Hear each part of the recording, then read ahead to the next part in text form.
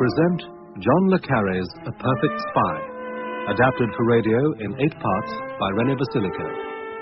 Starring James Fox as Magnus Pym, with James Grout as Jack Brotherhood and Brenda Bruce as Miss Dover.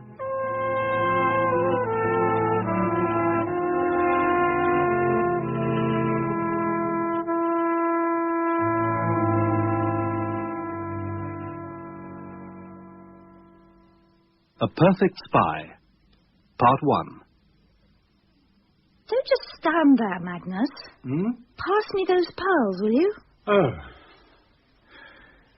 You look already ravishing, my little pigeon. I am burning with desire. For God's sake, Magnus. Here. Thank you. Please, my darling, have we not time for one perfect divine moment? Stop fooling about and fix the bloody clasp. Hold still. Spoil sport. Later, perhaps. Come on. It'll be at least half an hour before anyone arrives. The Lederers will be early. They always are. Bea will want you to herself before the other guests arrive. It's her contribution to the very special relationship between our two great countries. Come on, Magnus. She fancies you. Oh, don't be silly. You know she does. Bea Lederer doesn't compare, darling. Oh, not on any level. Yes, well, I'm not having her play footsie with you all through the meal. I've put Frau Dinkel next to you. Oh, no. Your own fault. You shouldn't have invited her. I had to. Her husband's a colonel in the Signals Bureau at Wiener Neustadt. One to cultivate. Then you'll have to do the cultivating, my darling. And I'm sure you'll do it beautifully. You always do. But Frau Dinkel, God. You'll just have to work at it, darling. We don't want a diplomatic disaster on our hands, do we? And if you want to make yourself really useful, you could make sure Herr Wenzel fetch some ice from the fish shop. Is that the only place in Vienna where he can get ice? It's where he always gets it. It'll smell of fish. Please, darling. All right. Oh, sure, you're a hard woman, Mary Pym. Mary, darling, this is absolutely delicious. Thank you. Don't you think so, honey? Wonderful. It's a favorite recipe of my mother's. She adored venison. So do I, when it's as good as this. Why, you must persuade Mary to give you the recipe. Would you, darling? Of course. I'll write it out for you after dinner. I'll have it. Good of you. Would you like more red sauce, Herr Oberst? Oh ja, bitte, very good. I'm pleased you like it. Es ist nicht so viel. Was, das bisschen schadet nicht. Danke. Ich sag ihm dauernd, er soll nicht so viel essen, aber hört nicht. Excuse me. Herr Wenzel, would you mind answering the phone, please? Of course, yes. So I hear you're going skiing in the new year, Magnus? Yes, Are you? Oh, it's good for skiing. You like it. We rented a chalet up there the first 2 weeks in January before Tom goes back to school. Why don't you and Grant come with us, Bea? Oh, do you think we could, Grant? Well, Bring Becky along. She'll be company for Tom. Oh, is that wise? They're practically lovers already. Excuse, Herr Counselor, the telephone is for you, please, from London. Thank you. Would you excuse me? yes, of course, Magnus. I think London must have a spy who tells them whenever we're having a dinner party. You're a lucky woman, Mary. I know women who give their right arm for a husband like Magnus. Or for a husband, period. Well, if I had my way, I'd give him an American passport right now and pack him off to Washington to pick up the Democratic ticket. Huh. Draft Magnus for president. What a great idea. Great. Well, why not? I mean, Dee's always said he's got real charisma. Has she now? Don't tell me you haven't noticed, darling. Why, you should have heard him before dinner. I've never heard a Democrat put his case better. Really? Sorry about that. Everything all right, darling? Fine, just one of Whitehall's little rumbles. Yes, Frau Dinkel. I say, Magnus. Entschuldigung. Grant has just nominated you for president of the U.S. of A. Don't tell him that, for goodness sake. He's insufferable enough as it is. Ich hoffe, Sie beide werden uns bald besuchen, Herr Pym. Ja, gern. Vielen Dank. Auf Wiedersehen. Wiedersehen. Bye. Thanks again, Mary. Thank you both for a wonderful evening. Wonderful. Lovely to have you, Bea. Isn't it, Magnus? Yes, of course. Say, are we going to go home, or do you plan to stay the night? Coming, honey. Thanks again, Mary. Don't forget, him for president. We'll think about it. Night. Go carefully now. thank God. You all right? Yes, I'm fine. You've been very quiet since dinner. Have I? Since that phone call. That's it, isn't it? Who was it? Jack Brotherhood. Oh? Rick's dead. What? Rick, my father. He's dead. Oh, my darling. I'm sorry. You don't understand, do you? Hmm? I'm free, Mary. After all these years, I'm free.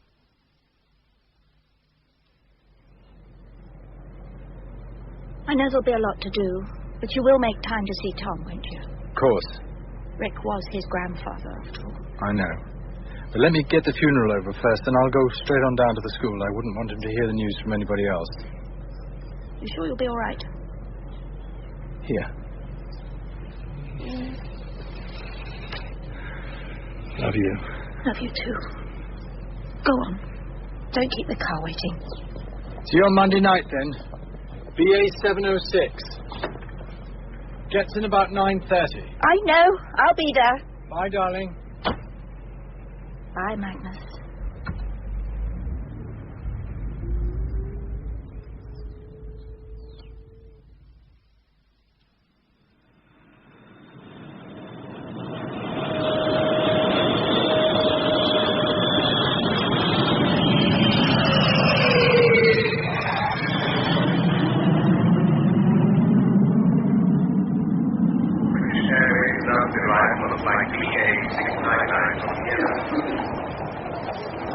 British Airways flew AR 699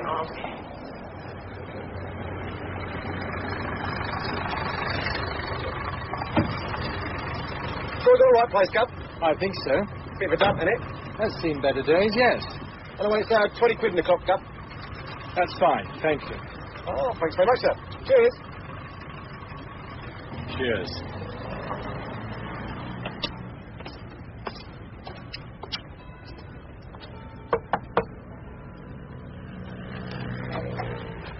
Hello, Mr. Cadlove. Mr. Magnus. It is Mr. Magnus, isn't it? It's been a while, hasn't it? Thank God you're here, sir. Come on in. Thank you.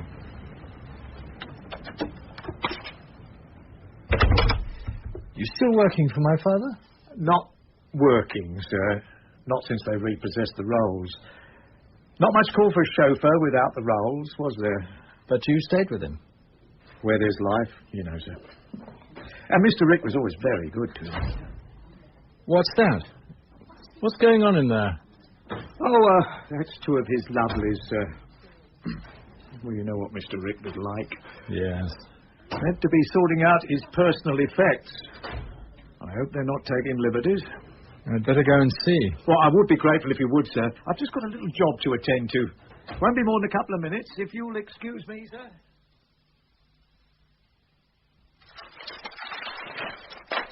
No, nothing here for us. Get that one out, Dave. More of his ruddy papers. More unpaid bills.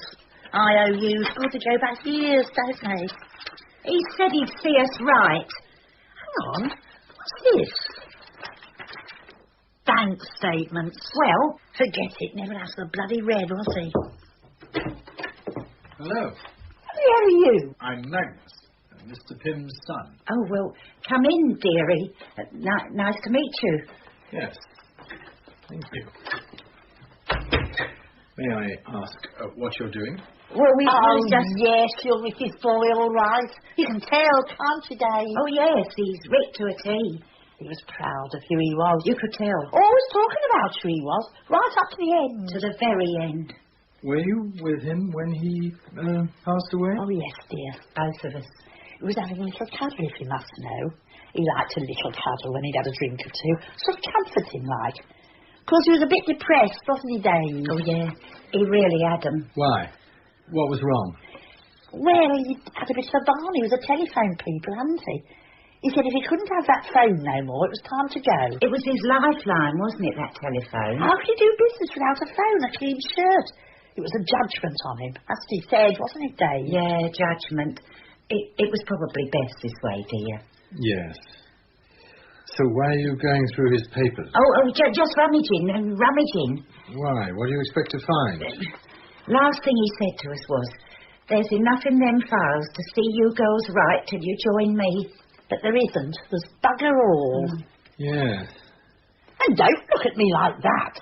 He had everything we had a long time ago. We done the gas, the electric, we cooked his dinner.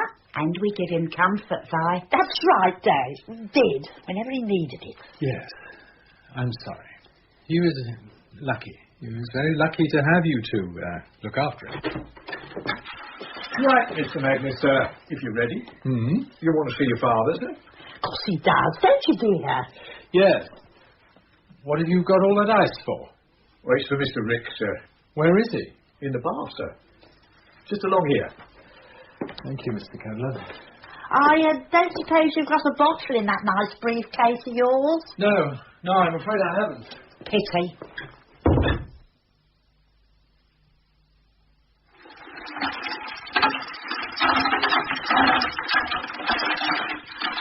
Why didn't you close his eyes?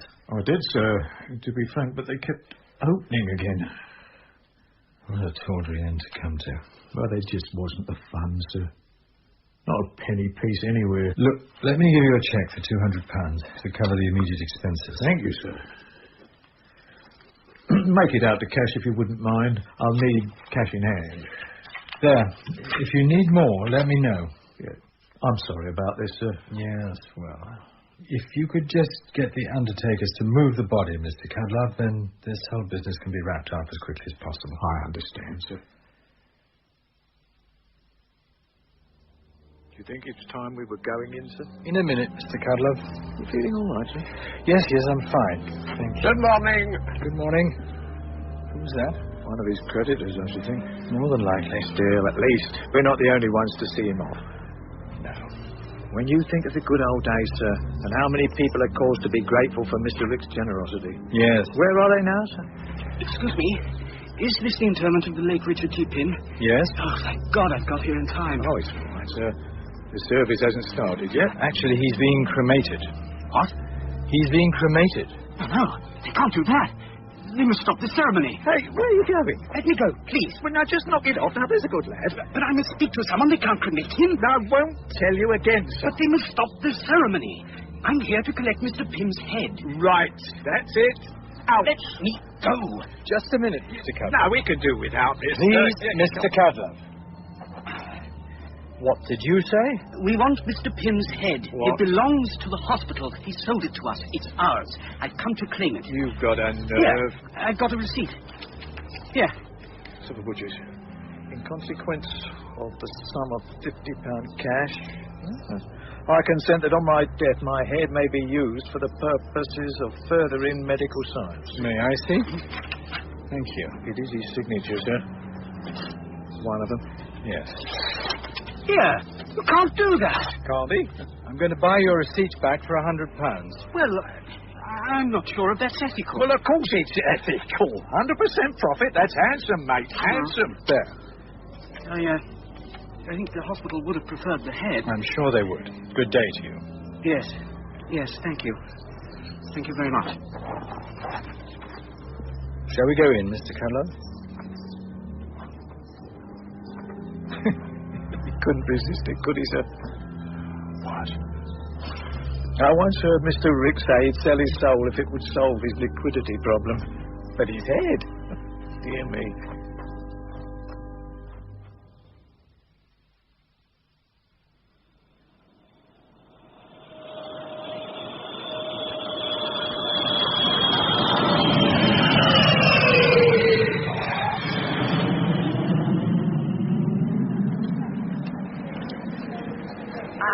British Airways Group BR-706 of London Heathrow.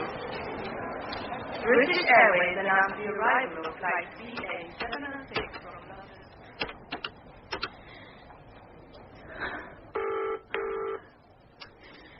Be there, Jack. Please be there. Rubberhood. Thank God. Jack, it's Mary. Mary Pym. Hello, Mary. How are you? Where's Magnus? What do you mean, where's Magnus? How the hell should I know? Where are you? Vienna, the airport. Yes? Magnus was booked on BA flight 706. He wasn't on it. Maybe he's taking a later flight. There isn't a later flight. He checked in on BA 706, Jack. His case is here. It's still going round on the baggage carousel. All right, Mary, I'll look into it. It may be nothing, Jack. Go home, sit tight, say nothing till you hear from me. Sorry, Jack. I'm just worried something might have happened. Good girl.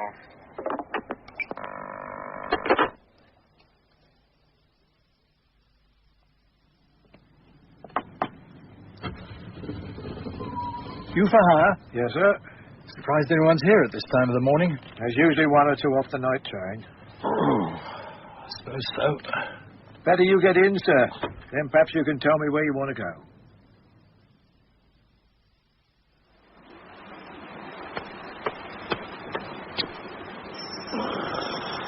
Devon, oh Devon, in the wind and rain. Come on, Miss D. I know you're up. I can see your light. Who is it? It's me, Miss D. Oh, Mr. Canterbury. Just a minute.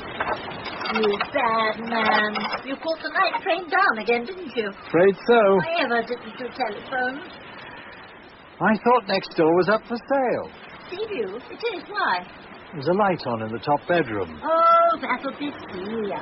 She rented the top floor flat. Celia who? Ben. Dr. Ben's daughter. She wanted somewhere where she can see the sea and paint it. Oh. Now come in this instant. You'll catch your death. Thank you. Hello, Miss Dubber. How are you? I don't know. Doesn't set foot in the place for months on end. Comes back in the middle of the night and starts worrying about a light next door. You'll never change, will you, Mr. Canterbury? Dear Miss Dubber. Why, Mr. Canterbury, how dare you? Take it off this instant. That horrid black tie. I won't have death in the house. Sorry, Miss D. Who's it for, anyway? Oh, it's just an old Whitehall colleague. No one close. When you get to my age, Mr. Canterbury, everyone's close. I hardly knew the fellow, really. Oh, here. This is for you. Oh, what have you done this time, you naughty man? Open it. No, I won't have it. Take it back at once. It's just a little something to keep you warm on a cold winter's night. Oh, you do spoil me, Mr. Canterbury. Any visitors? No casuals, if that's what you're looking for. John and Sylvia illegible from Wimbledon. They've been here a fortnight. They leave tomorrow. Hmm. He makes computers or something silly. No runaway couples or mystery princesses. I'm not taking casuals anymore. Oh, Mr. Canterbury. They said it was cashmere. Oh, I should think it is. Well, aren't you going to try it on? Oh, really?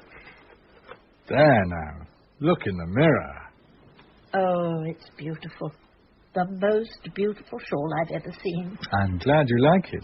Oh, thank you. Thank you. Oh, you shouldn't go spending your money on me like that. Does that mean I don't get my cup of tea? Oh, now see what you've done, you naughty man. Come on, into the kitchen with you.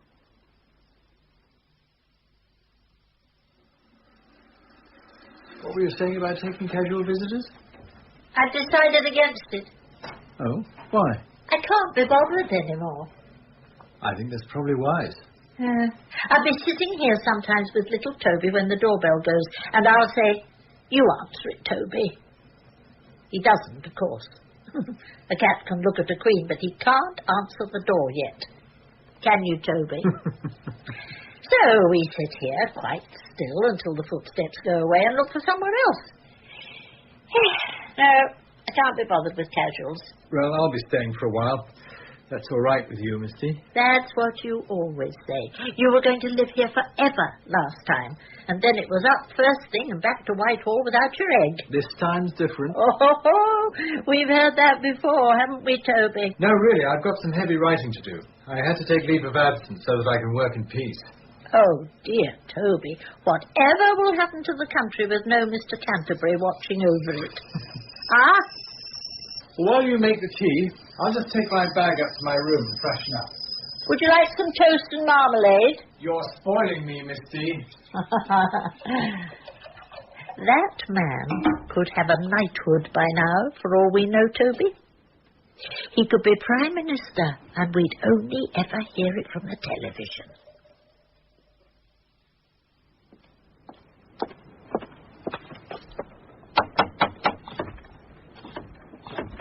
Jack? What are you doing? Has he phoned? No. Has anyone else? No. The Lederers? No one at all. I brought you a few house guests. No. The relatives from London to console and comfort you. I'm Georgie from head office, and this is Fergus. Awfully sorry about this. The man with all the boxes is Harry. Hello.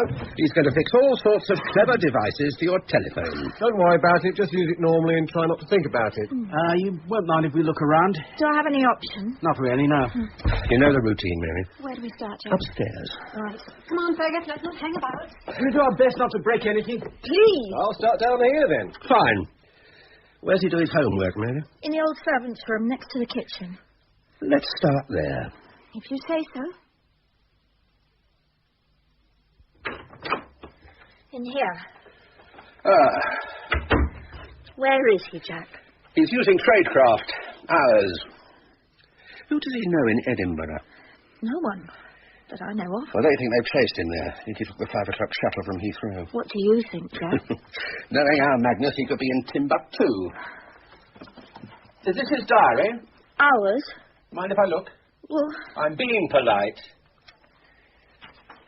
Has he ever vanished before, and you've not told me? No. You had no inkling this might happen? No. I want it straight, Mary. The RAF don't fly us out in the middle of the night for nothing. He's never done anything like this before. Who's P? The 25th, 6:30, P. And there's a P on the 16th, too. I don't know. One of his Joes, I suppose. Oh, this is your writing, isn't it? Magnus doesn't keep a diary of his own. Says it's insecure. So you write his entries for him? He said that if anyone looked, they wouldn't know which were his entries and which were mine. It was part of sharing. Sharing what?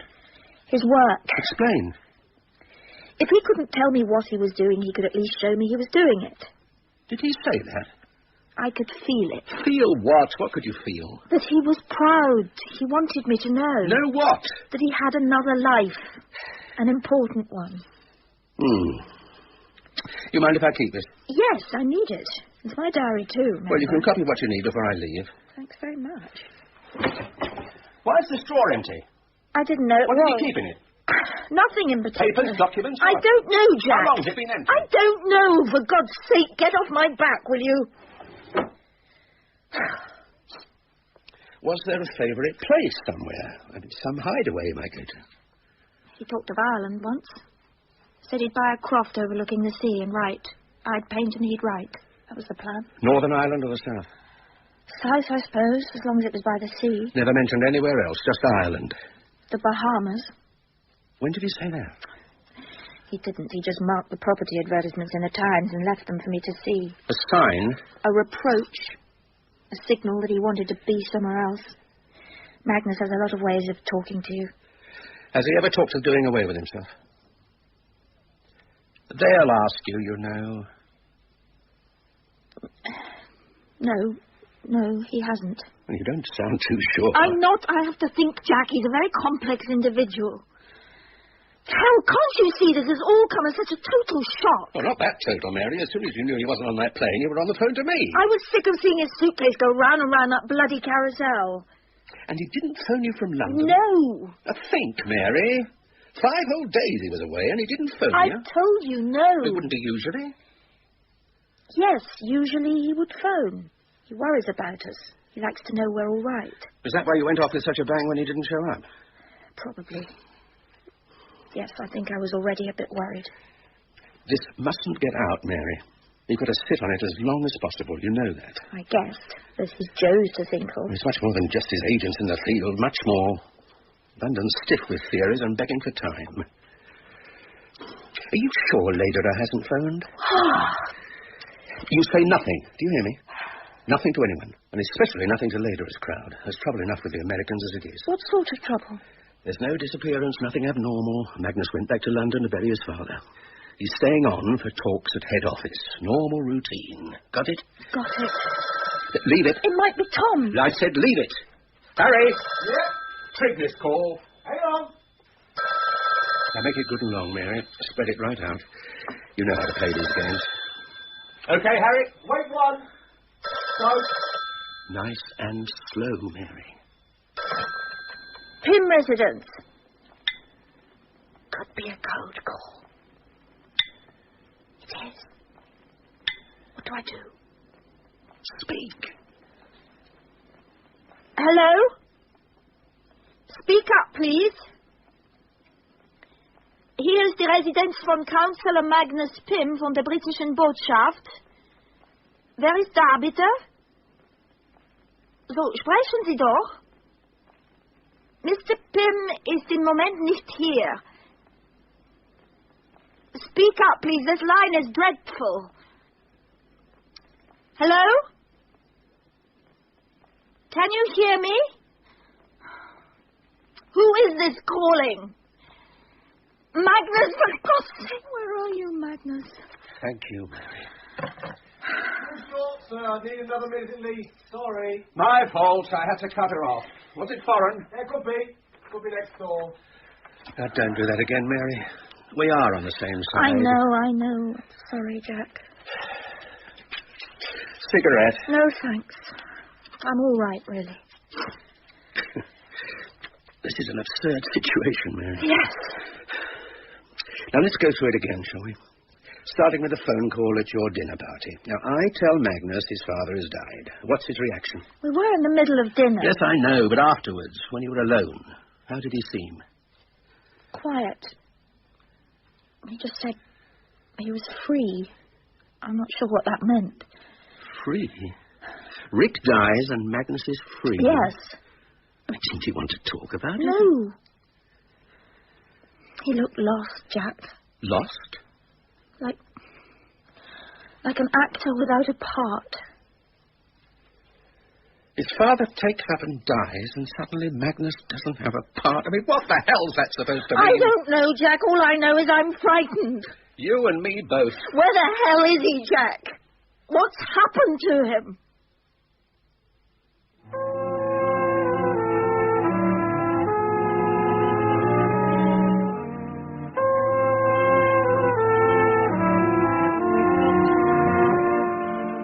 That was part one of A Perfect Spy, the novel by John le Carré, adapted for radio by René Basilico. It starred James Fox as Magnus Pym, with James Grout as Jack Brotherhood and Brenda Bruce as Miss Dubber, and featured Harriet Walter as Mary Pym.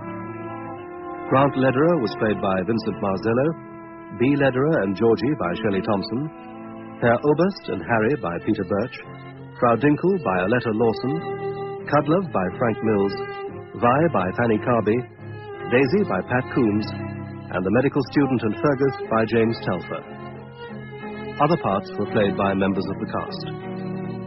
The theme music was written by Max Harris, and the program was produced by John Fawcett Wilson.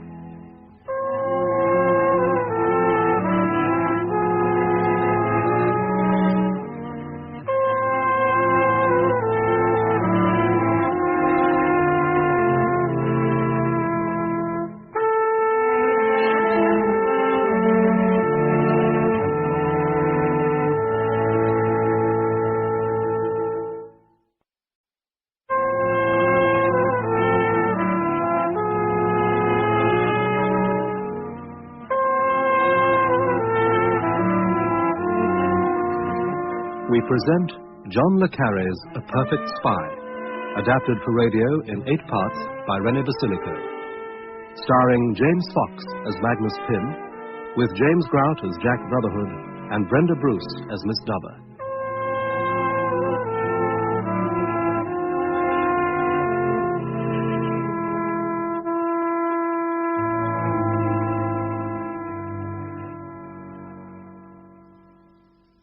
A Perfect Spy, Part 2.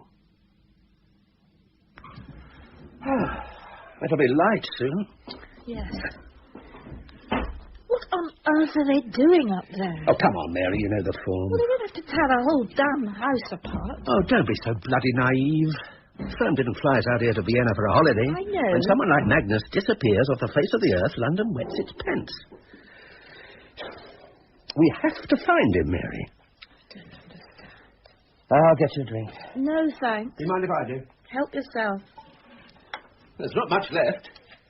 You haven't been drowning your sorrows. Of course not. Well, don't. And while Brother Nigel's here, nothing. Yes, Jack? Yes, Jack. When are we to expect him? Oh, it depends on how long he's with the ambassador. But when he does get here, you tell him exactly what you told me. Yes, Jack. Everything. Everything Magnus said or did from the moment he learnt his father had died to the moment you put him on the plane to London. Do I have to go through all that again? Nigel's 5th floor, Mary. He'll want to hear it from you. Magnus was my man, wasn't he? Mr. Brotherhood! What is it? Would you pop upstairs a jiffy? We found something in the boys' bedroom. Coming. You too, Mary. We found it in the chimney. There's a ledge where it joins the main flue. Oh, that's a funny place to keep an old shoebox, Mary. It's obviously something of Tom's. Children always squirrel things away. You've seen it before, have you? No. You know what's in it? How could I if I've never seen it before? You've no idea what's inside those little bundles? No. Show us, Georgie. Right. Mini camera. Mini tripod. Selection of mini lenses. For the work he does for you, for God's sake. Of course it is. Mini films unexposed. Just because he didn't tell me about it doesn't mean it's wrong, does it? Selection of mini filters. Must be for his Joes. If they bring documents to him, he's got to turn them round in a hurry. And one notepad. Fergus. So it's a notepad. What's so sinister about that? Could be Russian, but I rather fancy it's Czech. Of course it's bloody Czech. He virtually runs their networks, doesn't he? Seen this, Jack? What? A pair of pressed flowers fell out of the back of the pad. Let me see. Careful. They're practically disintegrating. Yeah, they're poppies, are they? Probably. Don't look at me, Jack. I've never seen them before. Don't lie to me. I'm not lying. I've never seen them before. Let go of me. Now, listen to me. Let me go, damn you. You know what I think, Mary Kim? I think Magnus has gone bad. And I'm wondering if you've gone bad with him. No. Then where is he? I don't know.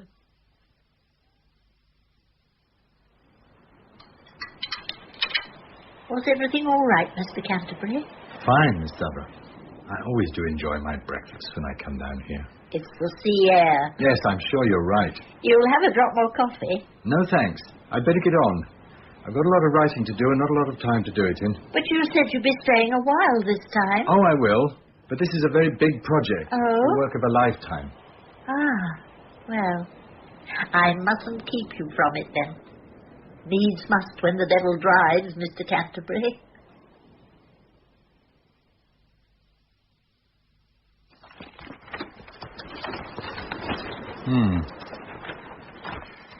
Chapter 1. Draft. So many chapter 1s. Notes. More notes. May be useful. And this has to be the last, the definitive version. The Magnus Pym that they all thought they knew. Poor Rick. I wonder if you ever knew the Magnus you created. And now you're dead, Rick, I'm free to tell it straight. No excuses, no lies.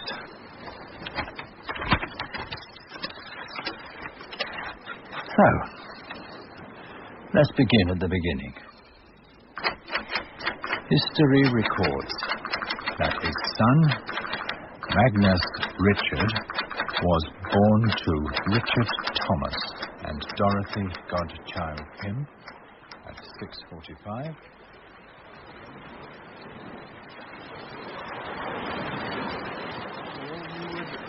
Take care of people. See them right. That was always your overriding philosophy.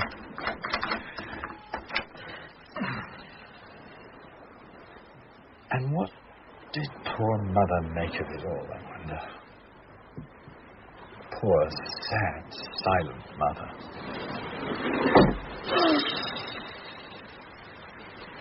She could see through your charms, couldn't she, Rick? One of the very few who could. Well, where to now? Bern, I think. In Switzerland. Yes. At the end of my final school term. A compassionate mission, you called it. Accompanying a lady in distress to Bern. Another one you wanted to take care of. But she took care of you, didn't she? Me too, as it happens. But when I phoned to tell you, you were away incommunicado, as one of your lovelies put it. You're better off where you are, dearie. There's a heat wave here and a lot of people are getting burned. Where's Rick? Cooling himself, darling. Will you tell him that I've won a bursary for foreign students at the University of Bern? Yeah, tell him that I'm staying on here to read international law. I'll tell him, dear. Oh, you'll be so proud. I'll tell him just as soon as he gets out. Not quite true, of course. I said law to please my father, but I already had good German, so I took the easier path and enrolled in the language faculty. Not that life was that easy in Bern.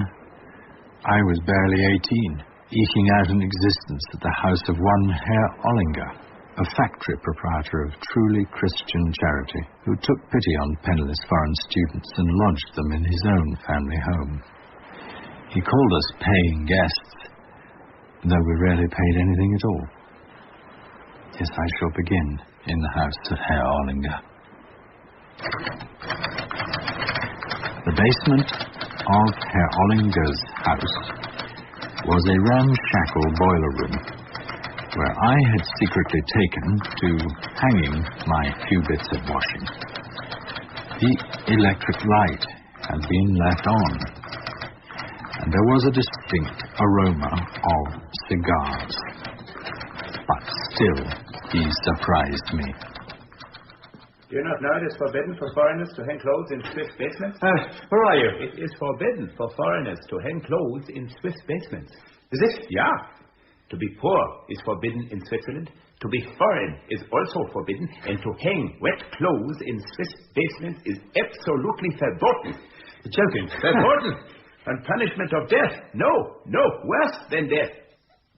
Deportation. Do you live here too? Yeah, I reside here. I haven't seen you before. Herr Ollinger has been a friend to me since 1 week only. And you are the English milord. Huh? My name's Pym. Lord Pym. No, just Magnus. But you are an English aristocrat. What on earth makes you think that? I saw you enroll at the university with a nice white banknote of 5 English pounds. Yes, that doesn't make me an aristocrat. No? No. Anyway, who are you? Axel. Herr Axel? Just Axel. We are not English aristocrats like you, Sir Magnus. Many names that must be carried like banners into battle for the sake of our traditions. Now, I help you hang your washing. For days, all I saw of Axel was him limping up and down the stairs in a trail of blue cigar smoke. And then on Christmas Eve, as I was leaving my room to join the Ollingers in their family celebrations... Sir Magnus. Hello, Axel. Schönen guten Abend. This is for you. Merry Christmas. Thank you. I've got a little present for you, too. Merry Christmas. Dankeschön, Sir Magnus. May I open it? Of course. Why else must we wrap our gifts but to enjoy tearing the paper from them? They smell like good cigars, Sir Magnus. Thank you. Oh. Do you not like old books? Oh, yes. Yes, of course. It's beautiful. It's beautiful. Simplicissimus by Grimmelshausen, is that? Johann Jakob Christoffel von Grimmelshausen, German novelist of the 17th century. You read German, of course. Well, of course you do. You speak it so good. Come, let us join the Swiss family Ollinger. Yes, by all means. It really is a beautiful book. Yeah. You see, I have made the inscription for you on the inside. Have you? For Sir Magnus, who will never be my enemy. A.H. Carlsbad, August 1939. A.H. That is from another time, Sir Magnus. It no longer exists. When you have read Simplicissimus, you will understand why. Was Carlsbad? It was in Germany. Now it is in Czechoslovakia, and they call it Karlovy. But whatever they call it, it is still my hometown, the place of my birth. Then you have given me a treasure from your past. Would you have preferred me to give you something I did not? Ready? Peter? Herr Axel, Herr Magnus, come in. Frohe Weihnachten, frohe Weihnachten. That was the first, perhaps the only time that I have known a truly happy family. All that had been missing was a true friend, and now I had found one. Axel!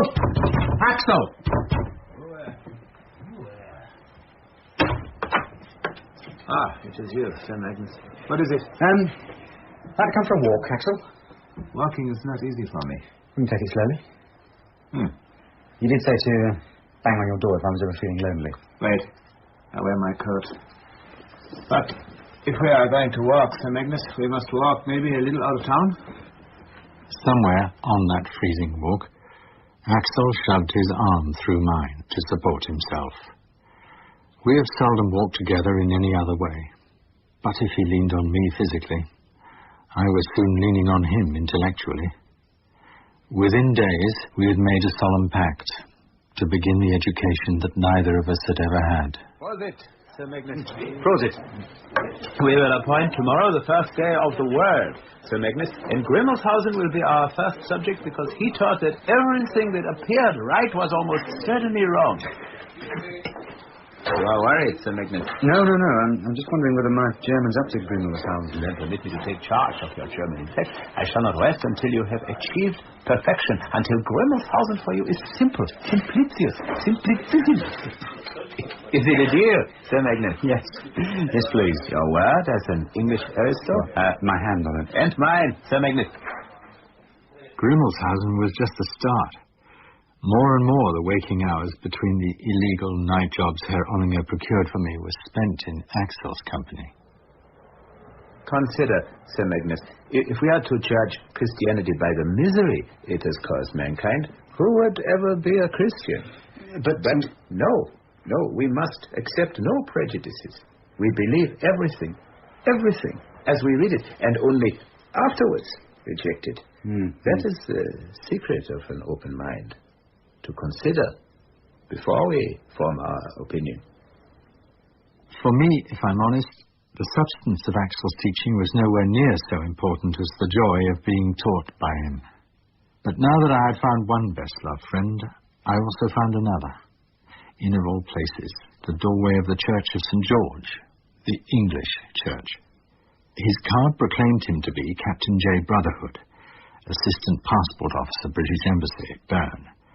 And he invited me home to lunch with his wife and his boss, Sandy, presumably the chief passport officer. These really are delicious. Best meal I've had since I've been out here. Thank you, Magnus. It's probably the only decent meal he's had in months. I don't know how you survive out here.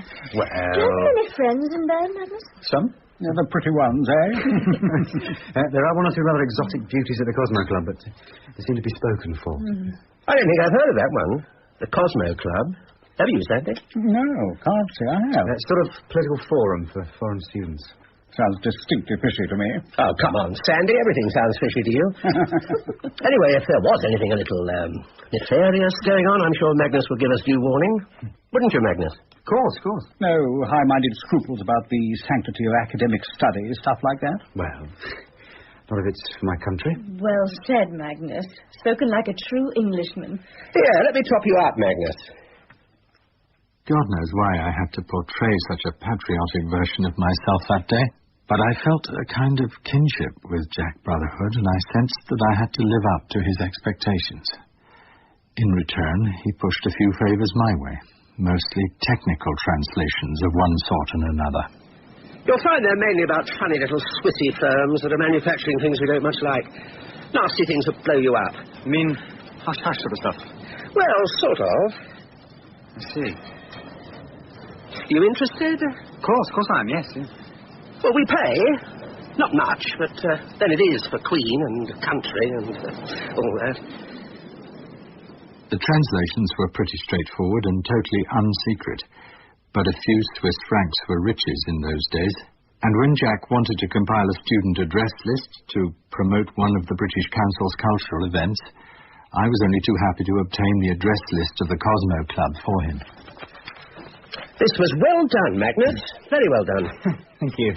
There's just one or two sets of initials which need to be fleshed out a bit. I hardly know anyone. This one, for example. It's right at the top. A.H. That's all it says. A.H. Ring any bells? Could be A.H. anybody, couldn't it? Says he lives in the Langasse, care of Ollinger. Mm-hmm. That's your place, isn't it? Yes. A.H. Oh, you mean Axel? Axel? Friend of yours, is he, this Axel? Well... A.H.? It would fit, wouldn't it? For the next few minutes, I found myself revealing things about Axel that I'd never really given a second thought to. How, in the war, he'd been wounded and taken prisoner by the Russians, and escaped. Been wounded and taken prisoner by the Americans, and escaped. How after the war he had gone back to Carlsbad and found it was now in the Soviet sector and, well, escaped. He's pretty adept at escaping, isn't he? You say he walked here? And bum rides on trains. I see. But didn't you say he had a gammy leg? Well, yes, they had to shorten one of his legs when he got back from Russia. That's why he limps. Still, even with trains, that's quite a walk for a cripple. Russia to Germany, Germany to Austria, Austria to Switzerland. And all without papers. Yes. So, what does he do with himself all day, this Axel? He sits in his room and types most of the time. He's afraid to go out in case the friend and politics arrest him. What does he type? Says it's a book. What about? Mysteries. That's all they'll ever tell me. Does he read a lot? Oh, yeah. What sort of books? Well, he must discuss them with you. But by now a voice was whispering caution in my head, and I professed to know nothing of the books Axel read. The weeks passed, learning with Axel, drinking with Axel, nursing him through his interminable fevers, and before we knew it, winter turned to spring without Jack even mentioning Axel again. And then, in the middle of the night, they came for him. Who is this, Victor? No, come, John. Hey, Sir Magnus, help me! Sir Magnus! I lay there on my bed, listening as they took Axel away. My best friend. And I'd betrayed him.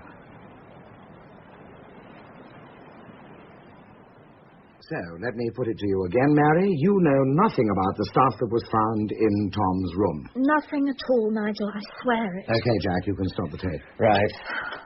Is that it, then? Afraid not, Mary. What else is there? I've told you all I know. About this last week, yes, but I think I'd like to go back a stage further.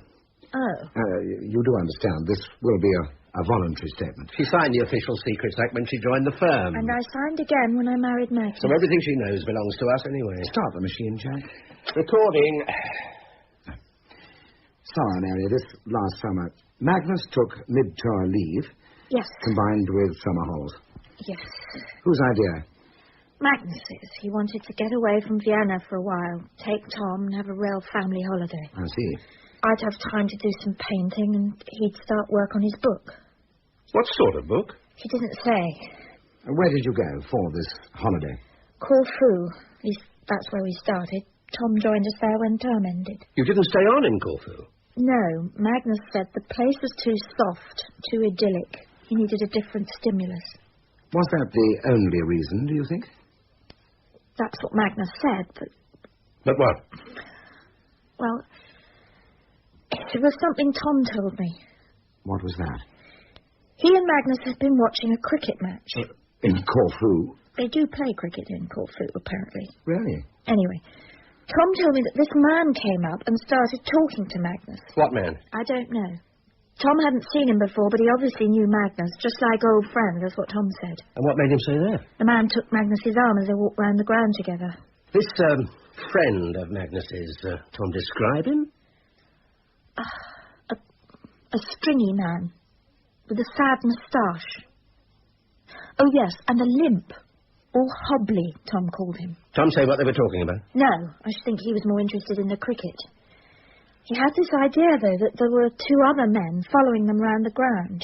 Did you ask Magnus about that? He said that Tom was imagining things. What about his friend, the hobbly fellow? Tom imagining that too? One of the locals trying to flog him a clapped-out villa, that's what Magnus said. Do you think Tom was imagining things? I don't know. But? The 2 men Tom saw at the cricket match, following Magnus. Well, what about them? When we were on Spetseye, there were 2 men mending a motorbike outside the villa. The same 2? According to Tom. And again, on Lesbos, when we were sending him back to school, they were at the airport. According to Tom? No, I saw them too. Watching you? If they weren't, it'd be too much of a coincidence, wouldn't it? Corfu, Spetseye, Lesbos. You certainly gave them a run for their money. Quite the little odyssey, in fact. It wasn't intended that way. This book Magnus was writing, did he ever talk about it, discuss it with you? Odd bits here and there. That's all. He said he didn't want to talk it out of himself. Ah, the fleeting muse. So you don't know what it's about? Or do you? Come on, Mary, it belongs to us. On Lesbos, a few days after Tom had gone back, Magnus said he'd slept like a log, but he hadn't. He hadn't slept a wink. He'd been up half the night in the study, working. Writing? Pacing up and down, mostly, mumbling to himself. What about? God knows. Go on. Then he went off for his morning walk, a lot earlier than usual. So? I felt there was something wrong. He just wasn't himself that morning. How do you mean? He was, well, preoccupied, worried, I don't know, just not himself. Anyway, when he'd gone, I went into the study. Well, the room where he did all his work. He hadn't locked the door? He never does. I never go into his workroom unless he asks me. So why this particular morning? I don't know. I can't explain it. Can't you? Go on, Mary. You went into the workroom. You've never seen such a mess. Papers all over the desk, and Grimmelshausen sitting on top like a paperweight. Wattlehausen? Grimmelshausen.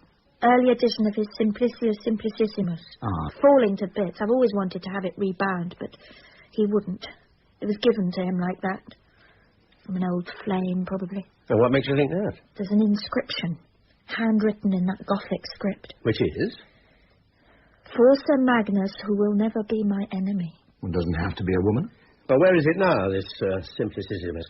If it's not on his desk, it'll be wherever he is. Magnus takes it everywhere. It's like a musket. And the papers that were on his desk in Lesbos, where are they now? They're not here, certainly. Then he must have taken them with him. But you had a look at them, didn't you? That morning. Well, you must have done. Well, yes. Sort of. And? It was just bits of writing, random notes. For a novel, I think. A dozen chapter ones, lots of crossings out, you know. The subject? The subject of this novel.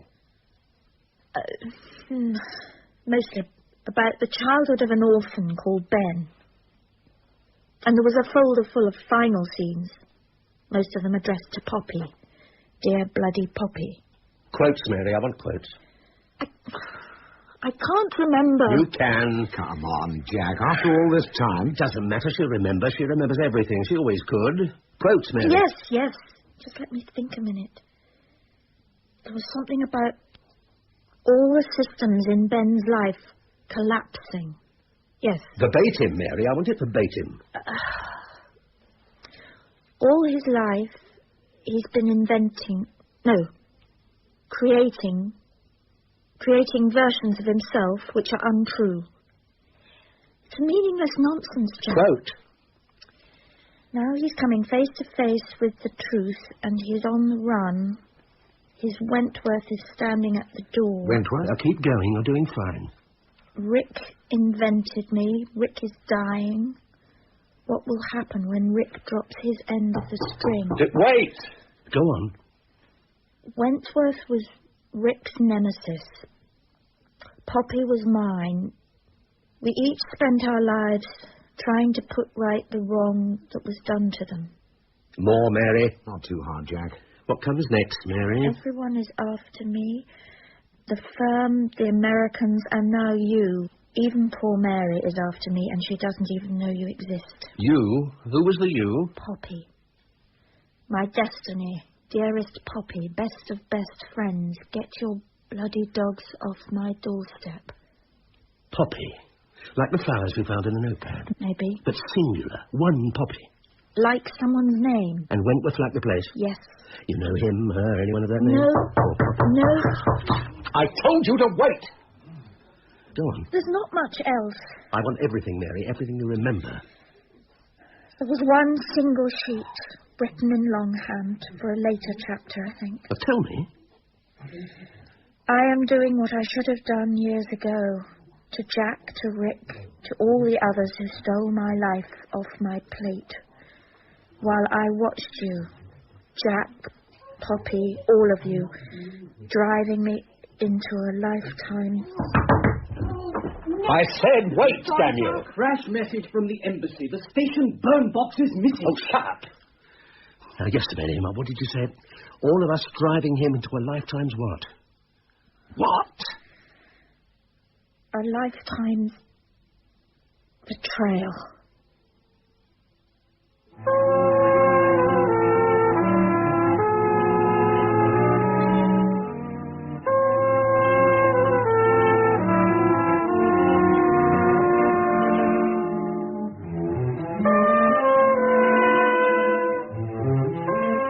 That was part 2 of A Perfect Spy, the novel by John le Carré, adapted for radio by René Basilico. It starred James Fox as Magnus Pym, with James Grout as Jack Brotherhood, and Brenda Bruce as Miss Dubber. Harriet Walter featured as Mary Pym, Jack Claff as Axel, and Julian Rhine-Tutt as the young Magnus. Nigel was played by Royce Mills, Fergus by James Telfer, Georgie by Shelley Thompson, A Lovely and Felicity by Teresa Gallagher, Herr Ollinger and Sandy by Paul Humperletz. The theme music was written by Max Harris, and the program was produced by John Fawcett Wilson.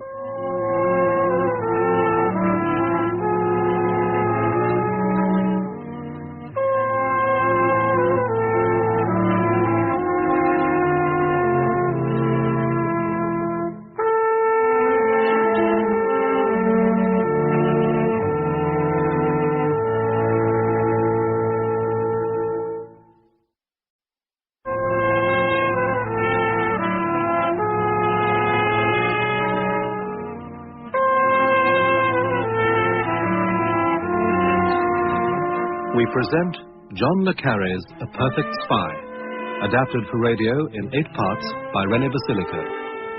Starring James Fox as Magnus Pym, with James Grout as Jack Brotherhood and Brenda Bruce as Miss Dubber.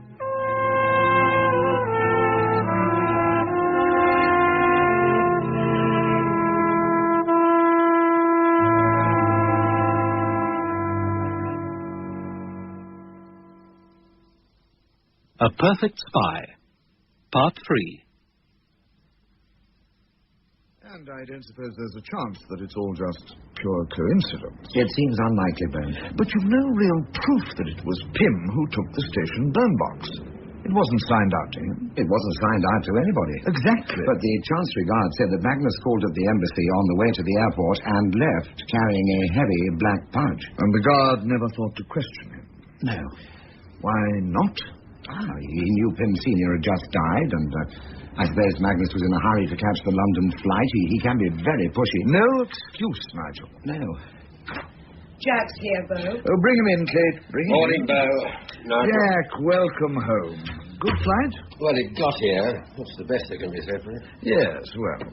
Sit you down, Jack. Yeah, next to me. And you here, Kate? Next to me. Right. Take notes. Of course. Well, Jack, I think I'm more or less up to date on Pym's disappearance. You've heard the tapes? I have indeed. Good. Not good, Jack. Not good at all. Beau was asking what was in the burn box. Well, what you'd expect. Everything we want to destroy in our age. Which is what, exactly? Not much. I mean, agents in place, all our Czechs, a few Hungarians. Just about everyone we ran from Vienna. Yes. So, when do we get them out? We don't. Not yet. What? We're still evaluating, Jack. It's Beau's judgment that things should go on as normal. Everyone looks busy and acts natural. Absolute normality in all areas, Jack. One premature step could be fatal. For the Joes, or for our special relationship with the Americans? We do share your concern, Jack. And if it comes to it, I stress, if it comes to it, we will evacuate the agents. I should bloody well hope so. But softly, softly, in echelons. We'll call on you if we get that far. At this moment, we want you to concentrate on finding Magnus.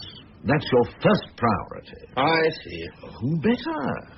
He was your man, like a son to you, wasn't he? We all felt that. Yes, we did, didn't we? Well, if that's all. I think so. Nigel? No. I'd better get on with it, then.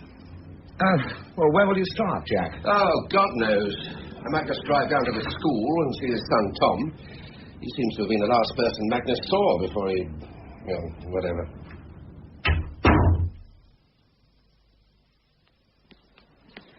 Work's still a problem, Tom. A bit, sir. You've still got your eye on Sandhurst. Oh, yes, sir. Well, you'll have to swap then, won't you? Oh, I'm trying. Really? You want your father to be proud of you? Uncle Jack? Hmm? Is Dad all right?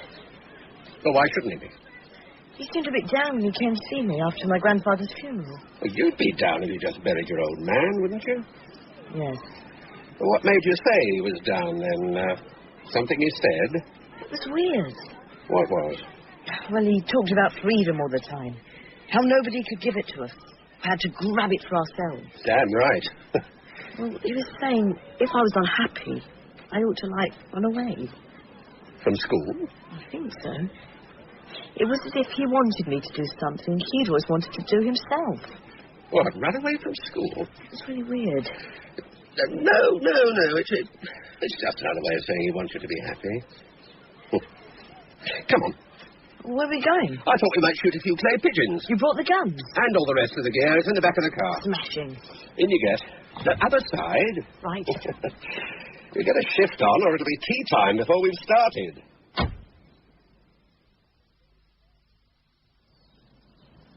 Pull! Shot! Pull! Oh, well done. A 7 out of 10, I made that. Don't you do 9? We'll see. You always do 9 or 10. Well, I'm bigger than you. Here, hand me some shells. Oh, right. Uncle Jack? Hmm? If Dad's all right, why are the police looking for him? Who told you that? Well, I had to see the headmaster on Friday, and there was this man with him who'd come to ask me about Dad. Friday, you say? Right after gym. What did he want to know about your father? His leave address. He said that after the funeral, Dad had taken leave and forgotten to tell anyone where he was going. What'd you tell him? Said I didn't know. Do you? Not really. Dad said something about going to Scotland. Scotland? Who said this chap was a policeman? The head, Mr. Caird, when he introduced me. What was his rank? Did he tell you? Inspector. Inspector Baring. Oh, Baring. He's not a policeman, you chump. He's a Foreign Office inspector. Oh. From Personnel Department. Probably trying to keep his record straight. You mean, okay, I got it wrong? Well, doesn't he always? You ready? Ready. Pull. Pull. 2 out of 2. Hang on a minute. What's the matter, Uncle Jack? I think it's time we let you into a little secret. Keep a secret, can you? Oh, yes, sir. Good man. Actually, your father's got a lot of secrets, too. That's his work. You knew that, didn't you? Well, sort of. It's your work, too, isn't it? Yes. And that's why we sometimes give your father bodyguards. Boys on motorbikes or in cars, to follow him around, hang about outside his house, that sort of thing. I've seen them, Uncle Jack. Have you? Yes, on holiday in Greece. Like tall, thin men with moustaches? I saw one of them, too. He came up and talked to Dad when we were watching a cricket match. He was all hobbly. Oh, what the hell's hobbly? Well, he sort of hobbles when he tries to walk fast. You mean he limps? Yes. Well, then say so. Which leg? Left. Try again. Left. You sure? Left, definitely left. 10 out of 10. And he wore a straw hat. Top of the class. You see how important your father is, Tom. We have to guard him very carefully. Yeah. But sometimes what he does is so secret that he has to disappear completely. Even the bodyguards don't know where he is. Don't they? No. No one in the world knows. Except you and me. Not even your mother. We're the only two. I don't know, Uncle Jack, honest. You sure he didn't tell you where? In Scotland? No. Oh, well, he probably forgot about it. Are you ready? Ready. Pull. Pull. Dad did say something about a place where he could do some writing. Oh, where was that? By the sea. Well, that's what he said. That all? Yes. Oh, except he's got a super landlady. Oh? What's her name? I don't know, but she's very kind to him. Ready? Oh, damn. Hang on, I forgot to load.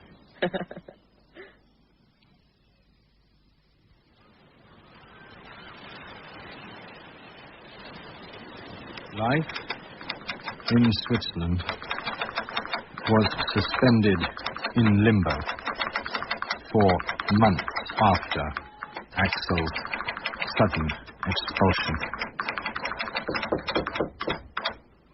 Mr. Canterbury? Yes? I've got some vitamin C for you. Come in, Miss Stubber. Come in. I knew I had some somewhere. You shouldn't have bothered, really. And I've made you a hot honey and lemon drink. I haven't got a cold yet, Misty. It's only a sniffle. Oh, stop it before it starts. That's what my poor mother used to say. Thank you. You're very kind. You must drink it while it's hot, mind. We can't have you incapacitated. Not before you've finished whatever it is you're writing. It's only my life story, Misty. My double life story. Now, where was I? Suspended in limbo for months after Axel's sudden expulsion. But the absence of news from Axel was more than made up for by a stream of letters from my father. My dear son, the clouds of misfortune have been swept away by a providence I can only regard as crackerjack, and certain steps are in hand with a view to ensuring that you will never want for anything ever again. I was soon to learn of those certain steps when I was summoned home to a welcoming reception at the Park Lane offices of the latest grand enterprise. I told your father time and time again, Ricky, I said, you've got to get that boy back home or those foreigners will make a whore of him. It wasn't that bad. And do you know what Ricky said? No, what? I said I had faith in you, son. That's right, that's exactly what you said. Do you have faith in me, son? Of course he has. Masses. See? Why don't you get a drop more bubbly, Sylvia? Mm-hmm. Oh, yes, I'll just see if I can find another bottle, shall I?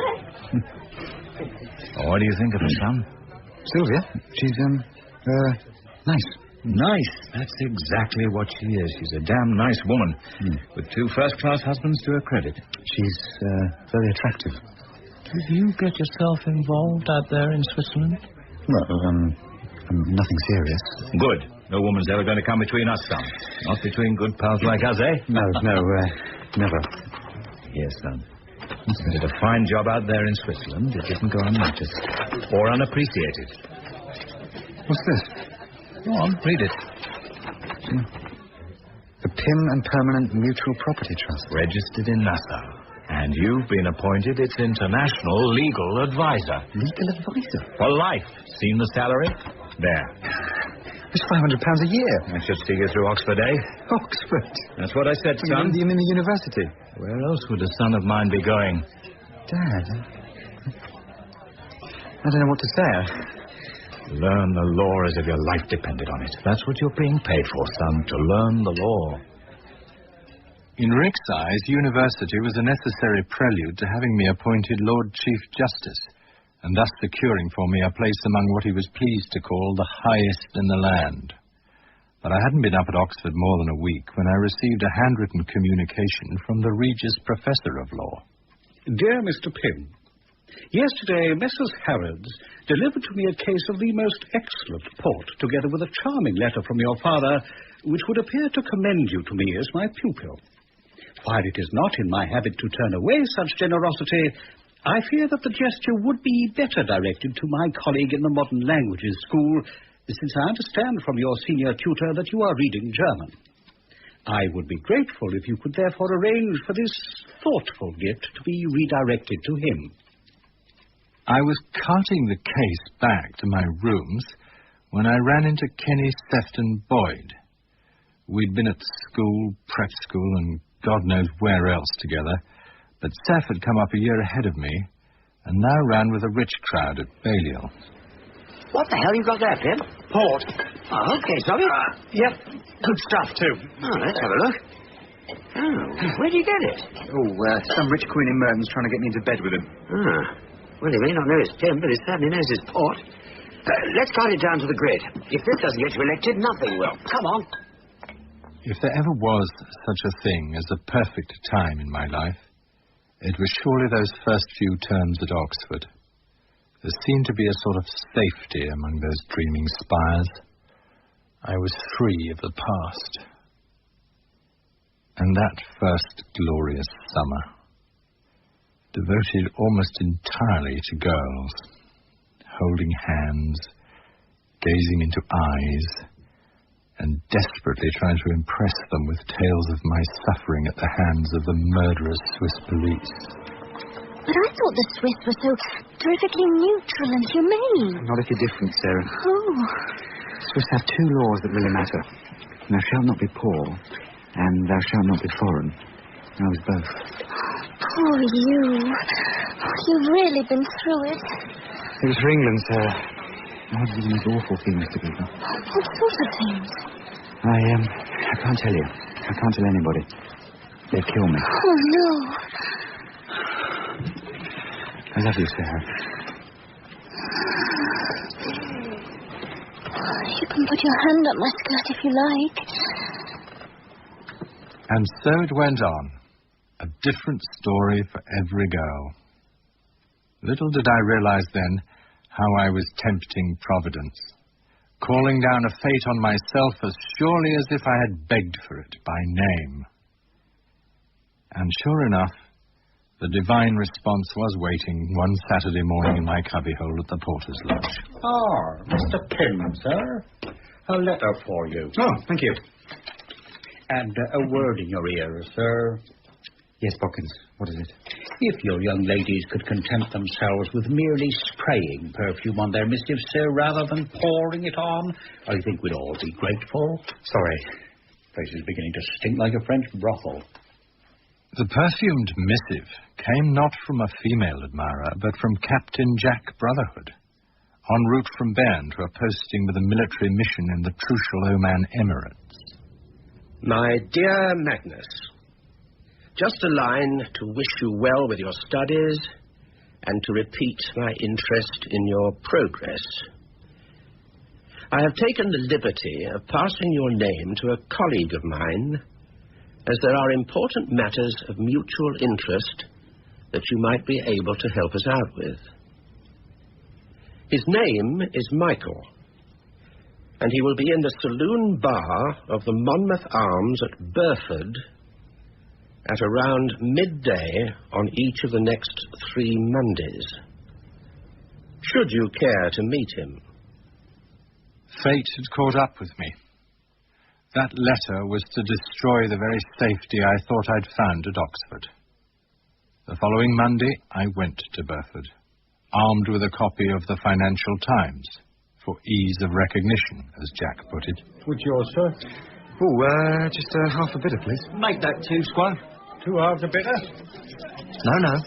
Uncle's in the chair today. Why don't you park yourself in the corner there? Right. Don't forget your paper. I no longer recalled the exact words that passed between us that day. It was anyway a matter of form rather than content. Behind the veiled words and the oblique approaches, we both understood the real substance of that conversation. Somebody's got to dredge the trains, old boy. Unless we want them to steal the ship from under us, which I don't thank you very much. Fancy another? The particular drains that I was being asked to dredge were mostly of a pinkish hue. the Hegelian Society, the Coal Group, the Society for Cultural Relations with the USSR, Uncle Tom Cobley and all. What the hell are you running with all those Reds for? What do you mean?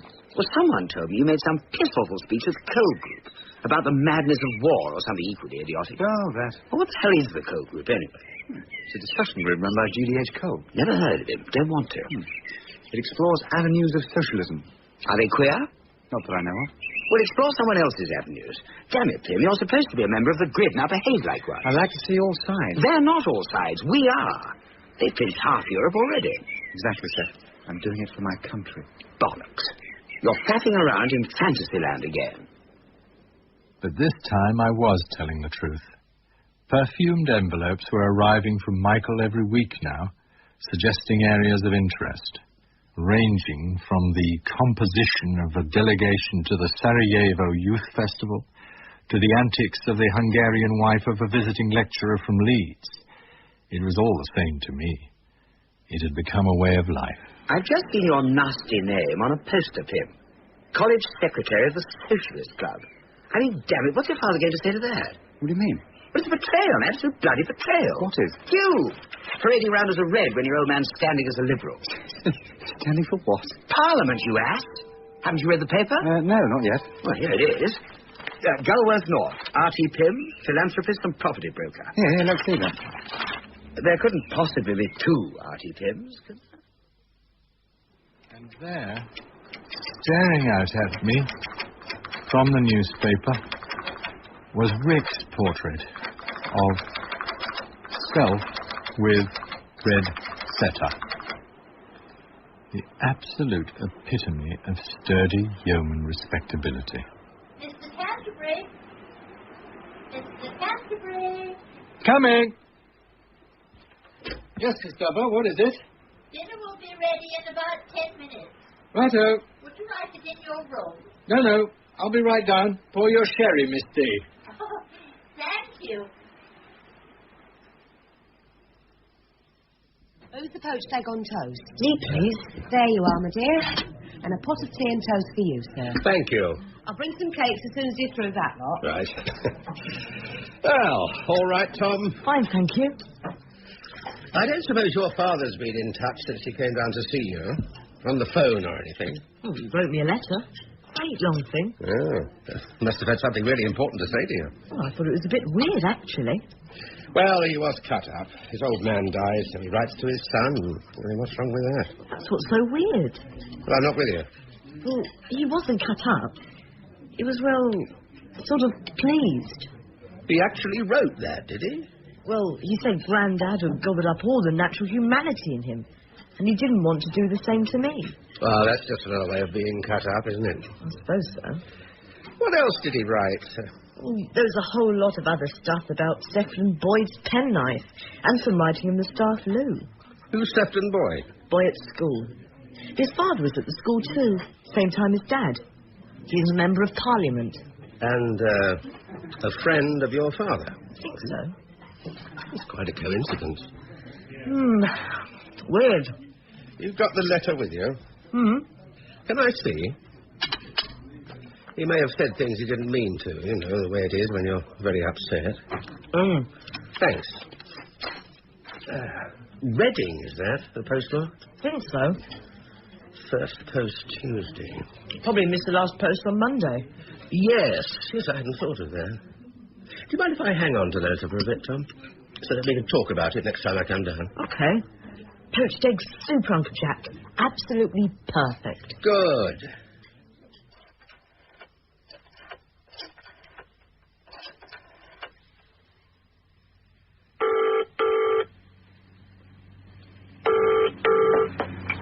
Liaison? Inspector Bellows. Speaking. Jack Brotherhood. Greetings. What can we do you for? Interested in one Chesterton Boyd, MP. Wait one. Just feed it in. Right. Sir Kenneth Murray Chesterton Boyd. No hyphen. Member for... Oh, God knows how you pronounce this. No matter. Married, is he? Separated stroke divorced. One son, aged 12, lives with a mother, currently at prep school. Yes, I know.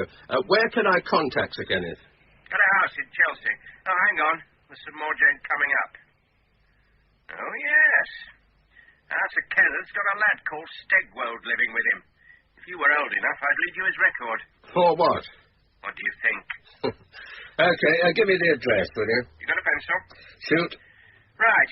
It's a square just off the Brompton Road. Number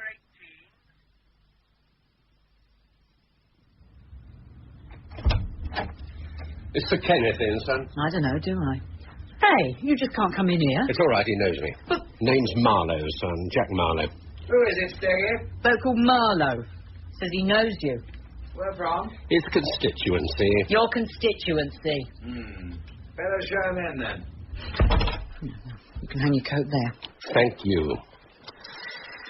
It's in here. Marlowe, was it? Yes, Jack Marlowe. How do you do, sir? What's this about, then? I'd like to speak to you alone, if I may, sir, on a private matter. You're not one of my constituents. No, Sir Kenneth. What, then? Copper? Of sorts. My card. Inquiries affecting national security, eh? You can ring Scotland Yard if you wish to confirm it. The number's there. I thought we were going to the Albion. I can't, not yet. You promised. You go on ahead, Steggy. I'll follow on later. And close the door after you. Don't want him hearing any of this. With his record, I don't blame you. So you're a spy, are you? Of sorts. You're not surprised to see me, sir? Take a bit more than that to surprise me, madame. Anyone else been here to see you? Foreign gentlemen, Americans? Why should they? Well, it seems that your old school pal, Mr. Magnus Pym, has disappeared. They're looking into everyone who might have knowledge of his whereabouts, sir, and that would naturally include you. Is he here? Who? Pym. Dunno. Who's Pym?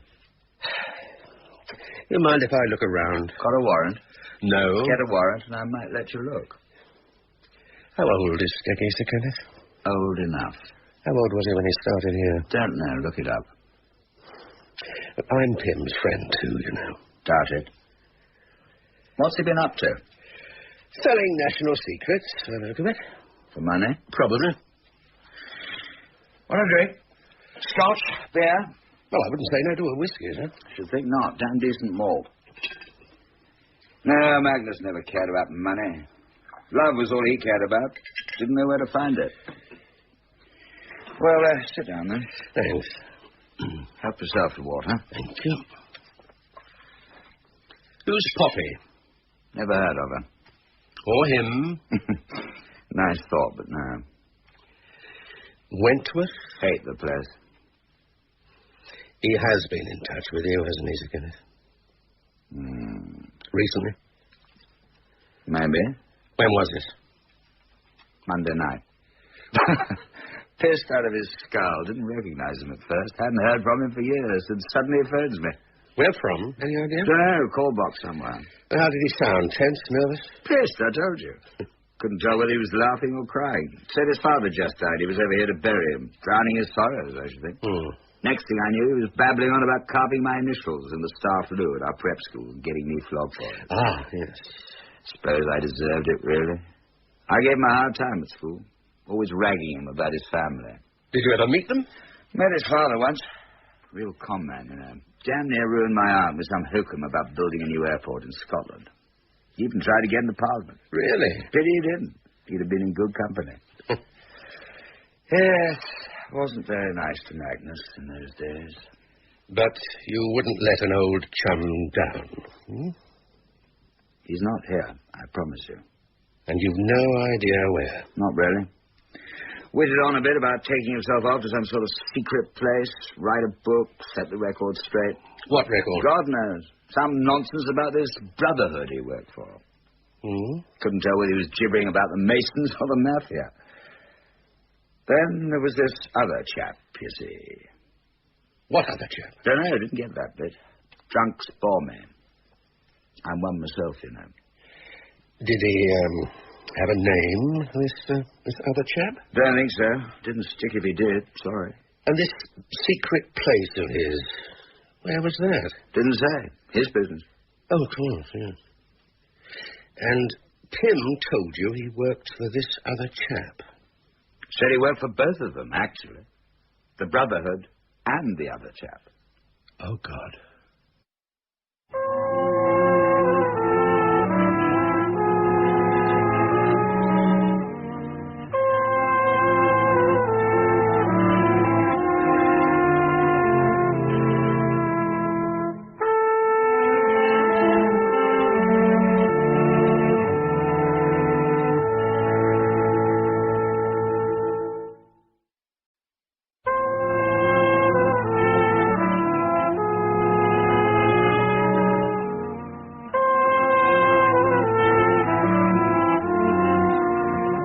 We present John le Carré's A Perfect Spy, adapted for radio in 8 parts by René Basilico.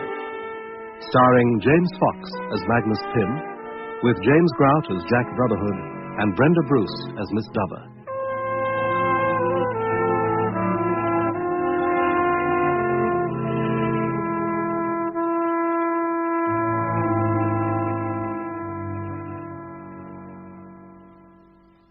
A Perfect Spy.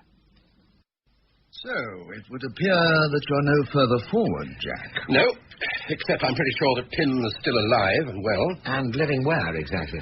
Some secret place. I mean, that's all either Tom or Chesterton boys could tell me. And you think it's on the other side of the fence? It's a possibility, isn't it? It's also circumstantial, Jack. You said so yourself. Well, I was wrong. Well, who says so? Only you, I think. Me and a Czech code pad and a Czech camera and all the other stuff we found in Vienna. All stuff Magnus could have acquired playing his agents back and forth across the border. And kept hidden in a chimney. Wherever. That doesn't make him a thief. Not in my book. What does it make him? Careless. Cavalier, perhaps. No, it's not in his makeup. He is rather acting out of character. You think he's had a crack up, is that it? It's not beyond the bounds of possibility. We can't condemn what he's done, though. I don't, Nigel. But I think I can understand it. But I shall certainly want to know why he took the Vienna burn box. Oh, what the hell does the burn box matter? He knew what was in it anyway. He wrote most of it himself. Yes. So, as I see it, there's no real justification for me to go to my minister and say, we've found another one. Or to go to the Americans. Heaven forbid. Bang would go the whole special relationship with the agency. Absolutely. You wouldn't want me to risk all that, Jack. Not until we find Pym. Or at least discover what happened to him. That's what it's all about these days, Jack. Not upsetting the political apple cart. So what are we supposed to do? Batten down the hatches and keep looking for Pym? That's about the size of it. Oh, by the way, Beau feels he should stop flying solo. Oh, for God's sake. No, I'm afraid I agree with him, Jack. You do want me to find Pym? Of course we do. He's your man, after all. Oh, thanks. But you're to start nothing without my say-so. No new initiatives. And what about the old ones? Well, which in particular? Young Tom Pym. I've got a letter Magnus wrote to him. What? Since he disappeared? Mm-hmm.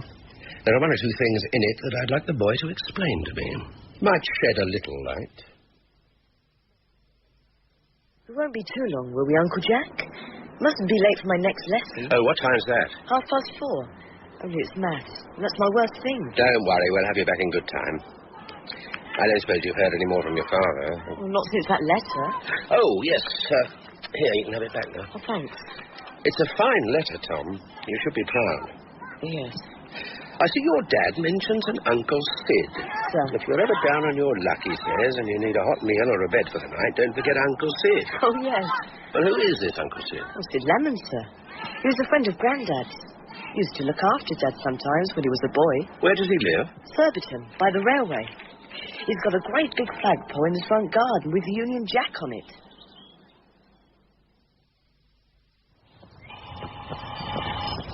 Who the hell's that? You, Mr. Lemon? What if I am? My name's Marlowe, Jack Marlowe. Could I have a private word with you? I've got 2 private words for you. Piss off. I'm a friend of Magnus Pym's. Why the hell didn't you say so in the first place? Come in and have a wet. So here, Squad. Thank you.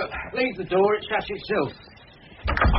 And next time you press that bell, just say you're an Englishman. Oh, I'm sorry. How is young Magnus then? Oh, in good shape, all things considered. His father died, you mean? Yeah. I couldn't get to Rick's funeral. I wasn't well enough. How was it? I'm told it was beautiful. Yes, it would be. You'll have to do the honours, Squire. I'm still not myself yet. Yes, of course. I'll take a drop of the Scotch rum for me health, and you'll please yourself. Where? In the corner there. Ah, yes. Just lift the lid. But like this. You know it? Yes, of course you do. Now put the lid down. Now pull it up again. And Bob's your auntie. Scotch, you said? Yeah, right-hand corner. Ah, got it. Here, Rick gave me that. There was a problem of liquidity about my pension, you see. Ah. Couldn't afford a gold watch, so he gave me that instead. It's worth a few bob, that is. Yes, I should think it is. Do you want water, or is that all right? Oh, that's fine. Oh. Right. Well, your health, Mr. Lemon. Yours too, Squire. Are you a bogey by any chance? What makes you think that? I smell them a mile off, bogies. Many's the time I walked into the office and I'd know. I'd hear the quiet and I'd know there was bogies about. Having a quiet word with Ricky, most like. And I'd leg it out the back door. I was faster on my feet in those days. Oh, when was the last time you saw him then? Ricky? Oh, let me see. No, Magnus. Oh, Magnus? Couple of years. He stayed away after Meg passed on. Didn't like people dying on him, I suppose. I thought he came to see you more recently than that. Oh, yeah? When was that then? After the funeral. Came and chatted to you about old times. Magnus tell you that, did he? He told Tom. He didn't tell you, though, did he? I don't suppose he mentioned Poppy when he talked to you, did he? Magnus playing with the ladies again, is he? Like father, like son. What about Wentworth? I don't think I know a Wentworth, Squire. Why, is a Wentworth giving the boy trouble? No. Tell me something. What's that Union Jack doing out there in the front garden? It's a scarecrow for foreigners, is what it is. And for bogies. What's this then? It's my card. I'm in the same business as that flag. Is this a con? No. I'm here because Magnus is in a spot of trouble. What sort of trouble? He seems to have disappeared. Well, just like that? He was working undercover for his country. Do you swear to me, Copper, Scout's honour? Yes. And may you rot if you're lying to me. And may I rot? Yeah, all right, he was here. Came here to con me, the young tug. He wanted Bandula. What the hell is Bandula? A bloody great filing cabinet. Metal, next best thing to a safe. Rick kept all his papers in it. What kind of papers? His whole life. His secrets, his debts, everything. And Magnus wanted to take it away? No, I wouldn't let him at first. There are some bad things in Bandula. Wentworth was one of them. I don't know about that other you mentioned. And Magnus left with the cabinet? Oh, yeah. Perched on his head like a bleeding coolie. He sent the lorry, didn't he? Oh, yes, of course he did, yeah. You see the lorry? What do you think? Major entertainment around here, lorry is. What was the firm? God knows. It was just a plain green lorry. How many men? 2. Did you sign anything? Don't be daft. They just loaded up and buggered off. Where to? The depot, of course. And where was that? Canterbury. Are you sure? Of course I'm sure. Package for Canterbury, that's what they said. Not a package for Pym? No, Canterbury, I told you. Call at Lemon and pick up a package for Canterbury. You didn't happen to see the number of the lorry, did you? Of course I did. Wrote it down. Lorry numbers, that's my hobby, isn't it? Oh, sorry.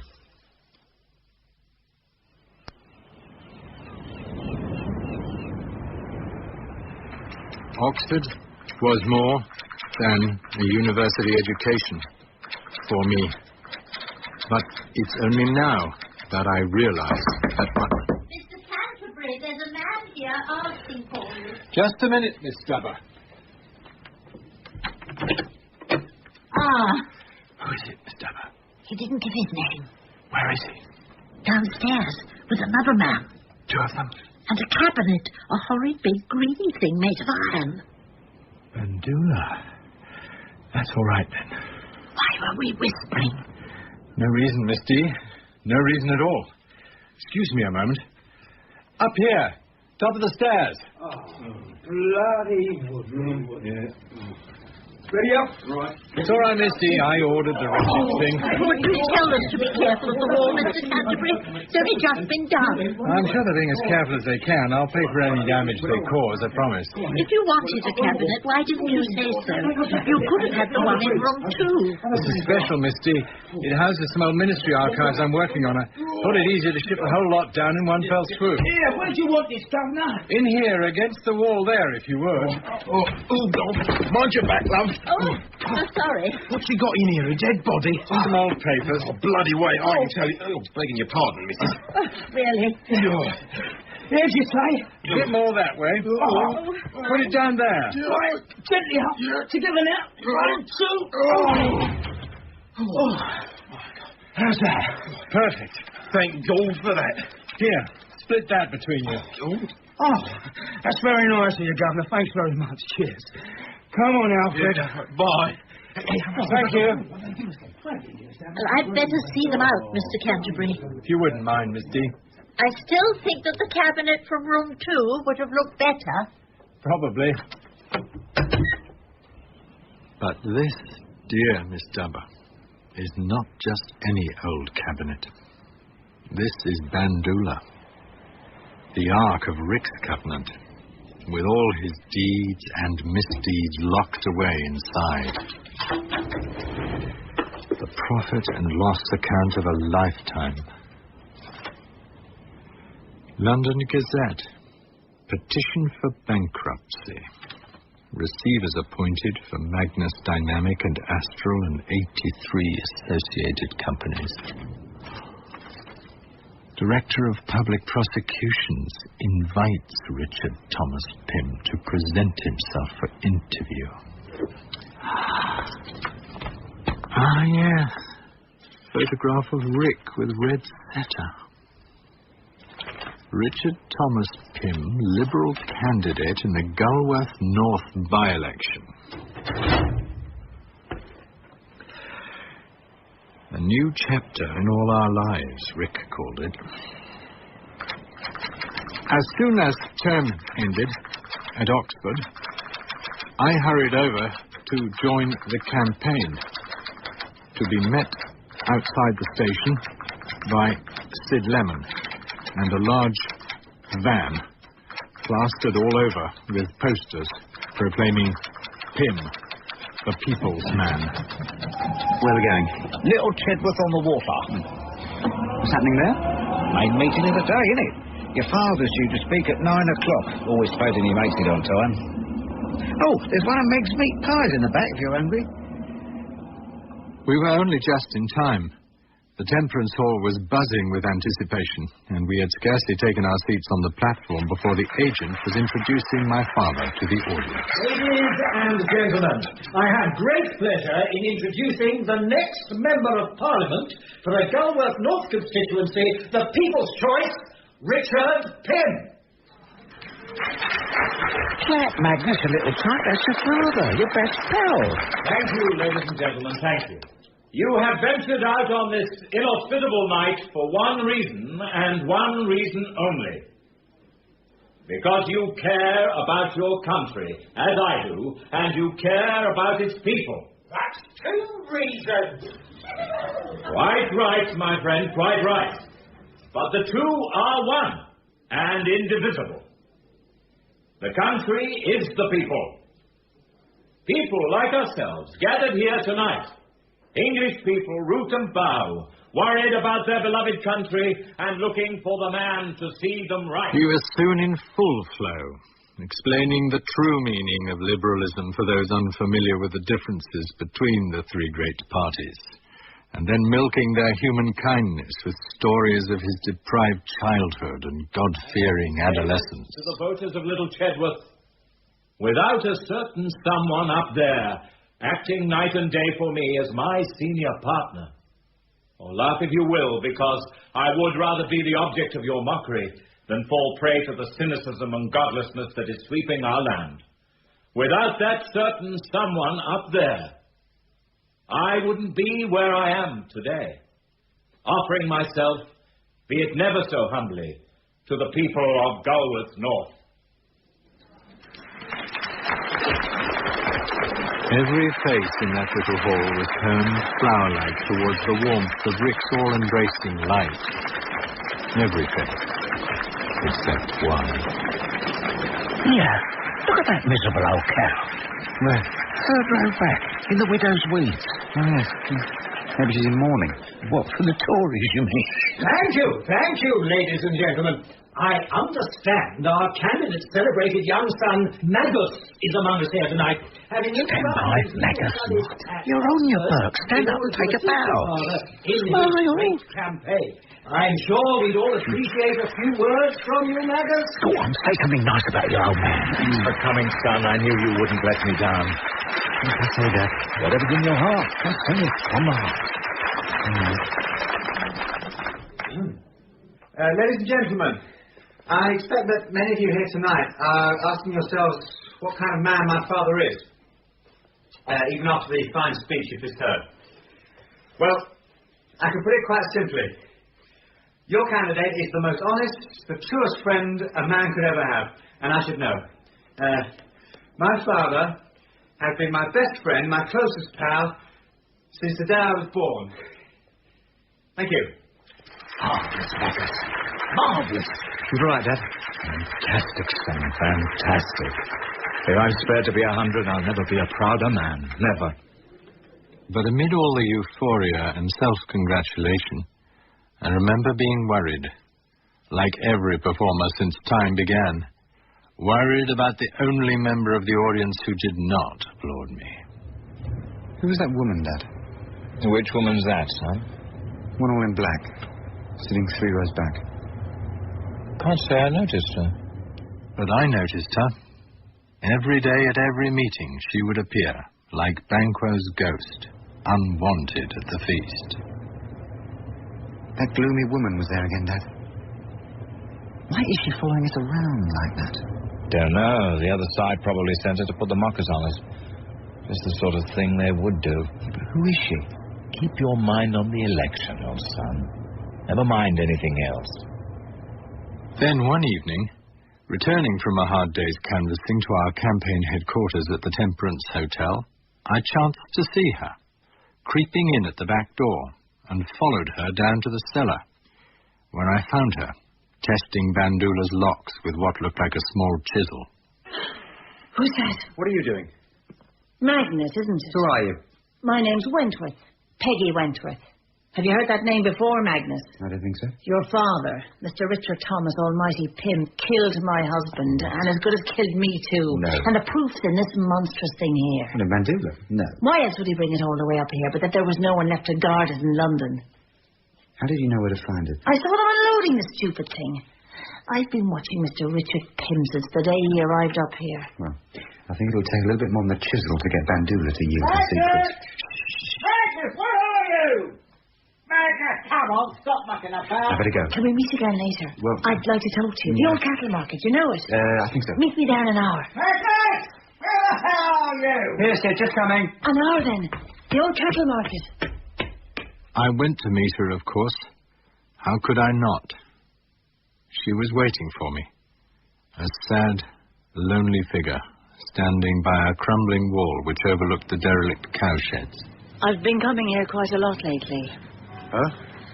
I look at this place and I remember, like it was yesterday, what Richard Thomas Pym did to my happiness.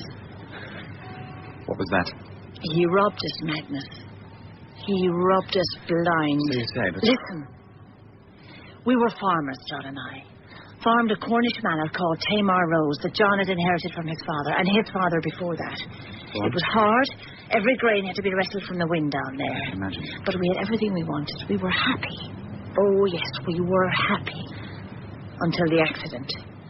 Everything changed after the accident. What happened? God knows. John slipped, I suppose. He was as sure-footed as a mountain goat, but he must have slipped. He went into the thresher. Lost both legs below the knee. £9,000 the insurance paid. That's something, I suppose. That's when Rick, your father, appeared. All good sense and sympathy, and talked that poor, weak-headed husband of mine into putting his money into some great trust fund. 12% plus profits, Peggy. Year in, year out. That's not so bad. Except that when John died, there wasn't a penny left for anybody. Not a single penny piece. What about the trust fund? Well, now, there's the thing for you. For reasons beyond his control, Rick and his precious trust fund had... Now, what did he call it? A problem of liquidity. A problem of liquidity. That was it. Purely temporary, of course. But in the meantime, no profits, no 12%, no nothing. You still had the farm, surely. Mortgaged to the bloody hilt. Your father brought some smart lawyer man from London. And this, while my poor weak husband was still in the hospital, mind, they talked him into mortgaging the farm. The farm, the land, the livestock, the whole damned lot. In the circumstances. With all the proceeds going to his dear old pal Rick, who promised to see us right. You'll never want for anything again, Peggy. Never want for anything again. My God. Here, read this. What's this? From your father's smart lawyer man. Go on, read it. Documents relating to the freehold of Tamar Rose are at present being processed with a view to acquiring a large figure in your interest. Here. I don't want to know any more. And why not? It's not my business. You robbed you. The rest doesn't make any difference. No, not to you. It isn't you the bloody man possesses. It isn't you the foolish woman with a sickly child to care for and a bankrupt farm to mind. It isn't you he has in his hands, as sure as if he had you in his bed, with all the fancy frills and mirrors. No. Oh, yes, he even managed that. May God forgive me. Please don't tell me any more. The rest is private. Private it may be, but it's in that filthy green cabinet. How can you be so sure? Didn't he lead me to it himself one night? Barefooted in a brand new nightdress. The record, he called it. The record that would put him up alongside the angels, while us poor sinners bleed and starve for the glory of him. Please, just Where's stop. the justice, Magnus? My poor John's rotting in his grave, and there's him parading down the street like some grandee, and the people all clapping and cheering for good old Ricky boy. All right. Where's the justice? Tell me that. I know what you want. Proof, Magnus. And it's right there in that cabinet. I know it. And by God, I'll have it from him. I swear on my husband's grave, I'll have it from him. I couldn't sleep that night. I no sooner closed my eyes than I saw her distraught face, heard her harsh, accusing voice. And so, in the early hours of the morning, while the Temperance Hotel slept, I made my way down to the cellar. I picked Bandula's locks, with the same dividers that had been given to me by Jack Brotherhood's associates to open the files of Oxford's more subversive institutions.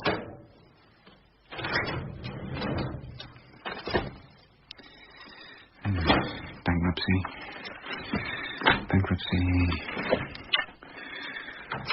Hold doors full of it.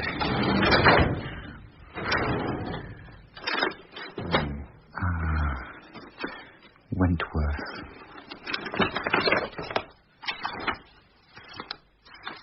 It was a fact file, full of legal contracts and assignments. Everything she had told me was true. And there was more, much more besides. Rex versus Pym.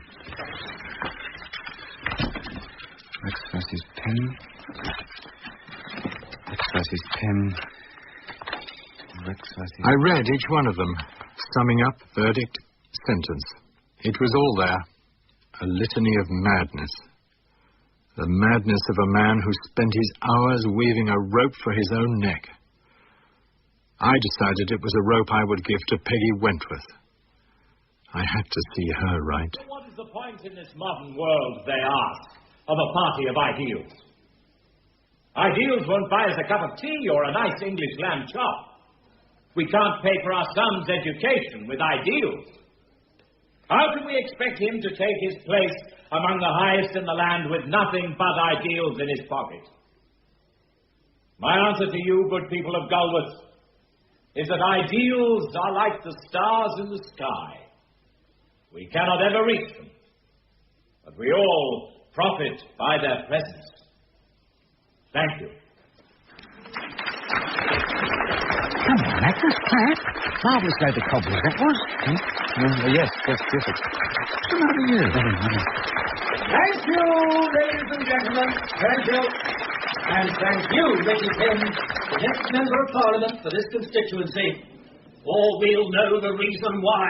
Excuse me, sir. Excuse me. Yes, madam? I wish to know, sir, if it's true that the Liberal candidate for the constituency of Galworth North once served a prison sentence for swindle, embezzlement and fraud.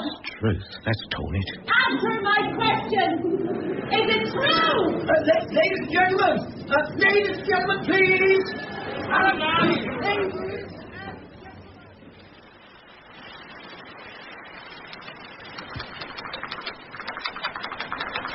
Some things in life you never forget.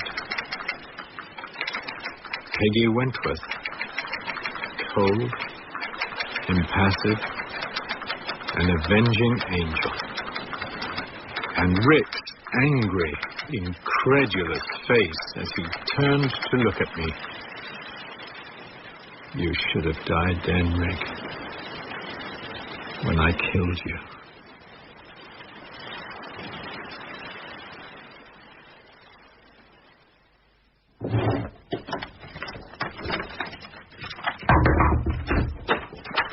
Come in, Jack.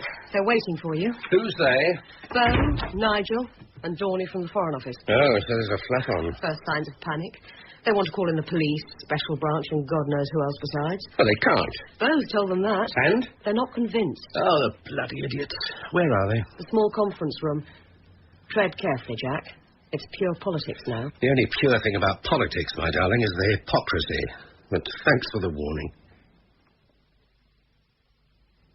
We can't go on forever floating around in limbo like this.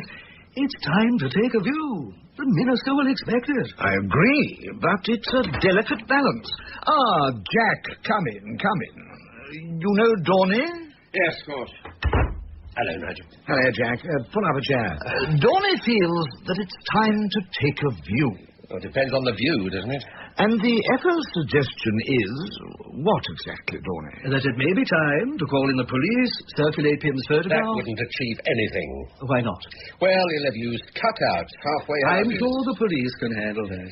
He may be using the name Canterbury. In the past, all his work names have been place names, Mr. Howell, Colonel Manchester, and so on. Well, that's a start. On the other hand, Canterbury may be where they've taken the cabinet because that's where Pym is. Better still. Or they may have taken it to Canterbury because that's where Pym isn't. Oh, dear All God. we know is that he's in a rented room somewhere. A room overlooking the sea, in all probability. We can hardly ask the police to comb every seaside town in the United Kingdom. He's not in Scotland, because that's where he says he is. That leaves just England and Wales, then. And Ireland, and possibly the Bahamas, or quite possibly neither. Oh, he's mad. If you want to take a view, Dorney, yes, he's mad. Mad as a hatter. Probably has been for 30 years. And for some reason, we've failed to certify him.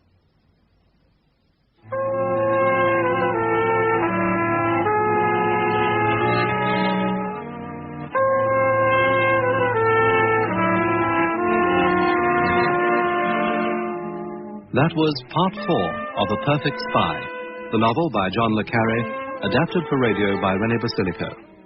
It starred James Fox as Magnus Pym, with James Grout as Jack Brotherhood and Brenda Bruce as Miss Dubber.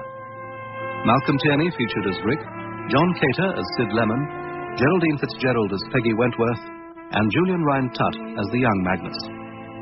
Nigel was played by Royce Mills, Beau Bramall by John Nettleton, Kate by Natasha Pine, Tom by Robbie Gill, Alf by Michael Onslow, Bert by George Sweeney, Dorney by Barry J. Gordon, and The Agent by Philip Anthony. The theme music was written by Max Harris, and the program was produced by John Fawcett Wilson.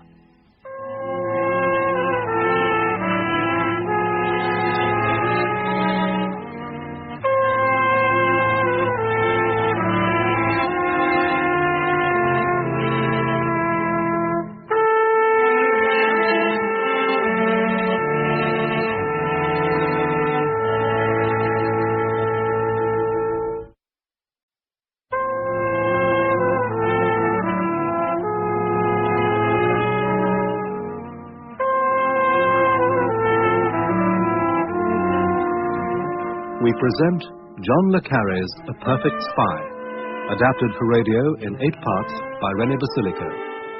Starring James Fox as Magnus Pym, with James Grout as Jack Brotherhood and Brenda Bruce as Miss Dubber.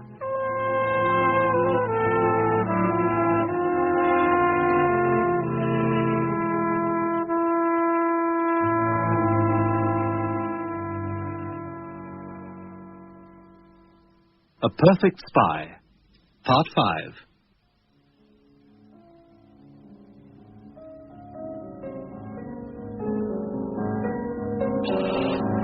Oh, damn you, whoever you are. All right, keep your hair on. Hello. It's me, Jack. Kate? May I come in? Oh, sure. Well, you know the way. Thanks. What now, I wonder? Good evening, Mr. Brotherhood. Everything all right? Yes, fine, Jim. Fine. I'm just waiting for someone. All right. Yes. Oh, good evening, madam. Good evening. Hello, Jack. Hello. I thought I'd find you here. Come on in. Thank you. Just like old times. Yeah, let me take your coat. Thanks. A drink? Whatever you're having. Vodka martini. Wonderful. I thought you'd like an update. Keep you abreast of what's going on. Panic, I should imagine. Controlled panic. Oh, yes. Bo's pulling out all the stops. There's about 200 people involved. Do they all know what it's about? No. The press? Bo's got it all sewn up. Same for radio and TV. Ah. Well, here. Try that for size. Thanks. Here's looking at you, kid. And you. Well, why don't you sit down? Sofa or bed? Whichever. They've checked on that inspector who called at Tom's school. And? He wasn't family. Well, I'd already worked that out. Bo's terrified the Americans may have sent him. Bo should be more worried about thin mustachioed gents who accost him at Greek cricket matches. He is checking that out, Jack. So, where do I stand? Where do you think? They're terrified you'll pull down the temple. Well, Pym may have done that already. Will they find him? Magnus? Maybe. Maybe's not enough, Jack. I need to know. Need to know? Now, why would my lovely little Kate need to know? You're drinking well. Get me another, Jack. I don't remember you throwing back your vodka like that. Why shouldn't I? More to the point, why should you? You know, I thought for a moment there Bo Bramall had sent you. No. And then I thought, no, she's crept in here to talk to me, to tell me something. Something I suspect I may not like at all. Yes. Well, my lovely. Tell Jack. He's an empty shell, Jack. Who's this we're talking about, Bo? Nigel? Magnus. Magnus? Hold me, Jack. Hold me close. Later. What about Magnus? I love you, Kate. Get me clear of this and I'll marry you. I'll dump Mary. We'll go and live abroad. Ah. How deep are you in, Kate? Deep enough. I'm sorry, Jack. I've been such a fool. You're not the only one. What did you do? There was an entry he wanted from his personal file. An army report from his national service time in Austria. And you gave it to him? Seemed so trivial. He was little more than a boy running some Joe into Czechoslovakia. But there was this girl called Sabina who got into the act and wanted to marry him. And? She defected. He said if anyone ever turned that up, he'd never make it to the 5th floor. When was this? After he came back from Prague. We've been going about a year. Sabina, you said? Yes. Not Poppy? No. Does Joe have a name? Code name. Greensleeves. So, you fished the paper from the file. What did you do with it? Oh, is this it? His application for admission to the service. And a glowing testimonial from his commanding officer. Number 6, Field Interrogation Unit, Graz. Exceptional young officer. There's no mention of Sabina. I know. I can't see what he was so worried about. Excellent memory for detail. His CO was in love with him, too. Weren't we all? duty, officer. Brotherhood. There's a War Office file I want. British Army of Occupation in Austria, an old field case. Operation Greensleeves. Where will it be? Ministry of Defence, I suppose, seeing that the War Office was disbanded about 200 years ago. What's your name? Nicholson. Well, Nicholson, don't bloody suppose. Find it, fetch it, and phone me back when it's on your desk. Right, sir. And while you're about it, ask MOD to give you the name and present whereabouts of the officer commanding number 6 Interrogation Unit, Field Security, Graz, Austria. On, wait a minute, 18th of July, 1951. You got that? Greensleeves and the CO, 6th Interrogation, 18751. I'll get back to you. The number's 491-3292, and I'm in a hurry. Does Magnus know you've still got this? He does now. That's what he phoned me to find out. Phoned? When? Monday evening. What time Monday evening? 10:15. The commercial break in news at 10. Well, that's well after he was supposed to have left for Vienna. Where was he calling from? A phone box. For local, long distance? I don't know, but he must have been on for about 20 minutes. Saying what? He said he was sorry for everything. It wasn't all pretend. Wasn't? Yes, wasn't. It was, well, almost a sort of retrospective. What about the file? He said I should feel free to tell everyone what I'd done, not to shield him anymore. To give him a week. 1 week, Kate. It's not a lot after all those years. That doesn't make sense. Just a minute. Yes? This is Nicholson. Well, that was quick. Yes. That file you asked for went missing years ago. Well, who was it last signed out to? It's marked out to us. 1953. They say we never returned it. Which one of us in particular? Check section. MRP. That'd be Pym, wouldn't it? Yes. Do you want me to ring Vienna, ask what he did with it? No, thanks. That CO's on record as well. Oh, good man. Major Harrison Membury, Education Corps. What? Yes. Apparently he was on secondment to Army Intelligence from 1950 to 1954. Dear God. Do we know his present whereabouts? Lavington, near Devizes in Wiltshire. Address is simply Fish Ponds, believe it or not. Name of the house, I suppose.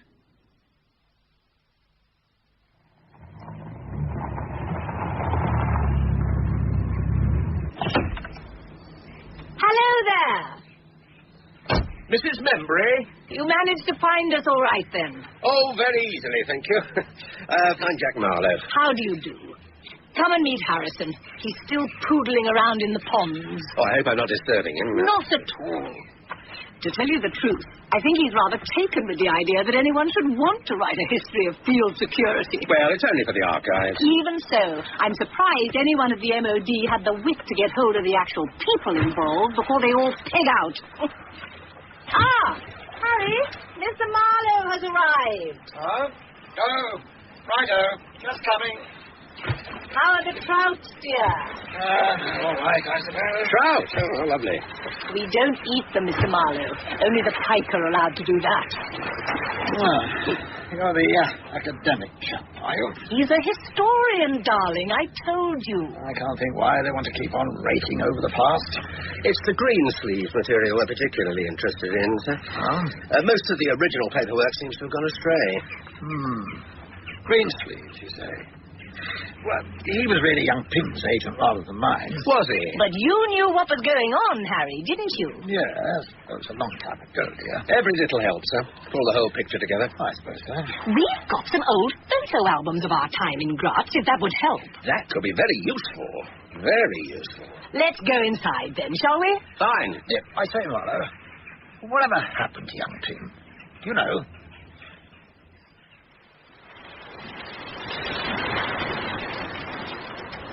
And that was when I was posted to Graz, in Austria. A newly commissioned second lieutenant serving out his national service. May I come in, Mr. Canterbury? Of course, Miss Dubber. I've brought some tea for you. Thank you. Well, I thought you're working so hard. You prefer it up here. Oh, that's kind of you. Where can I put the tray? Oh, here, on the desk. Just clear this rubbish out of the way. There. The fruitcake is homemade. You do spoil me, Miss D. Oh, nonsense. It's such a beautiful day, isn't it? Yes. I'm so sorry, Mr. Canterbury. I didn't intend to disturb you. It must be so hard to begin again when you've been interrupted. No, don't worry. Begin again. That's been my life, Miss D. So many beginnings. But Graz was particularly significant. Yes. When I reported to the 6th Interrogation Unit, Field Security, I found the CO standing knee-deep in the waters of an ornamental lake, poking about with a thing like a shrimping net, muttering imprecations against a marauding pike. Go on. Shoot. Come on. Oh, my goodness. You must be Pym. Yes, sir. Yes. Well, glad you found your way here. Beautiful lake, sir. Isn't it just? I'm going to clear away all this weed and drag the whole bed to see exactly what we've got. Sounds like a lot of work. Oh, it is. You married? No, sir. Marvellous. You'll be free at weekends, then. And I was. I spent weekend after weekend toiling in the waters of that lake with Major Membry, while his wife stood on the bank painting the happy scene in oils. Hold the wire down, Magnus, like this. Yes, that's the way. Now, take the strain. Now, heave. Heave, man. Life could scarcely have been more to my liking. I had naffy whiskey at 7 shillings a bottle, cigarettes at 12 shillings a hundred. But the icing on the cake was Sabina, our Czech interpreter. I was in love the moment I laid eyes on her. Hello? Oh, well, I'll sit in the back, shall I? There's room for 3 out front, sir. Very well. Only it's a bit hard on the bum in back of the Land Rover. Yes, it's necessary cushion on the buttocks. Our destination on these trips was the refugee camps. Our job was to sort out the true refugees from those who might have more sinister reasons for crossing the border. Odkud jste přišel? Z Brna. He came from Brno. Ask him how he coped with 2 suitcases and 2 children when his wife was so heavily pregnant. You think he's spy, Magnus? Maybe. Ask him if he would like to spy for us. You are serious? Go on, ask him. Tell him we're going to dump him back across the border anyway. Třeba byste byl britským špionem. Ne, nikdy. Říká, že vás stejně pošle zpátky. Prosím, nedělejte to. To nemůžete přece udělat, vždyť žena čeká dítě. In a way, I suppose I was drawing on the parallels in my own life to recognize the inconsistencies in the stories they told me. Where do you learn to play such stupid games, Magnus? At Oxford. This German student fellow there. We were good friends till I discovered he was a spy. Aren't they all? He was communist? Well, as it turned out, yes. Tried to hide it. Slip out when you tried to argue with him. He was homosexual? Don't think so. Had women in regiments. He slept only with military women? It's a fair phrase. I think he was wishing to disguise his homosexuality. I doubt it somehow. This is normal. Oh. You want I give you another Czech lesson on Saturday? I'd like that very much. I'm really beginning to enjoy it. I think we will also make love this time. Certainly. I learned a lot from Sabina, actually, and gained a lot of confidence. After so many years of posturing and pretending, I had become a man. Come on, Magnus. There's a hell of a lot to do. Is something wrong? Got something on my mind, sir. We can't get down to serious business if we've got something on our mind, eh? No. So, what's the problem? I've had rather a rum approach made to me, sir. Oh? Someone claiming to represent a potential defector, sir. Oh, not another Hungarian frontier guard? No, sir. Good. This is a Czech, apparently. Sergeant Clark, working in the strongroom at their Southern Command HQ. live-in would give their eye teeth for some good stuff about Checo. Blasted Americans think they have a monopoly on the place. He's supposed to be coming out tomorrow night from the Soviet zone. That's according to my source. If we don't meet him, he intends to go direct to the Americans. Oh, my hat. We can't have that. Now, this source of yours, Magnus. Yes, sir? You didn't hear of him through the Rittmeister, did you? Only I'd rather had my fill of the Rittmeister's tip-offs. I hadn't heard it from the Rittmeister. My source was a beautifully naked Czech interpreter in the middle of a beautifully advanced Czech lesson. Oh, Magnus, he's beautiful. But listen to me, darling. This man I'm telling you about, he is friend of my brother. Very brilliant, top access. He will make you very famous in Vienna. Oh, good. But you must meet him alone. Why? Because he trusts only Pim. Oh. Only Pim will do. If you cheat and bring others, he will not appear. I love you. By the crossroad to Klein-Brandorf, there is a stone painted white. This is where Kaufmann must stand. Where? By this white stone. Kaufmann must not pass the white stone, or our friend will go away. The meeting was to be in a barn on the edge of a field lined with larches. When I got there, I could barely make out the barn until I was practically on top of it. There was no sign of life. I cocked my revolver, took a deep breath, and slowly pushed the door open. Put your arms up, please. We are neither of us members of the shooting classes. Axel. Now we'll put our guns away and have a nice quiet chat, eh? It's you. Axel. Axel. I thought I'd never see you again. You look well, Sir Magnus. You have grown to a fine fellow, by God. We should buy you a white horse and give you India.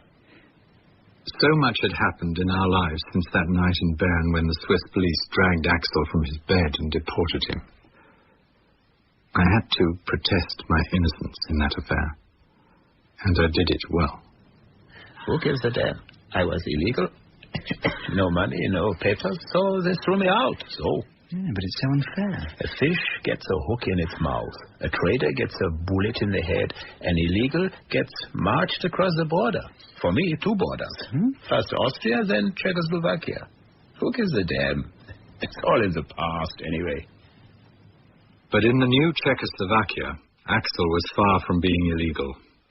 The old socialists remembered how his father had fought in Spain with the Talman Brigade, and many of the new socialists were old school friends who were now high-ups in the party machine. Suddenly I am like you, Sir Magnus, an aristo. Yes. Let us drink to that. What with? What do you think I bring in my briefcase? Vodka. What else would Axel bring? I must tell you one thing, Sir Magnus. It is not Axel you meet tonight. It is Pavel.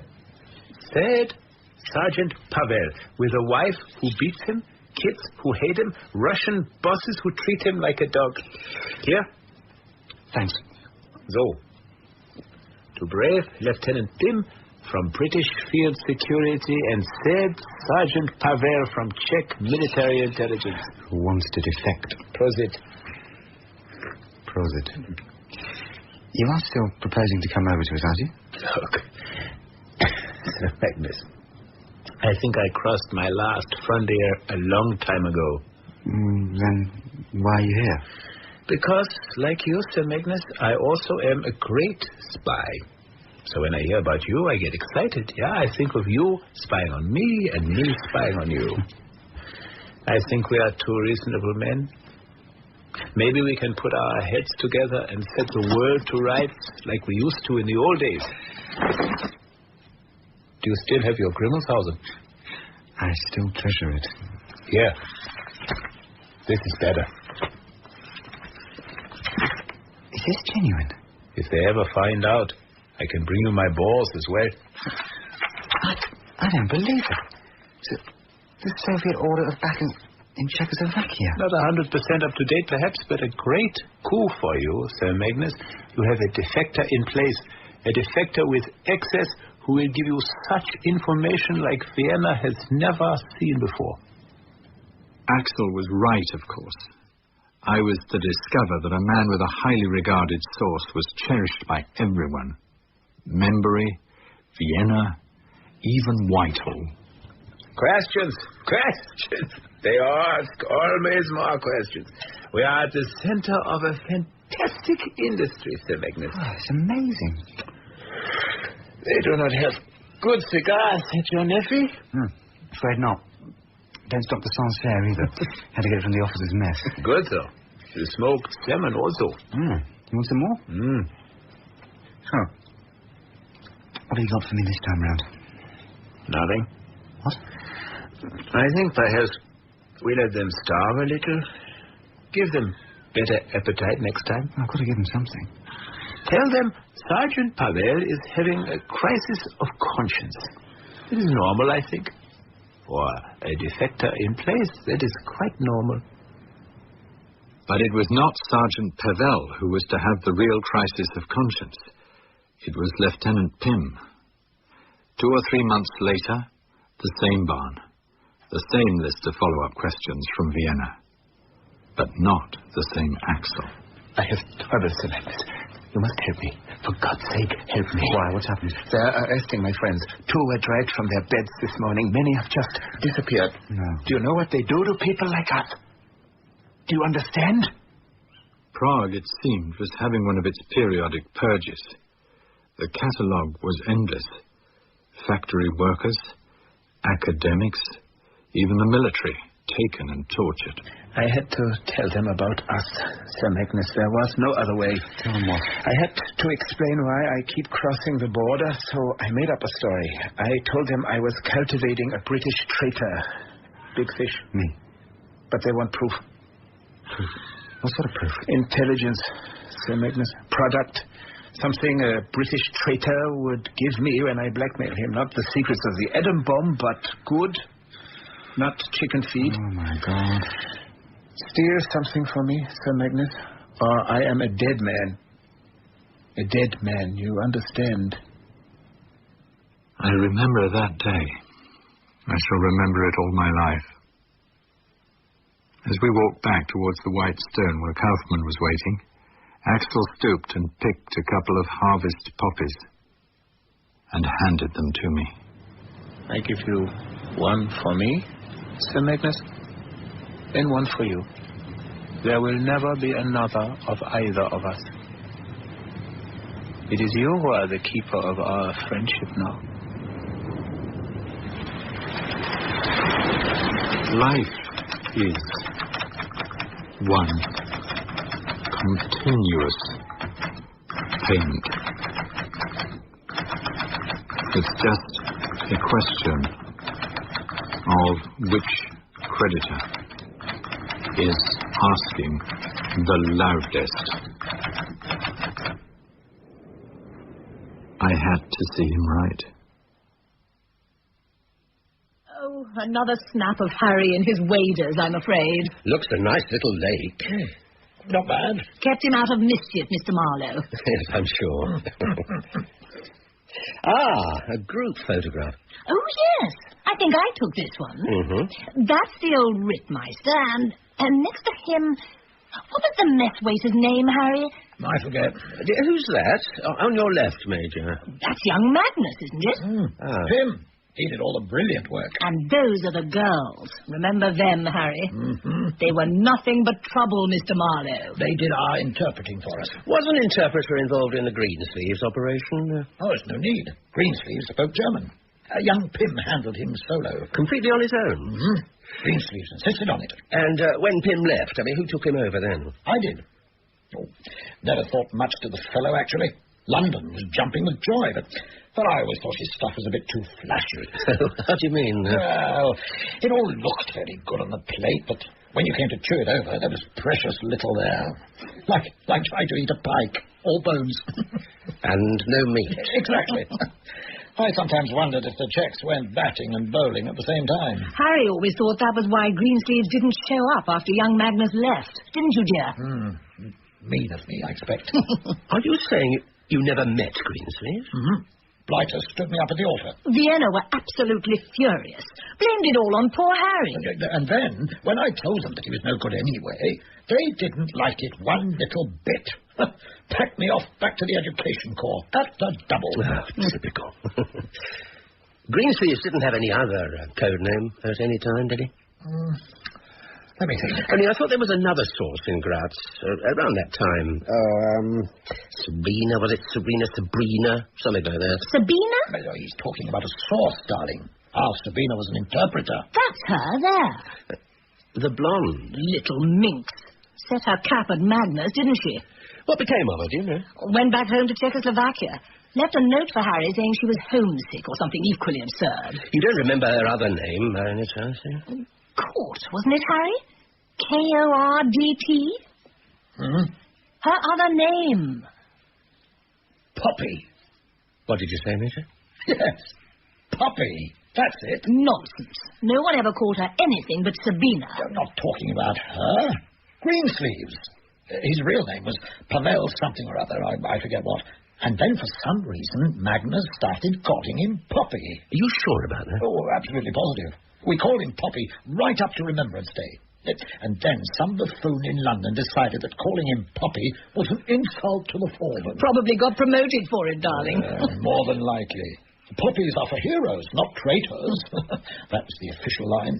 Oh, absolute bosh. I was furious. And so was Magnus. Poppy is a hero, he said. Did he now? Yes. I always liked Magnus for that.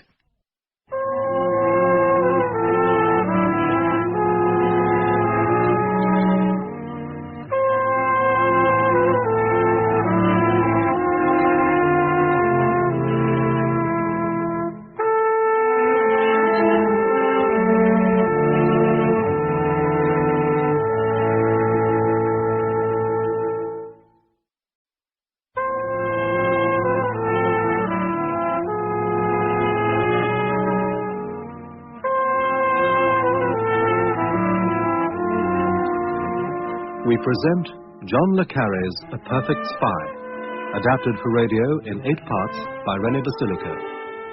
Starring James Fox as Magnus Pym, with James Grout as Jack Brotherhood and Brenda Bruce as Miss Dubber.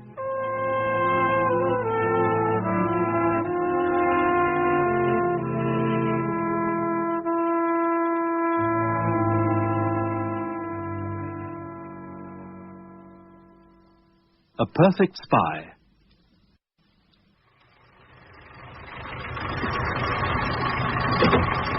Right, thank you. Now, how much is that? £3.20 o'clock, sir. There we are. Keep the change. Oh, thanks very much. Cheers. Yes.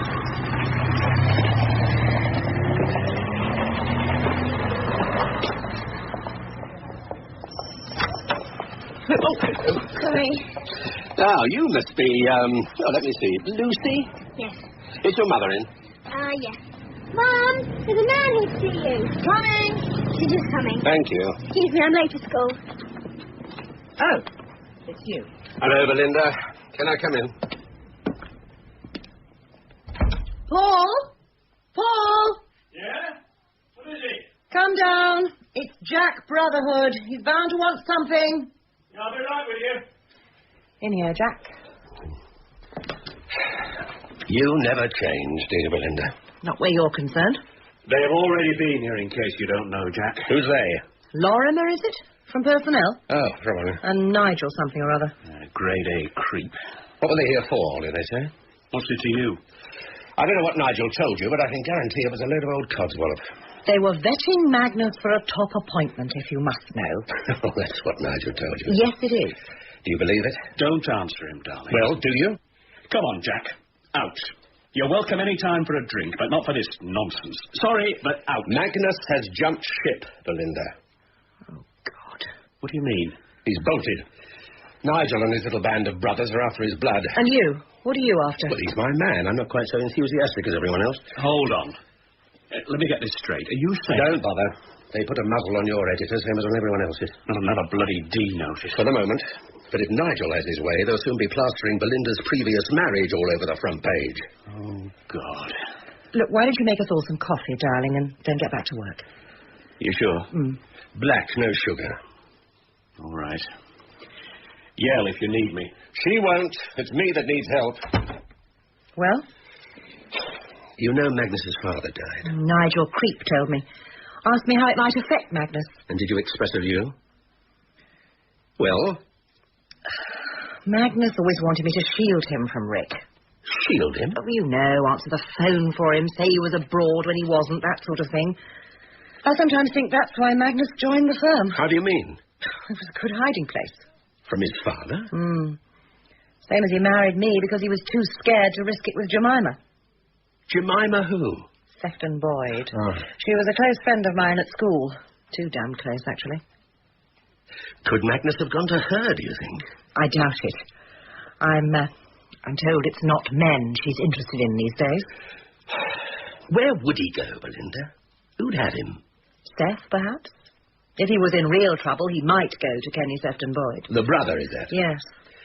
And what about Wentworth? Wentworth? Know anyone of that name? Since my time.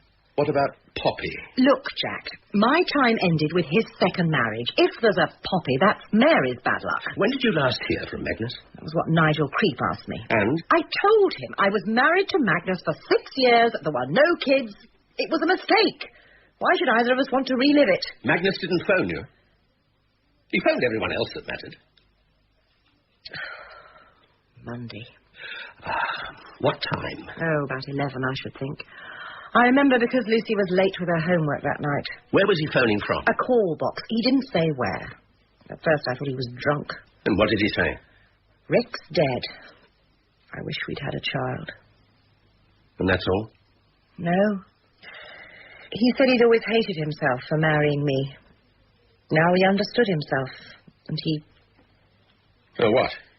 He loved me for trying so hard.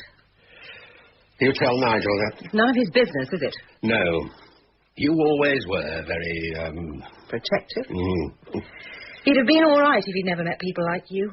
Oh, come on, Belinda. When he wanted to be free of me, he just handed me the latchkey and went to a lawyer. But if he wanted to be free of you... Coffee? Genuine Blue Mountain, Jack. Any rest, that's rubbish. There. I won't stay, actually. Thanks all the same. Oh, suit yourself. Did Magnus ever write that book he was always on about? Which book was that? Oh, the great autobiographical novel that was going to change the world. One day I'm going to lock myself away and tell the truth. That's what he said. Lock himself away where, exactly? Oh, God knows. Scotland, Canada, Lapland. Lapland? He had some weird idea of seeing the migration of the reindeer. He had these fantasies, you know. He chopped them up and fed different pieces to different people. Where would you look for him, Belinda, if you were me? Some place by the sea. Wherever he is, it'll be somewhere by the sea.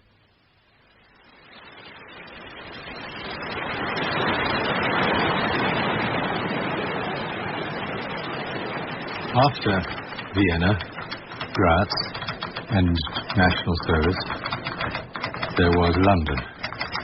And what? Canterbury, are you all right? Of course I'm all right. Why shouldn't I be? What is it, Miss G? Is something wrong? You do so, Mr. Canterbury. You ground your teeth, and a little while ago I think you were humming. Was I? We thought you were ill. We? Toby and me. Oh, the cat. Well, of course the cat. Did you think I had a lover, you silly man? Do you know what time it is, Mr. Canterbury? It's 5 in the morning. Oh, I'm sorry. Did I keep you awake? That's quite all right. But you really should get some sleep. Yes. However much the country needs you, it can always wait another day. Yes, you're right, Miss D. After Vienna and National Service, there was London and what? I was facing a future full of question marks. And, almost inevitably, I drifted back to my old alma mater and the Oxford appointments ball. Sherry, Pym? Thank you, sir. Well, have you considered a career in industry? Industry would be fine. Oh, you like having grease up to your elbows. But it doesn't worry me, actually. How about eating with the crew? Like the crew, do you? I'm not particularly class-conscious, sir. Charming. There. I hope to your peppy suits. Perfectly, yes, thank you. Now, let's think what we might offer you, Pym. A menial librarianship at the British Museum, perhaps? A sort of third assistant clerkship to the House of Commons? Have a few bits and bobs in Kenya, Malaya, the Sudan, etc.? Do you like abroad, or hate it? Abroad is super. I was at university in Bern. I thought you were up here, among the dreaming spires. Here as well. Like adventure, do you? Love it, actually. A little frisson of danger to spice the dreary day? Absolutely. And will you give unquestioning allegiance to whoever is rash enough to employ you? I will. And adore your country, right or wrong, so help you God and the Tory party? I will again.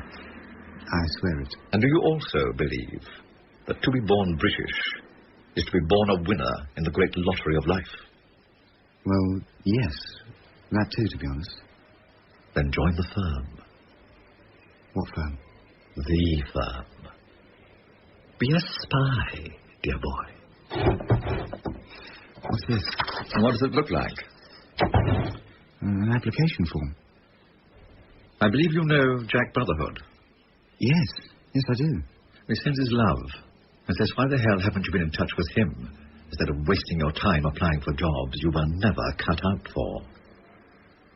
Perhaps I shouldn't have been surprised. Here was Jack pulling the strings again, reeling me in like a hooked fish and landing me in front of a selection board, which he had almost certainly primed beforehand. Any more questions, anyone? Perhaps Pym would like to tell us about his father. A rather colourful character, by all accounts. I'm afraid he's a bit too colourful at times, sir. I don't see a lot of him, to be honest. Well, still friends, though, aren't you? Oh, yes. We can't hold Pym responsible for the sins of his father, can we? I do rather steer clear of him, actually. Quite so. I understand you're by way of being a Czech, but speak the language and so on. Well, I get by, I suppose. What do you think about all these purges they're having over there, eh? I think they're appalling, sir. It's a rotten system that can only survive by the exercise of oppression. Yes, but what would you do about it? In what capacity, sir? As one of us. As an officer in this service, Pym. Well, I think I'd play their game, sir. Divide them against themselves. How? Spread rumour, false accusation, suspicion.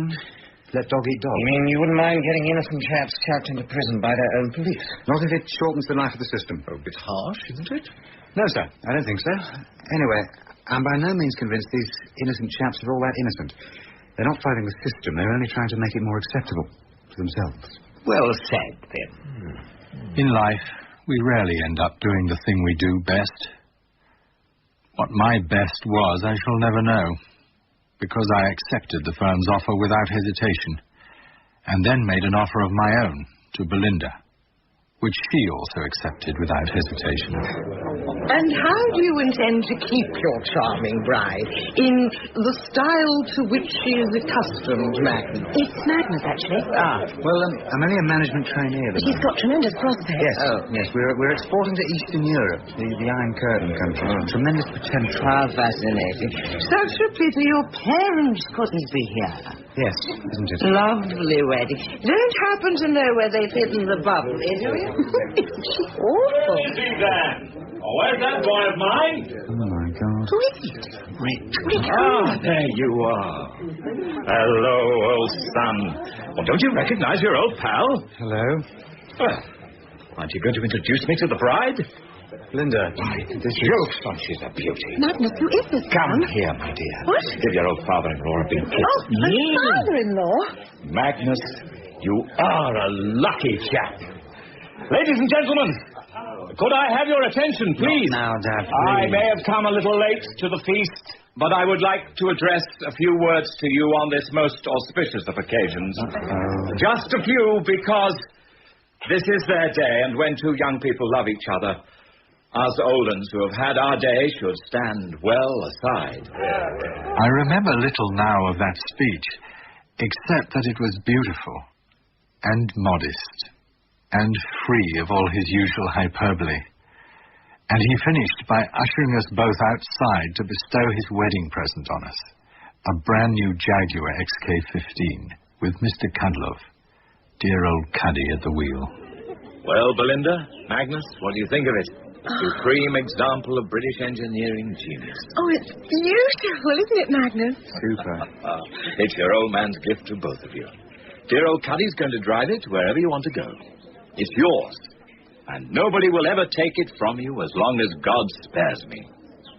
But when the time came for Belinda and me to leave the reception, two very obvious plainclothes detectives were asking questions of a very confused hotel manager.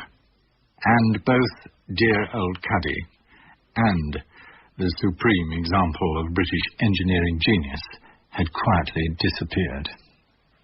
My new bride and I had to leave in the official wedding car.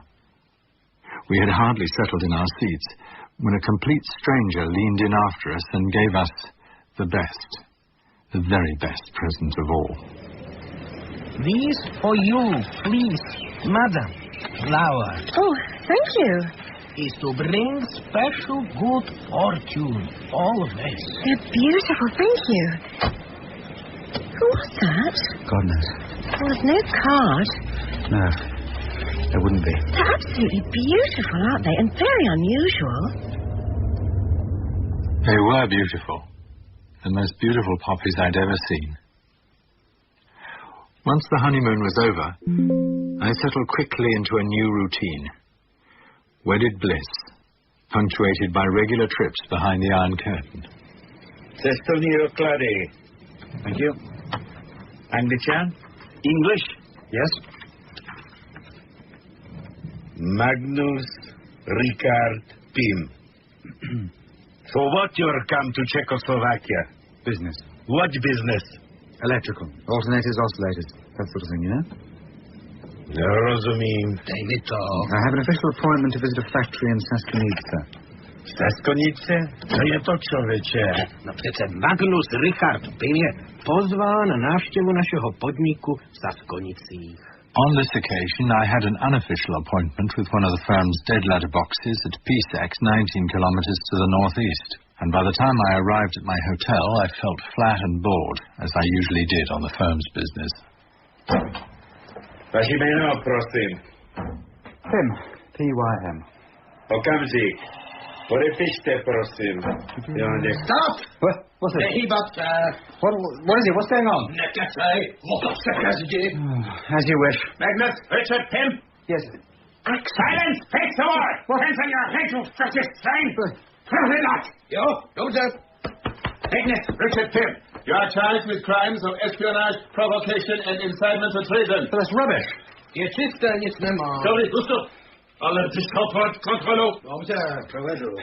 This is an outrage. I demand to see a British consul immediately. Do not make any false move or I will shoot you in the back. Very painful, Sir Magnus. Sprawiedliwość, ale nic nie było, rozumiesz? O, rozumiem, soudru, provedu. A skończysz? Wychodź na centralu. Jo, jistě. Neither of us spoke a word as Axel pushed me out of the hotel and into a battered old Skoda which was parked outside. I supposed he was taking me to the police headquarters, but instead he drove out into the Czech countryside. This is scandalous. My government will insist that those responsible be severely punished. Save your breath, Sir Magnus. The car is not bugged. I think perhaps you believe my little performance, huh? You mean you're not arresting me? Oh, Sir Magnus, would I do that to you? It's good to see you again, Axel. For me also, Sir Magnus. But you make it damned difficult to be your friend. I don't see why. You don't see why, by God. Even the poor Czechs can look at their card index, and what do they see? The bold Sir Magnus, who applies for a business visa now, is the same Sir Magnus who was a fascist spy in Austria. Also, that a certain running dog called Axel was his fellow conspirator.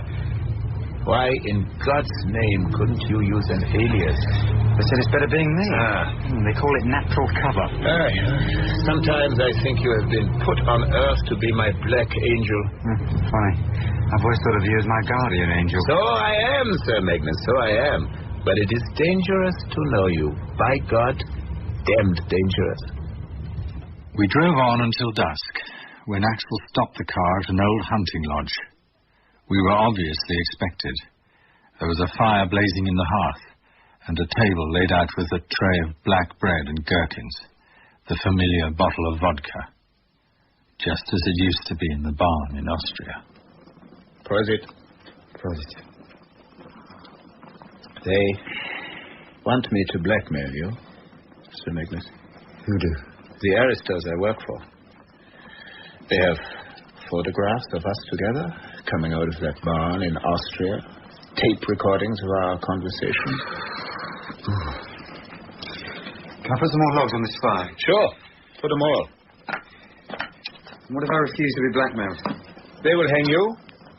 They will be sorry because you are not American, but they will make a big show trial and hang you. I see. God knows what they will do to me. What? Have you never read George Orwell? Yes, but... These are people who can rewrite yesterday's weather. I may already be fatally contaminated by you. What a mess. We have to get ourselves out of it. Do you understand?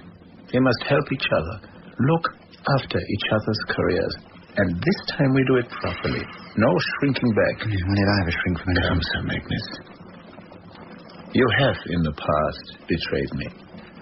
But more important, you have also betrayed yourself. He spoke without irony or bitterness, about loyalty in a disloyal world, my world and his, about ideals in an immoral society, my society and his, and about love in the loveless order of things. What I am saying, Sir Magnus, is that for once, nature has produced a perfect match. You are a perfect spy. All you have ever needed is a cause. I can give it to you. Prosit. Prosit. So, what do we do? Suppose, just suppose, that on a lonely drive to Pilsen, Sir Magnus, you stopped your car to give a couple of workers a lift. You would do that, wouldn't you? I might. And if, as you drove along, these two fellows confided to you their fears of handling radioactive material without sufficient protective clothing, you would prick up your ears. I would indeed. And would you not also write down their names and addresses so that next time you visited this region, you could bring them a pound or two of good English coffee? I do exactly that. Good. And now, having driven these fellows to the outer perimeter of the protected area where they work, Sir Magnus, you would surely have the courage and initiative to photograph the factory from a convenient nearby hill. In broad daylight? From a thicket of lime trees, whose lower branches you will later discover have slightly marred the picture. Your aristos would admire your enterprise, yes? Probably. They would applaud the great Sir Magnus. They would certainly give me a pat on the back. Good. And encourage me to recruit the workers in an effort to find out more about the factory. Congratulations, you have just taken the first step on the ladder to promotion. I still have to take the film. I have it here, Sir Magnus. It is taken already. Thank you. This film? Yes. It's the firm's own issue. Of course. I swear I will look after your career as you must look after mine. Here is my hand on it. And mine? You're a good man, Sir Magnus, and I love you.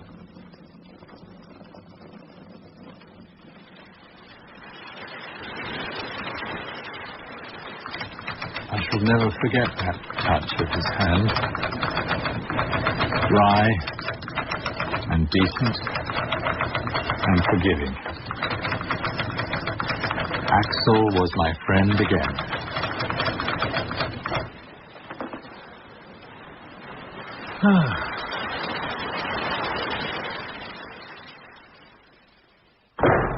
Oh, good morning, Mr. Brotherhood. Oh, that's what it is it? Any minute now. Yeah, sign in if you wouldn't mind, sir. Oh, yes, sir. Thank you. And the others in yet? Yeah, some time ago, sir. They went straight up to join Mr. Frankel in communications. Ah. Bit surprised to see him this early in the morning, to tell the truth. For goodness sake, Bo, why don't you sit down? They're his people, damn it. He should be here. He will be. After all, he's the one who's been agitating to pull them out. I know. So where the devil is he? Well, don't worry. He'll be here. Though I doubt he'll like what he hears. Ah, where have you been? Good morning, Jack. Morning. How's it going? Any joy yet? Not looking so good. Why? What's happening? Tell him, Frankel. Prague Station phone agent watchman yesterday. Number engaged 5 times out of 5. Okay, forget watchman. What about the others? Agent Congo they tried. And? Number out of order. Midday, station sent a girl they own to canteen where Congo's daughter goes to eat. No daughter. She checked attendance sheet at factory gate.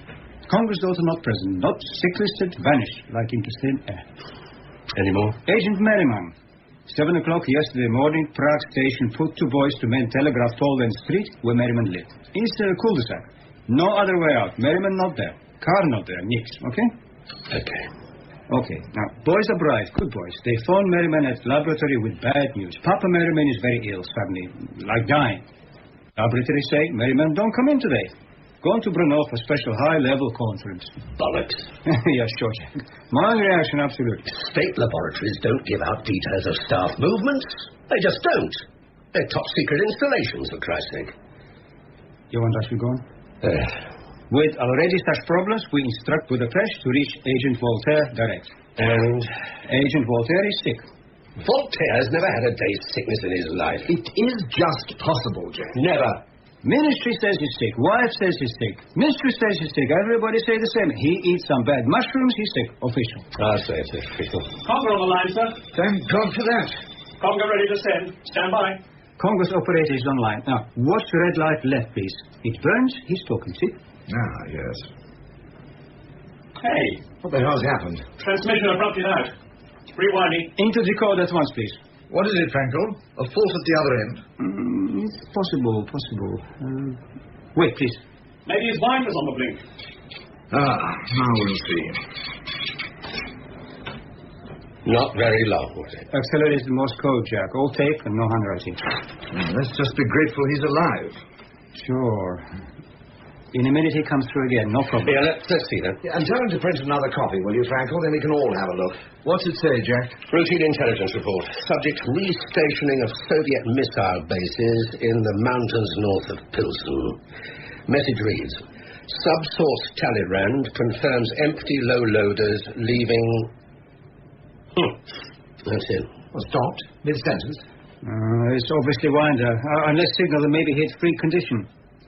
Send your signal garbled. Your signal garbled. Roger. Tell them we want a rerun, Frankel. Tell them we want a roll call of the entire network. Tell them to go and jump in the lake. Jack. It won't make a heap of a difference. It's the strain, Bo. They're his Joes. They're not my Joes. They never were. Look, when this service catches someone else's Joe, if it ever does these days, what do? We play him back. If he's willing to be played. And if he's not? We send him to the tower. And if we do play him back, we do it as naturally as possible so that the opposition will believe nothing has changed, right? I suppose so. We don't allow him or his daughter or his car or any bloody thing else to just vanish into thin air. No. We don't invent fatuous stories about bad mushrooms. We don't sandbag radio operators in the middle of high-speed transmissions. And that's the very last thing we do. Unless what? Unless we want the opposition to know we're rolling up their networks. But why would anyone want that? Explain, please, Jack. Because they invented the networks. They paid the actors. They wrote the script. They own the networks from day one. No. Just as they own Pym from day one. Damn near own me, too. If that were the case, Jack, why bother to tell us anything at all? Because they want us to think they've got Pym when they haven't. They want us to call off the hunt and go home to tea. That's the only good news of the day, though. Pym is still on the run. And they want him as much as we do.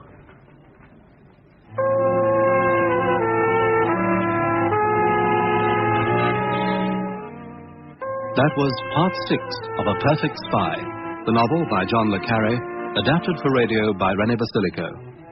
It starred James Fox as Magnus Pym, with James Grout as Jack Brotherhood and Brenda Bruce as Miss Dubber.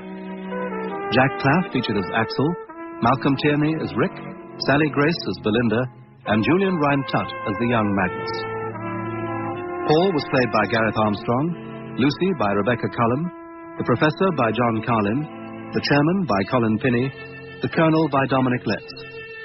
A wedding guest by Gilly Mears, a Czech border guard by Gerton Klauber, Czech security officer by Peter Meyer, Nigel by Royce Mills, Beau Bramall by John Nettleton, and Frankel by Alexei Yevdokimov.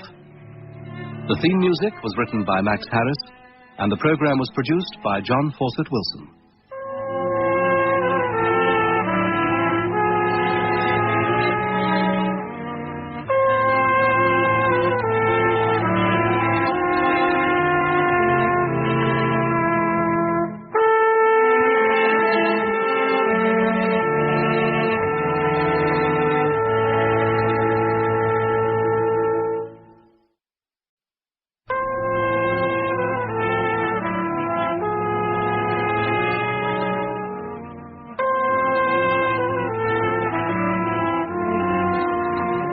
We present John le Carré's A Perfect Spy, adapted for radio in 8 parts by René Basilico. Starring James Fox as Magnus Pym, with James Grout as Jack Brotherhood and Brenda Bruce as Miss Dubber.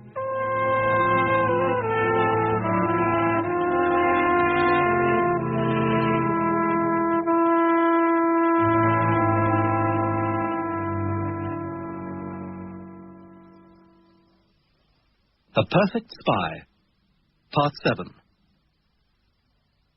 Give me those names again. Carver, Wexler, Lederer, is that? L-E-D? Got it. Yes, if you wouldn't mind. The small conference room. Hello, Jack. I heard. The Yanks are coming. Wexler's flown in specially from the States. Oh, sounds ominous. Who's Lederer? Analyst, Vienna Station, family friend of the Pyms. Oh. Who are we putting in? Beau, Nigel, and you. That all? Nobody added, nobody left out. All right if I go in. They're waiting for you. Thanks, Kate. Good luck. Ah, Jack, do come in. They've arrived. 3 of them. I wonder what's so important that they have to fly in Wexler overnight. God knows. We must stick together, Jack. No rocking the boat, and positively no hint of our concern over Pym. Beau thinks it might prove a storm in a teacup. That's Whitehall's view. That it'll be a rerun of the Washington affair, not a new situation at all. Well, let's go and find out. Yes, mustn't keep them waiting. Good morning, gentlemen. Hi there. Harry, how very nice to see you again. You too, Beau. Nice to be back in London. Good flight? The usual red-eye. You know everybody on our side? Yes, I think so, don't we? Hello. Jack. Nigel. Do please sit down, gentlemen. Thank you. Coffee will be here shortly. Fine. Well, now, Harry, the ball's at your feet, I think, so I suppose you'd better kick off. Okay, Beau. I'm going to start by asking Carver here to set out our, agency position overall on this thing at this moment in time. Mike? Thank you, Harry. This is vis-a-vis Pym, I take it. As you say, Beau, vis-a-vis Pym. The logistics involved here require us to go back over the course some little distance so that we can slot in the new data where we can all take a good look at it in the light of what has gone on before. You want to do it different, Beau? Just say so and we'll see if we can accommodate you. My dear chap, you're bowling. You must set your field as you think best. Pardon me? Do please go on, Mike. Well, let's see now. March 81, defectors report. May 81, SIGINT analysis. March 82, report from an agent in place. And a whole stack of reports to the same effect. Namely, that the entire Balkan effort of one of the Western intelligence services is being orchestrated by Czech intelligence in Prague. All rather old hat, isn't it? Thus far, Beau. Thus far. Now, you want to take it from here, Grant? Right. Grant is currently our chief intelligence analyst on the Vienna station. And, of course, he He worked on this case in Washington. Did he, by God? Gentlemen, these are photographs of a Czech intelligence officer, variously known to us as Pets, or Hempel, or Zaworski. Known to us, Nigel? I'll run a check. Do you have anything else on him? Height? Weight? 5 feet 10, 160 pounds. Thank you. And he walks with a pronounced limp. Which leg? Left. Walks with a stick. Of course, he may have lost the moustache by now. Go on, Grant. Hans Albrecht Petz came to our attention about 6 months ago, posing as a journalist at an East-West conference in Salzburg. A new face to us. We signaled Langley for a routine background check. There's hardly a new face, is it? I mean, he's rather long in the tooth. Nevertheless, Langley identified Pets as who, Grant? Alexander Hempel, a Czech intelligence officer who had recently attended a conference of non-aligned journalists in Athens. Athens? When? How are we supposed to follow this stuff without dates? 15th, 18th of July, Jack. Sighted on the first day only. Booked his hotel room for 3 days, but never slept in it. According to Greek records, he arrived on the 14th and never left the country, which means he probably left on a different passport. All the indications are that he flew to Corfu. Greek flight lists are a mess, but all the indications are for Corfu. At exactly the time that Pym was on vacation with his family in Corfu. Oh, really? Go on, Grant. At the time of the Salzburg conference, Pym and his wife were attending a music festival there. Hempel, now known as Pets, was staying about 200 yards from the Pym's hotel. Still a mite tenuous, I should have thought. We've laid out a schedule of all of Pym's known movements in and out of Vienna. 3 journeys to Salzburg and 2 to Linz place him in those towns at exactly the same time as Pets Hempel. It's a setup. Sticks out of mine. Come on. If we were aiming to frame a man, we'd do exactly the same thing. Rake up some old warrior from the firm, run him parallel to the target's movements, and wait for the opposition to shoot themselves in the foot. I don't buy it. I don't think I do, Harry. Sorry. Bo, do you mind telling us when Pym will be returning to Vienna? When we tell him to, I suppose. He still has quite a lot to sort out over here. Our information is that he has wrapped up his father's affairs over here. You haven't been following him by any chance? You've got to pull him in, Bo. Interrogate him. If this is a Czech deception operation, we have to know. When the moment is right. You have my word. Maybe the moment's right now. You really must trust our judgment on that, Harry. Coffee. Thank you, Kate.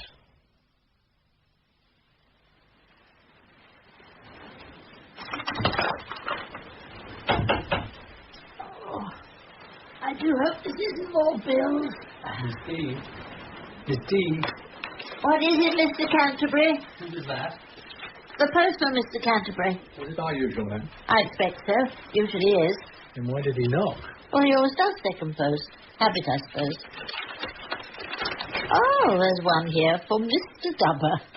Really? It's a brochure. Cruise brochure. Now, who on earth would send me something like that? Me, I'm afraid. I ordered it on the telephone for you. Gave your name. I don't understand. Well, you've always talked about taking a cruise. Oh, that was years ago. I've lost the urge now. I looked out that one for you. It leaves Southampton next week. It'd be my treat. Oh, no, I couldn't possibly. Of course you could. You're not trying to get rid of me, Mr. Canterbury. I just wanted you to have a holiday. A real holiday. You deserve it. I couldn't possibly accept it. You just sleep on it. Look through the brochure and see how you feel in the morning. Mr. Canterbury? Yes? I don't think I'd want to go away now. Not unless you came with me. I can't, Miss Dubber. I can't. I don't have time. Oh, now. What set that off, I wonder? I don't know what it is he's writing up there, but whatever it is, it's upsetting him. There's no doubt about that.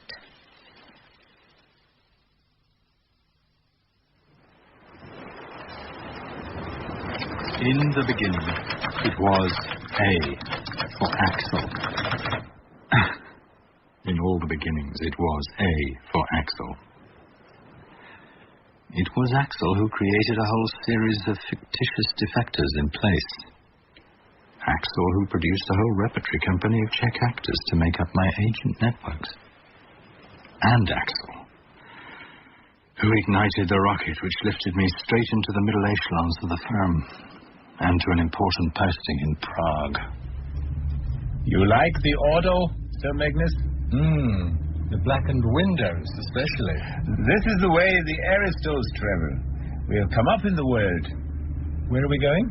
To the giant mountains, Sir Magnus, to a secret castle which is reserved for the pleasures of Aristos like ourselves. What are we meant to be celebrating? How would you regard a middle executive from our great National Bank of Czechoslovakia who has access to some of our most serious mismanagement? And where am I supposed to have found him? In a secret castle in the giant mountains, Sir Magnus. Where else? Axel's secret castle proved little more than an overblown hunting lodge, but it was secluded, peaceful. The perfect place to recruit a new agent. This will be a fantastic coup, Sir Magnus. One which will give you great pleasure, I promise you. We'll need a good cover story. I can't just produce agents out of thin air. The firm can be very fussy about things like that. I will be very careful, Sir Magnus, for my own sake as well as yours. It is not only your Aristos who are fussy, mine also. They have a great fear that you have been planted on us. You mean they think I'm a double? Well, you are, Sir Magnus, but whose? That is what worries them. You must understand, Sir Magnus, your life is my life. We are bound together by our own self-interest. Behold, your new agent. Nazdar, Magnus. Sabina! Oh, Sabina! You want Czech lessons? Oh, yes, please. After dinner, children. After dinner. And so it was that we created the first and best agent of the new Watchman network, Olga Kravitskaya, a junior executive of the National Bank of Czechoslovakia. But to me, she was still the same super sexy Sabina. You love your wife, Magnus? Not as much as I love you. That is why you shout at her? Who told you that? I listened to tapes. You know about microphones in your house, no? Of course. What is the problem, Miláčku? Your wife, she is ugly? On the contrary. It's just that... What?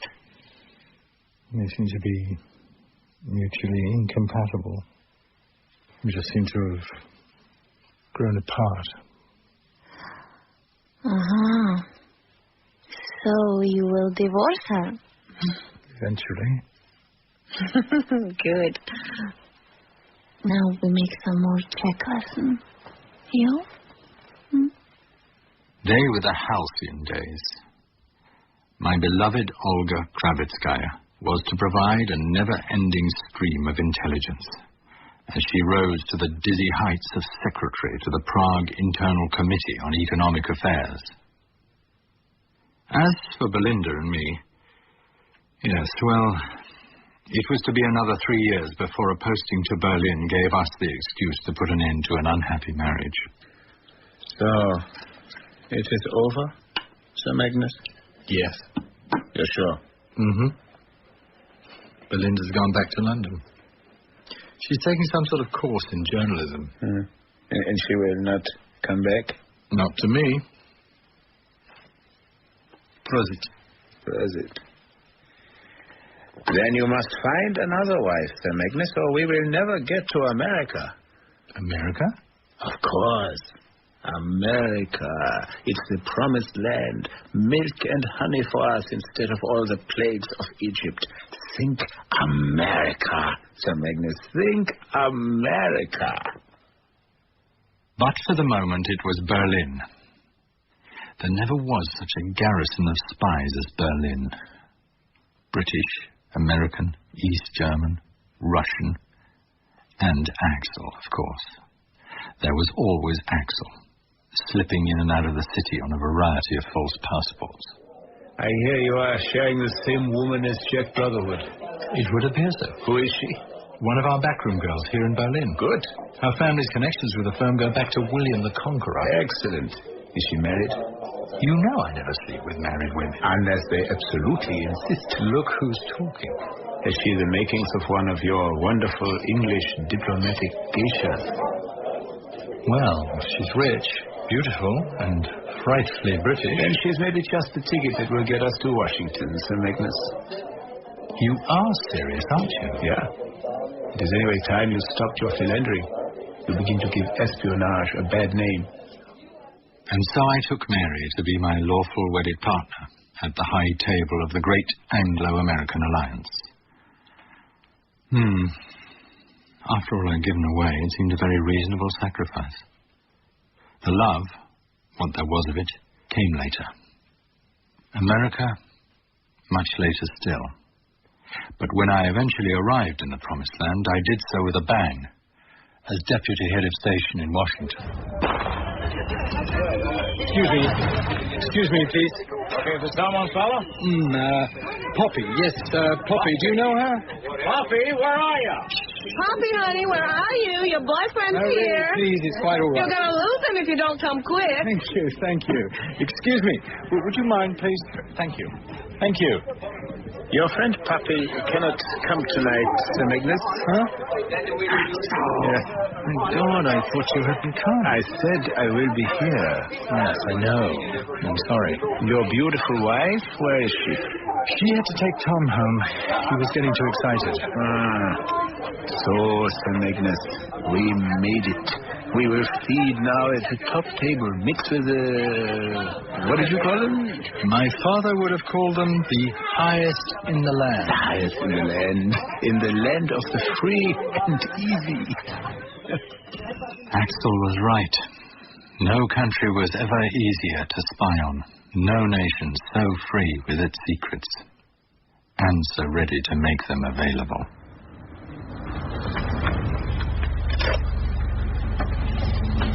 Thank you, Sir Magnus. Good. Very good. I thought you'd be interested. Indeed. You're a perfect spy, Sir Magnus. Perfectly in place.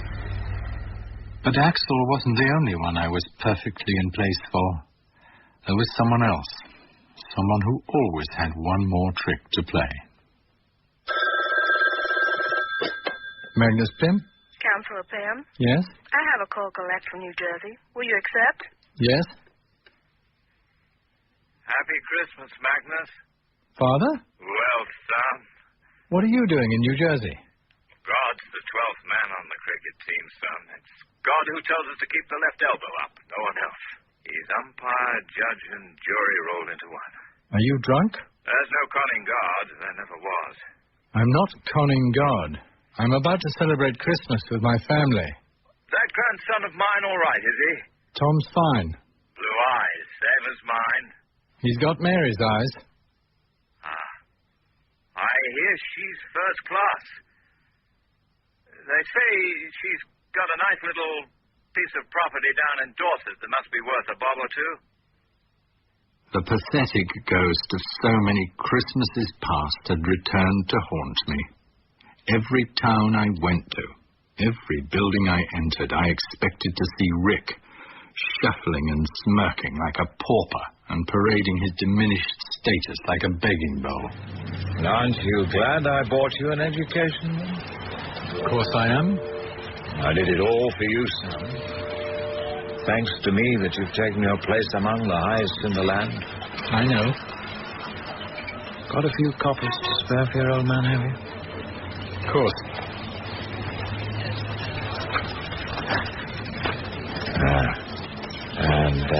How about a nice mixed grill, then? Or are you too ashamed to take your old pal out for a meal? It was as if all that was left for him was what he owned of me. And he followed me, hanging round my neck like an aging albatross, and infecting me with his own bad luck. Yeah.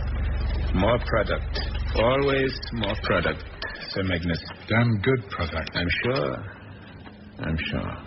What is it? I think we will never fly so high again, Sir Magnus. What do you mean? I think maybe the time has come for us to retire gracefully. Why? We have been careless, Sir Magnus. Certain aristos in London and Langley have begun to see an unfortunate pattern with our check networks. What pattern? They have noticed that the networks provide good intelligence when we are running them and almost nothing when we are not.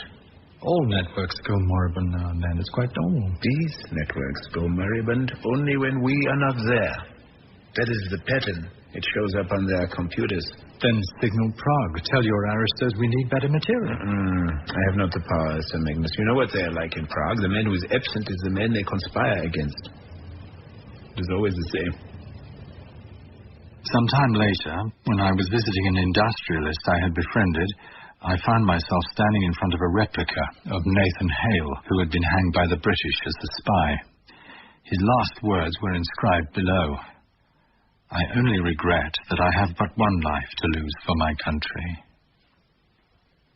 I met Axel an hour later, by a bend in the Charles River. You seem very tense, Agnes. I'm always tense after a debriefing. Not tense like this.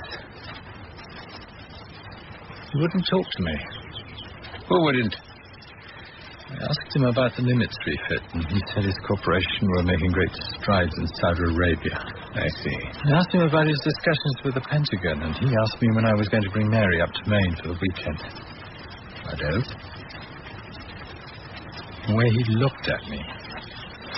He's angry. With you? With whoever's warned him about me. What else?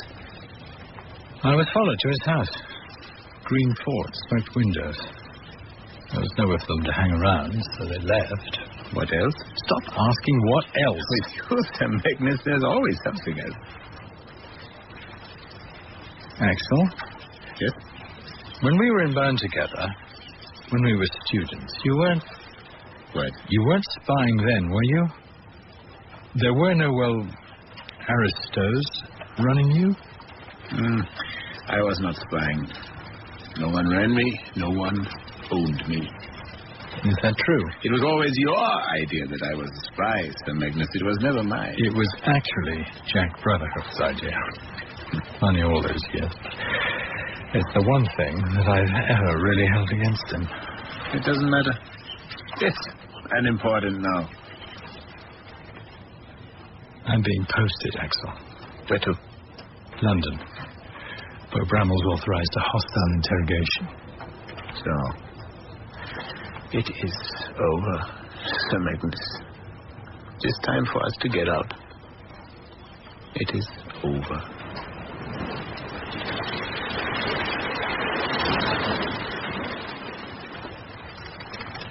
I wondered then if that wasn't the time to sell Axel and buy my freedom.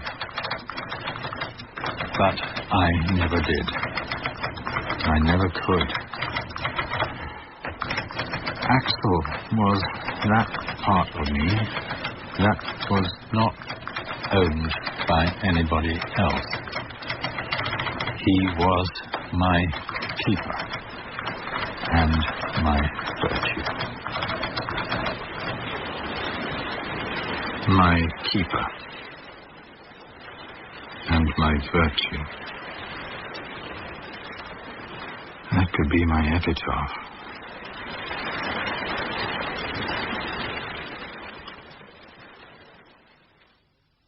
Correct me if I'm wrong, Harry, but my understanding was that we'd agreed last August that there was no case against Pym and that all investigation be terminated forthwith. Yes, Bo, I know. We certainly kept our part of the bargain. I know. The agency decided at this particular point to honor the agreement in spirit, Bo, but in the light of what was deemed operationally expedient... You kept the surveillance going. On a limited basis only, very low-key. Thanks very much. You may find your gratitude well placed, Nigel. Oh? 10 days ago, we got another signal from Langley. Right, Grant? Yes, sir. Hempel, alias Petz, also identified as Zaworski, first name Jersey. Born Carlsbad, 1925.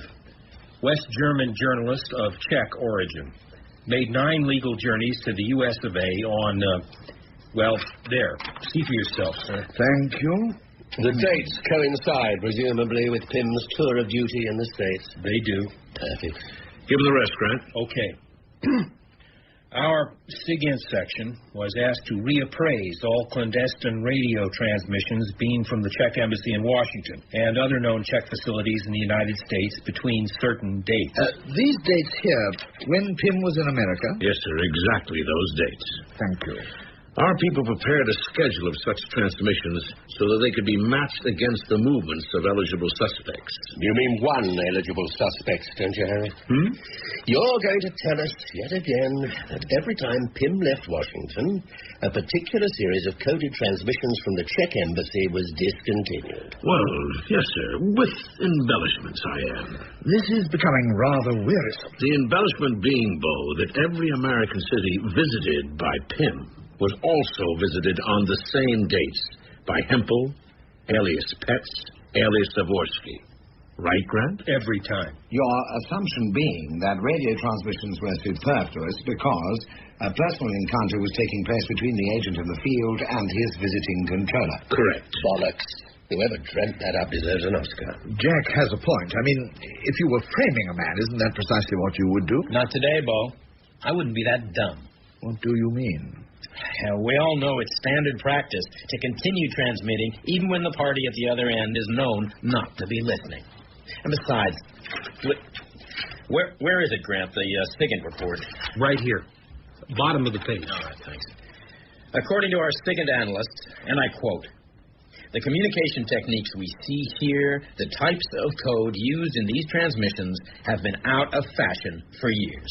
Well, what does that signify? We reckon that the signals are being received by an agent in the field who is of a certain generation of training, an older generation. I see. I quote again, and this from our chief SIGINT analyst. There is a distinct feel, a sense of long habituation, one human being to another, unquote. Long what? They've also identified a significant progression in the crypto structure. Oh, God. What sort of progression? Textual. It could be a piece of Shakespeare or a Czech nursery rhyme, anything. But apparently there's a definite pattern emerging that could only be based on the continuous text of some such analog. And that analog would in effect be what? A sort of code book? That's right. All our people need is one word, preferably the first. And then it's only a question of time before they identify the text. Once we have that, it's like a master key. It'll open up every goddamn one of those signals. Forget it, Wexler. You're barking up the wrong tree. Pym's been a thorn in the side of the Czechs for years. And now they're trying to get rid of him. Or rather, they're trying to get us to do it for them.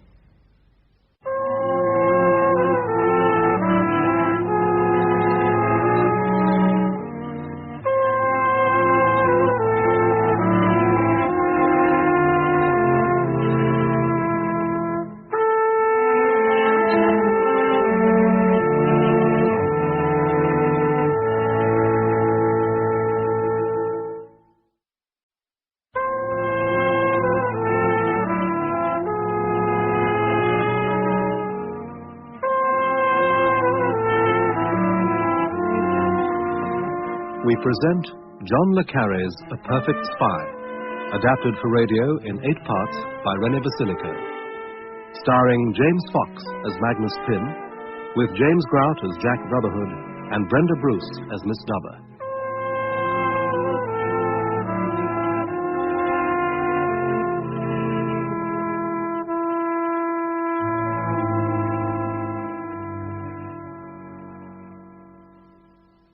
A Perfect Spy. Well played, Jack. Yes, well done. Well played indeed. I think we absolutely stymied them. That book Lederer was talking about, the analog, ridiculous. Tell our cryptographers to try Grimmelhausen's Simplicissimus. What? And tell them to be sure to use an early text. What on earth are you talking about? It's a book, Beau. Magnus takes it everywhere with him. It's a present from his old flame, Hempel. Sometimes known as Pet, sometimes known as Zavorsky, but always, through long habituation, known as Poppy, dear Poppy, best of best friends. Hello, Jack. They're waiting for you. Who's they? The usual. Bo, Nigel, Dorney. Oh, the three wise men. And Mountjoy from the PM's office. Oh, God. Have you spoken to Nigel this morning? No? Why? The SIGINT analysts have run the Simplicissimus book code across the Czech transmissions. And? The results are positive. So, the cat's very definitely among the pigeons. It's already ruffled a few feathers. I can imagine. Small conference room, is it? Of course. I suppose the question is now, when do we tell the Americans? Before they tell us, I would suggest. It's the one time in this whole business that we've got there before them. I'm sure that will be the PM's attitude. We've prevaricated long enough. Far too long, in my opinion. Ah, Jack, come in. Thank you. I haven't kept you waiting. No. Sit yourself down. Next to Nigel. You heard about Simplicissimus. I heard. Yes. We shall all be eating humble pie, I fear. Giant-sized portions. Dorney has just expressed the view, Jack, that the time has come to mount a full-scale search operation for Pym and hang the consequences. And do we know where to start looking? Exactly. We've got to be seen to be doing something. And we certainly don't want the Americans to find him for us. No, indeed. That would be altogether too much. Sorry, Bo. What is it, Kate? There's a signal. Personal for Nigel. Couldn't it wait? It's marked grade A from Vienna. Oh. Thanks. Sorry to have disturbed you. No, Kate, quite right. Oh, quite right. God. Could have a bearing. Well, Nigel, what is it? Mary Pym has disappeared. Oh. You mean disappeared? I thought she was under round-the-clock surveillance. So did I. She obviously gave them the slip. Well, why would she do that? Good question, Mountjoy. Care to offer an opinion, Jay? Could we hear the details first, do you think? Nigel? Headlines only. There's a full operational report to follow. Very proper. Headlines only, then, Nigel? Well, it seems Mary Pym attended a meeting of the Diplomatic Wives Association at Lumsden's house. Who's Lumsden? Head of Chancery in Vienna. Ah. When was this? Yesterday afternoon. She pleaded sickness, went into the garden for a breath of fresh air, and never came back. I hope no one is going to blame the Lumsdens for this. I'm sure they won't. It was not, after all, their job to maintain surveillance on her. Point taken, Dorney. The surveillance team were apparently watching the front of the Lumsden house. They thought she was safe inside. They thought wrong, didn't they? I don't think anyone could have possibly anticipated this particular turn of events. Perhaps they should have done. Spilt milk now. They checked the airlines, Nigel. Yes. She was booked on the first British Airways flight to London this morning, and she gave her address as the Imperial Hotel, Vienna. Which, of course, is where she wasn't. Correct. She booked herself onto a standby flight to somewhere else. Lufthansa to Frankfurt, late last night. Last-minute booking. Naturally. Oh, we didn't find out about it until after she'd landed in Frankfurt, and by then it was too late. My God, she could be in Prague by now. Oh, sounds a bit of a muddle to me. No, Mountjoy, it sounds like good tradecraft. Hers or her husband's? Well, that's the $64,000 question, isn't it?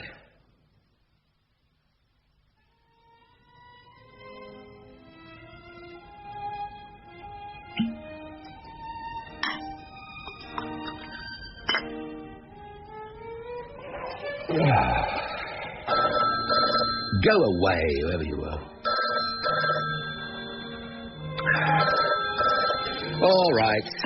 Damn you. 3292. Hello. Speak, damn you.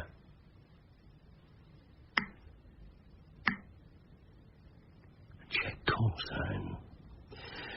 Oh, wait. Oh, please, wait. Now, Prague procedures. I read you now.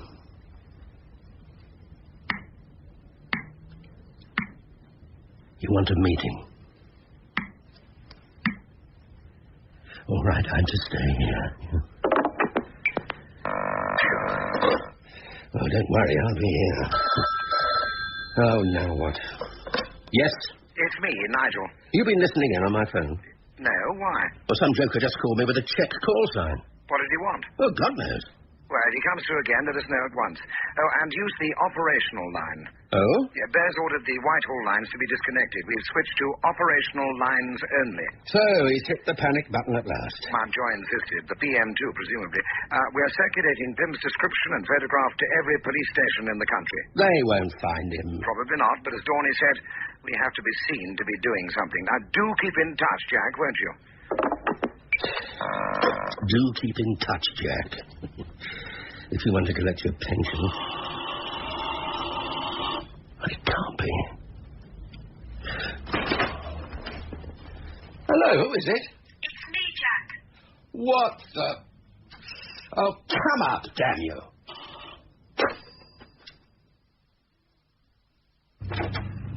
You alone, Jack? Come in. I phoned from the call box on the corner. Oh, the hell with that. What do you think you're up to, Mary Pym? They got half the service out looking for you. I had to talk to you, Jack, face to face with no one in the way. Well? I think Magnus is in Devon. I'm sure of it, in fact. Oh, why? Because that's what he said. Well, that's what who said? Poppy. What? His check controller, that's what Magnus calls him, Poppy. You've met him? Yes, yesterday. He smuggled a message to me asking me to meet him. So you gave your watchdogs the slip? Yes. And what did this Poppy want? He tried to pump me for information. He thought I might know where Magnus would be. So he doesn't know? No. He wants to find Magnus as much as we do. He wants to pull him out, take him to Czechoslovakia and heap honours on his head. That figures. Apparently they've been friends since they were students together. In Bern. Bern? Good God, all those years ago. Does it add up, Jack? It might, with some very complicated arithmetic. So what did he say about Devon? Magnus once told him that he'd put his mother in a house by the sea in Devon. Whereabouts in Devon? Somewhere near Exeter. Poppy thought Magnus might have gone there to his mother. So? That's the point, Jack. Magnus hasn't got a mother. She died when he was a kid. Fix yourself a drink, Mary. I've got some calls to make. Near Exeter, and by the sea. Now that narrows the field down a bit.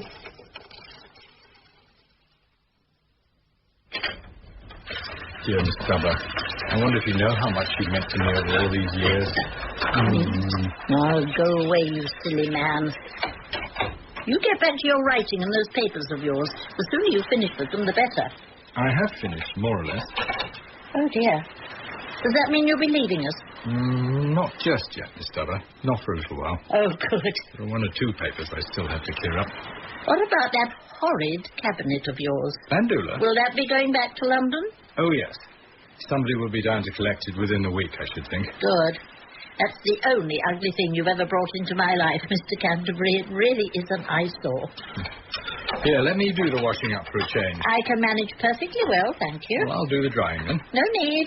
The dishes can drain themselves. I like drying the dishes. I can stay and talk to you then. You can stay and talk anyway, now that you've finished whatever it is you were doing.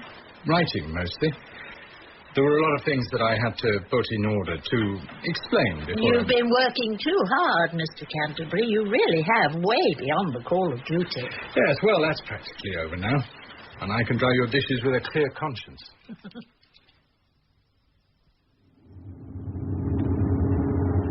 What time will we get there, do you think? Oh, well, let's see. Farley Abbott's about what? It's about a half an hour the other side of Exeter. We should be there before the light goes. Then what? Well, it depends on whether he's there or not. He has to be, Jack. The firm's been to a hell of a lot of trouble if he isn't. He has to be. Magnus spent time down here as a boy. I remember him talking about cycling on the beach with Wake. Yes, well, that could be just a fairy tale. Like the one he told Poppy, you mean? About his mother. Taking her to church on Sunday and doing the garden. Well, who knows? Maybe that's exactly what he is doing. Something as innocent as that. I told you he hasn't got a mother. She died when he was 8. Behind you, on the back seat. What? There's a manila file there. Can you reach it?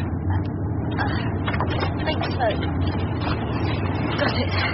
It's background. It's what I've been able to put together in the last 24 hours. You have been busy. Yes. Now I know why the Americans put so much faith in their plastic computers. Read it. Sure. I want you to. Tall Trees Nursing Home? A mental home. It's near Exeter. Dorothy Godchild Pym, née Watermaster, has been an inmate there for over 40 years. Since Magnus was 8, in fact. She's still alive. See for yourself. Dear Lord.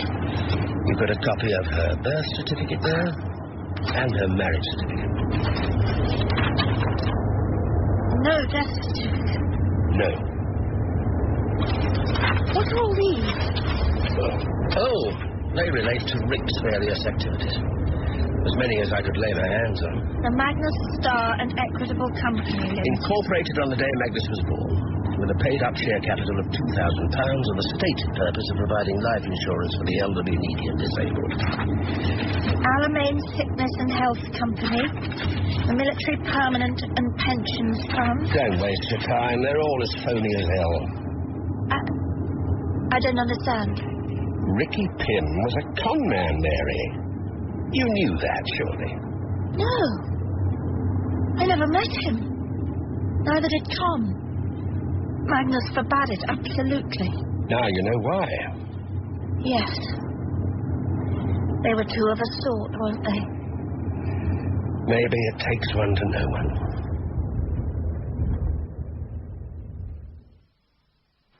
Mr. Canterbury? Mr. Canterbury? What is it, Miss Dean? I wonder if I could ask you to bring some more coal up from the cellar. Of The course. scuttle's just about empty. I brought this down for you to look at. What? It's just an old photograph. I came across it when I was going through my papers. Thank you. Actually, I thought she looked a bit like you. Oh, I can't say I see the resemblance. Can't you? Oh, it says Dorothy on the back. What a coincidence. Yes. I think it must be a photograph of my mother. Heavens, don't you know? I hardly remember her. She died when I was very young. And who brought you up? Someone must have taught you the social graces. Well, my father, of course, and I suppose Lipsy more than anyone. Who? Lipsy, my stepmother. She was a refugee from Germany, Jewish. Very beautiful. How did you get on with her? I adored her, Miss D. Only one doesn't always with stepmothers. She was a wonderful woman. She taught me German, music. She taught me to learn, in fact, everything I could. She used to say that our world must be inside our heads. Then we can go anywhere we like with it. She was quite right, of course. Especially if you're going to be a refugee.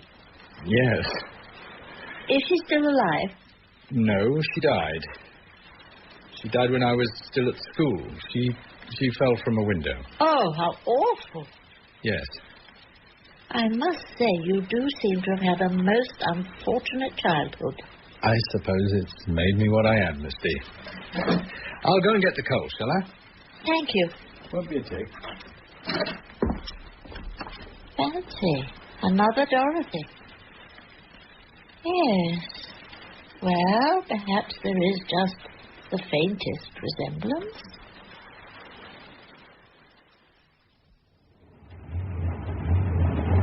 Well, it's got to be here or hereabouts. They give you directions? They said something about a little square, a sort of ornamental garden. It's just past the railway station somewhere. Oh, there's the station. Okay, when we come to the square, we turn right. It can't be far now. Close to the sea, aren't we? Suit Magnus. Yes. I just hope this won't turn out to be a wild goose chase. It won't be. I know it won't. Jack. The Vienna burn box, the one they think Magnus took. He did take it, Mary, no question. Yes, well, what's in it? Oh, the usual gubbins. Anything you'd rather self-destruct than let fall into the wrong hands. What about the station gun? Guns don't self-destruct. Uh-oh, it's a rat locker. Looks like we're there.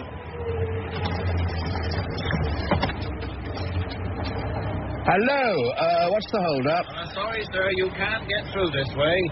There's a gas leak in the square. My ID, Superintendent. Your people should be expecting me. Oh, just a minute, sir. I've got a list here. Bramall. Here you are, sir. Brotherhood. Thank you very much. And the lady?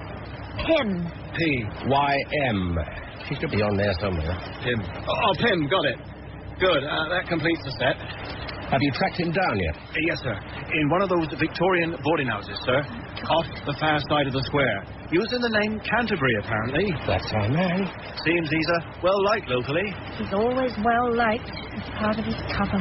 Where are the rest of my lot, Superintendent? Waiting in the church hall, sir. Next street, about 50 yards from the square. Do we have to, Jack? I'm not sure I can face them. I'm not sure I can. We'll stay in the car if it's all the same to you. I'm not sure the Chief Constable will like that, sir. We'll move later if he insists. It's my case. I need to see what's going on. Well, I'll have to ask him, sir. You do that. Is there somewhere we can park where we can see the house? There's a little side street that leads into the square. Sounds perfect. How do I get there? You go back to the station, first left, and then second left brings you straight into it. Thanks. Don't get too close to the square. We don't want him to see you.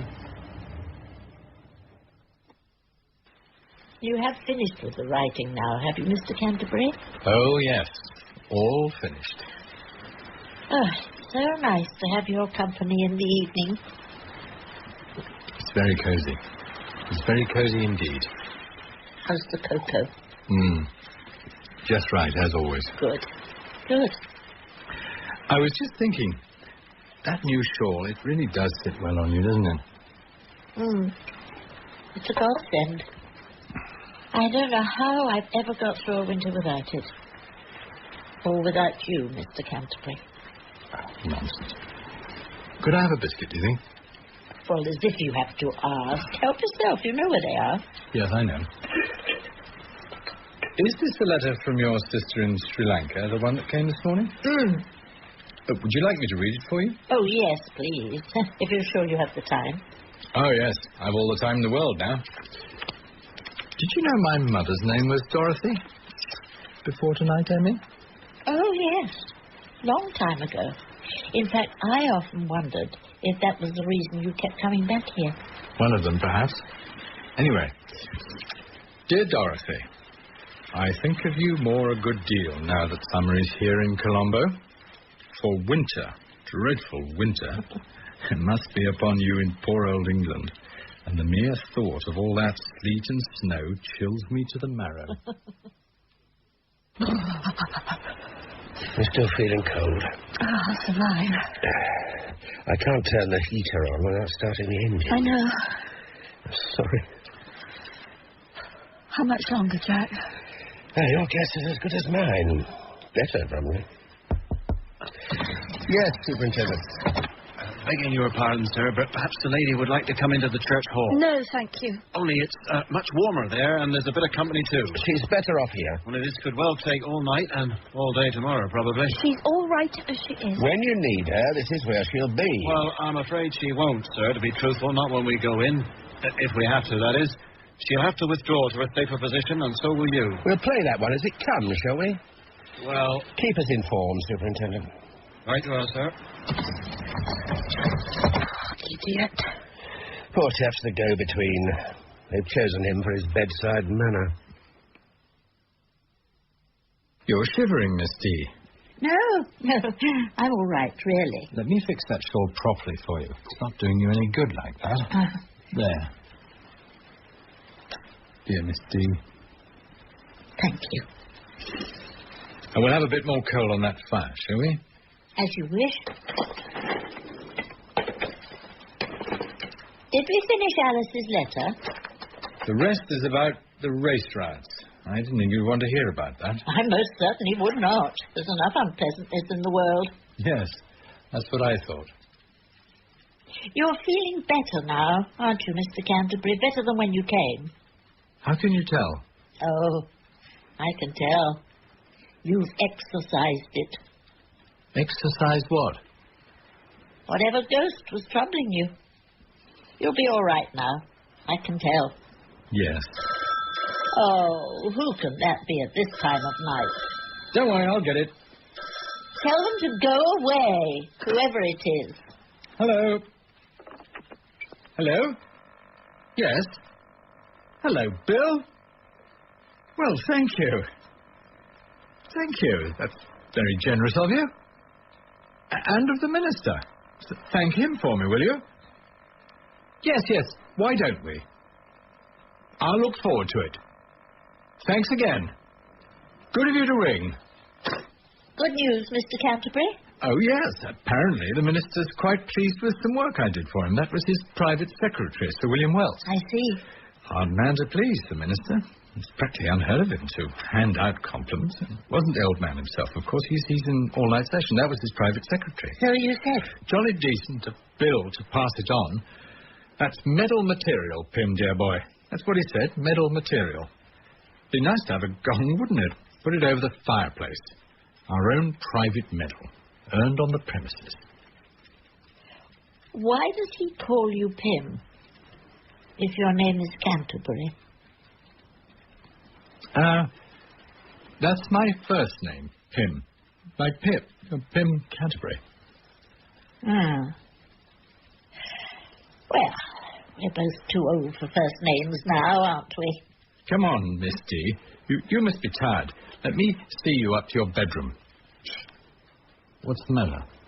Is it my imagination, or is the square very quiet tonight? It's always quiet, isn't it?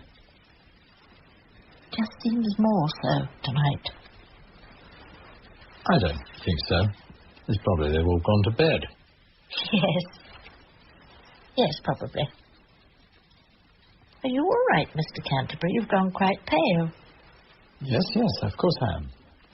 Perhaps I shouldn't have had that cocoa tonight. I do hope it doesn't keep you awake. I'm sure it won't. I'll just see you upstairs, shall I? Thank you. I like the idea of a medal. I do so admire a man who gets a medal. Jack. Hmm? What are those men up to? Where? On the roof, there. See? Oh, yes. Who are they? Oh, God knows. SAS, probably. Nothing but the best will do now, it seems. Uh-oh, here comes the super. Not again. He's doing his best, Mary. What news, Superintendent? Message from the roof, sir. They wondered if you knew exactly what weapon our friend is alleged to have in his possession. Well, if it's the one in the burn box, it's a standard issue service revolver, a Browning 38 automatic. Oh, God. What about the ammunition, sir? Only it would be nice for them to know the carrier, you see. Well, short-nosed, I should think. But definitely not a stopper or a dum-dum. Well, why the hell should he want a dum-dum? Well, how should I know, sir? No one tells me anything. It's tight-lips all round. You any idea how many rounds he's got? Oh, for God's sake, he's not going to start a war. Start a what? Assume he has one magazine and a spare, Superintendent. Thank you, sir. You can't blame them for asking, sir. No, of course not. Oh, I don't suppose you know how good a marksman our friend is? Very good. He's been trained and topped up all his life. Good job they asked, then. I'll tell him. Why don't they just let me go in and bring him out? That's not the way it works, Mary. You know that.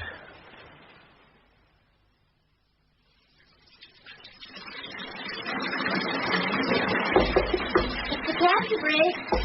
Are you there, Mr. Canterbury? One moment, Misty. Sorry.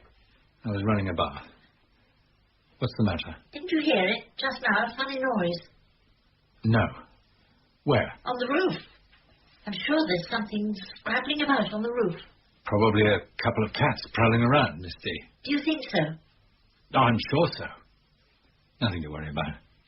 I do hope you're right, Mr. Canterbury. I don't like strange noises. They make me nervous. Me too. Good night, Mr. Canterbury. Good night.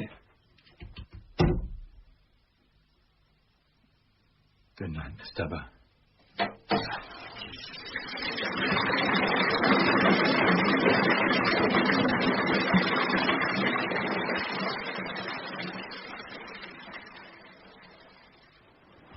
The Chief Constable's compliments, sir, and he'd like you and the lady to move into the church hall now, if you wouldn't mind, sir. No, Jack, I can't face them. I really can't. All right, Mary. We stay here, Superintendent. The Chief Constable is rather insistent. So am I. Anything else? Well, what about this box device our friend is carrying? Well, the burn box? What about it? Well, I've asked in the church hall, sir, but they seem a bit above the technicalities in there. They referred me to you. Naturally. Only the boys on the roof would like to know what sort of charge it contains. It's self-consuming. It's not a weapon. Ah, but could it be used as a weapon? By someone, say, who's lost the balance of his mind? Well, not unless he puts someone inside it. What? I'll tell that, sir. They like a joke up there. It gets the attention out of them. Not unless he puts someone... What was that? You stay here. What the hell? For me, Jack.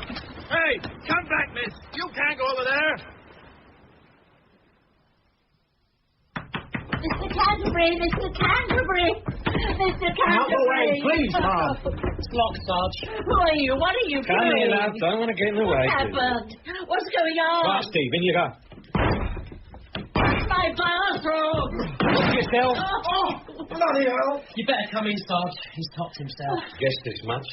Oh, what happened? What's going on? Stay there, man. Go on, Benny. Will someone please tell me what's going on? Oh, Mr. Canterbury. Get her out of here. Come away, man. There's nothing you can do for him now. Why? Why are you letting stand? Look after her, Jim. She's had a hell of a shot. Right, Sarge. Come on, let's go down. Why do you have to do it in the bath? Very messy. What's this? Dunno. Addressed to Tom, whoever Tom is. Boyfriend? Could be. What's it say? You see, Tom, I am the bridge you must walk over to get from Rick to life. That all? Looks like it. Yep. What the hell's it mean? You's not the reason why, soldier. Let them out there sort it out. That's what they're paid for.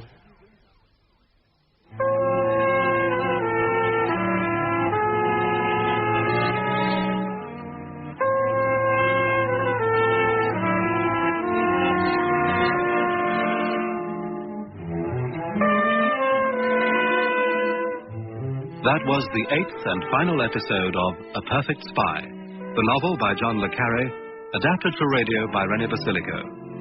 It starred James Fox as Magnus Pym, with James Grout as Jack Brotherhood and Brenda Bruce as Miss Dubber, and featured Harriet Walter as Mary Pym. Beau Bramall was played by John Nettleton, Nigel by Royce Mills, Kate by Natasha Pine, Dawny by Barry J. Gordon, the Police Superintendent and Mountjoy by Sean Arnold, the First Soldier by Patterson Joseph, Second Soldier by Desmond Askew, and the Sergeant by Sean Baker. The theme music was written by Max Harris, and the program was produced by John Fawcett Wilson.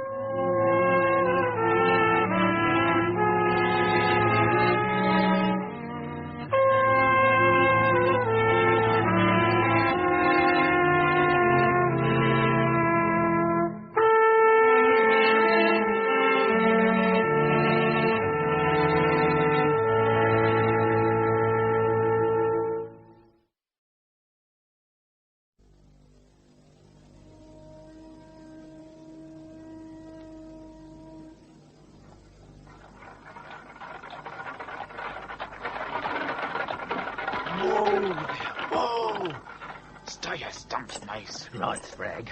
But keep an eye out for the blues. It's our necks if they glim this cargo. They won't. Not in this fog. Unless they're kipping under the bridge. Now, hold on to the legs. Get your end up, Mace. Steady. Right, start swinging. Now give a good shove. And may the saints have mercy on his own. That's their problem. Mine's a thirst, and it's killing me. Frag, the other bit. We forgot it. Then get rid of it.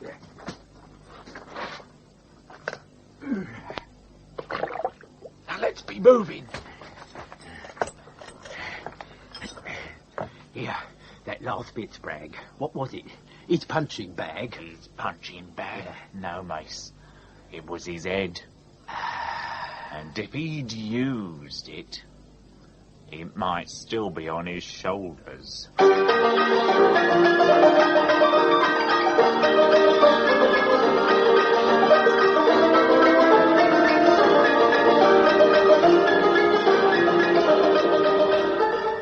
we present The Detective Wore Silk Drawers, a novel of suspense set in late Victorian times by Peter Lovesey and dramatized for radio by Geoffrey M. Matthews, with John Rye as Detective Sergeant Cribb, John Hollis as Constable Thackeray, and Steve Hodson as Constable Jago.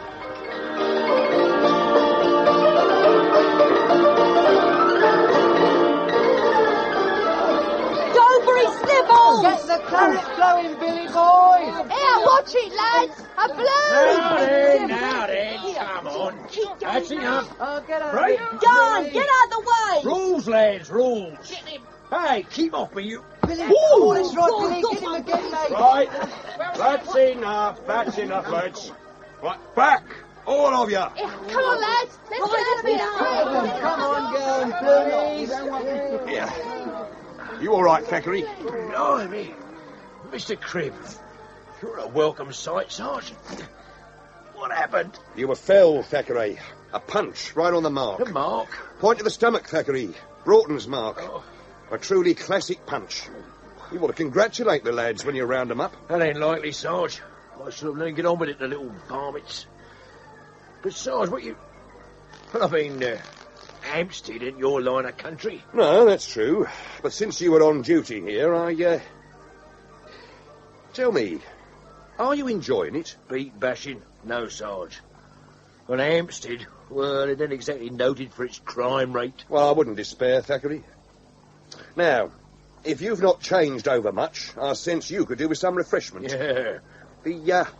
The back parlour of the Rat Catcher. You still welcome there? Oh, yes, Sarge. Ada and me, we still have our understanding. Excellent. Then, Thackeray, I suggest you return to your lodgings, get out of uniform, and meet me within the hour. It's possible I may have some news for you. Another murder, Sarge? No, Thackeray. Crime prevention, as decreed by Inspector Jowett. That'll be 4p, gents. I thought you had an arrangement, Thackeray. He does, but it don't apply to drinking. Now, Mr. Cribb. Well, there you are, Ada. And have one yourself. Oh, thanks ever so. At times I envy you, Thackeray. All the pleasure and no complications. Oh, I don't like you, Sarge. I mean, being sorry for yourself. I'm not, Thackeray, but, well, I was interviewed by Inspector Jowett this morning. You should have heard him. Flair, Sergeant Cribb. Imagination. Not long record of selfless service, Cribb, but flair. He said that to you? Exactly, but there was more. Seems the Home Secretary has sold him on using French methods. From now on, we follow the Sûreté. Oh, the one in Paris? Yeah. But according to Jowett, they never let go.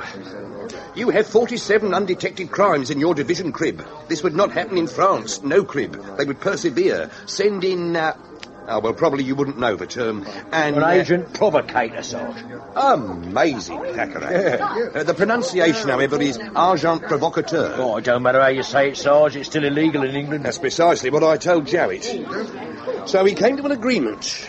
I would work with less formality, with officers who know my methods. Like you, Thackeray. Oh, there's certainly truth in that. Yeah, you don't mean I'm at the yard? At the yard, and attached to me. With 47 crimes still on the books. Well, I reckon before we start, another East India? Gladly, Thackeray. And as Ada's approaching... Don't want to disturb you, Mr. Cribb, but this bloke says he must talk to you. Oh? Proper smelly he is, too. And they got rid of him, except he knows you're a blue. And I never round. And what I've got to say, well, I reckon it'll be worth the point. If it ain't, me name ain't Milligan. Well, go on, woman, me thirst ain't used to waiting. 3 pints, Ada. Right you are. Right. Start talking, Mr. Milligan. 5 bob. For what? A corpse. Man or woman? Man. And it ain't 10 minutes from here. Oh, well, in that case, Thackeray, we should be able to locate it. We know where to look, don't we? Know where to look? I may be old, mister, but I ain't daft. So make it 4 bob, eh? Do we pay him, Thackeray? For what, Sarge? I mean, it don't take a sharp nose to tell he deals in cockles, eh? And the only stalls around are at Blackfriars. Yes. There's always 3 or 4 corpses a month there. Well, if you're not interested in murder... What says it's murder, Milligan? Well, it ain't got no head, mister. And headless corpses don't jump off bridges. There's the body, Sarge. Caught up against the arch. Yeah, well, you'd better haul it in, Thackeray. Me, Sarge? Well, it might be better if we waited. The lads from the morgue, they'd be better equipped. Yes, to cart it away, Thackeray. But I want an expert examination. And with the tide going out... As you say, Sarge. Oh, and, Thackeray, keep an eye out for the head. Right. Now, as for you, Milligan, I'll need a statement. Take this note to the Nick at Blackfriars. I'd say you forgot something. No, it's in the note. A florin in exchange for a statement. Well, on your way, then. Oh, you appear a trifle damp, Thackeray. The tide's coming in, Sarge. I reckon he's been dead about 4 days. There's a couple of things fair baffle me. Oh, well, in that case, Thackeray, I'd better have a look. Oh, yes. He's quite a big fella. Yeah, about 5'9". Well developed. I reckon a saw crosscut took his head off. Yeah. You didn't spot it? Not anywhere, Sarge. Well, that could make identification a problem. Oh, he's got a good thatch of ginger on his chest. It won't be too difficult to match up with the head. If we ever find it, Sarge. But there's still a few things to go on. Now, that mark between his muscles... Yes. It's made by a cord running between deltoids and biceps. Yeah. Well, he's obviously a working man. A brickie, tanner. Could even be a puddler. I say he was a brickie. Your reasons, Thackeray? Well, look at his forearms. Moulding clay develops them a fair treat. Now... the scars on his palms, they could be from brick edges. Yeah, that's a fair assumption, Thackeray. All right, let's turn him over. All right, there we go. Oh, blimey. Come on.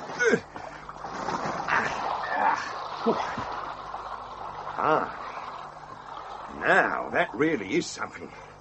Those bruises were inflicted before death, agreed? I hope you say that, Sarge. Now, look at his knuckles. More scars. And the size of his fists.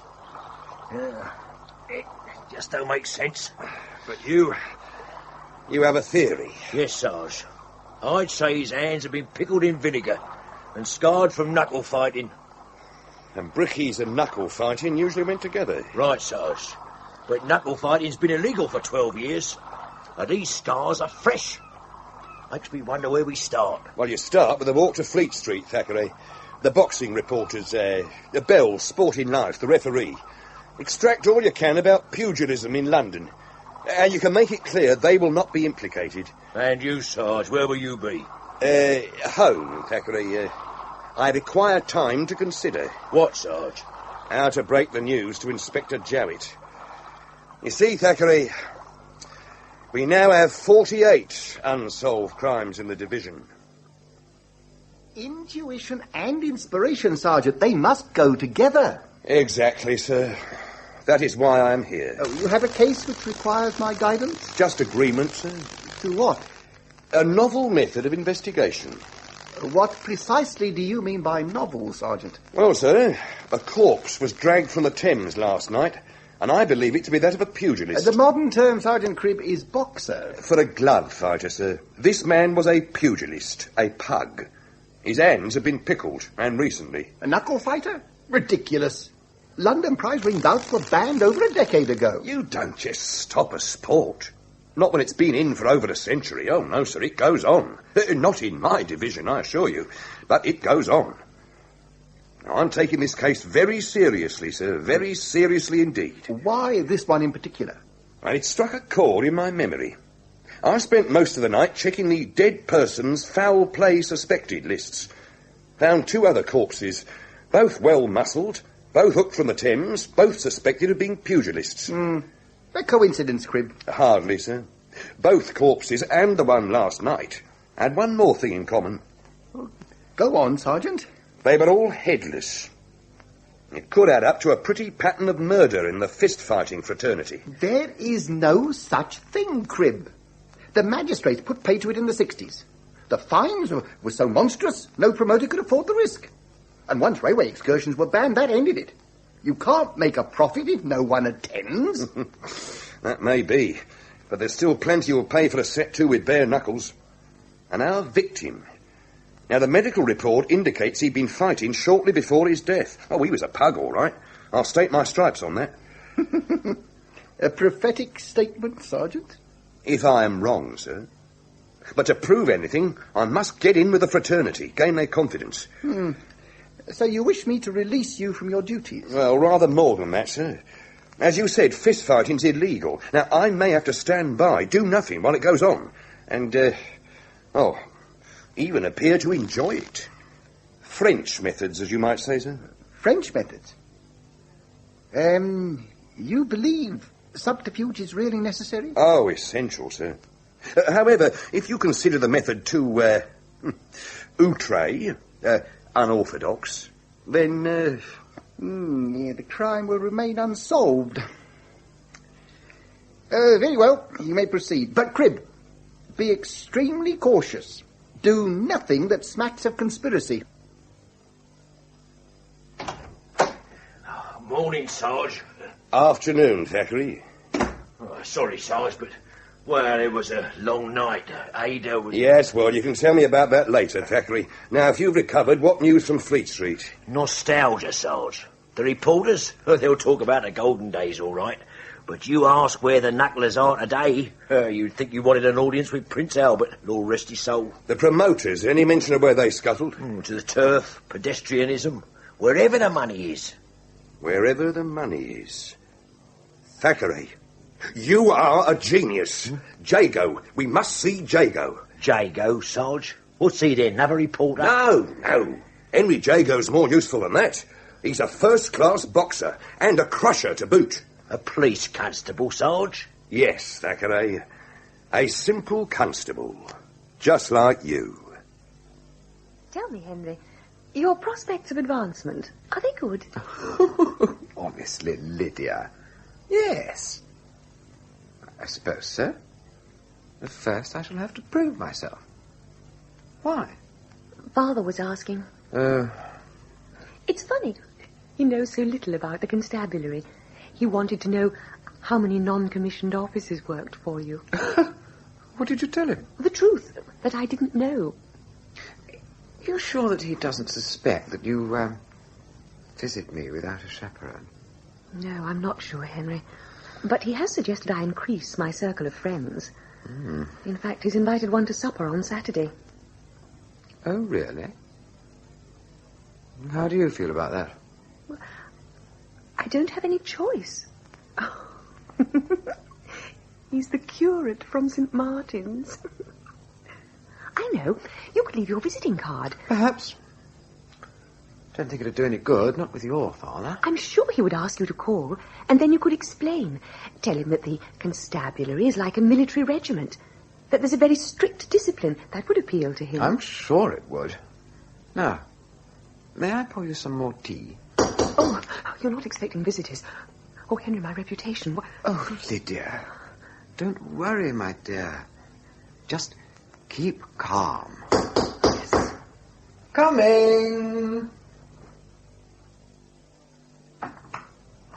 Yes? Oh, Sergeant Cribb. Afternoon, Jago.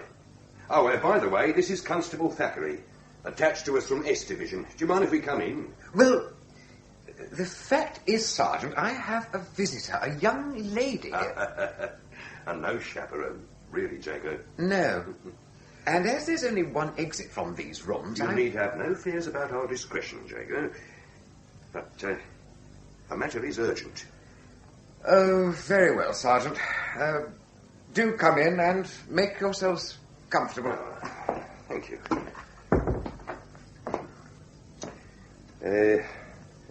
What about your lady, Jago? Yes. If you'll excuse me for a few moments.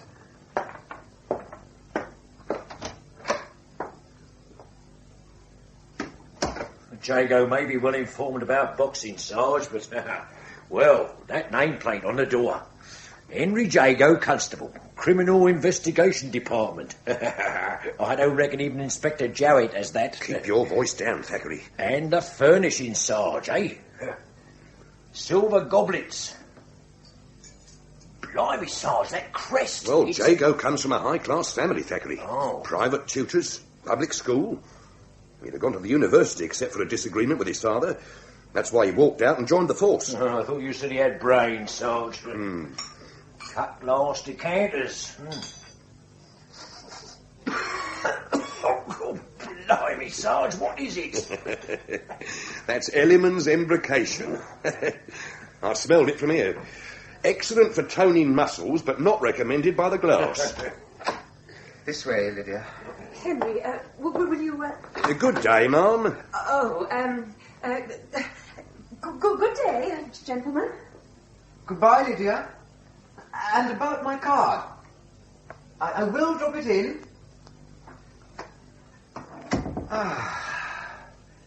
And now, Sergeant, Mr. Thackeray. You have my fullest attention.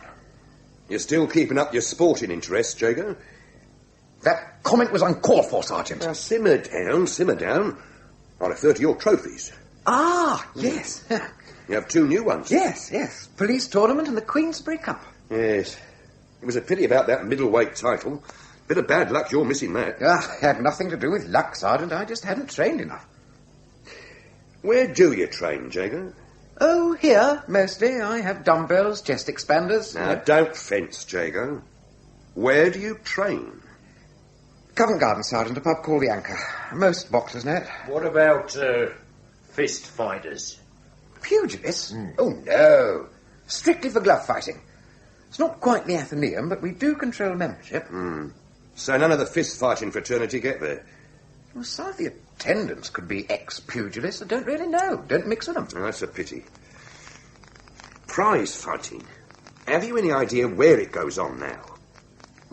Kent, Essex. It's not prudent to delve too deep, at least not for me. Curiosity in the cat, you know. The fraternity at the Anchor, Jago, they know you're on the force. Oh, hardly. No. Anyone asks my business, I say I'm a clerk in Whitehall. Fair bit of truth, eh, Jago? Yes, more's the pity, Mr. Thackeray. Yeah. Well, Jago, seeing you're unhappy with the statistical branch, I'll change that. From tomorrow, you report to me. And my duties? We'll commence at the Anchor.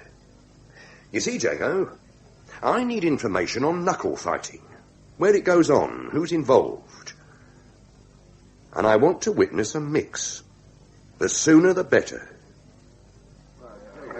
Quite a bit of activity, eh, Sergeant? It seems you acquired a reliable informant, Jago. Who is he? The station master at Fenchurch Street. How did he know about it? Railway tickets, Thackeray. Apparently there was a heavy advance sale. Doesn't say it was a knuckle fight. No, but to quote him, I tell you, mister, the day one of the fancy endures a train journey to see a bloody waltz with muffs on, well, it ain't come yet. And in my opinion, mister, it never will. Judging by this gathering, you might be right.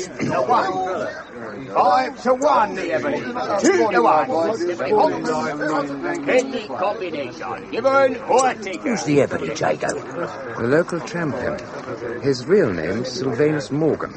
But he fights as Ebony the Black Panther. Oh, that's an odd choice. Why, Jago? A natural choice, Thackeray. You'll know when you see him. That big fellow there's the challenger. Meanix, the Stepney Ox. Never meet him at the Anchor, Jago. Meanix? Hardly the type we encourage, no. Then where would he take his breathings? Oh, there's plenty of places for cattle like him. The Lambeth School of Arms, for instance. A filthy smelling hole. I'm surprised you know it, Sergeant. I visited it last night. Crowds pet like herrings and smelling the same way. What was the fighting like, Sarge? Barely within the law. Gloves, with the padding removed. Timekeeping variable. Rounds timed according to the state of the pugs.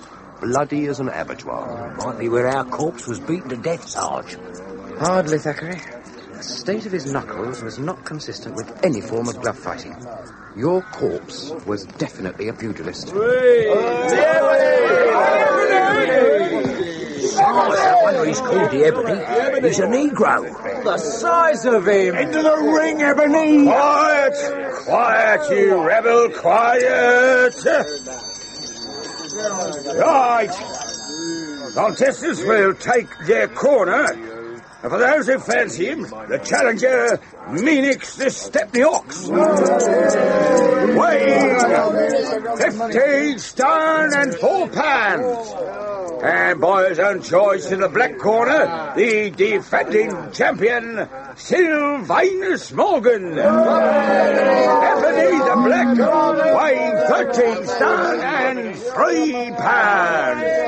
Right, contestants toe the stretch and start fighting.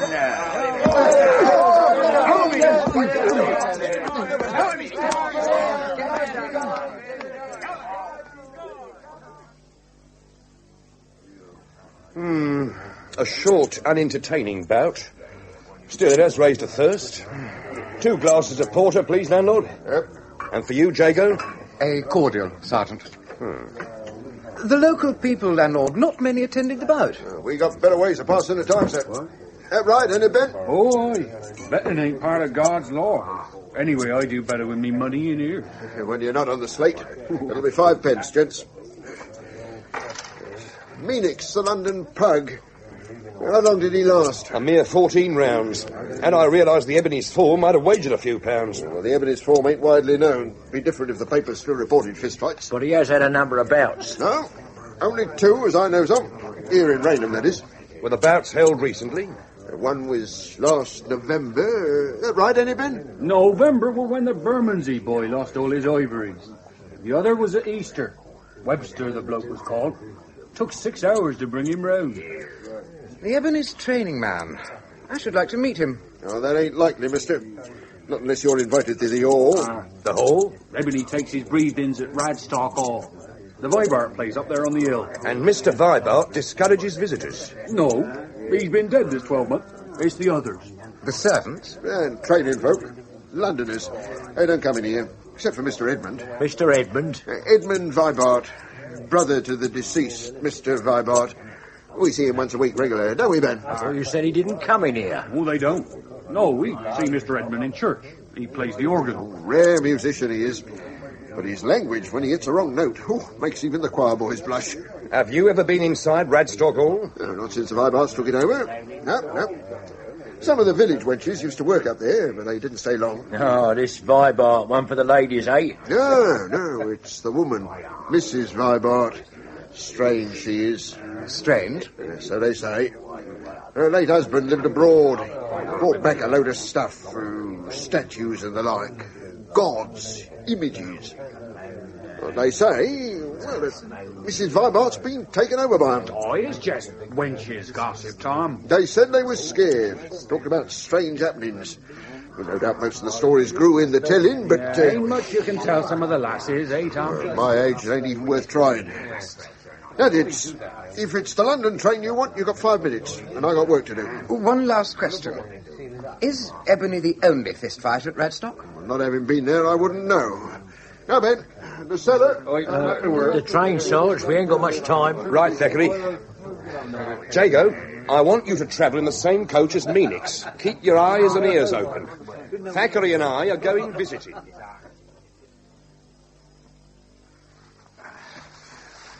Which way, Sarge? Towards the lighted window. Thackeray, watch out for the cucumber frames. Ooh. Sorry, Sarge. Hey, Sarge. It's a gymnasium. Yeah, and handsomely equipped. Thackeray, there, on the chaise longue. It's the Ebony, Sarge. And I'll wager the woman is Mrs. Vibart. Yeah. Dressed a bit strange, ain't she, Sarge? That's a sari. Traditional Indian dress, Thackeray. Is what she's doing to the Ebony traditional as well, Sarge? Blimey, I wouldn't mind having my muscles toned like that. Yes, no doubt, Thackeray. Now keep quiet and hand me your knife. Here, you're not planning Their conversation, Thackeray. It could be of interest. Oh. Now, if I can slide this window open a fraction. There. Now, very quiet, Thackeray. Lie quietly, Sylvanus. Relax. I could have ended that fight on the first round. The gods would not have been pleased. I would not have been pleased. The gods? I don't listen to your gods. You said to fight Minix until the 14th round, so I obeyed. But the next time, it mightn't be so. Faith, Sylvanus. You must have faith. I need better antagonists. But Sylvanus, Minix was a champion, the best available. And we did make money. That's not why I fight. You know that. Yes, but finding new antagonists for you is difficult. Ooh. Oh, your poor ribs. Are they very sore? Next time, Sylvanus, I must be present. I would not be the first woman to attend a prize fight. Why don't you listen, Isabel? If I leave here... Leave, Sylvanus? No, you will not leave me. You couldn't. When I came here, you made me promises. And I kept them, Sylvanus. Every time. 2 bouts. But not with good opponents. Because you are not ready yet. You know I cannot afford any more mistakes. The others, we forced them. Took them to the top too soon. That must not happen to you. Your body, Sylvanus, is too precious. The gods would not want your blood. Now, lift your arms. Did you know that handmaidens did this in ancient times to their kings? I will not fight any more farm boys. The next one, Sylvanus, will be different. Very different. Now you have been anointed. You must sleep. There.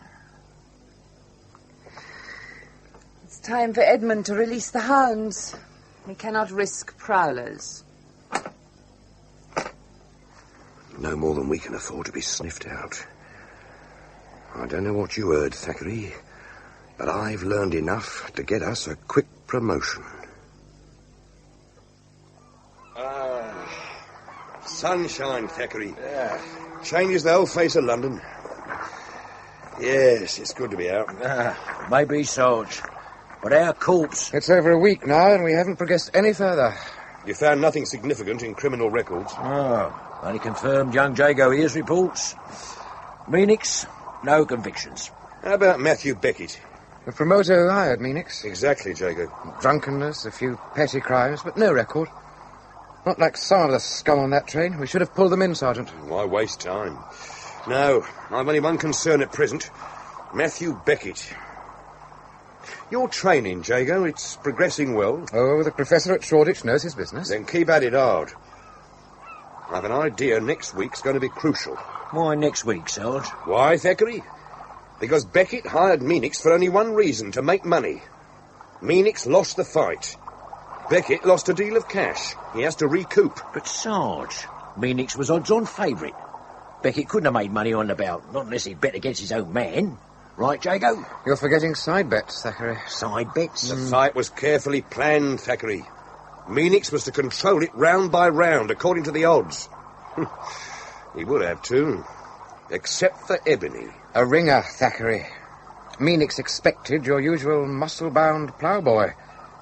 What he got was a superbly trained fighting machine. Now, Beckett would have placed his bets in advance, so... So he lost heavy. And his fighter beaten to a pulp. So if he plans to recoup... A new pug. Yes, and this time a real fighter. Do you think he's got someone in mind? Yes, the word is that he wants the ebony. Oh. I'd better be on my way, Sergeant. Yeah, right you are, Jago. The professor doesn't like to be kept waiting. Our corpse, Sarge.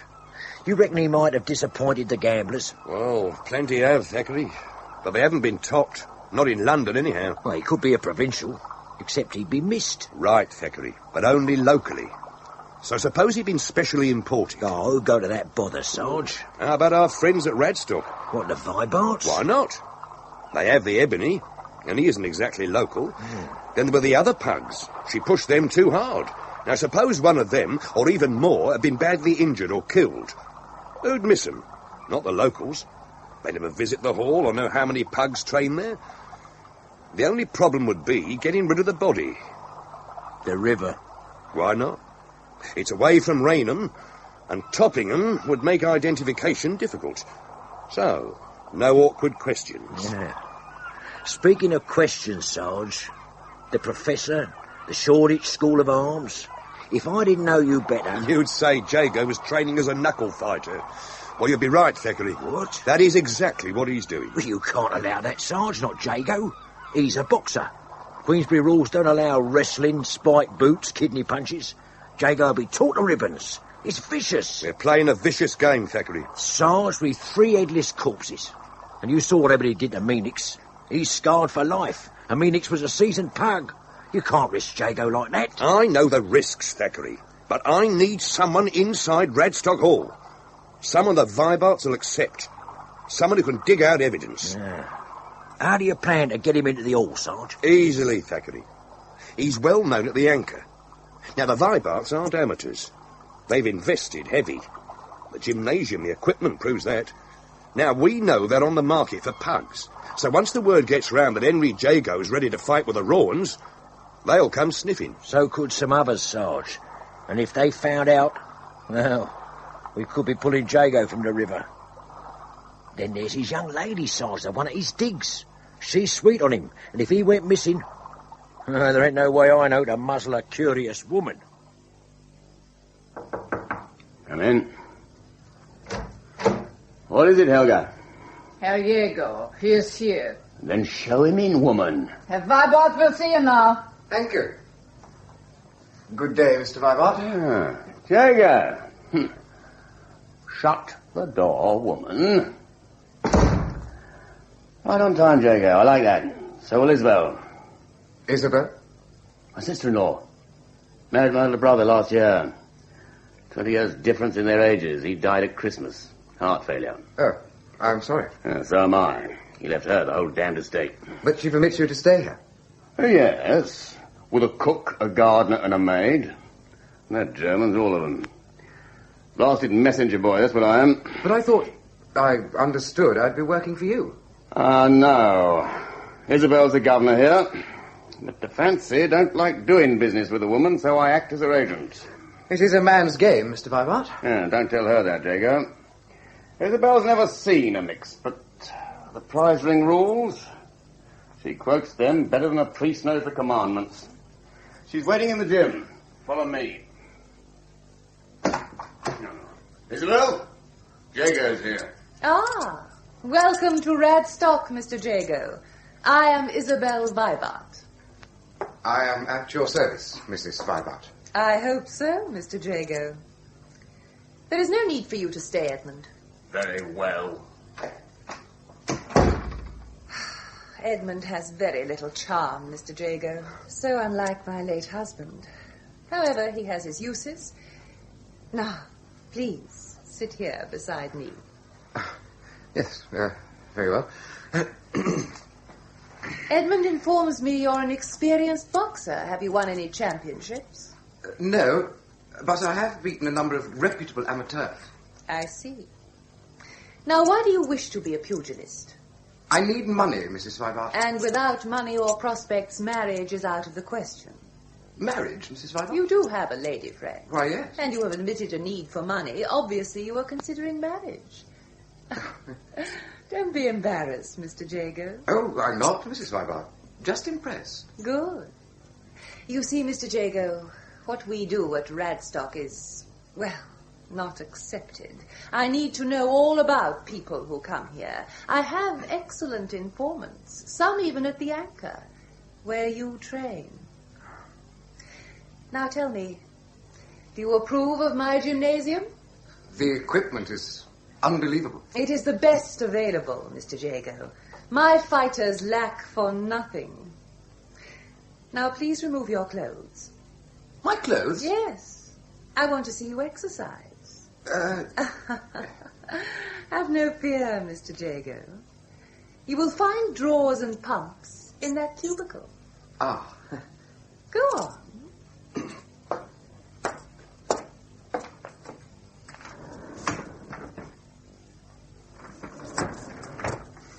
The white set should fit you perfectly. Ah, yes, I see. Are there, many fighters in training here? Only one at present. He fights as Ebony, the Black Panther. And you got all this equipment just for him? No. No, there were others, but they left. They did not reach the top, Mr. Jago, and I do not accept failures. Yes, the whites do suit you. Your other pugilists, perhaps I knew of them. No, they were from the Midlands and no doubt returned there. Now, do some press-ups. Ready? Down, up, down, up, down, up. Stop. Now, if I may touch you. You have a sound heart, Jago. Biceps are strong. But your weakest points are your diaphragm and your legs. We will work on those. Now, turn around and flex your arms. Ah, a handsome show of flesh. Don't stop, Isabel. So, this is the new one. His name's Henry Jago.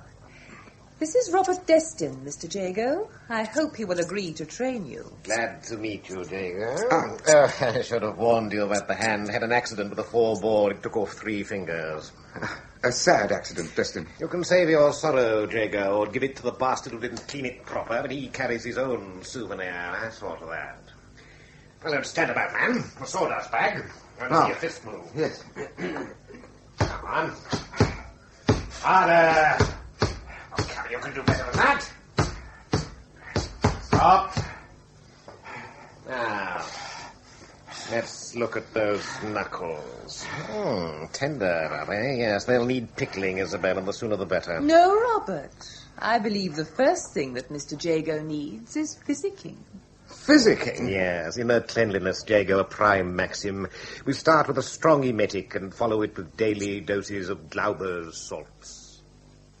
Glauber's salts for a week? Blimey, Sarge.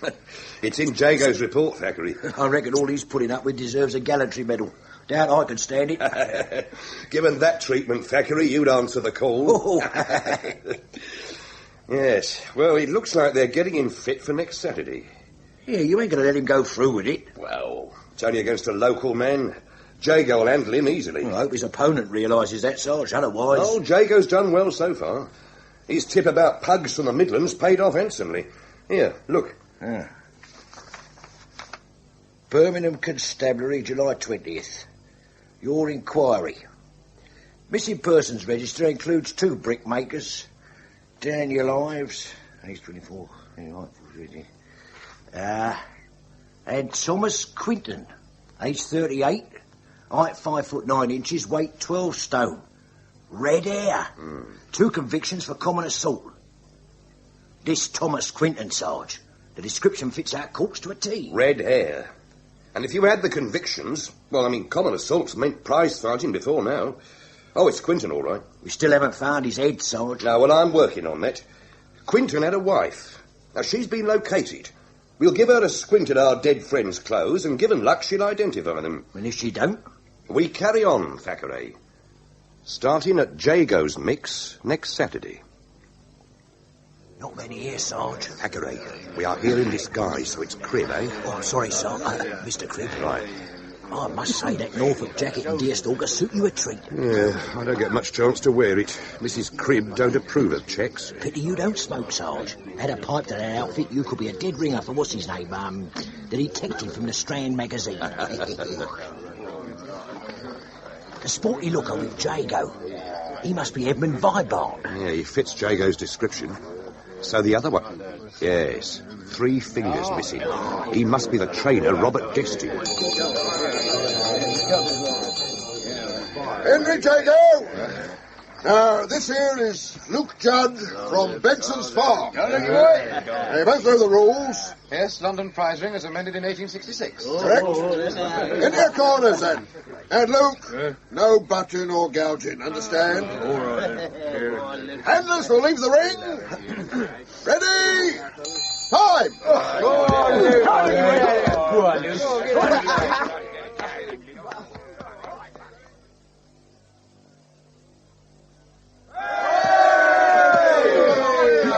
Jago's shins, Mr. Cribb. They're bleeding. Jud's wearing spiked boots. They're nasty weapons, but allowed. Keep clear of his feet, Jago.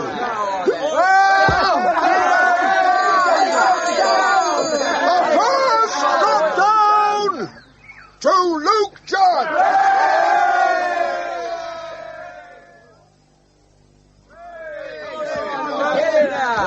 6 rounds and Jago's still fighting. I told you he had guts, Thackeray. I knew the professor's trading would pay off.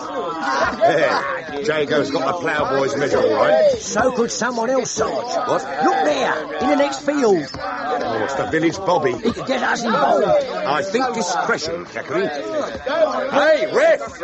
Over there! The Blues! We've been spotted! The Blues! Oh, the Blues! There we are! Stay where you are! Not in the Queen's name! He's given him enough warning. He's local, Thackeray. It wouldn't pay him to arrest anyone. Looks like Destin's away. So's Vibart. He's heading straight towards the constable. Hey, where are you off to, Sarge? To join Vibart. I'll see you later, Thackeray. A fine tribute to the manly Vibarts. One middle-aged constable on a tricycle and Edmund runs. Straight into his arms. Ah, Jago. Mrs. Vibart. Sylvanus? We were just discussing the fight. I think it calls for a celebration. The champagne, Robert. The magnum, I think. Right. It was hardly a victory, Mrs. Vibart. That was not your fault, Jago. You fought well and to instruction. Except for that interfering blue. Stopping the mix set me back 50 guineas. But I'll win it back. Damn me if I won't. Yeah. Isabel. Thank you. And, Ebony. Now, to your next bout, Jago. Thank you. They talk of your fight, Jago, praise you, make promises, but there's no mention of me. Tell me, Robert, when will Jago fight me? You fight Jago, you're out of your mind, Ebony. No, and my given name is Sylvanus Morgan. Mr. Sylvanus Morgan, so use it. Right.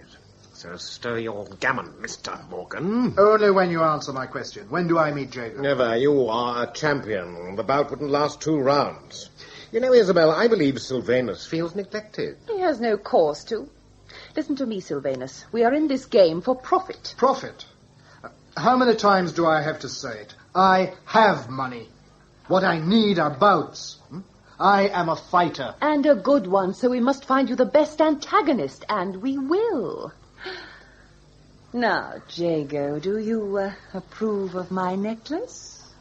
It's very becoming. A jeweled cobra ready to strike. Yes, it is very becoming. Was it crafted in India, Mrs. Vibart? Yes, like most of the objects in this room. The necklace was a birthday present from my husband. Do you approve of his collection? Well, yes. I'm no expert. But I'd say some of the items were priceless. This particular statue is quite fascinating. Ah, it is one of my favorites. Yes. Do you know what it represents, Jago? An Indian deity? Yes, Jago. That is Kali, the Black Earth Mother. She is supreme. You know why, Jago? Because they are afraid. The legend is she danced on battlefields and ate the corpses. Gives me nightmares every time I think about it. So she should, Robert. But Kali could be beautiful as well. With those 4 arms. Wouldn't mind seeing you in the ring with her, Ebony. Wouldn't know who to bet on. 2 arms were to shower blessing.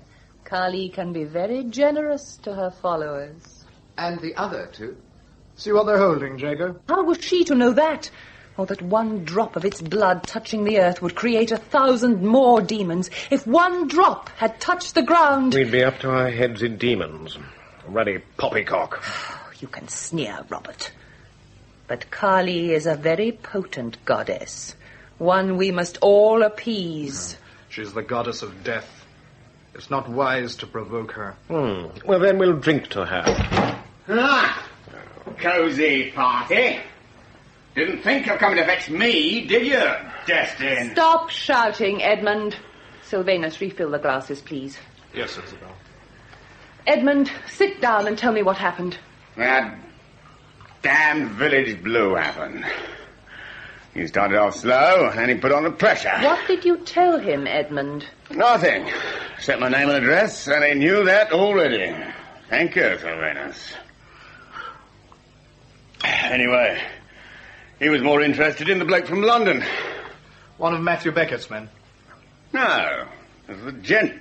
Tall chap, Norfolk jacket, deerstalker. Yeah, I reckon he's there for the night. And that's what I'm calling it. After you release the hounds. Well, Edmund? I'm Mike Short, Isabel.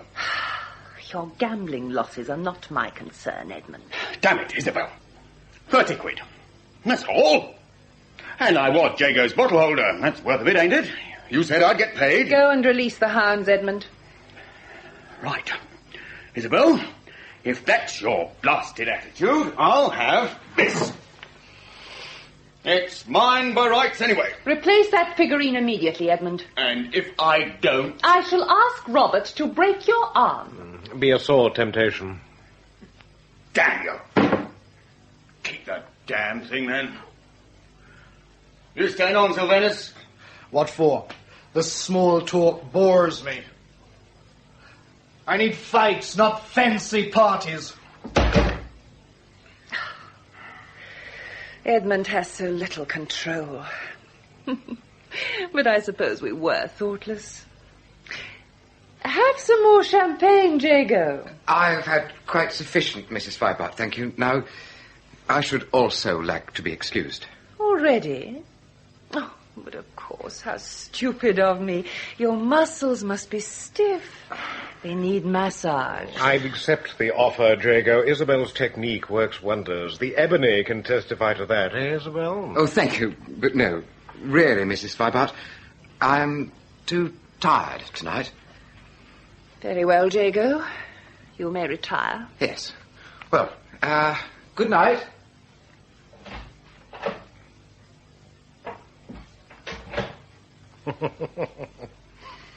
You thought you'd get your way, didn't you? You'd like to get your hands on his body, knead his muscles back to vitality. You are forgetting your place, Robert. No, you're the one who's forgetting. I think I don't know about your peephole the way you sit watching, getting pleasure when your pugs suffer. No, I watch them for their own good. I want no more failures. Why lie, Isabel? You watch them for enjoyment. Your training program. It's meticulously planned to break them. Oh. You want them to fail, to exhaust themselves. Then you've got them. But Ebony's cottoned on, and that's why you've turned to Jago.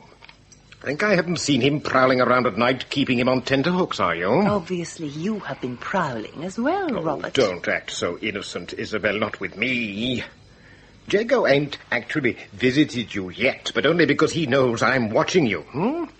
And tonight, when you're ready, he's too weary.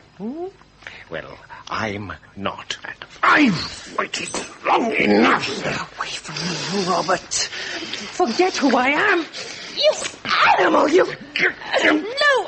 You enjoyed this animal once, Isabel, and you'd be willing with Jago, wouldn't you? Don't fight, Isabel. Just think of the past. What we meant to each other. Very well, Robert. But remember, only a fool takes a woman when he gives her no pleasure. and be warned. Carly will be revenged.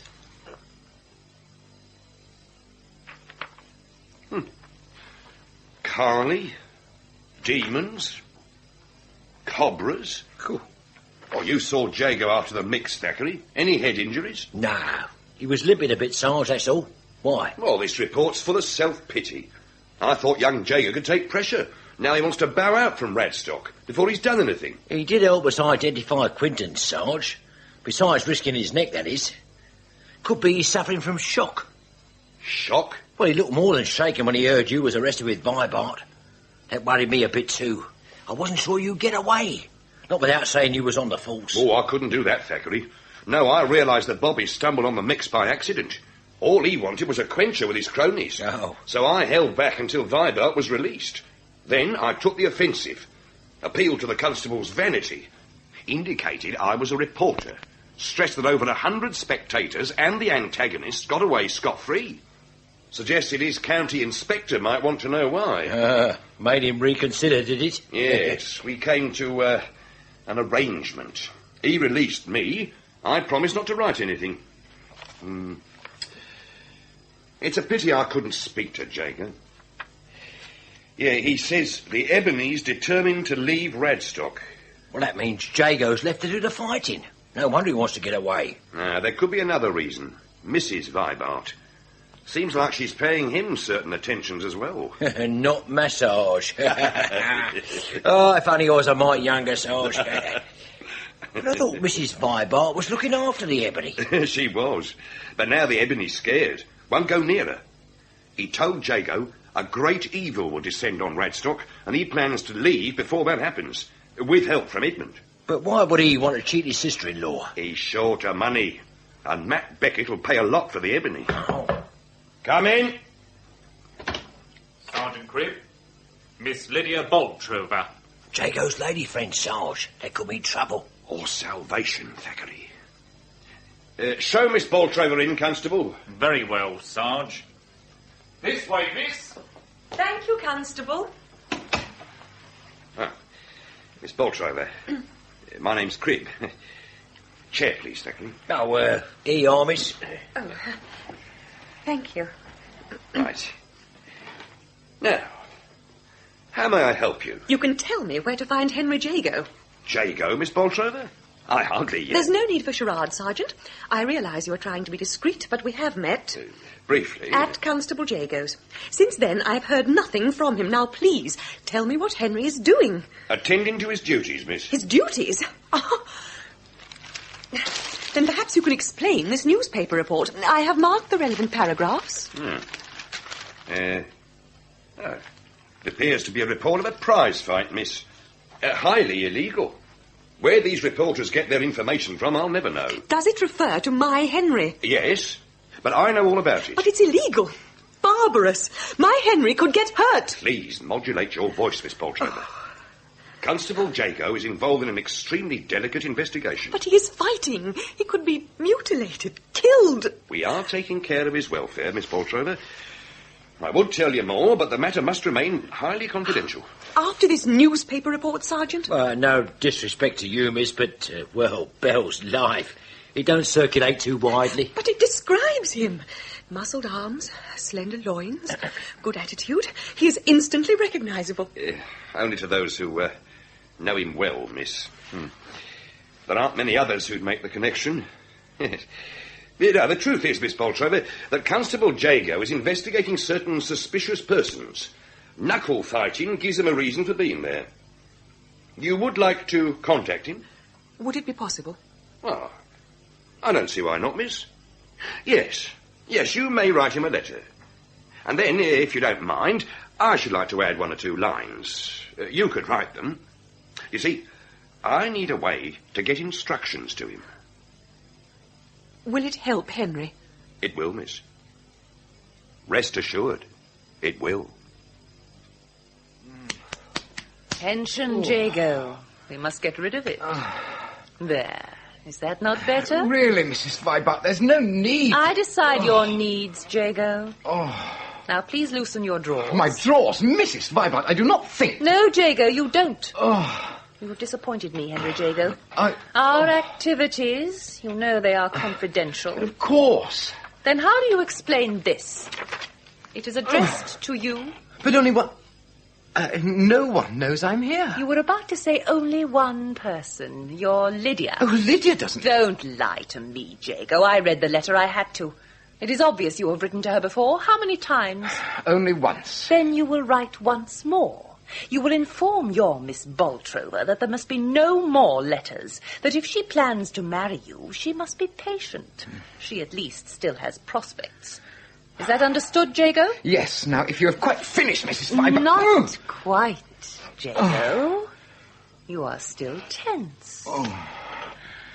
You have such a fine back.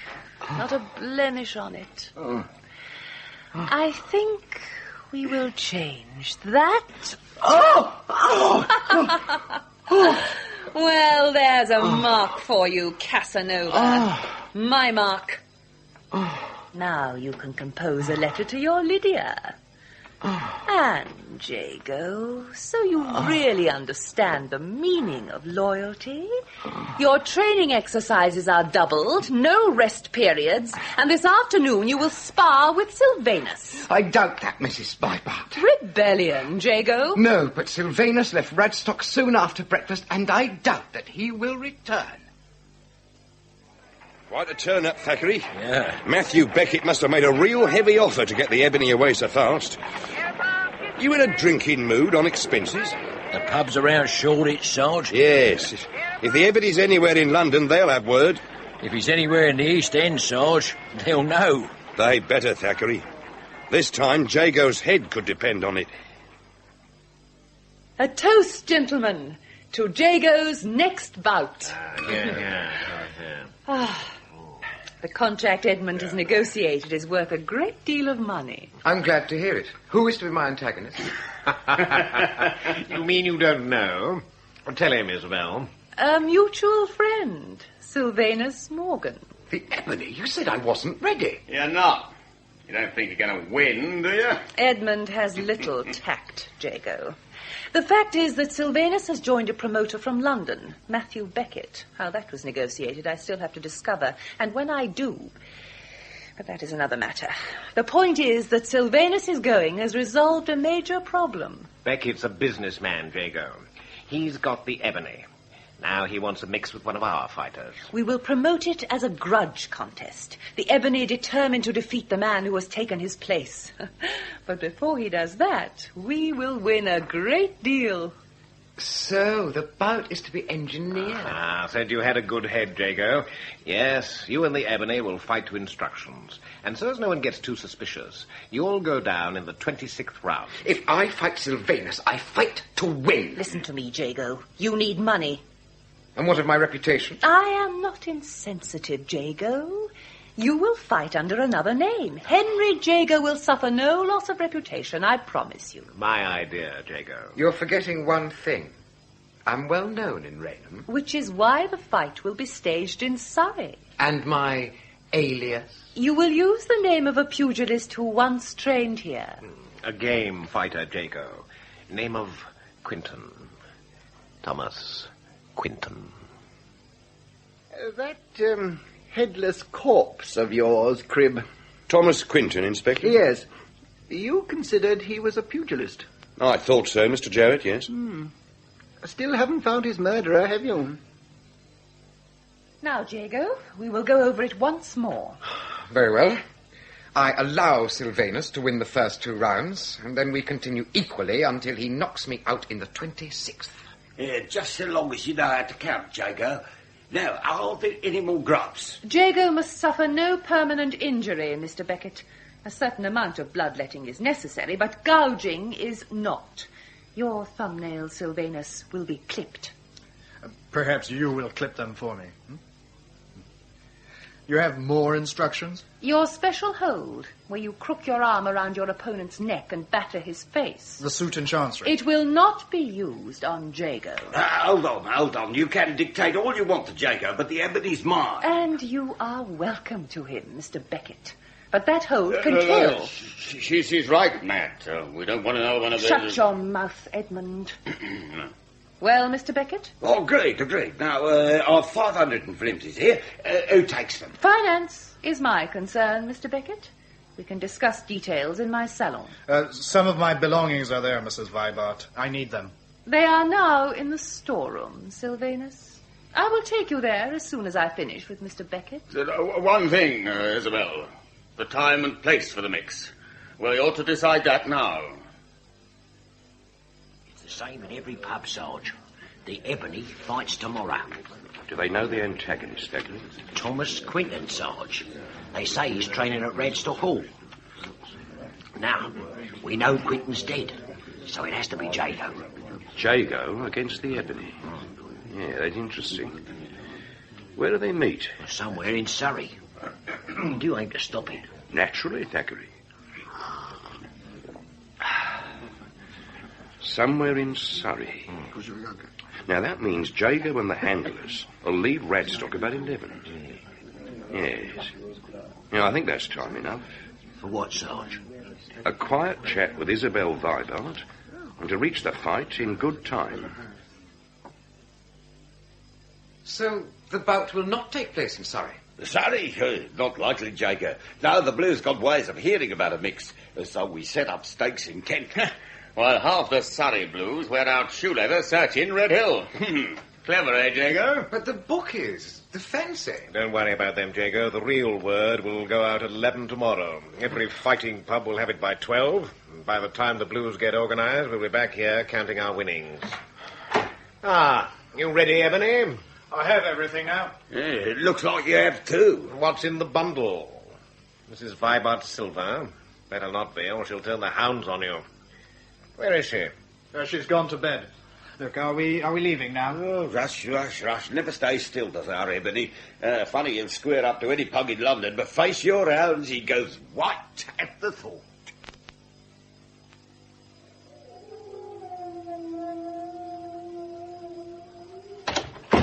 Vibart! The hounds, Vibart. They're outside Isabel's window. Funny she hasn't heard. Better have a look. If anyone can shut him up, it's Isabel.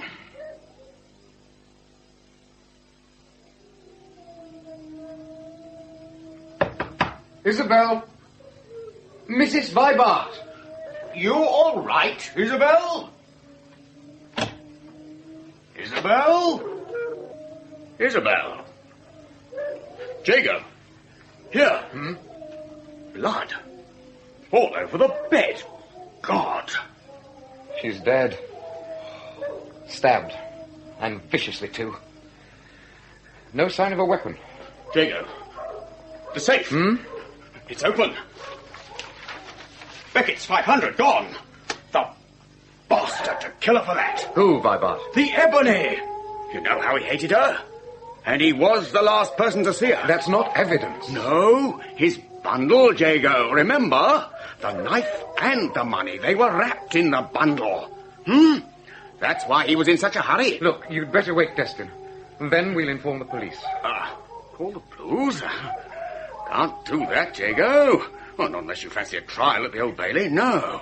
We'll have to deal with this ourselves. The first thing, then, is the dogs. Try and silence them. I'll get Destin. I can't think why they're in such a state. They smell blood, Vibart. Now, for heaven's sake, go and quieten them. Right. I'll try. Now, dress hung up carefully.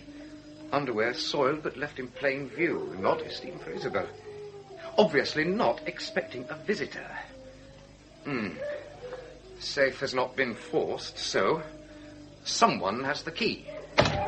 Isabel, what the hell are you doing here, Jago? She's dead. Murdered. Vibart and I found her a few moments ago. Those shots.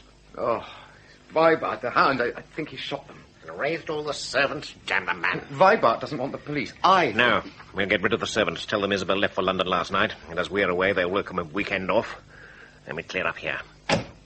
Edmund, you stupid fool. Oh, Jago said to silence. You didn't have to shoot them. Why not, useless animals?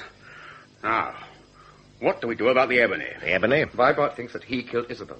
Matt Beckett's 500. What, it's gone? It doesn't mean the ebony took it. And who else, then? And Beckett. He could be in this as well. Then we've no problem. If Beckett's got the cash, he'll hold on to it, even if it means sacrificing the ebony. Then we settle him. I'll knife him myself. We've no time for poetic justice, Edmund. We'll shoot him after the fight. And how will you dispose of the body? We get Spragg and Mace. They can look after Isabel as well. What's the best way, Edmund? Spragg and Mace? They're disposal experts, Jago. Not your concern. All you do is carry on with the mix. Isabel Vibart, Sarge. Suppose she won't talk.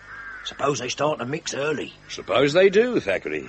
Jago could be crippled for life. Hardly, Thackeray. Anyway, I've more important business here than sparing Jago a few rounds in the ring. The man's had a week's instruction on full pay. He can look after himself. And if he can't? The yard will pay his doctor's bills. Oh, answer the door, woman. Don't seem like she's home, Sarge. Here, you reckon that's why the servants left? Very possibly, Thackeray. Find me a brick, will you? A brick? Well, not a break-in, Sarge, eh? Here we are. Not without a warrant. Me commit an illegal act, Thackeray? No, we are here officially to make inquiries into the death of one Thomas Quinton. We noticed a broken window and investigated. So stand well back.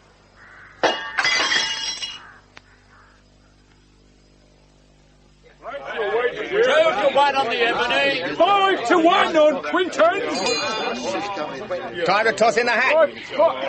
Your man ready, Beckett? He's in the ring, ain't he? You making the challenge, Quinton? Answer him, Jago. What do I say? Nothing. Just toss your hat into the ring. It's custom. Then climb in. And Jago. Yes? Take your time. You've got 26 rounds, remember?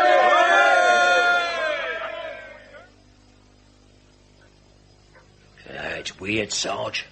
Those dead hounds, Mrs. Vibart's body laid out, clean sheets, the blood-stained linen folded away. Forget her, Thackeray. She was a handsome woman, and I'm sorry she's dead. But it's Quinton's murderer I want. The evidence is in this house. I know it. But the mix, Sarge, it'll be starting now. Only the preliminaries, Thackeray.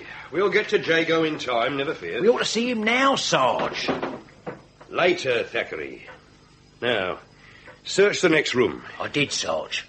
I found these under a mattress. A key and £500. The key fits Mrs. Vibart's safe. Making the motive theft. Which room was it? Well, I don't believe it, Sarge. But the room was Jago's. Jago! Come on, Jago! Now, take a deep sniff. Again. No, I wanted to clear your head. It's the shooting transfer testing. He's using it. It's my windpipe. Try a nip of brandy, it'll be as good as new. And remember, Jago, there's still 24 rounds left. There ain't time to search, Sarge. This house is too big. What we need is an army. An army? Thackeray, you are magnificent. Am I, Sarge? Radstock is a Tudor manor. There's a chapel in the roof. So there must be a priest's hole. Now, where would they have concealed a priest? Well, start looking, Thackeray. No. Well, you don't suppose Radstock was built by the Protestants, do you, Sarge? Pessimist. Thackeray? Thackeray? Where are you now? Well, I'm not sure, Sarge. But I'm inside the wall behind the window seat, and I can't get out. Well, if you got in, you'll get out. Well, you feel for a catch. A spring. The smell in here, Sarge. It's rancid. Hey, I found something. Yeah? It feels like a coat, but it's soaking wet. And there's a valise. I wish I had a light. Hey, I've got it, Sarge. Good. The catch. There we are. Good man, Thackeray. Now, Out you come. Oh, come on. Right. Right, there you go. Cool. Your hands, they're bleeding. Yeah. Are you all right? Yeah, I'm perfect, Sarge. Blimey. No wonder this coat felt wet. It's soaked in blood. Look. Fresh blood, Thackeray. Here, but look. These other stains. They're older, congealed. Oh. Well, they've been there some time. Here, get the valise open. Yeah.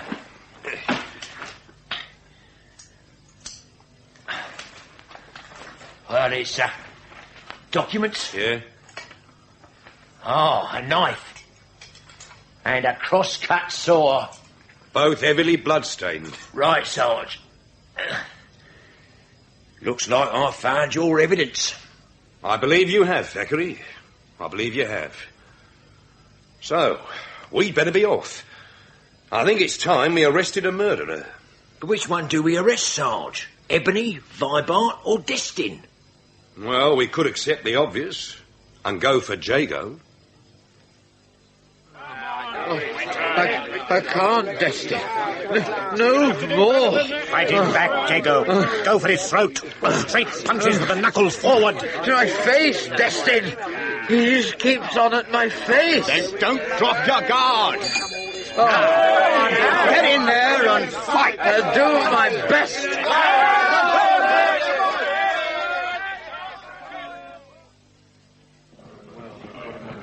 These Kent Blues, Sarge. You laid them on quick. Foresight, Thackeray. I had them standing by. Standing by? But the mix was set for Surrey. No, it was supposed to be in Surrey. We got word too easily, made me suspicious. So I alerted officers in both counties. When the Reigate Blues reported that Jago was still on the train, I alerted Tunbridge Wells for these men. I told you to have no problems. Right, men. Now, let's have some quiet. Now, I have only one instruction for you. The bunch inside the ring, I want them braceleted first. Is that understood? Right. Understood, Sergeant. And, Thackeray, not a word about our visit to Radstock or what we found there. Noted, Sarge. But Jago, you don't plan to arrest him as well? Why not, Thackeray? He's prize fighting, isn't he? This is intolerable, Sergeant Cribb. Why are we back at Radstock? To help investigate a murder, Mr. Destin. We told you who did it. Arrest him. The Ebony? Huh. But what was his motive for killing Mrs. Vibart? Oh, he despised Isabel. He wanted revenge. Ain't that true, Destin? I've already confirmed that. And the way he sneaked out with the 500. Yes, you have, sir. Now tell me how he planned to get away with the crime. Well, the Ebony is no simpleton, Sergeant Cribb. He reasoned we'd be too frightened to report the crime because, well, you know, this knuckle-fighting nonsense is illegal. But he reckoned without the British sense of integrity. Vibart and I knew our duty. Damn if we didn't. Then it's a shame you wasted so much time. Thackeray? Sergeant. This way, please, Mr. Morgan. Yes, Constable. Now, Mr. Morgan, you were able to overhear our conversation. I call them liars. I killed no one. I stole nothing. Why should I? Matthew Beckett was paying me well, and I had side bets on today's bout. Well, Edmund Vibart knows that. How the hell would he know? Because he had bets on as well. He arranged everything with Matthew Beckett. Vibart? You were Beckett's go-between? Why not? The Ebony and me. You and Isabel treated us like outcasts. Besides, Beckett made me a very good offer. I didn't want to come back to Radstock last night, but Beckett insisted. As usual, they insulted me. So I asked for my belongings. It took a mighty long time collecting them. Only 5 minutes. But stay in the same room with you? No. I waited in the gymnasium until I heard Beckett return. You felt in some kind of danger. This house is evil, Sergeant. Other fighters came here, they disappeared. Even Isabel wouldn't speak of them. But you know where they went? I think so. They were weaklings. They fought, were beaten, maimed, even killed, just so Isabel could make money, get pleasure. But I was different. I was a champion, and I pleased her. Then Jago came, and Isabel wanted him. It was then I knew I was in danger and that I had to leave. I liked you, Jago. That's why I was easy with you today. In 2 weeks, your face will be healed. You have my word. Thank you, Sylvanus. My thanks also, Mr. Morgan. Now, if you'll wait outside... Very well, Sergeant.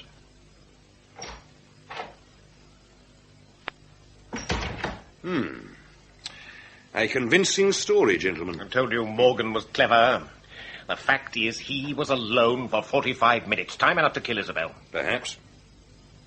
Now, Mr. Morgan mentioned other pugilists, the ones who vanished. I'm interested in where they went, especially one.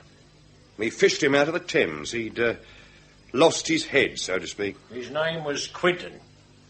Thomas Quinton. The name used by Jago today. So Quinton's dead, is he? Didn't know that. We lost touch after he left Radstock. You know, Sergeant, if Ebony didn't kill Isabel, there's only one other possibility. Jago. A few moments ago, you were certain it was Morgan. Yeah, but you disagree. And I'll tell you why, sir. You said the Ebony, Mr. Morgan, was out of your view for 45 minutes. He left with Beckett and Mrs. Vibart. Yes, they went to Isabel's salon. And how long was Beckett away? About 15 minutes. So, if Beckett returned after 15 minutes, Morgan can only have been alone with Mrs. Vibart for half an hour at the outside. Still time enough to kill her. No. You see, during that half hour, Mrs. Vibart not only gave the Ebony his belongings, she also went back to her bedroom, undressed, completed her toiletry, hung up her dress, got into bed, and then met her murderer. Now, I'm no expert, sir, but anyone who believes she'd do all that in half an hour, well, they don't know nothing about women. Which proves Mrs. Vibart was still alive long after Morgan left the premises. An excellent theory. Now, I'll theorize about Jago. I know he fancied Isabel. Why? Because I've seen him prowling round her door more than once, even warned her about him. I also know she didn't care a fig for him. Of course, you can prove that as well. I don't need to. If she cared, she'd have vetoed the mix with Ebony. She didn't. She wanted Jago taught a lesson. When Jago cottoned on, he pleaded, made advances. And when she rejected them, he lost his temper and stabbed her. Then he emptied the safe to make it look like a robbery. I'll wager the money's on him now. Jago was searched in the police van, Mr. Vibart. We found nothing. Unless, of course, the notes were stuffed down his boxing drawers. Yeah, you can't deny you fancied her. She was an extraordinary woman. Yeah, of course she was. Good answer, Jago. Get Jago's shirt off, Sergeant. Right. See something we all saw at the mix. 4 scratches from shoulder to hip. Nail marks. Right, Jago? Yes. How did you come by them, Jago? Mrs. Vibart scratched me. Under what circumstances? I did obvious. Handle it carefully, Jago, and you could get away with manslaughter. If I charge Jago, it'll be for murder. You see, Constable Thackeray and I were here earlier today. Here? Then you knew? Yes, sir. We found Mrs. Vibart's body moments after you left for the mix. We also discovered this. It was hidden under Jago's mattress. The money. You'll swing now, Jago. I believe the money was planted. Planted? Ridiculous. Jago had a motive, and now you have evidence. Evidence which convinces me of his innocence. Identify yourself, Jago. Henry Jago, Police Constable, Criminal Investigation Department, assigned on temporary duty to Radstock Hall, Raynham. You? A ruddy blue? A blue? And I thought that you... Jago was after Mrs. Vibart. No. Tell them why you're here, Jago. On your instructions, Sergeant, to obtain evidence concerning the death of Thomas Quinton. But being a blue don't prove he's innocent. No, it doesn't. But even if Jago had stepped outside the law, he'd not have forgotten his training. He'd hardly leave incriminating evidence under his own mattress. No more than he'd risk being maimed once the crime was discovered. No. He'd be away at the first opportunity, right after the hounds were killed. So this money had to be planted. Unless he's cleverer than you think. Our murderer's clever, all right, Mr. Destin. Sharp. Much sharper than Jago. Sir. No offence, Constable. He expected that Ebony would take the blame. But just in case, he kept another suspect in reserve. For what reason? Well, sir, I don't believe Mr. Vibart or yourself would have reported the murder. You suspected the Ebony. You'd settle the score.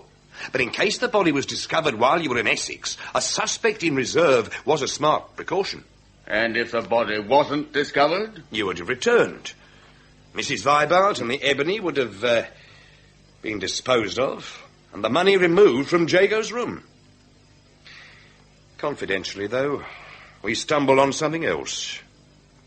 Zachary? A blood-stained overcoat, a valise full of documents, and these.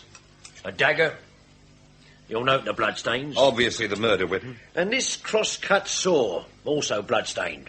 Now, why someone should hide a saw so carefully puzzles me.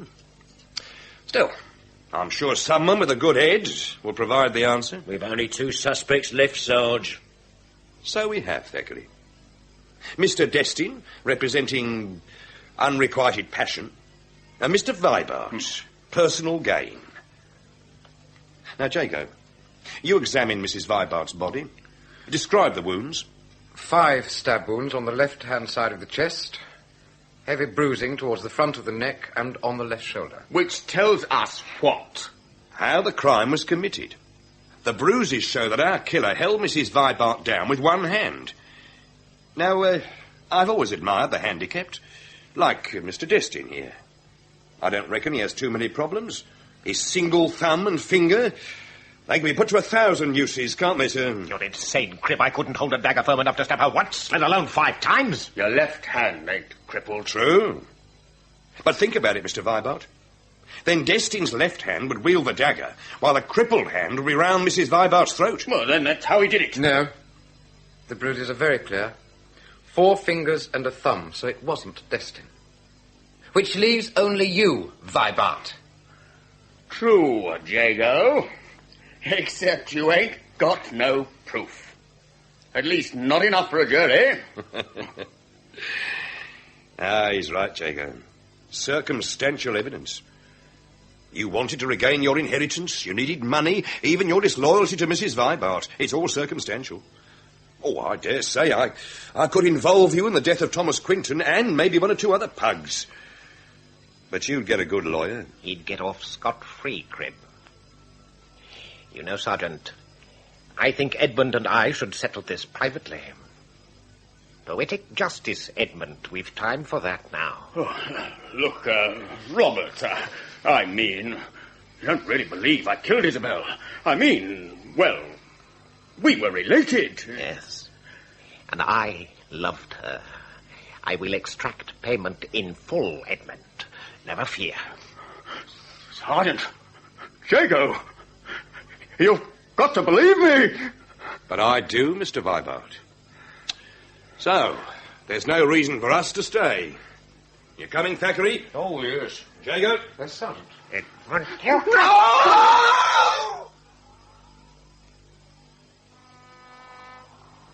Vibart's confession, Sarge. There could be questions. Why, Thackeray? It was full and freely given. 3 witnesses. Vibart was a gambler. When I gave him the odds, an impartial jury or Robert Destin. The choice was his. Suppose he hadn't cracked, Sarge. You wouldn't have... Well... Just enjoy the sunshine, Thackeray. We better make the most of it while we can. Inspector Jowett's heading this way. Ah, Crib. Thackeray. What's up? Just saw the director. Told him about the Vibart case, how we used French methods. Pleased him so much he agreed to a promotion. Tomorrow, we'll have a new sergeant. Oh, by the way, Crib. Yes, sir? Count of crimes, the new figures. He'll need confirmation. Right after the stripes go on, eh, Sarge? Right after the stripes go on, Thackeray. Unfortunately, I won't be present. So, you'll offer my congratulations to Sergeant Henry Jago.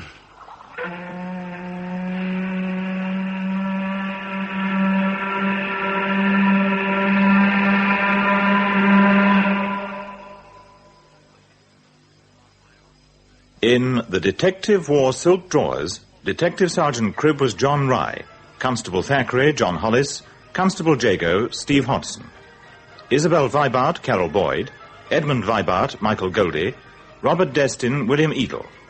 The Ebony, Anton Phillips, Inspector Jowett, Garrard Green, Lydia, Nicolette Mackenzie, Helga, Irene Sutcliffe, the landlord, Geoffrey Siegel, Beckett, Bruce Beebe, Milligan, Paul Meyer, Spragg, David Alder, Mace, Neville Jason.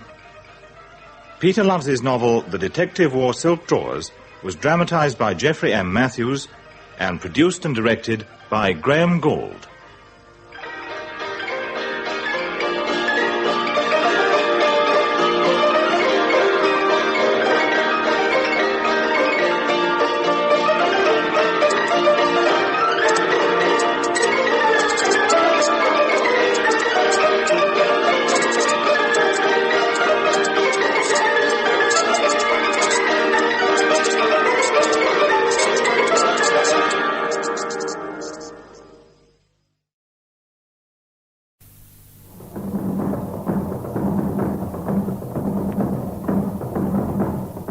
we present Frank Partington in Man with a Background of Flames, adapted for radio by J. McLaren Ross from the novel by Richard John.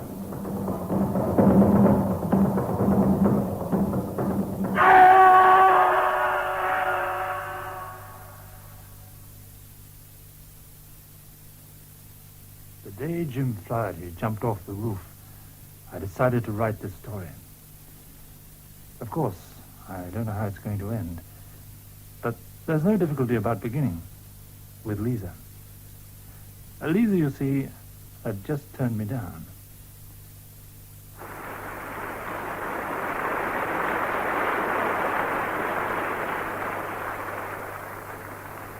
Thank you, Richard.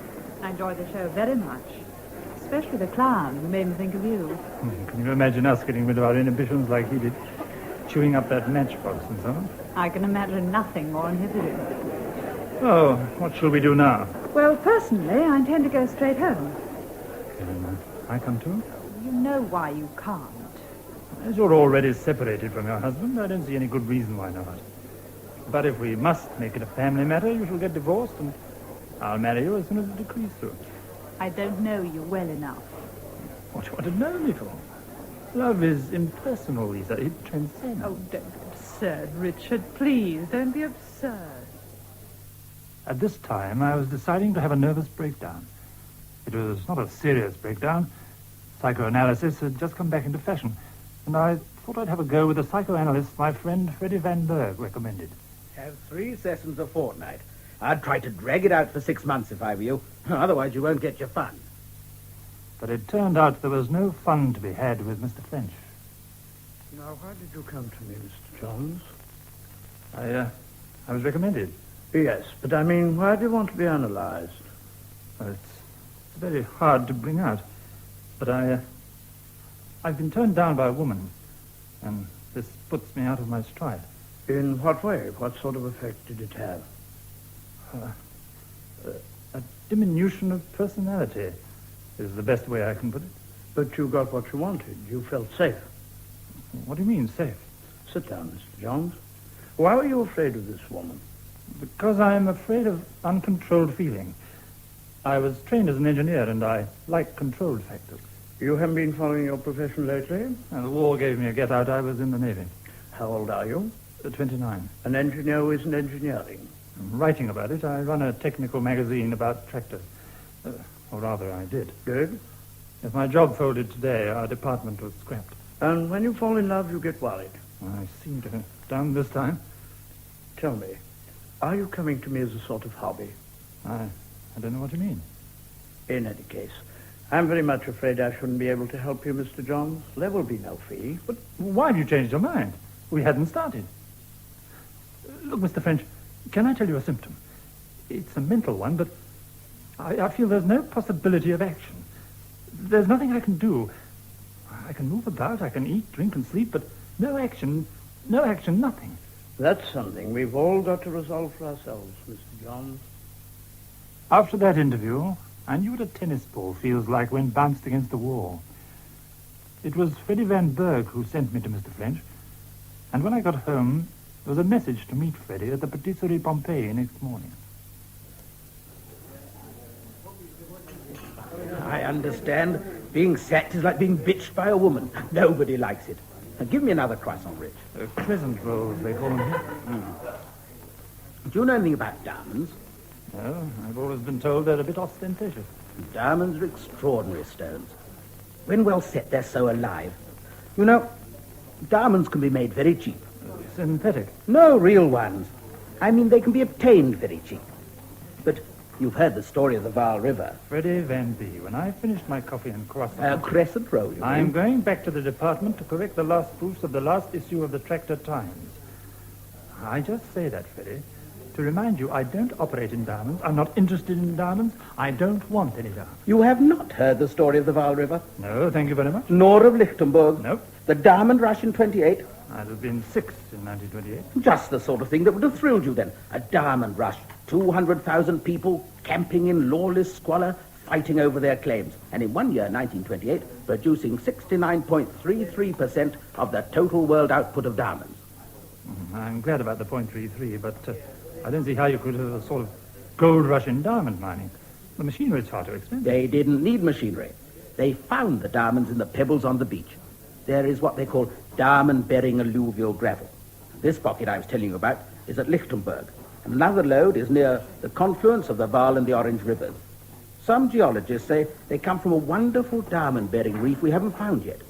Anyway, they had to stop people washing for diamonds, or they'd have flooded the world and made them cheap.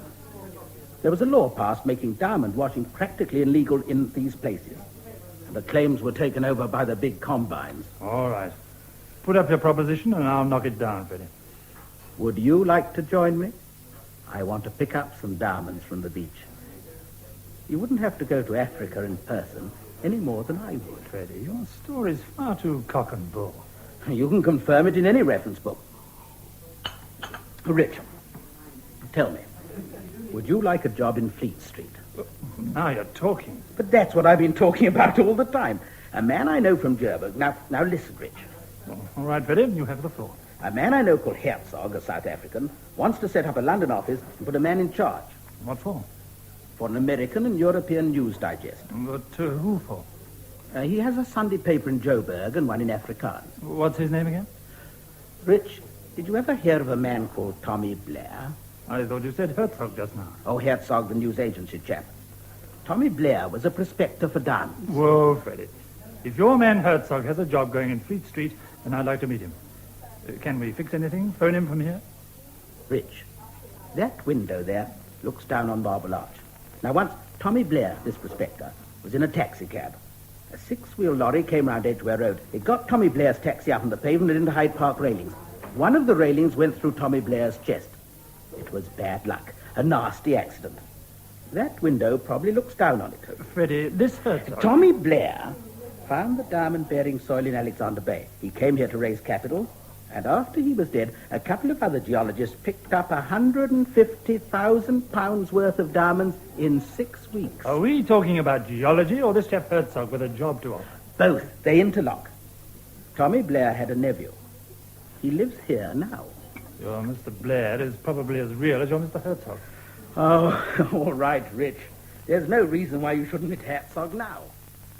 We found in a self-service cafe a man called Herzog in a camel hair coat.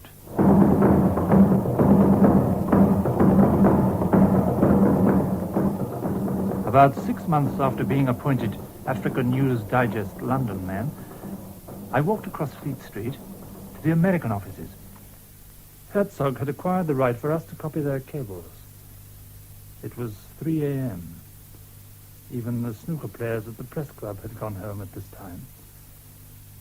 But Dirk Rockingham in the American office was still at work. That non-stop jet plane, John. It's over Karachi now. I suppose your boys will be interested. For obvious reasons. Yes, I'll have to send that. You can file your message from here. What's your deadline? I thought you'd have packed up a couple of hours ago. Jet past Karachi, 2:51. Yes, that's all I need to send, isn't it? They're a bit vague about deadlines. I like the picture I get of your outfit. All the same, you're doing well by all accounts. Great character, that chap, Herzog. He has a pipe dream of becoming the African Northcliffe. Now he's sold out to some big interests. A combine holding diamond mines, cinemas, goodness knows what. They've even got a small private bank in the city. But not Nevin Fall's outfit. Nevin Hall is the chairman. His office is at the theatrical agency in Leicester Square, but we've had no occasion to meet so far. Herzog's out of it, then. No, he remains editor-in-chief in Africa. I run the London end. I'm my own boss. I make my own assignments. Then how would you like to assign yourself to a murder? A murder? Do you remember the Soho killing? The Nigerian jazz drummer who strangled the prostitute with a stocking? Oh, George Umana. Yes, I used to know him slightly in the drinking clubs off Tottenham Court Road. But surely he's condemned and ready for hanging, isn't he, poor devil? Somebody's petitioning for reprieve. You know, John, there's a story for you there. For South Africa, a story about a Negro sex killer. Yeah, that's the story. There's new evidence, too, from a loony bin, Croydon way. I'll show you the paragraph.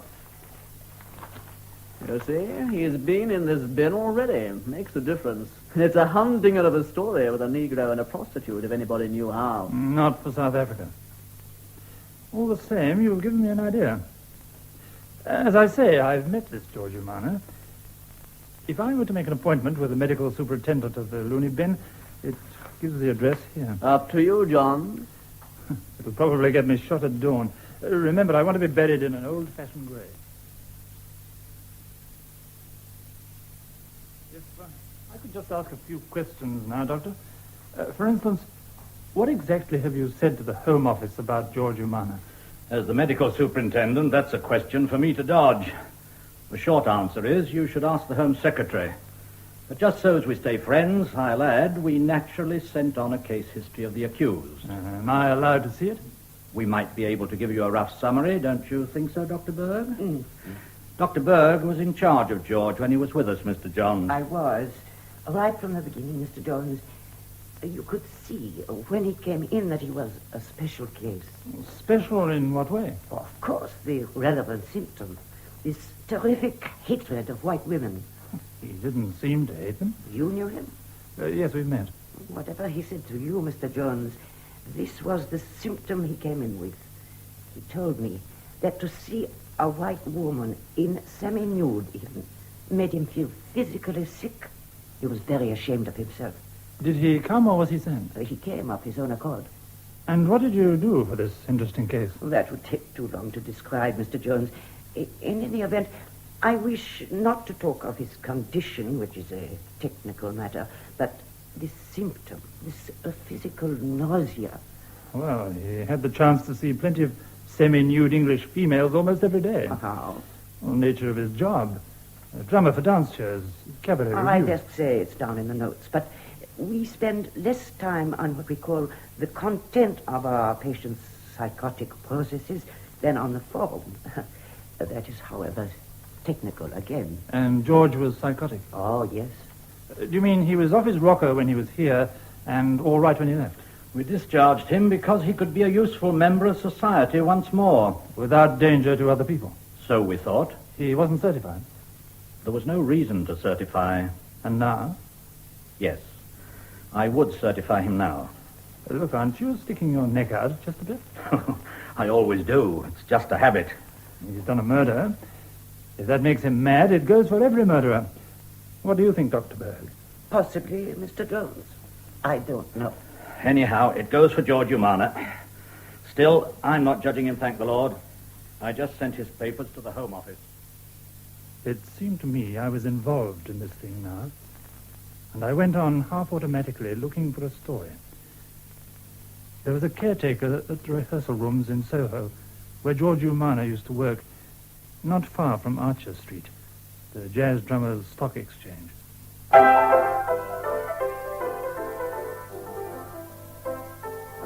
Yes, George used to keep his drums here, cupboard in the passage. Sometimes he'd be slipped a quid or 10 bob for the morning, and sometimes he'd do really well. People got to know him. He was a fair asset, he was. George was good. He got plenty of offers. And how about the girls? How did he get on with them? Well, there's a company downstairs might tell you. They was here when George was pinched. Just happened to come back today. They'll be having a break in a minute, and then we'll go down.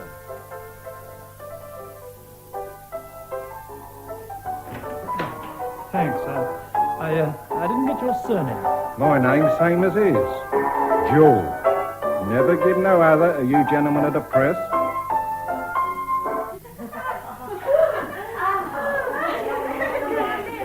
Hey, girls. This gent's from the press. Oh. He wants to talk about coloured George. Oh, poor George. Why do you say that? Because we're sorry for him, that's why. They're getting up a petition on insanity grounds. Look, if you're trying to get him off, you've got us on your side. Yeah. Well, I'm not sure. If a sex murder proves the man's insane, then every sex murderer has an automatic let-out. If you call it a let-out into a loony bin. Well, there can be worse places. I've just come from the one where George went to before. Why do you think he killed her? She was peculiar. That's what. Yeah. Well, I'm not getting anywhere with you two. You're not reacting right at all. You ought to stick up for the woman. Why do you stick up for him? He was a good drummer and he didn't want an ordinary job. And that just shows George wasn't ordinary himself. Yeah, you've got to treat him different. Yeah. Let him go around killing people. He wouldn't do it again. You're not helping, girls. You're not helping me at all. But I was wrong. The few lines I wrote about what they said, what show people think about the killing, and what the medical superintendent had said, were cabled straight back from South Africa to London front pages. This caused a stir.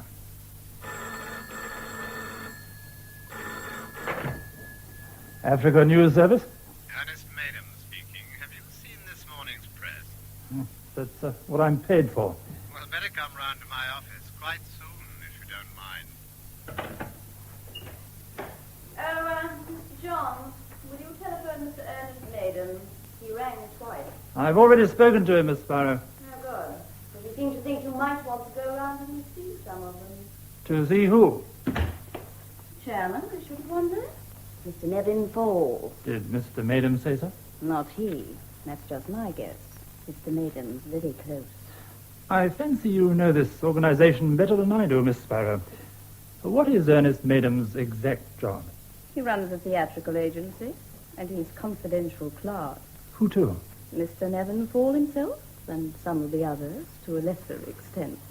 Confidential clerk's a very old-fashioned title, isn't it? This is a very old-fashioned firm, Mr. Johns. I suppose you'll be going round to Leicester Square now. What did you want to see me for, Mr. Madam? Do you like my violas?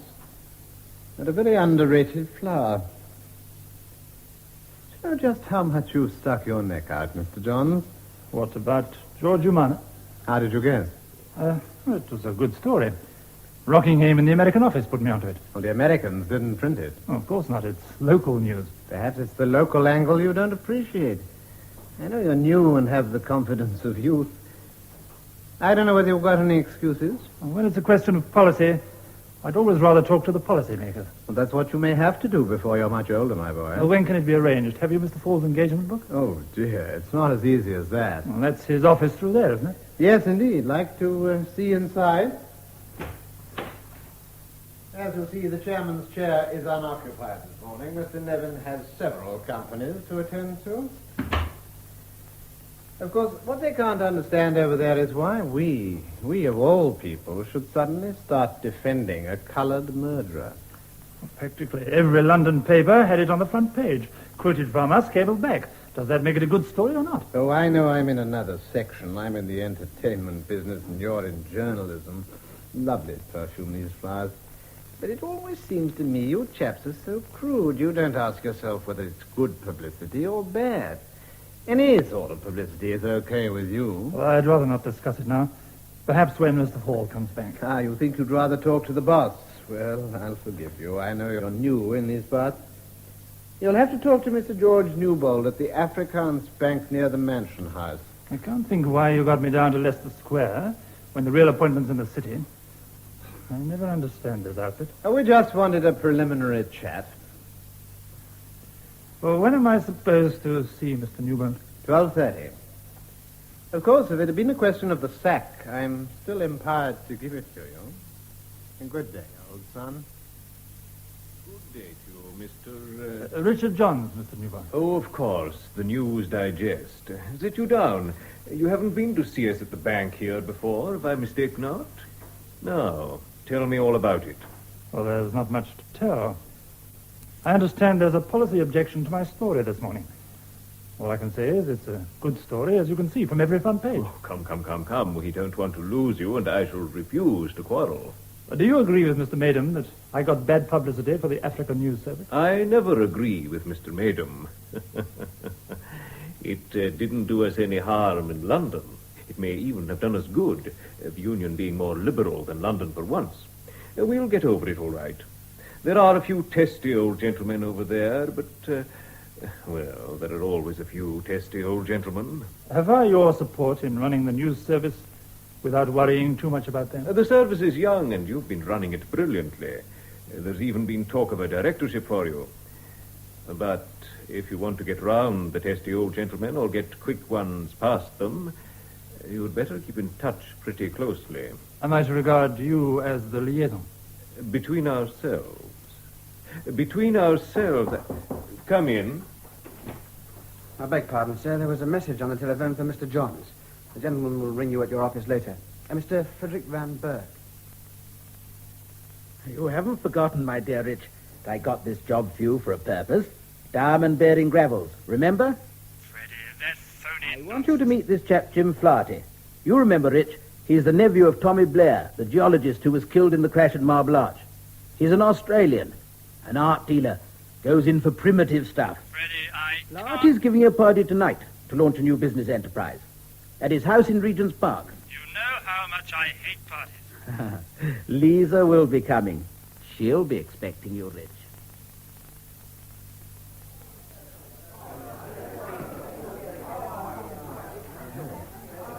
Very much an art dealer's evening, isn't it, Lisa? All the world is here. I even caught a glimpse of George Newbold in the distance talking with Freddie. George Newbold? Well, where is he now? Over there with the bald, shining dome. He's like an actor, typecast for rugged part. Well, he can be fatherly as well as rugged. Here comes our hostess, Susanna. The party joke seems to be to call her Susanna and the elders. Well, she can't be much more than about 20. Mrs. Flaherty, I want you to meet... Oh, do call me Susanna. And you're Rich Johns, aren't you? We colonials get on Christian name terms pretty soon. Well, Susanna, you haven't properly met my friend Lisa Stevens, have you? Lisa's a bit in your world, you know. She's Dashwood Wilkie's secretary. Ah, the top international art dealer. Jim's always trying to get hold of him. Well, he's in Cairo at present, I'm afraid, but... Oh, never mind.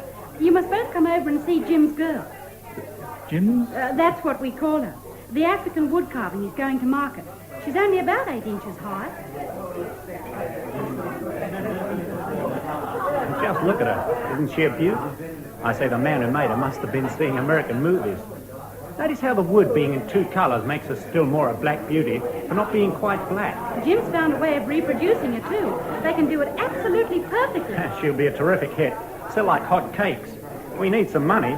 This is my number 2 scheme. Oh, what's number 1? To enable African governments to buy back their stuff. The big treasures, Efi heads. You know, those African bronzes that are so early, nobody knows who made them. All the things they had in Berlin and so on. That's what this party's for. Jim's firm collected a tremendous amount of stuff, mostly loans and options. Plus the insurance So you're all met together. Splendid, splendid. Glad you're able to come, Rich. May I have that carving a moment, Jim? Thank you.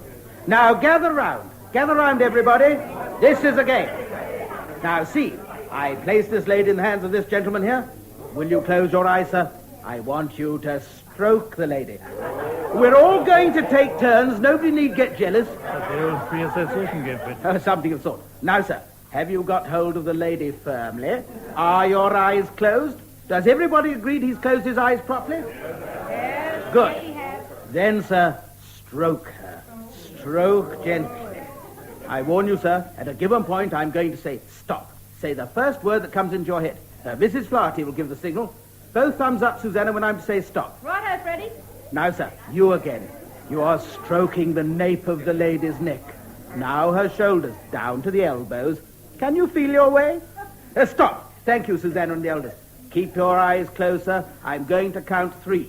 On the count of 3, say the first word that comes into your head. 1, 2. Are you ready? 3. Word, please. Come along now. Your word, Mr. George Newbold. Word, Mr. Van Berg? Well, that's easy. The word is blackmail.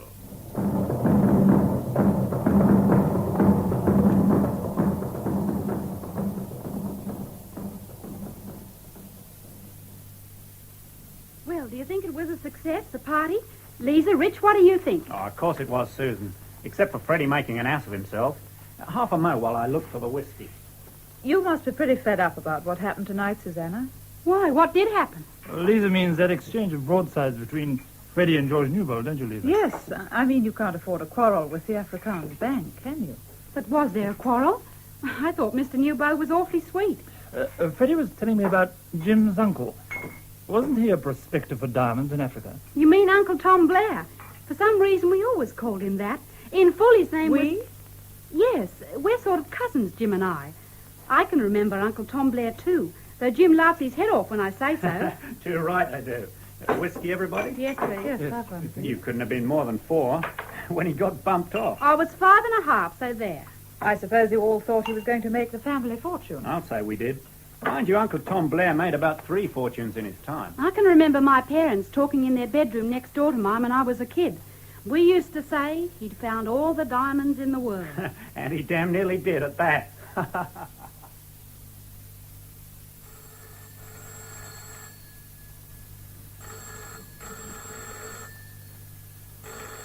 Oh, the devil. Freddie here, Rich. Listen, Freddie, it's 8:15. I only got back from the party at 3 a.m. But I've important news, Rich. I've been on the phone to Jim Flaherty, and we're forming a limited company. I'm not appearing, but both Flahertys will be directors, and I'm empowered to ask you to be one. It won't cost you anything. Except my beauty sleep. Oh, for Cripe's sake, Freddie, ring back after the weekend. The company will be called Blair Properties Limited, by way of respect to the old man. We're seeing a lawyer this morning to find out how far we can go in stating the aims of the company. It'd be nice to say diamond washing. You've only to shake up old George Newbold and his crowd. He didn't seem terribly shaken last night. That is to come. And Rich, there's something more you can do for us through African News Service. What? What do you think you're putting your job for? No idea. Why, to float news of the company when it's formed. Is that what Newbold meant by blackmail? I'll meet you for morning coffee and explain. Patisserie Pompeii at 11. I don't have morning coffee on Saturdays. It's our busiest day. Okay, Rich. All you will have to do is cable a little paragraph in the ordinary way of news. I'll bring you a text after you've seen the lawyer. It will say what the company is and what it intends to do. That's all. Sorry, Freddie. I refuse point blank to have any hand in this. Goodbye.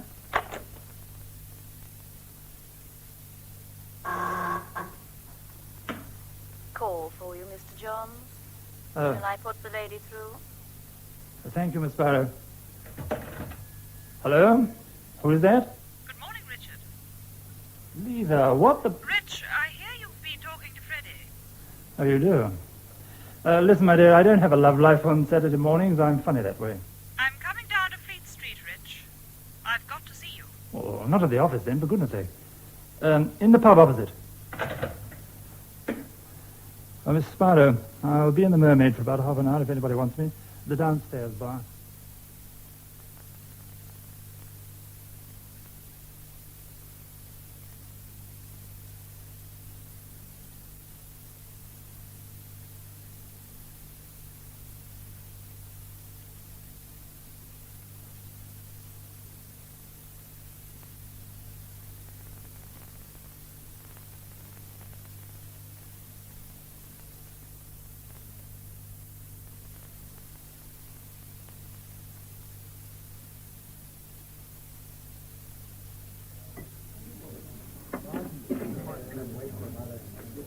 I know you hate me butting in, Rich, but I think you ought to send that cable about Jim's company. Lisa, I let you come down because I realized I'd been too abrupt on the phone. I like Jim. I love Susanna. I'm thick as thieves with Freddie, but my instinct is to opt out of this, and I'm going to follow my instinct. You're being singularly unimaginative, Richard. All right, Lisa. I'll do what Freddie wants, if you promise to marry me as soon as you can get divorced. Rich, you can't put it like that. Oh, but I do put it like that. It's my turn to blackmail. Oh, Mr. Johns. Thank goodness you're still here. Why, Miss Sparrow. Oh, Lisa, I don't think you've met my efficient secretary. How do you do? Mr. Johns, a story is broken. I didn't know what to do. Mr. Rockingham sent his cable across. Urgency. Richard, what is it? Oh, it looks like an East German push. It might be a frontier incident. It might be only smart aleck journalism. I'll have to wait anyway. You're not sending anything? Not yet. Suppose Joe Berg cables while you're out. Well, leave it till I come back. Very good, Mr. Jones. Have a quick one, Miss Sparrow. Then possibly I'll come back with you. Not in a working morning. Thank you. Is it serious, Richard? Yes. No, which? The news from Germany. No. Yes. Oh, I don't know. I'm not talking about Germany. I'm talking about us. Might be the beginning of a war. I'm still talking about us. Oh, we seem to be getting hopelessly involved. That's what I hoped. Don't be ridiculous, Rich. Well, have another drink. Maybe while we're talking here, the world's going up in smoke. But we're Blitz babies. We know it doesn't matter how many bombers there are in the sky. It's ego reinforcement we want, not reinforced concrete. You'll come and talk to Freddie. The Flahertys are expecting you. When shall I tell them you'll come? Tell Freddie I'll come to supper at the Flahertys 9 o'clock. That's if they'll ask for the supper. There'll still be time to send a cable for the Sunday papers. Oh, yes, Freddie wants the Sunday papers.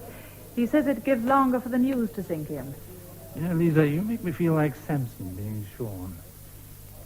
I wonder if he enjoyed it as much as I do.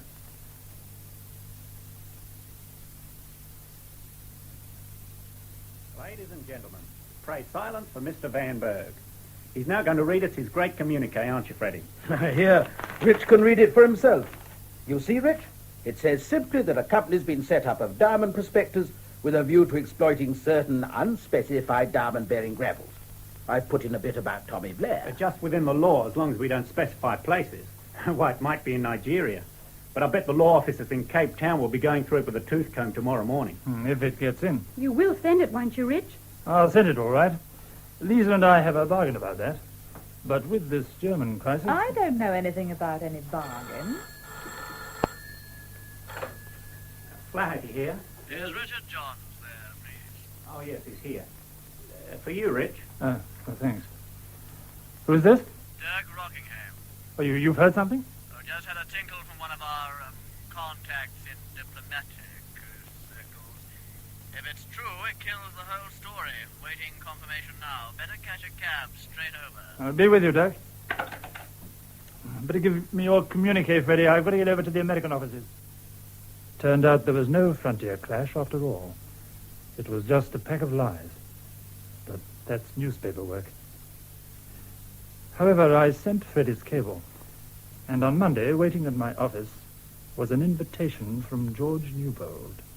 Mr. Ernest Maiden was on the line, Mr. Johns. He had a message from Mr. Newbold to say, would you care to join him for a car ride through Epping Forest? They will be here in 10 minutes. Would I care to? That means I can refuse if I want.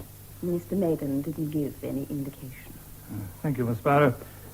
Tell me when the car arrives.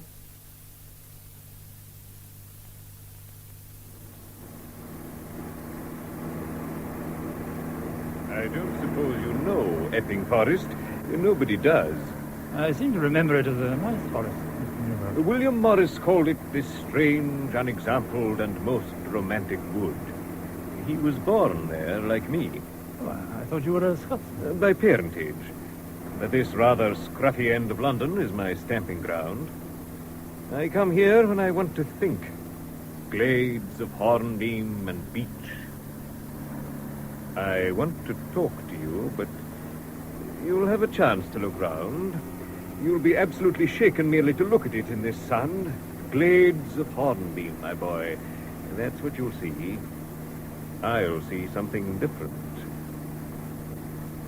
When I was a kid, we used to roam about the forest in gangs, particularly at weekends. It wasn't natural history we went in for, at least not what most people understand by the phrase. We were sordid little brutes.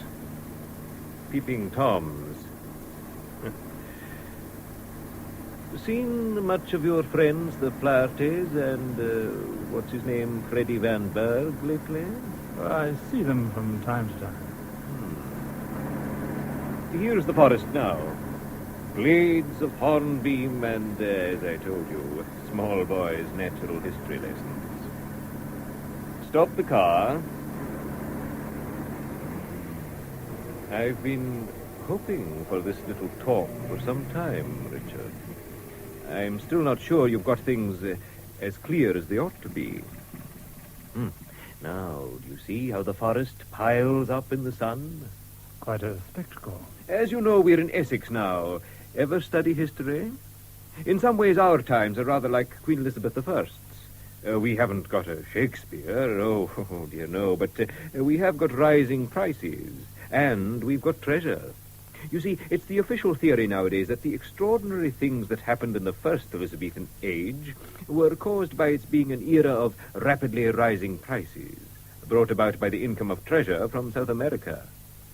Well, now, the same thing's happening with us on a bigger scale from South Africa. The inflow of gold and diamonds. Well, the scale's been colossal, as I dare say you know. And world prices, consequently, are going up all the time, have been since the start of the century.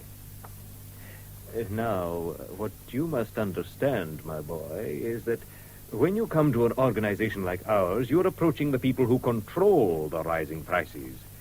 And they determine everything else in the world. Some prices are falling. Not diamonds. Oh, there'll be local rises and falls from one year to another, but a steady overall rise each decade. Mr. Newbold. George, if you don't mind, my boy. George, then. You hinted about my friends, the Flahertys and Freddie Van Berg.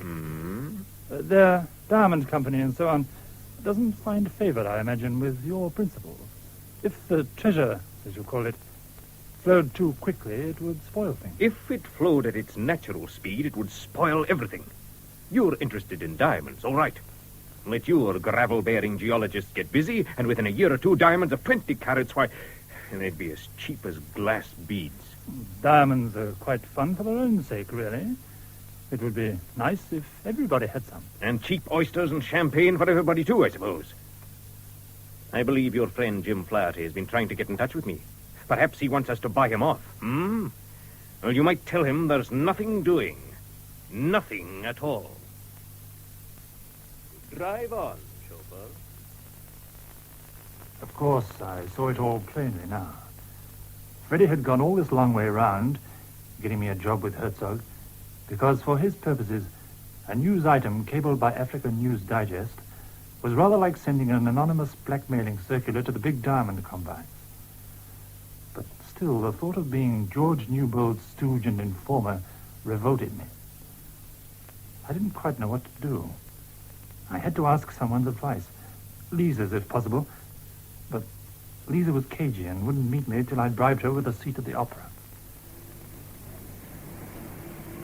Buying opera tickets, Rich? Didn't know you were musical.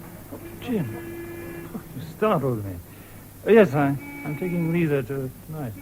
Ah, you're going to the opera and I'm going bankrupt. No joking, Jim. Dead serious, Rich.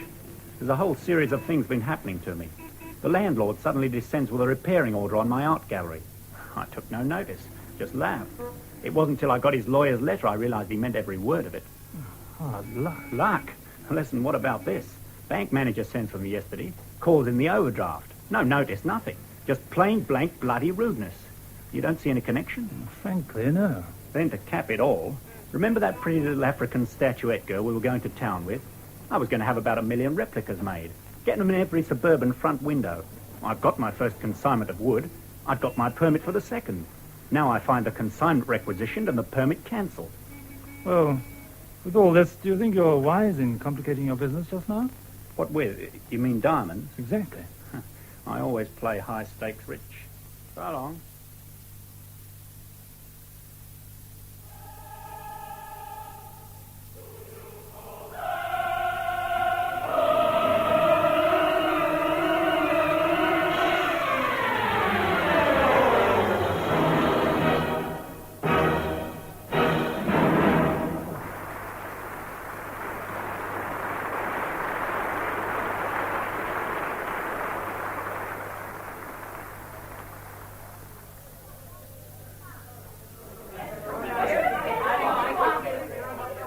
Lisa, darling, eat. You know, the great thing about Covent Garden intervals is the really excellent hors d'oeuvres you can buy to go with your dry martini. Yes, if you can get through the crowd.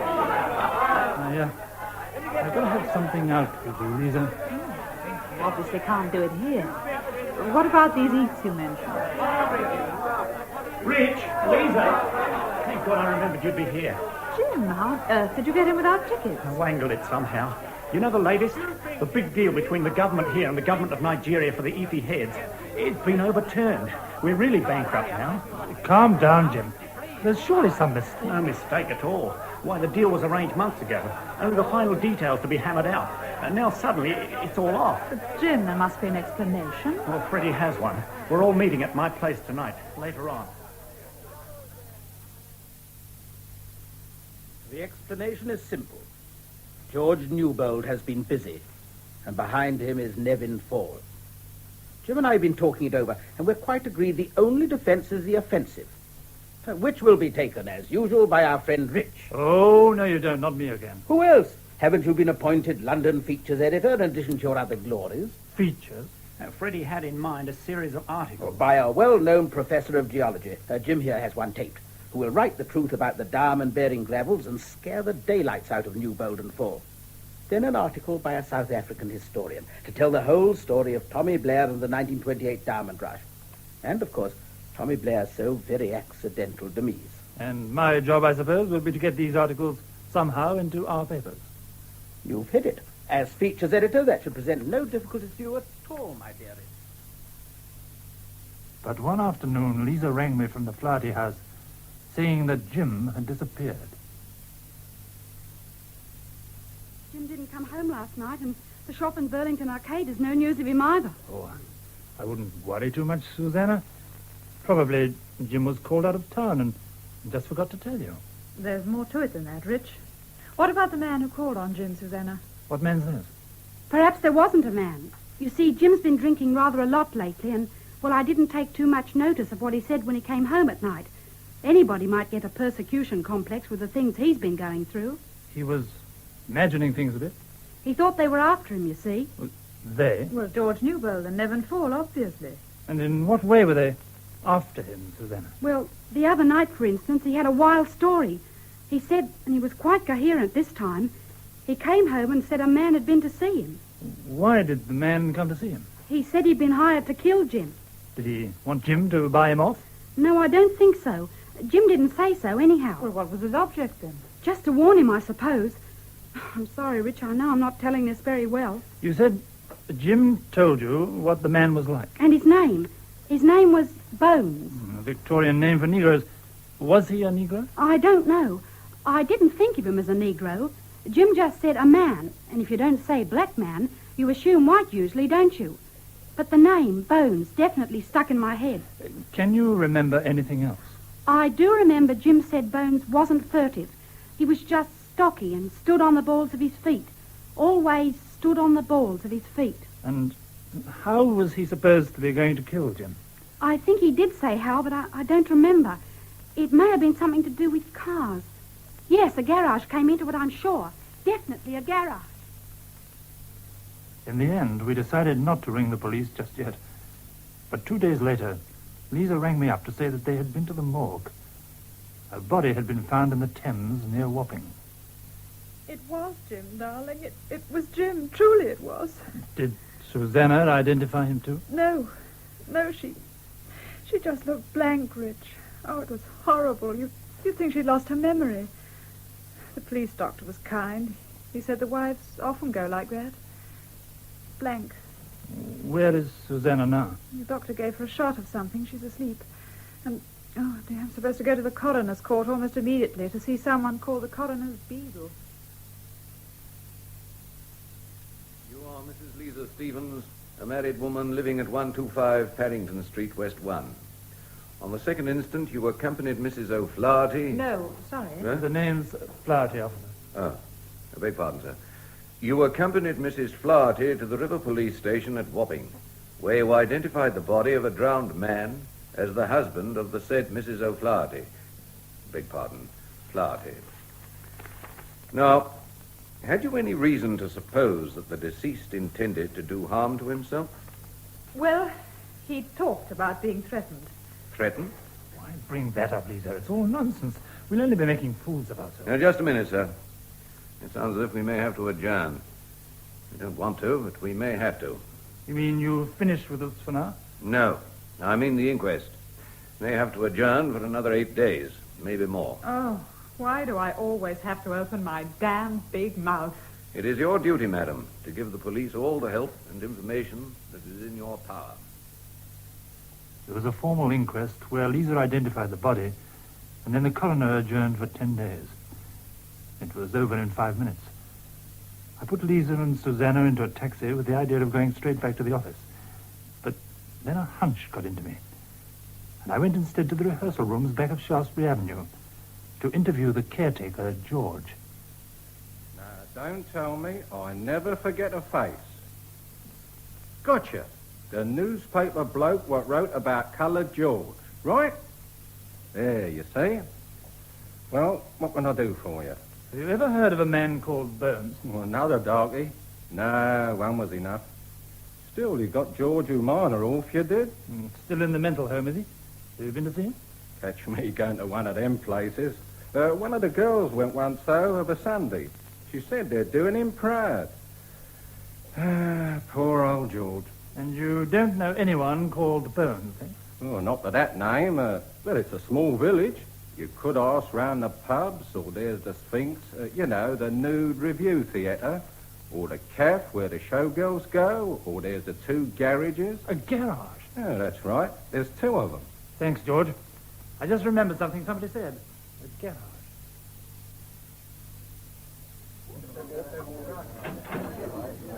Excuse me, landlord. There are a couple of garages around here, aren't there? Well, you know the big one, surely. I grant you might have missed the little one. It's in the yard behind. I asked because I was hoping to meet a friend of mine who's a garage hand. A chap called Bones. Sorry, can't say. You know anyone by the name of Bones, Jack? Try the commissioner at the Sphinx Theatre, sir. He knows Bones. No, not me, sir. But my mate inside, he'll know Bones. You go in and ask him. Then may I pass? Not without paying, you can't. Seats at 13 and 6, sir. Oh, all right. Here's a quid. Oh, thank you, sir. My mate's got to be downstairs for between shows, see? The girls can't always handle this rush for the front rows. Customers like to see the show from close, too.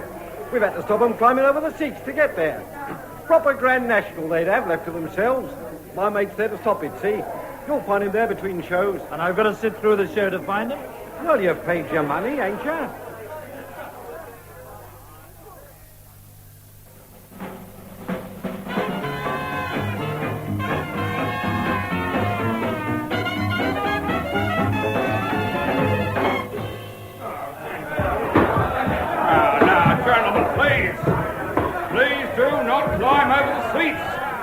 Any customer ignoring this warning will in future be forbidden access to the theatre altogether.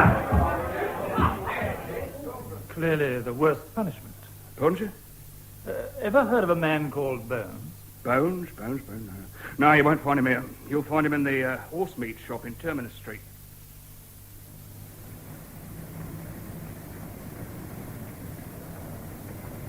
A long queue for the horse meat, is it not, mister? Must be 50 odd. Yes. I was wondering whether I dare jump it. I want to see the shop owner about something. Then shall I tell you how to go about it? And you can do a trick for me same time. Now, take this sacking bag, and all you've got to do is to walk past those 50 patient people, stopping your ears to their insulting remarks and saying, I've an appointment in the office. Go through the shop, up the stairs, and that's the office. Then you say you come from Mr. O'Donnelly of 229 Park Lane, and that he's vexed the meat wasn't delivered yesterday, but that's his regular order. And you say he sent you to fetch it personally. The order's for £8, and here's the quid to pay. But I don't know you from St. Patrick, and you don't know me. You wouldn't be refusing a kind deed to a stranger. Besides, I give you a rake off. What if I run off with your quid? Oh, I'd be waiting right here. All right. I'll have a go. You'll be obliging a grateful creature. I go myself, but lately they've got to know me complexion.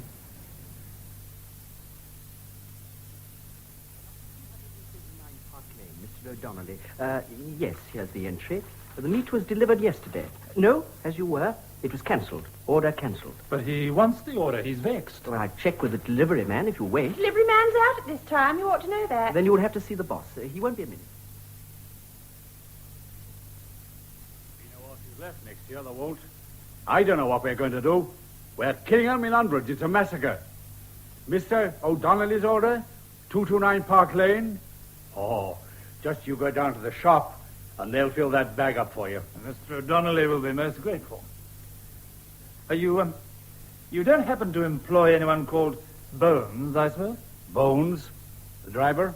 I expect so. No, he's left. Went to Marston Battle. Firm called Bickman. Bones dead.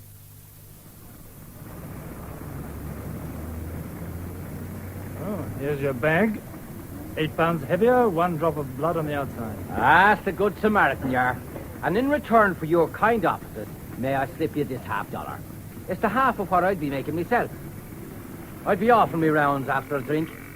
I sell me beef for 2 and 9, the £half. Hey, do you know what it says in the Bible? Despoil the Philistines.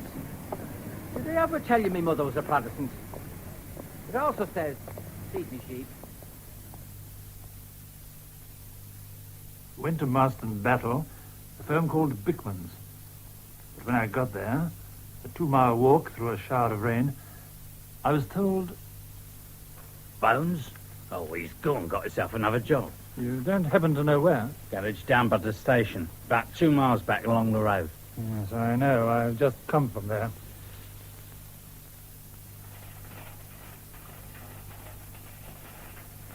Bones?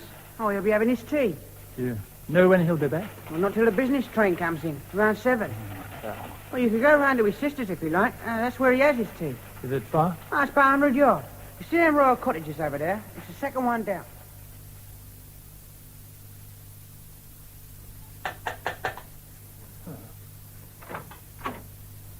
Good afternoon. Could I see Mr. Burns, please? Oh, yes. I'm his sister. Bill's in the back, if you'll come this way. Dad, the old man's dog is a corgi, on he? I tell you, it's a mongrel. I know it looks like a corgi, but it's a mongrel all the same. You've got to do this properly. There's no point in it if you're cheating. Yes, Millie, what is it? Gentleman to see you, Bill. Oh, yes, well, come in. Sit down. Dad? Yes, all right, go on, up it.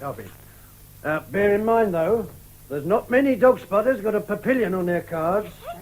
Go on, then. Oh, that was my eldest, on this dog spotting lark, you know. Spotting dogs instead of Indians. I've bought you the oil lamp, Bill. Oh, for Christ's sake. Do we have to have that stinking thing in here whilst we're eating? It's summer. Won't be dark for hours yet. There's no stink. I just cleaned it. Oh, I'll take it away if you want. Well, I do. It's my mother's idea, you see, these oil lamps. Just won't have electric. We're the only house in the row not wired. The old woman's that ruddy superstitious. Still, I mean, she's 80-odd, getting on a bit. Mind passing the mustard pickle, please? So. Mr. Burns, I've come from a Mrs. Flaherty. Does her name mean anything? Mrs. Flaherty seemed to think you did a good turn to her husband. You tipped her husband off about something, didn't you? Warned him. You know Flaherty? Yes, that's why... All right. Come on. You've not finished your tea? Very well, I won't come along with me. I've got a car in the garage.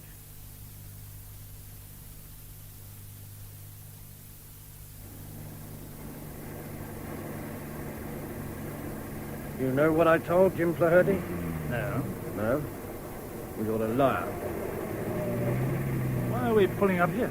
You knew I tipped off your friend Flaherty. You said so yourself. Well, I was slated to do that job myself, see? And you know who hired me. I've heard a story and I don't believe it. Oh. Clever type, eh?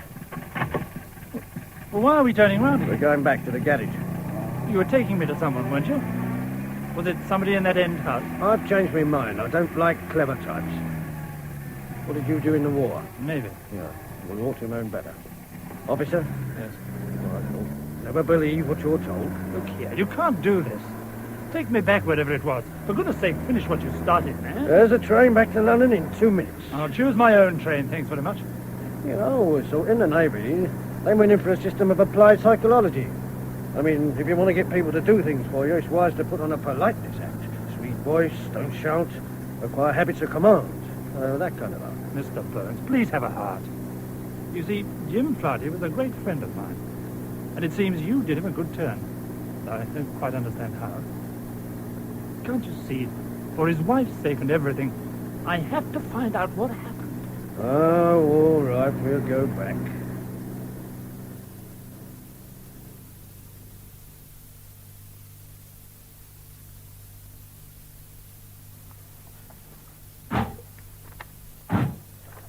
This way.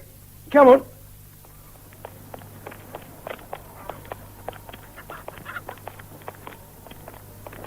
Oh, evening, Mr. Wainwright. Is he upstairs? Oh, I've not seen him. Door's open. Go and look if you like. Righto. In you go, mister. You're not coming in yourself? I shall be back to fetch you. The room you want is on the first floor front.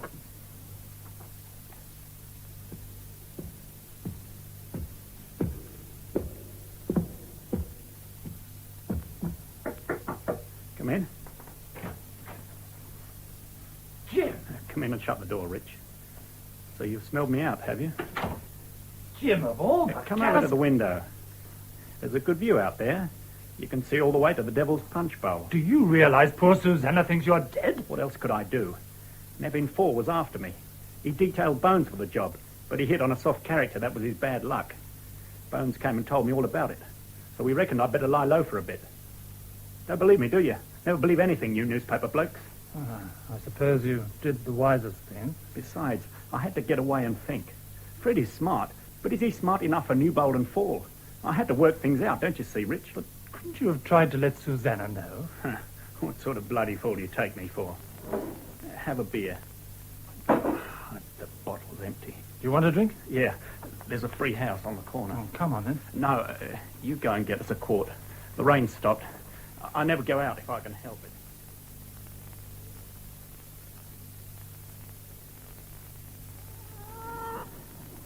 I'm just off to get your lodger a bottle of beer, Mr. Wainwright. Mm-hmm. I hope you're looking after him. He's pretty ill, isn't he? Ill? No, wait a minute. Now you mention it, there is something I don't like. Fool I was not to see it before.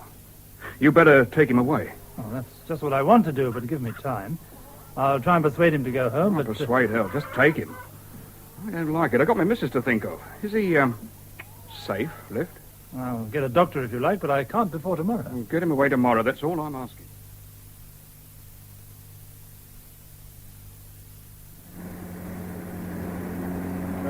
How'd you find him, mister? He's suffering from delusions. Oh, is that so? He has some mad idea that people in London, business competitors, want to get at him. I've tried to talk him out of it, and I'm coming back to fetch him home, if possible, tomorrow. Well, here's the station, mister. 10 minutes you got before the train goes. Am I to believe Flardy when he says you warned him? Well, out with it, please. All right. Well, just answer this one. You see my point, don't you? In taking him back home where he can be properly looked after. He's in good digs. Yes, I know, but he's got a wife. Well, it's up to you, then. Look, what were you warning him about? Whatever it was seems to have sent him off his rocker, so do try to give me some clue. I may have to tell the doctor. If he's off his nut, you'll be protecting him from himself, won't you? Now, you got your ticket. It's time you got your train.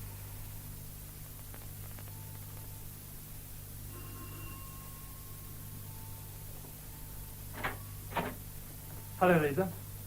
Rich, come in. Oh, where have you been all day? We were expecting you ages ago. Lisa, listen. Take a tight hold of yourself. I've just seen Jim. He's alive. Rich, what are you saying? Susanna, please, go upstairs, darling, while I ask Rich. He said Jim was alive. I heard him. It's true, my dear. Only you see, he's not well. He thinks he's hiding. You mean he's mad? Oh, of course not. He's obviously had a sort of breakdown, though. You'll have to go to him. I couldn't, Susanna, darling. All right, I'll go, I suppose. It's just physical, isn't it, Rich? Like having a temperature. They'll be able to cure him quite easily, won't they? Of course they will. Listen, I'll make all the arrangements. We'll hire a car and all go down together tomorrow. But next morning, Lisa rang to say Susanna had broken down, and I'd have to fetch Jim on my own. So I telephoned Freddie to come and have breakfast at his blessed patisserie Pompeii. So, Freddie, I'm going down to Marston Battle on the very next train, and you're coming with me. What for? To bring Jim back, of course. Pass that basket, please. I must have another of these crescent rolls, don't they call them here? And, Freddie, don't think you're going to get out of it either. It occurs to me, didn't you do that wonderful story about the sex murderer called George something? What if I did? You must have got to know them awfully well at the loony bin. Where is this leading to, Freddy? My dear Rich, Jim Flaherty is, of course, bats. He's obviously crazy.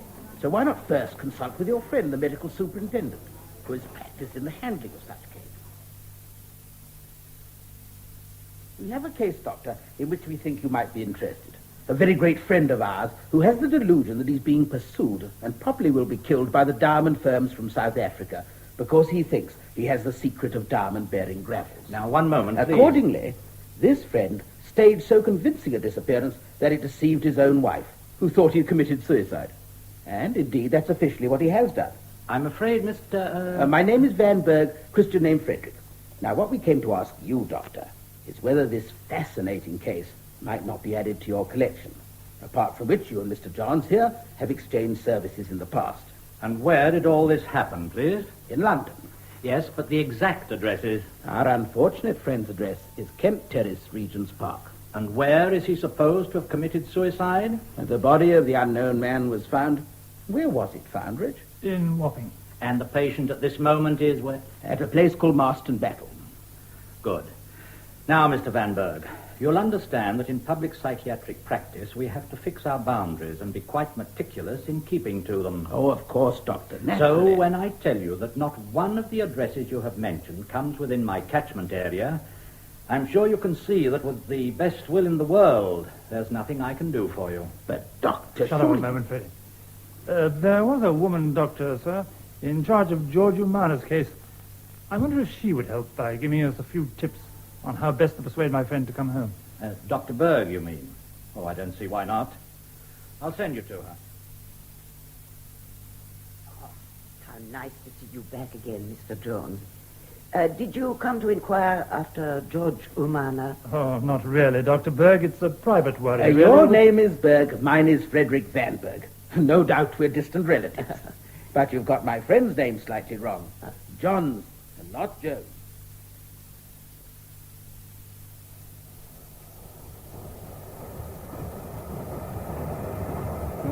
So in the end, I have succeeded, Rich. This Dr. Berg will come with us tomorrow to see this Mr. Bones and help bring Jim back.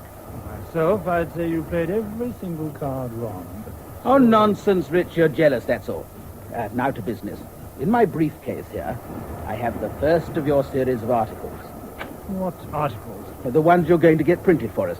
See, open the folder. Now here, The Romance of Diamond-Bearing Gravels. A good commercial headline, eh? Now read on, the first paragraph. So a poor farmer's child found playthings scattered on a river bank which a little prince might covet. And the boy might have skimmed the face of the river with one little white stone that was worth more than his father's farm. Freddy, you never wrote this. That is from an account of the state of affairs on the banks of the Orange and Vaal rivers in 1868. Then comes the subheading. Are there places like this today? And if it's published, what do you hope to gain? George Newbold sent a message, didn't he, when he took me for that forest ride? He wasn't making any offers yet. Eh? So let us take another step. And he will.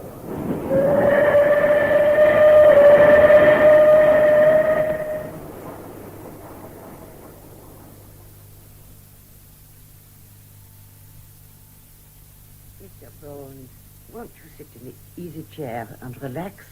Do, please. Just as a favor to me. Good.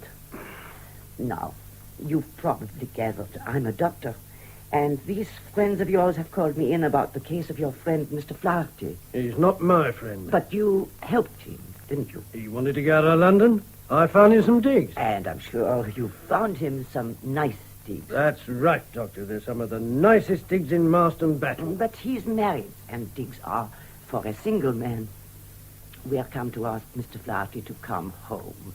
Will he object, do you think? Well, that's for him to say. I'm not the one to interfere between man and wife. But I understood it was a business matter that brought him here, not a domestic upheaval. People do get mixed up in things, don't they? I understand that Mr. Flaherty's story is that you said you had been hired to kill him. That surely cannot be true. Oh, some things are so true you can never get anybody to believe them. Well, goodbye, Mr. Bones. And thank you. We'll let you know the result. Half a sec, Doctor. Yes, Mr. Bones. I would like to talk to you privately sometime, if you wouldn't mind. That's what I thought. Yes, we must arrange it. What did you make of Bones, Dr. Berg? A very confused type. Let us hope Mr. Clark is less difficult. Wake up, Jim. It's visitors' day. Good Lord. Where have you lot sprung from? Freddie. In person. And this is Dr. Berg. You're looking well, Jim. I'm feeling bloody awful. Sorry, Doctor. Just one gets generally fed up. I understand. Perhaps you are tired of it here. Too right I am. In that case, we thought you wouldn't mind coming back with us. Your wife wants to see you naturally. What about packing? So you're a doctor, eh? I am, yes. What sort? A psychiatrist. Do you know this feeling that it doesn't matter whether you're in one place or the other? Either of them, they're no ruddy weird. Yes, I know that feeling. Now, shall I help you to pack? Doctor? Yes. Will I be all right? Is there any reason why you shouldn't be? Don't seem to be able to sleep. Is it hard to get to sleep? Or do you wake up suddenly? Suddenly, after about 3 hours, then never sleep another wink. I'll give you some pills. You oughtn't to be going through this. You ought to have asked before. But I hadn't got you before. Well, I give your wife some pills for you. She'll look after you. Jim settled in all right in the end. He greeted Susanna just as if he'd come back from an ordinary weekend. I last saw her giving him the pills Dr. Berg prescribed.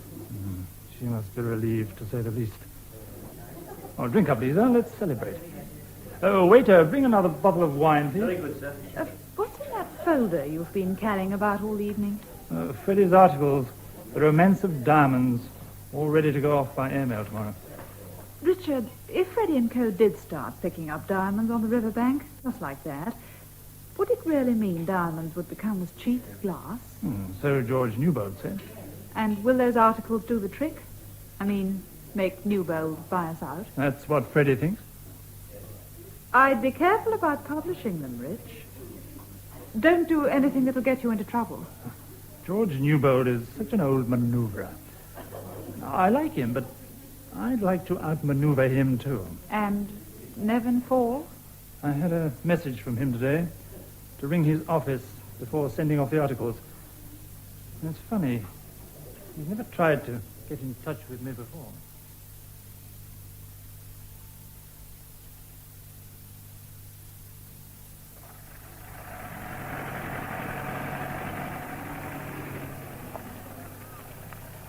Here you are, Gov. 125 Paddington Street. Well, here we are. Thanks for dinner, Rich. You are not going to ask me in? Oh, you don't really want to, Rich. Why not go straight home? Perhaps you're right. Don't let me keep you. Just a moment while I pay the cab. Ciao, Gov. Good night, madam. Good night. I wish I wasn't so roundabout in my wooing. Still, you ought to be glad I'm so idiotically noble. It makes the whole thing stronger. I hadn't noticed. No, but you will. I apologize, though. I'm held by something. It's like a psychological compulsion the wrong way around. Pushing me back instead of forward. Rich? Yes, darling? You're not going to publish those articles. I don't want you to take unnecessary risks. Not only am I going to publish them, but I've no intention of consulting Mr. Nevin Fall before doing so. Richard, promise me faithfully you won't be so silly. No promises, darling. Please. For my sake. Oh, that's better, much better. But I shall not be careful. I shall publish and be damned. I shall say to hell with Nevin Fall. Richard, you're not coming a step nearer unless you promise once and for all you won't publish those articles. I'm not coming a step nearer. I'm not going to promise. I'm going to stick them in that airmail envelope. There's one in the folder. Then I'm going to walk across to the post office and send them to the Joburg office now. If I tell them to print, they'll print. Will your front door be open when I get back, Caesar? You can always try it, darling. So it came about that I was with Lee the next morning when Susanna phoned to say that Jim had jumped off the roof. Someone come down!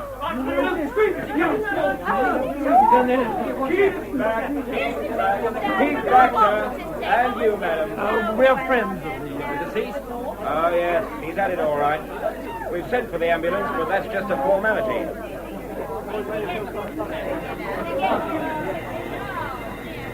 Can my friend go into the house, please? Mrs. Flaherty phoned us up special. Flaherty? Was that his name? All right, I'll let the lady pass, but you stay here, sir. I'll be wanting a word with you. Lisa, go and look after Susanna. I'll see you later. Make way there. No, not you, madam. Keep back, please. Dr. Berg. It's all right, Constable. This is the doctor who was looking after the deceased. I see, sir. Deceased? Now then, What come has on now, happened, move along Mr. there, Johns? please. Jim has jumped off the roof, Dr. Berg. He's dead. Keep going, please.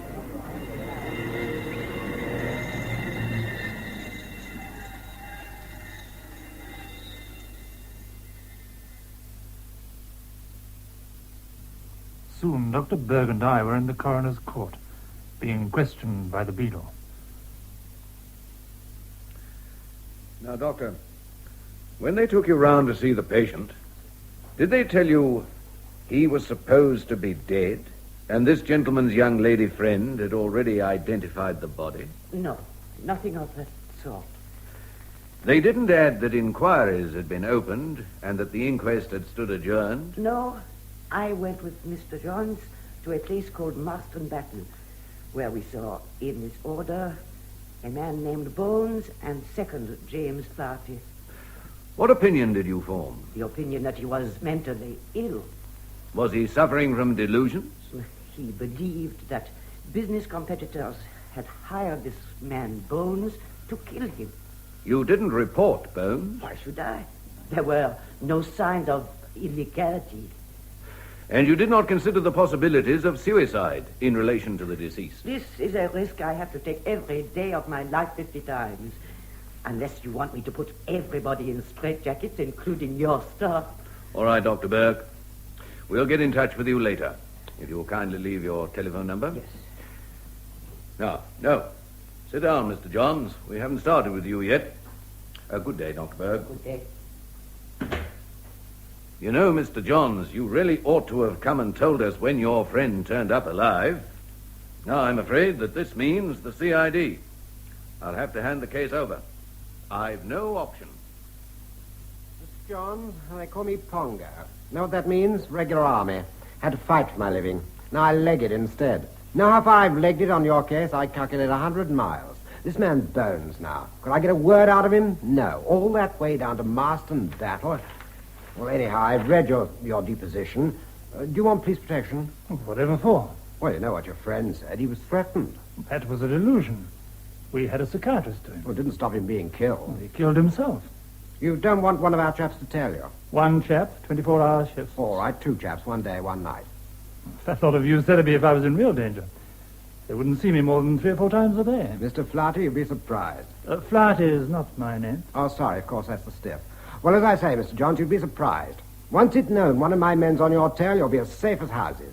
Trouble with you young chaps is you get your ideas from thrillers. Real life's cruder. Have you finished, Mr. What shall I call you, Mr. Pongo? There's still the morgue, Mr. Flaherty. Oh, Mr. Johns, I've been trying to get you all day. There were 2 messages from Mr. Nevin Ford. Any other calls? From Mr. Van Berg. He will contact you again tomorrow. Well, if that's all, I'm going home. I want a bath. For your information, I've just come from the morgue. Mr. John? Yes, thank God I'm not a medical student. They swim in this smell half the time. What did Mr. Fall want? It's about those articles again. I think diamond-bearing gravel series. Will you be at home if his office rings? No, after my bath, I have a train to catch. Next, I was sent for by Ernest Maiden, whom I found arranging his delphiniums in the Leicester Square office. Wonderfully tall, wonderfully tall. Not quite right yet, though. Do you think they'd look better if I had a blue Delft vase? I seem to have seen that in a picture somewhere. Of course, Whistler. Or was it Rossetti? You know, you deserve the sack, you do, Mr. Johns. Why? Well, this story about coming legislation in Cape Town attributed to Africa News Service. Where is it? The South African government is so convinced of the urgency of a search for uranium deposits that it proposes to repeal the laws limiting the operations of hand prospectors for diamonds in the Orange River and other gravels. So what? I've simply found another scoop. It's been cabled back to the USA, too. Well, as it happens, we're not going to sack you. The story's such tripe anyway. Might do for a boys' weekly, not for a grown-up newspaper. Well, the Yanks seem to like it. Well, that's what I meant, pap for the infantile. I tried to put a case for you, but it didn't go down awfully well. Yes, the thing about delphiniums is the extraordinary variety of blues you can get. Look at that one against that. Worcester china color, cold and beautiful, and this lapis lazuli. Yes, we haven't sacked you yet. If there were any uranium in our territory, which I fear there isn't, we wouldn't let any damn prospectors look for it, of course. But I said maybe you'd done a good bit of propaganda for us by making it appear we were in favor of private enterprise. I did my best for you, but it wasn't good enough, old son. So I'm to go down to the bank and see George Newbold again. Oh, no, it's too late for that. You see, things have gone a bit farther than we meant them to. So they thought you might come right under Mr. Nevin's supervision from now on. I'd like to see Nevin, Paul. I've never met him, as you know. We're quite aware of that, old son. And we thought it would be a good thing now for you to learn more about us. You're going to meet Mr. Nevin, but not today. It may take a little time fixing. But I'll ring you, old son, don't you worry. Outside in the square, I made a phone call myself. One I'd been meaning to make for some time. And this time I found Mr. French, the psychoanalyst, much more forthcoming. I remember, Mr. Johns, you came to consult me some months ago. And now you want to consult me again? Yes, in the good old days, people used to get advice from their friends free. Now we haven't got any friends, we have to pay for it. Another addition to the cost of living. I could give you half an hour at 4 p.m. this afternoon, Mr. Johns. I'll be there, Mr. French. I want to talk to you about illusions. Yes, I see. Carry on, Mr. Johns. Yes, but you don't see. If the delusion got into Jim Flaherty, where does Bill Bones come into the picture? Did he have delusions too, or what? Or do we all have delusions all the time? We all wear masks, and sometimes the masks get frightening. Yes. Yes, you've got me there, Mr. French, because now I find it's my turn to be frightened. I've got the delusions myself. Can you explain a bit? Oh, that's your job, isn't it? I mean, what form do the delusions take? Well, I know that Jim committed suicide, but afterwards I began to believe that he was harried into it. When I'm feeling all right, I know this is silly, but when I get depressed, the delusions come back. I feel they're waiting for me. Outside that door, possibly. I feel in the end, they'll get me in a corner and try to kill me. But couldn't all that be real? It wouldn't make sense. You don't honestly think you've been provoking the big men in the diamond world? I think I may have. I wanted to. You wanted to? Not your friend Flaherty or Mr. Van Berg? Well, it was their idea originally, but when George Newbold tried to talk me round into a sort of semi-spy position, I thought I'd like to blow them up with as big a bomb as I could find. Last time you were here, you were bothered because you couldn't quite make up your mind whether to let yourself go with a young woman. Wasn't that it?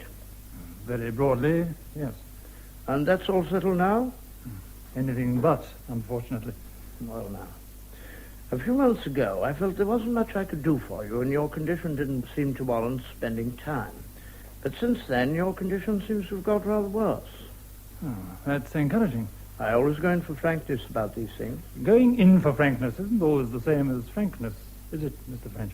Very shrewd, Mr. Johns. Have you got any free time day after tomorrow? Well, I'm flattered you were able to fit me in so soon. There's the cost of living, Mr. Johns, as you said this morning. I'll make out a card for you. It'd be funny if as soon as I got in the street, I met one of Nevin Fall's crowd. That would be a turn of the screw, wouldn't it? It would indeed. Well, here's a card. 4:30, day after tomorrow. Keep your eyes skinned meantime. And sure enough, when I stepped out of the door, his secretary had a telephone message for me, relayed through Miss Spiro. Would I meet Mr. Van Berg for a drink at our local that evening? Yes, I've evidently had a bad quarrel with George Newbold. A very subtle man, Rich. Good at negotiation, diplomatic. I seem to have noticed. You should take a lot of notice. George Newbold is a very exceptional person. There are not many such able men outside the government services. And then there's my friend Nevin Fall. Friend? I didn't know you'd even met. What's he like?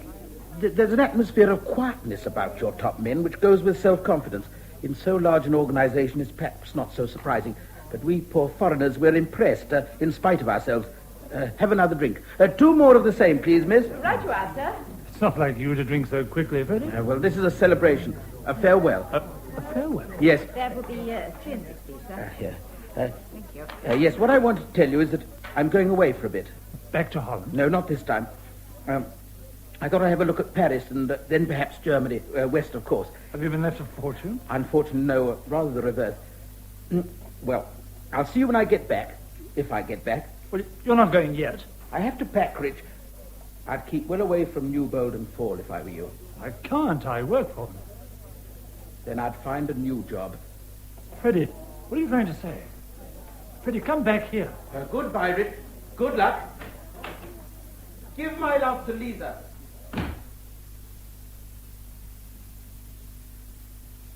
So Jim's dead and now Freddie's gone.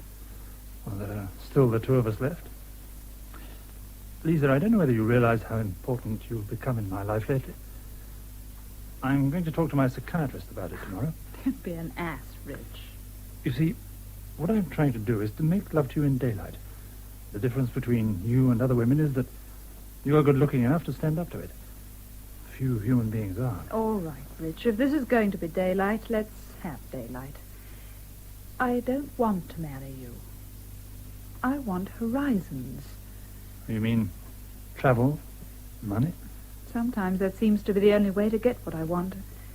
But when I get to Paris or New York or wherever it is and buy the musk and drink the fizz, it doesn't seem quite what I wanted. Oh, much better not to talk in daylight, darling. Hello? Lisa Stevens here? Now, this is Ernest Madam. Can I speak to Mr. Johns, please? Mr. Johns? Yes, one moment, please. Where the devil did you get this number? Oh, from Miss Spiro. It's about this date with Mr. Nevin Fall. So happens he can manage this afternoon. Can you do that? Well, what's the precise idea? I never did quite follow. Well, he proposes to take you for a ride in his car. You'll probably go Epping Forest way like you did with Mr. George Newbold. But why does he want to waste an afternoon riding around with me? Mr. Nevin likes to mix relaxation with a little business. Quite a good idea, don't you think? Body relaxed, mind just a little stretched. He wants to get acquainted, to put matters on a friendly basis. You'll find he lets you much farther into the arcane of our organization than anybody else can. You'll find Mr. Nevin a really interesting person. I can promise you a most fascinating afternoon. I'll tell him you'll be there at 5:30 sharp at Leicester Square. But you won't go to see Nevin Fall. Promise me you won't go. Why ever not? Well, I'm too worried about you. Oh, you must promise. What is there to worry about? After all, I should have offended them mortally. I bought that article, which I knew very well touched them on the sorest spot, and smuggled it into one of their own papers. It was quite outrageous. But instead of sacking me, they only proposed a ride with the big boss. Oh, I call it great-hearted. Oh, Richard, don't joke, please. I'm frightened. Can't you see I'm frightened? I've been putting this story down day by day. I've been putting it on paper as a way of getting rid of it, as if it might then exist apart from me. But the trouble is that this only makes it more like a jellyfish with tentacles. I decided to go down to Fleet Street before seeing Nevin Fall to pick up the typescript in its envelope. So here I am at Leicester Square Post Office, writing these last few lines. When I've finished, I shall address the envelope to myself and post it. And this story, for what it's worth, will come home to me tomorrow. As a sort of safeguard, shall we say? Safeguard against what? Violence? And yet, suppose I'm not imagining all this. Coming along, I took a look at Nevin Fall's office from the other side of the road, where I said to myself, now, if by chance I saw Bill Bones lurking about, I should really think my delusions were real. And sure enough, there was Bill Bones at the driving wheel of a big limousine outside the office, obviously waiting for someone. No doubt, Mr. Fall and me. All the same, there's no need to be anxious about handling Bill Bones. I think he likes me in his way. Certainly, he doesn't want to harm me or anybody else. All I'd have to say to him is, oh, look here, old chap, come off it. Nothing like knowing your man. Nevin Fall, of course, I don't know. But I dare say I'll manage. Right. Now I must post this stuff off. It's nearly 5:30. It'd be funny to see for the first time Nevin Fall's chair with somebody sitting in it.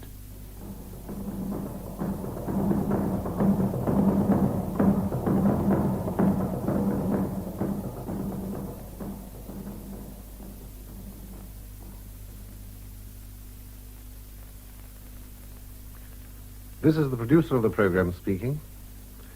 The typescript from which this play is adapted was duly delivered at Richard John's address and, after some delay, examined by the police, who yielded at last to the insistence of Mrs. Lisa Stevens and forced an entry into the flat. The only evidence they found throwing light on his disappearance was, in fact, the typescript itself, and little importance could be attached to what was obviously an essay in suspense fiction.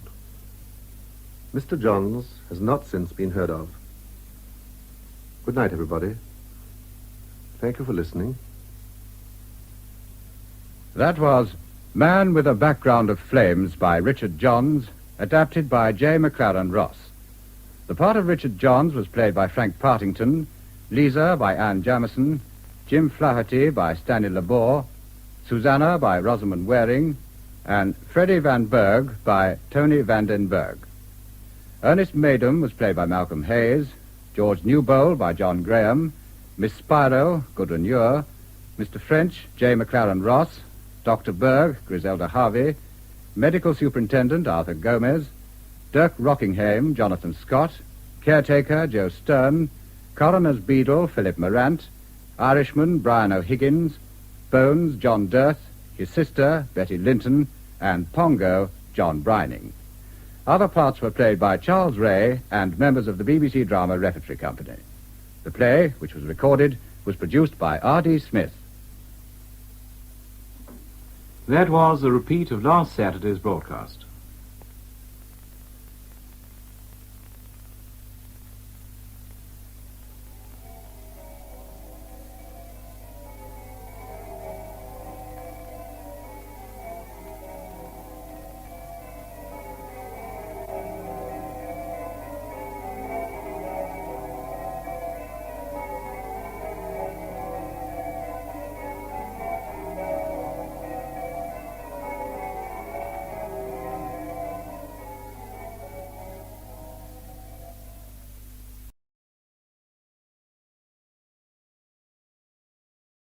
Number of programs this week.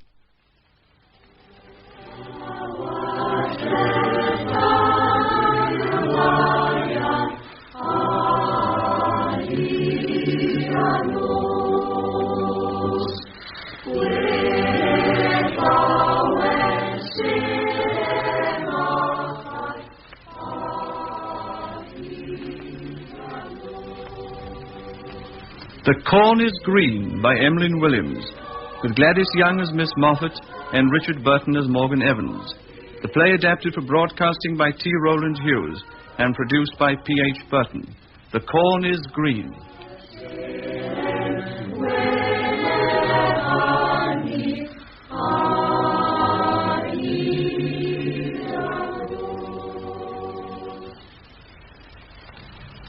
The action of the play takes place in Glansarno, a small village in a remote Welsh countryside in the latter part of the last century.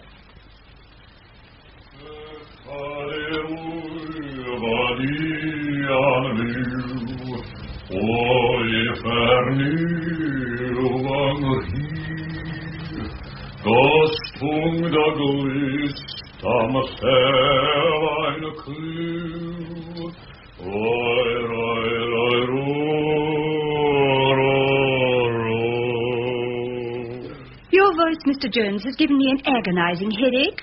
And if you must indulge in music, will you please not do it in Welsh? I wasn't indulging in music. I was singing a hymn. There, that's the last book to go on that shelf.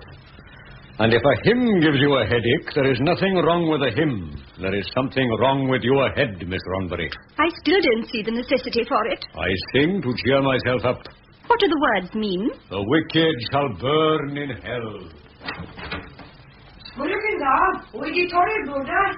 Mr. Jones, translation. Lechin wide, Wachen. Mr. Jones. He says he cut the sweet peas and the rubbish heap is smelling terrible. Oh, dear. His father must put something on it. That's the English all over. The devil is there, is he? Don't take him away. Put a bit of scent on him. Go in the daddy, I hope better not, have you? Dear, sir. I hope he'll have the sense to give the message. It is terrible, isn't it? The people on these green fields and flowery hillsides being turned out of heaven because they cannot answer St. Peter when he asks them who they are in English. It is wicked, isn't it? The Welsh children not being born knowing English, isn't it? Good heavens, God bless my soul, by Jove, this, that, and the other. I can't think why a colonel should elect to come and live in this place. Ah, there. I hope he likes flowers. Oh, I've never seen so many books. I do hope the colonels will not be too feminine. I chose them with such care. Why are you taking so much trouble getting somebody else's house ready for them, Miss Ronbury? You need not have helped me if you did not wish. Oh, I'm frightened of the spinning wheel, too, and the china. His own furniture is so distinctive. The desk and the waste paper basket so virile. Now you'll have two on a string, him and the squire. Mr. Jones. And if I was a bit more of a masher, there would be three. Worldly things, that is your trouble. Please, Mr. Jones, my life is as empty as a rotten nutshell, so get me a husband before it's too late, double quick. Oh, you insulting man. Ah, here's the squire now. Squire. Delicious, lady, delicious surprise. And the very afternoon tea, as our forebears put it, eh? Oh. How are you, Jones, making the most of your half day? Good afternoon, sir. Why, dear lady, were you not at the Travers Ellis wedding? Naughty. I sat next to you at the breakfast. Oh, my dingo, so you did. Deuced fine breakfast. No sign of the new inhabitant? Any moment now, I think. The pony and the trap met the London train at 11:45. Hasn't the fellow got his own private conveyance? Oh, I think not. I hope he's all right. He wrote very civilly to Mr. Jones about the house. Oh, yes, not club notepaper, I remember, but not bad texture. Funny sort of chap, though, eh? Why? All these books. Oh,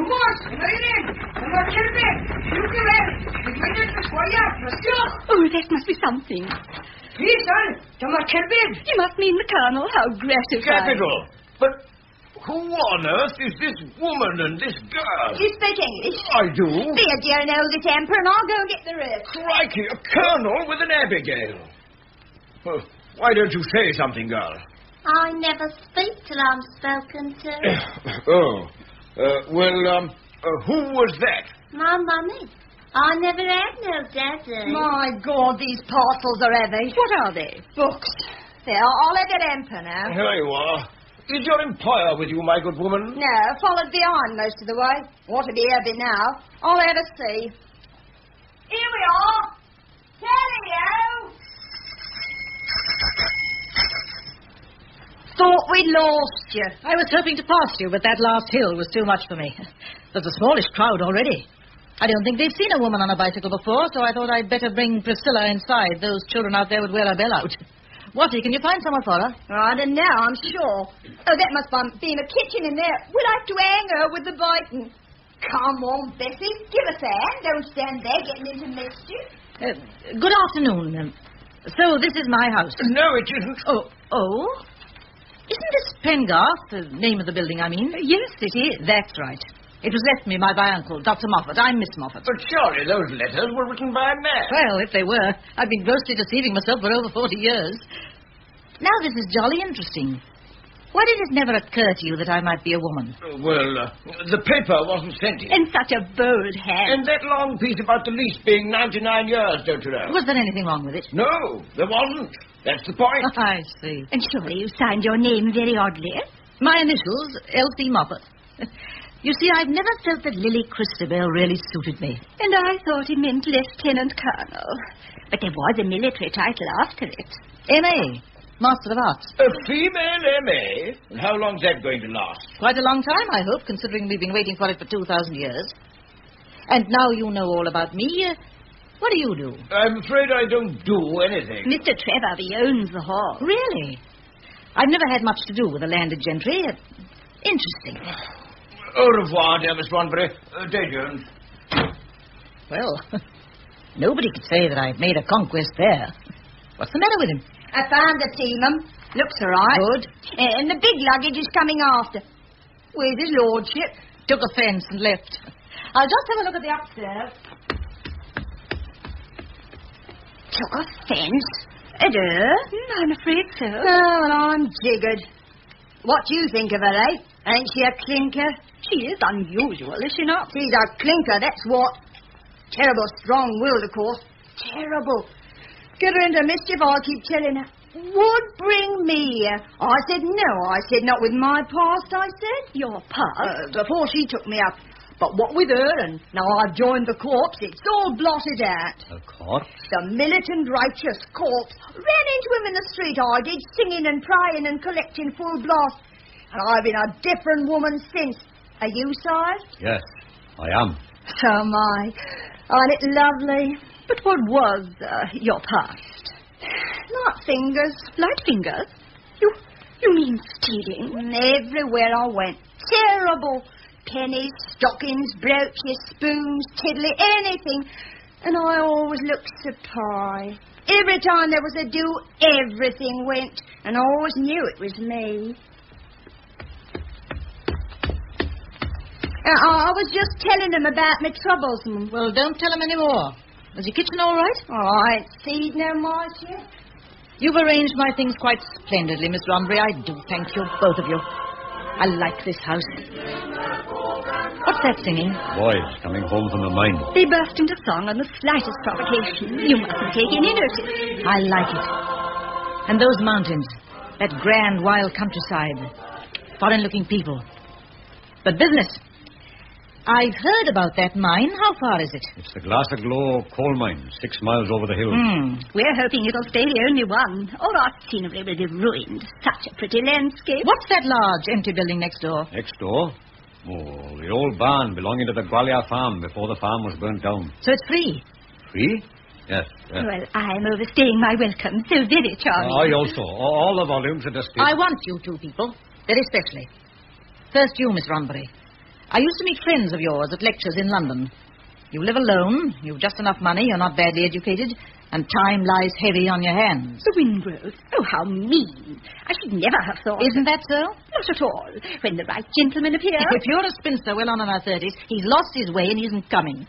Why don't you face the fact and enjoy yourself the same as I do? But a woman's only future is to marry and fulfill the duties of... Kettles. I'd have made a shocking wife anyway. But haven't you ever been in love? No. How very odd. I've never talked to a man for more than 5 minutes without wanting to box his ears. But how have you passed your time since... Since I had no hope. Very busily. In the East End for years. I've read a lot, too. I'm afraid I'm what is known as an educated woman. Which brings me to Mr. Jones. Wingrove's told me all about you, too. My conscience is as clear as the snow. I'm sure it is, but you're a disappointed man, aren't you? How can I be disappointed when I am saved? Your father was a grocer with just enough money to send you to a grammar school. With the result that you're educated beyond your sphere and yet fail to qualify for the upper classes. You feel frustrated and fall back on being saved. Am I right? It is such a terrible thing you have said that I will have to think it over. Do.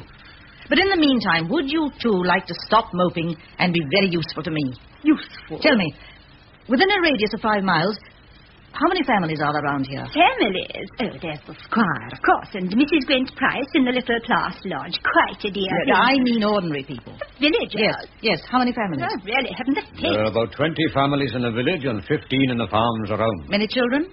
What age? Oh, up to 16 or 17. Round here, they're only children till they're 12. Then they're sent away over the hills to the mine. And in 1 week, they're old men. I see. How many can read or write? Next to none. Why do you ask? Because I am going to start a school for them. What? Start a school for them? What for? What for? You cheerfully contribute funds to send missionaries to African heathens who are as happy as the day is long, and you ask me what for? See those books? Hundreds of them and something wonderful to read in every single one. These nippers are to be cut off from all that forever, are they? That's right. The printed page, what is it? One of the miracles of all time, that's what. And yet when these poor babies set eyes on it, they might just as well have been struck by the miracle of sudden blindness, and that, to my mind, is plain infamous. My goodness, miss, that's right. I'm going to start a school immediately next door in the barn, and you're going to help me. Yes, you. You're going to fling away your parasol and your kid gloves, and you're going to stain those tapering fingers with a little honest oil. I couldn't teach those children. I couldn't. They smell. If we'd never been taught to us, so would we. We'll put them under the pump. Mr. Jones, do you know what I'm going to do with that obstinate old head of yours? My head? I'm going to crack it open with a skewer. And I'm going to excavate all those chunks of grammar school knowledge, give him a quick dust, and put him to some use at last. I'm a solicitor's clerk in Quinagam, and I earn 33 shillings a week. I'll give you 34, and your lunch. I have an enormous house to run and the flowers to do. Shut it up, except one room, and leave the flowers to die a natural death in their own beds. I've been left a little money, and I know exactly what I'm going to do with it. Those children are in the mine earning money. How can they... I'll pay their parents the few miserable pennies they get out of it. And when I finish with you, Miss Rombury, won't have time to think about snapping up a husband, and you, Mr. Jones, won't have time to be so pleased that you're saved. Well? I am with you. Good. I have all the details worked out. I'll explain roughly. Of course, we must go slowly at first, but if we put our backs into it, here we are, 3 solid, middle-aged folks settled in our little groove and crammed with benefits. And there are those babies scarcely out of the shell that have no idea they're even breathing the air. Only God can know how their life will end, but he will give us the chance to direct them a little of the way. Yes. We have the blessed opportunity to raise up the children from the bowels of the earth, where the devil hath imprisoned them in the powers of darkness, and bring them to the light of knowledge. Here's the tea. Now put those papers away and come and have it while it's nice and hot. A night in August, 6 weeks later.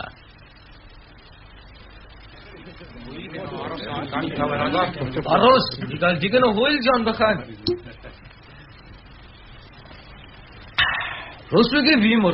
This is rum, Robert Roberts, the drink of the devil. It will take you down to hell. I'm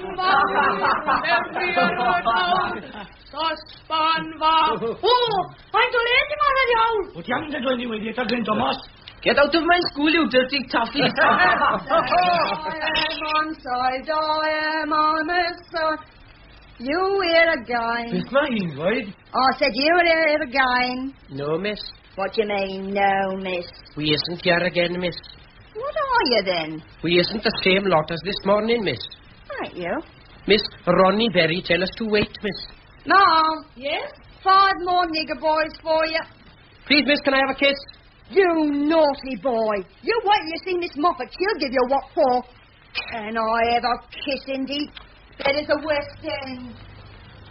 Boys and girls come out to play. Come to the hoop and come to the cone. Come on, Mr. Jones. Good evening, sir. Good evening. I see you and the lady teacher behind the door. Ooh! You wait until you see Miss Moffat. She will give you what for. You wait till you see Miss Moffat. She will give you what for. You wait till you see Miss Moffat. She will give you what for. I told you the shape of the bedroom doesn't allow for a door into the barn. Oh, she isn't here. Sorry to keep you waiting, boys, but I have to go across to Mr. Reese, the carpenter, and then I'll be able to talk to you. In the meantime, will you go to the pump in the garden shade and wash your hands? Through there. You'll find a lantern. Did you understand all that? Yes, miss. Thank you, miss. Good, I won't be long. Please, miss, can I have a kiss? What did you say? Please, miss, can I have a kiss? Of course you can. Come here.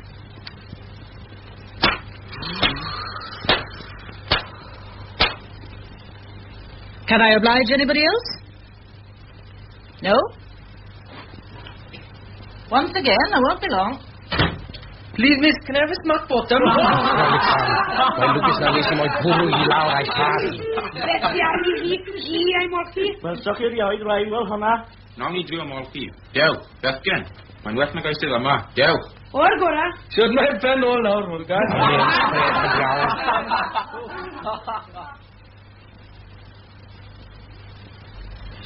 Bydd y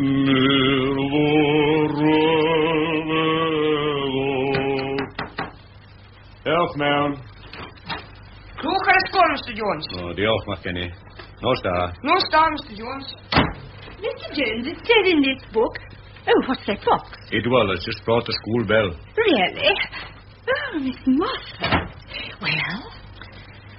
No good. Oh, dear. Mr. Reese says he's had a strict order not to discuss lining the roof till the lease of the barn is signed. Who gave the order? That's what I want to know. And when will the lease be signed? Never, it seems to me. Did you call up the solicitors? Yes, they've located Sir Herbert Vesey, but he's now doubtful about letting the barn and will give his decision by post. But why? He'd already said it was no use to him and my references were impeccable. Why? Oh, you look tired. It's been a bit of a day. A letter from the mine to say no child can be released above ground. That's all blethers, but still. A request from the public house not to start a school in case it interferes with beer swilling and games of chance. A message from the chapel people to the effect that I am a foreign adventuress with cloven feet. And Priscilla's had a puncture. A bit of a day. What's that? It's the bell for the school. Oh, is it? Do let us have a peep. It was on St. Talon Monastery before it burnt down. Look, it's got the rope and everything. Well, it's good to see it anyway. The mason finished the little tower for it yesterday. Oh, do let us tell those boys to put it up. It'll bring us luck. Well, if it keeps them out of mischief till I'm ready, they can...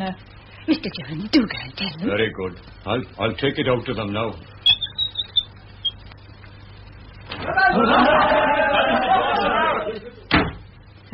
Poor Jonesy. He's terrified of them. So am I. Oh, they're so big and so black. Oh, here's the letter from the gentleman what owns the barn. I had a good look at the seal. At last. What does it say? Sir Herbert still cannot give a definite decision until the 17th. Oh! Another week wasted, isn't it? Infuriating. Does it mean he may not let you have He it? must. It would ruin everything. Oh, can't we start afresh somewhere else? Oh, I've spent too much on preparations here. Besides, I've felt so right here from the start. I can't leave now. I'm a Christian woman, but I could smack Sir Herbert's face till my arm dropped off. Jolly good evening, teacher. Remember me? Would you mind going outside, knocking, and waiting quite a long time before I say come in? Oh, jolly good. Paul again, what? But Miss Moffat, it's the squire. Oh, squire, you must forget you ever saw me in this dress. So ashamed. I shan't be a moment.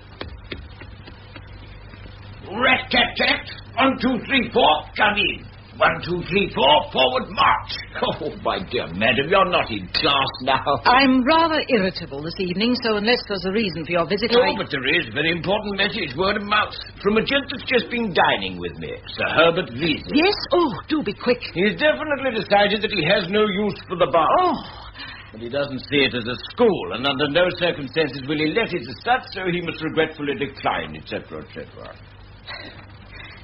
He implied in his first letter that he would be willing to sell. Then some bigwig must have made him change his mind, mustn't he? You? I have not called on you, madam, because I have been eyeing your activities very closely from afar. It is with disapproval and... It is unwise to embark on a speech with the vocabulary of a child of 5. I'm not going to have any of this damned hanky-panky in my village. Your village? My village. I'm no braggart, but I'd have you know that everything you can see from that window, and you haven't got a bad view, I own. Now, my dear madam... And stop calling me your dear madam. I'm not married, I'm not French, and you haven't the slightest affection for me. Oh. First of all, I'm not one to hit a woman below the belt. You know what I mean. Always be fair to the fair sex. All my life I've done my level best for the villagers. They call me squire, you know. Term of affection. Jolly touchy. I mean a hamper every Christmas, a whole shoot, and a whopping tankard of beer on my birthday, and on my 21st they all got a mug. Anyway, this buying them out of the mine's a lot of gammon. I own a half share in it. Ah, that explains a good deal. Why don't you take up croaky and keep your pecker up? Well, dear lady, anything I can do to make your stay here a happier one? Thank you. I'm just getting back. If I know Sir Herbert, my best old port will be there. Wait a minute. Yes? I know I shall be sticking a pin into a whale, but here are just 2 words about yourself. You're the Squire Bountiful, are you? Adored by his contented subjects, intelligent and benignly understanding, are you? I should just like to point out that there is a considerable amount of dirt, ignorance, misery, and discontent abroad in this world, and that a great deal of it is due to people like you, because you are a stupid, conceited, greedy, good-for-nothing, addle-headed nincompoop, and you can go to blue blazes. Good night. I perceive that you have been drinking. Phew. Oh. That was undignified, but I feel better for it. I'm glad, because it was plain spoken, wasn't it? Has he been nasty? Oh, so unlike the squire. He was kindness itself. He advised me to go and live in a hole in the ground with my knitting. He's persuaded the owner not to sell. Oh, dear. Well, of course, I always think men know best, don't you? Oh, yes. I'm wearing my mousseline to swan. He never even noticed. Oh, what will you do? Sell the house. Take this brainchild of a ridiculous spinster and smother it. You got a handkerchief? Yes, Miss Moffat. Why? Want to blow my nose. Sure. Oh, you ought to have had a cry. I love a cry when I'm depressed. Such an advantage over the gentleman, I always think. I must get some letters written to the tradespeople in the mine to let them know we're giving up the school. Suppose we'd better start putting some order into this chaos and get the business over. What are these filthy exercise books doing among my papers? Those hooligans brought them just now. They said Mr. Jones had picked them out because they could write English. I set them an essay on how I would spend my holiday. Must have been mad. Listen to this one. If I has ever holiday, I has breakfast and talks, then dinner and a rest. Tea, then nothing. Then supper, then I talk, and I go sleep. From exhaustion, I suppose. Holiday time. That carefree magic word. What shall it be this year? Tobogganing among the eternal snows, or tasting the joys of Father Neptune? But that's beautiful. Extraordinary. Yes, I might think so, too, if I hadn't seen it in a book open on that desk. Oh. No, your squire was right. I've been a stupid and impractical ass, and I can't imagine how I... The mine is dark. If a light come in the mine, the rivers in the mine will run fast with the voice of many women. The walls will fall in, and it will be the end of the world. Please, miss, I help with the prayer. Do go on. So the mine is dark. But when I walk through the tan something shaft in the dark, I can touch with my hand the leaves on the trees, and underneath, where the corn is green. Go on, reading. There is a wind in the shaft. Not carbon monoxide they talk about. It smells like the sea, only like as if the sea had fresh flowers lying about. And that is my holiday. Are you Morgan Evans? Yes, miss. Did you write this? No, miss. It's in your book. Yes, miss. Then who wrote it? I don't know, miss. Oh. Miss Ronbury, will you see to those papers in the study? Oh, yes, of course I will. Now, did you write this? I don't know, miss. What is the matter with it? Sit down. And take your cap off. Spelling's deplorable, of course. Mine with 2 N's and leaves L-E-F-S. What was it by rights? Well, a V to start with. I never heard of no V's, miss. Don't call me miss. Are you not a miss? Yes, I am, but it's not polite. Oh. You say, yes, Miss Moffat, or no, Miss Moffat. M-O-F-F-A-T. No V's? No V's. Where do you live? Under the ground, miss. I mean your home. Oshinamoyne, miss. Moffat. 4 miles from here. How big is it? 4 houses and a beer house. Any hobbies? Oh, yes. What? Rum. Rum? Oh. Do you live with your parents? No, by my own self. My mother is dead. And my father and my 4 big brothers was in the big shaft accident when I was 10. Killed? Oh, yes, everybody was. What sort of man was your father? He was a mongrel. What? He had a dash of English. He learned it to me. Did you go to chapel? No, thank you. Who taught you to read and write? Taught? Taught. The verb, to teach. Oh, teach? Who taught you? I did. Why? I don't know. What books have you read? Books? A bit of the Bible and a book that a fella from the Plas kitchen nabbed for me. What was it? The Lady's Companion. Can I go now, please? No. Do you want to learn any more? No, thank you. Why not? The other men would have a good laugh. I see. Have you ever written anything before this exercise? No. Why not? Nobody never asked me to. What is the matter with it? Nothing's the matter with it. Whether it means anything is too early for me to say, but it shows exceptional talent for a boy in your circumstances. Terrible long words, Miss Moffat. This shows that you are very clever. Oh. Have you ever been told that before? It is news to me. What effect does the news have on you? It is a bit sudden. It makes me that I want to get more clever still. I want to know what is behind of all them books. Mr. Ronbury, can you come tomorrow? Tomorrow, no. I'm working on the 6 till 4 shift. Then can you be here at 5? 5, no, not before 7, miss. 6 miles to walk. Yes, of course, 7. 7, then. In the meantime, I'll correct this for spelling and grammar. Yes, Miss Moffat. That'll be all. Good night. Good night, Miss Moffat. Miss Ronbury? Yes? I've been a deuce of a fool. It doesn't matter about the barn. We're going to start the school in a small way at first, in this room. And I'm going to get those youngsters out of that mine if I have to black their face and go down and fetch them myself. We're going on with the school. Oh, Mr. Jones, we're going on with the school. We're going on with the school.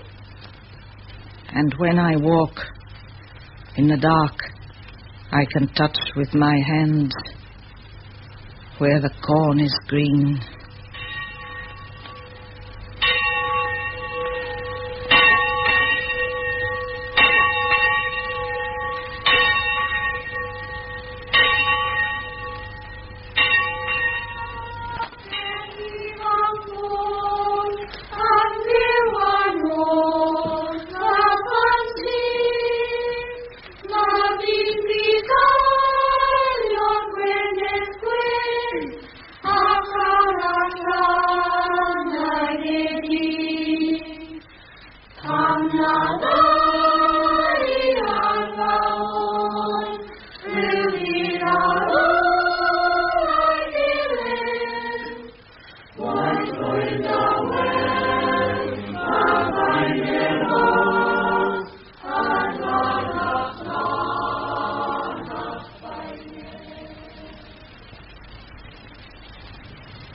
Two years later.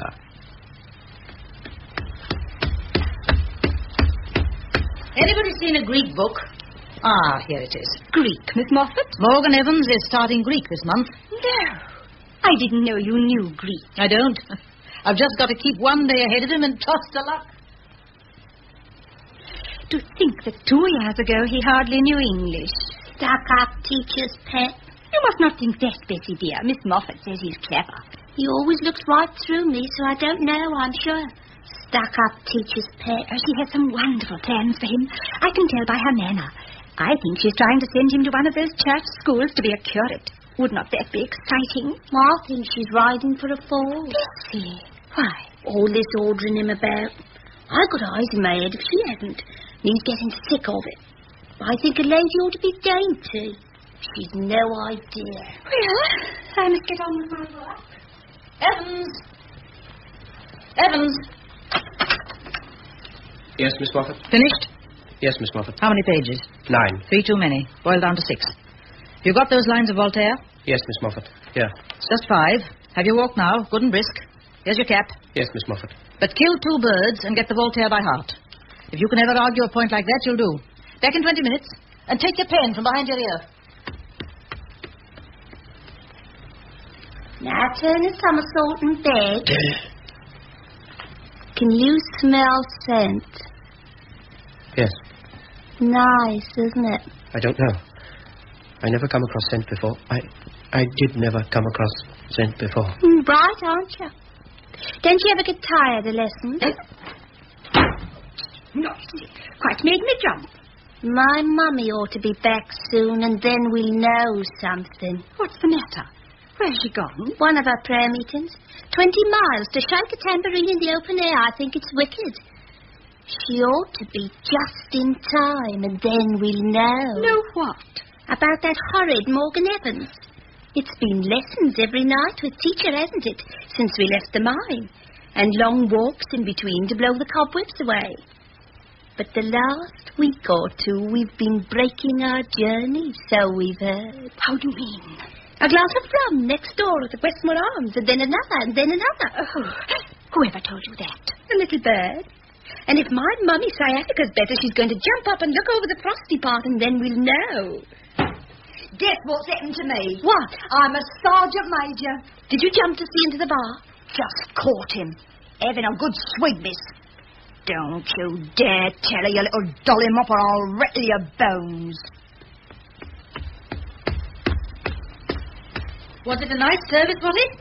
Beautiful, mum. They said they hoped the late Sergeant Major was gone where we all want to go. But with her having deserted, they couldn't be sure. Then we saved 3 sinners. Please, Miss Moffat, can I have the money for my ticket? What ticket? The Tregarna Fair tomorrow. You said I could go. On the contrary, I said you couldn't.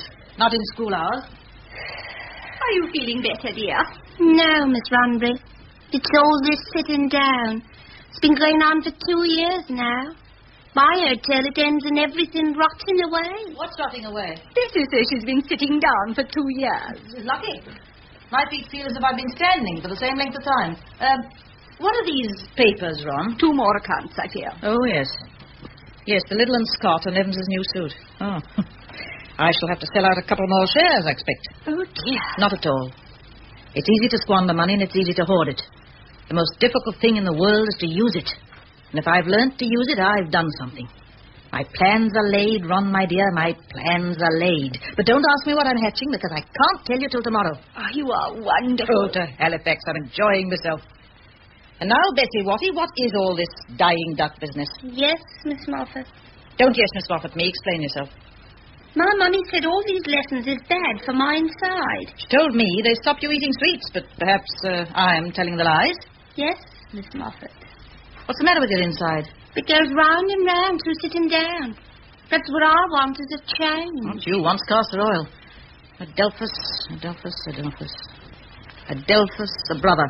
There's nothing to prevent you going for walks between lessons. You can go for one now as far as Sarah Pugh Postman, see if my new chalks have arrived. Quick march. I'm not going. What did you say? I'm not going. Everybody's against me. I'm going to throw myself off a cliff and kill myself. It'll make a nice post in the papers, me and Peter's at the bottom of a cliff. I'm going mad and I'm going to kill myself. Nothing's going to stop me.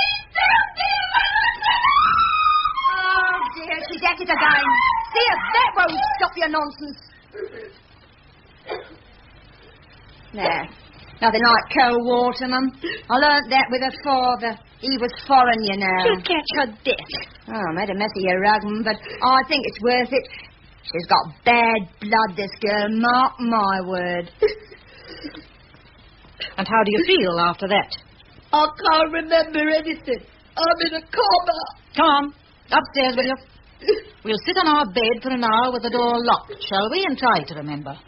And next week you go away into service and see how we like that. Come on. Look sharp about it.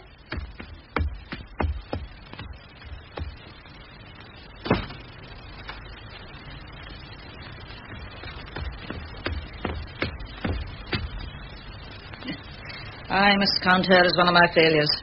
Fish out of water, of course. Got a snipe species. There is such a fish.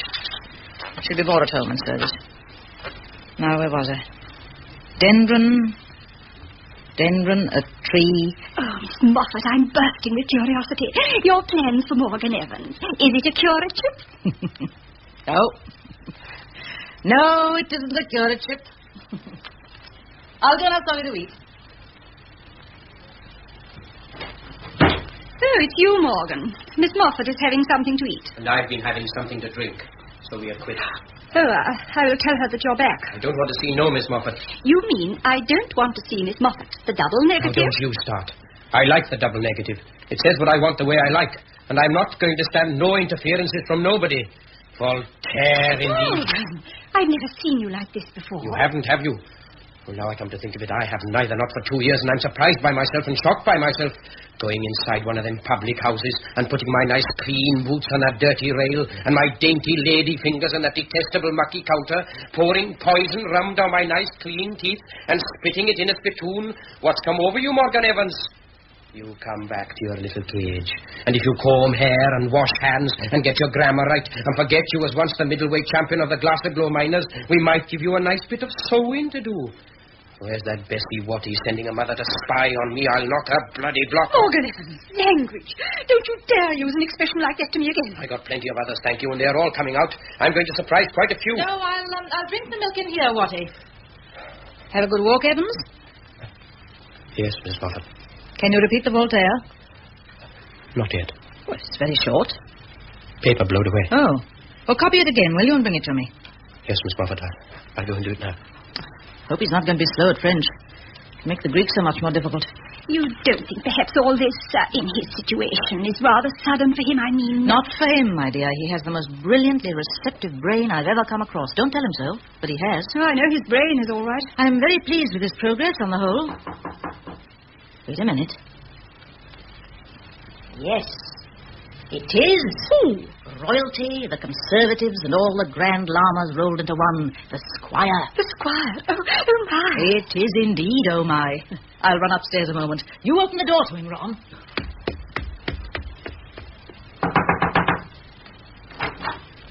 Come in. Good afternoon. Your hat, Squire. No, thank you, I'm not staying. Oh, dear, do look a sketch.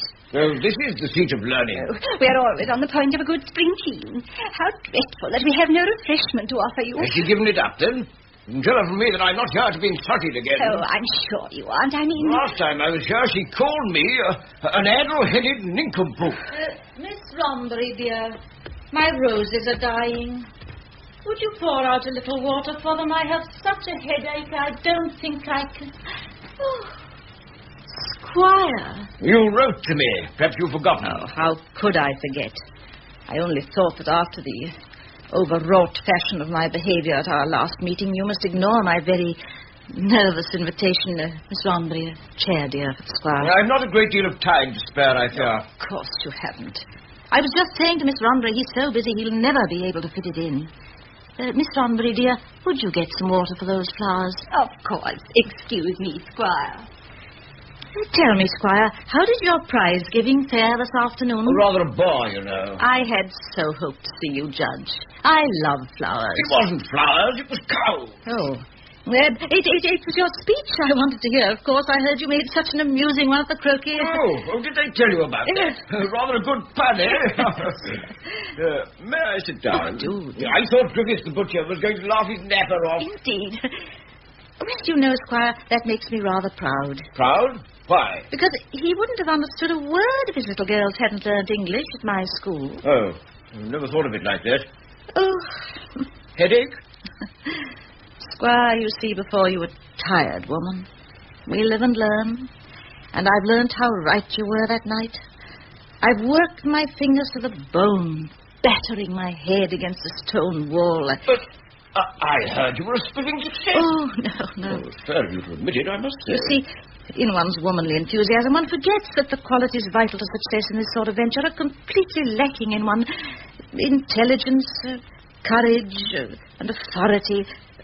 Well, the qualities, in short, of a man. Oh, come, you mustn't be too hard on yourself, you know. After all, you meant well. kind of you to say that. What about this Jones chap? Oh, he's a dear creature, but I have no wish to be fulsome. I mean a man like yourself. I see. One gets into such muddles. You'd never believe. Well, I've never been on your side, but I'm sorry to hear you've come a cropper. When are you giving it up? Well, that again is difficult. I have all my widow's mite, as it were, in the venture.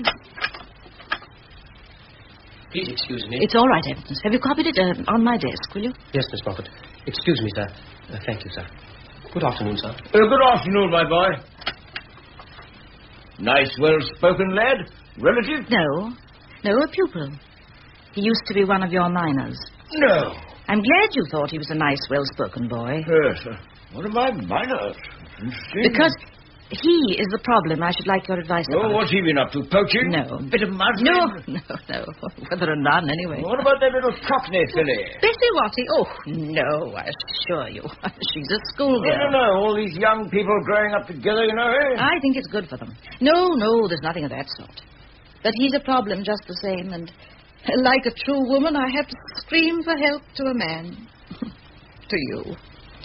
Scream away, dear lady, scream away. Well, he's clever. Oh, is he? Good at figures and all that?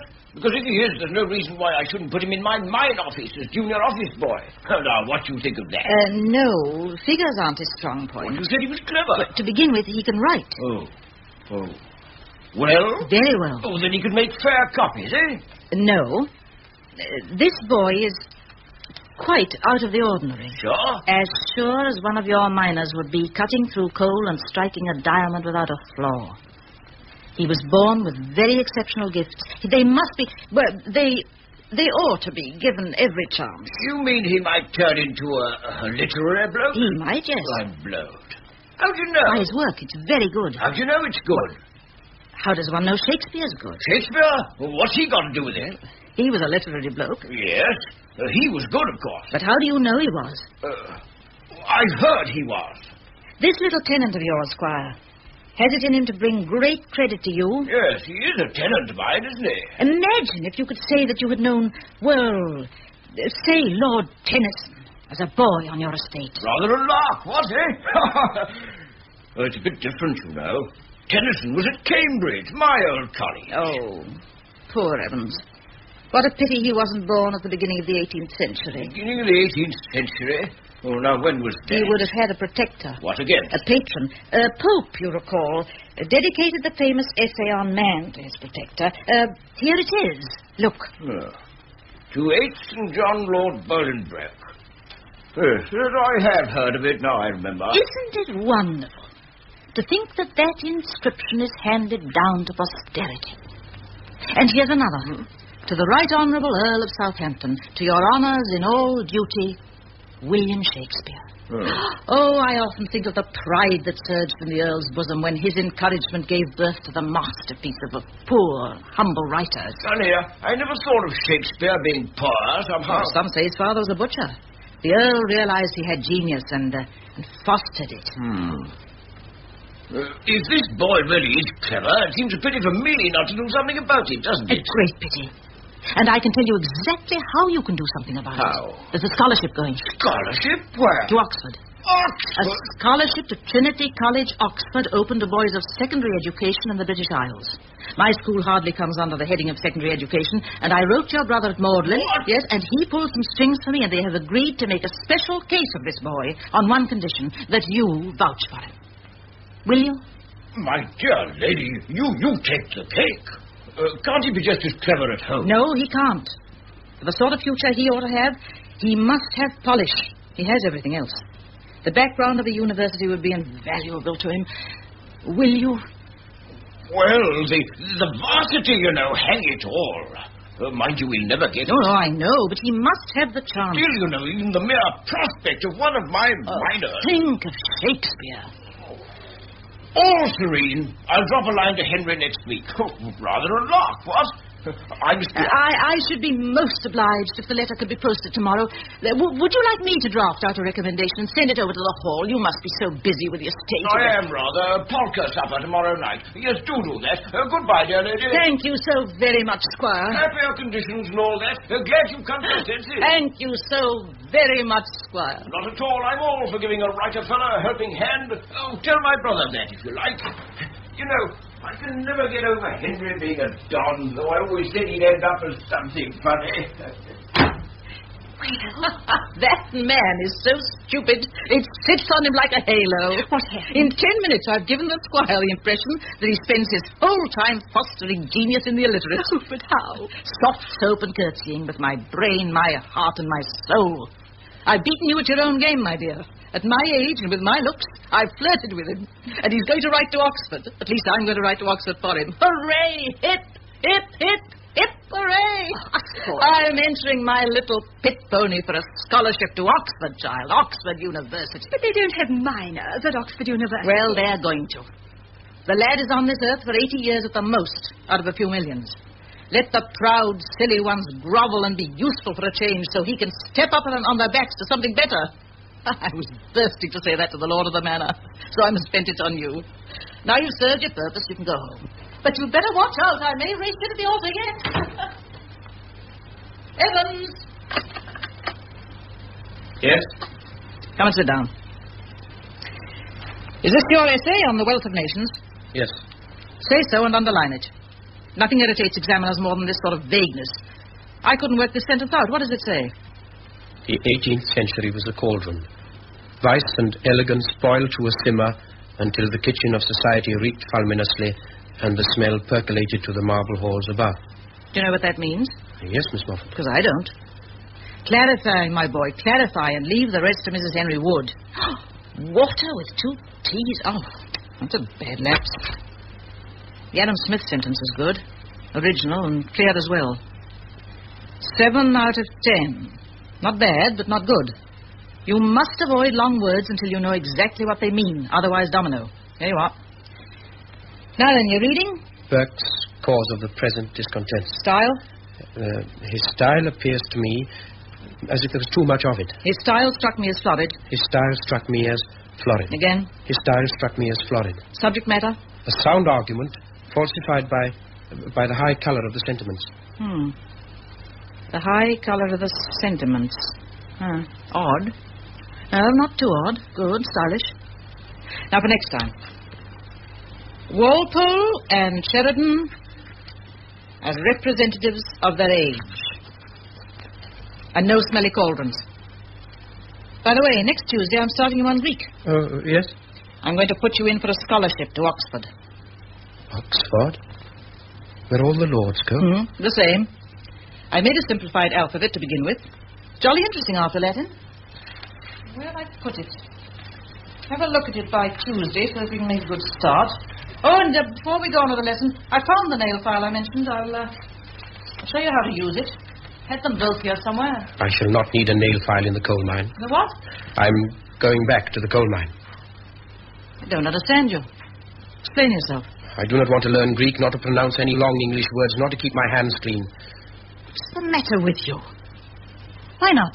Because I was born in a Welsh hayfield when my mother was helping with the harvest. And I always lived in a little house with no stairs, only a ladder and no water. And until my brothers was killed, I never sleep except 3 in a bed. I know that is terrible grammar, but it is true. What on earth has 3 in a bed got to do with learning Greek? It has a lot.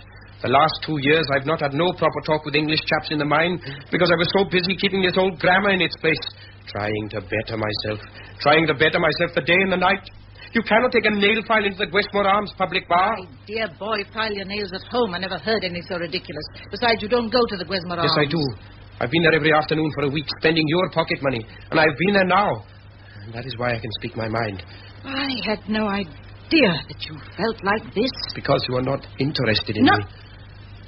Not interested in you. How can you be interested in a machine that you put a penny in and if nothing comes out, you give it a good shake?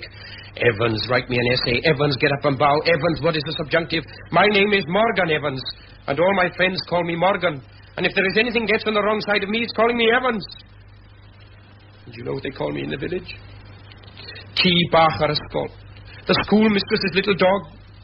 What has he got to do with you if my nails are dirty? Mind your own business. I never meant you to know this. I've spent money on you. No, I don't mind that. Your money ought to be spent. But time is different. Your life has not yet begun. Mine's half over. When you're a middle-aged spinster, some folks say it's pretty near finished. 2 years is valuable currency. I have spent 2 years on you. Ever since that first day, the mainspring of this school has been your career. Sometimes in the middle of the night when I've been desperately tired, I've lain awake making plans. Large and small. Sensible and silly. Plans. For you. And you tell me I have no interest in you. If I say any more, I shall start to cry. And I haven't cried since I was younger than you are, and I'd never forgive you for that. I'm going for a walk. I don't like this sort of conversation. Please never mention it again. If you want to go on, be at school tomorrow. If not, don't. I don't want your money, and I don't want your time. I don't want to be thankful to no strange woman for anything. I don't understand you. I don't understand you at all.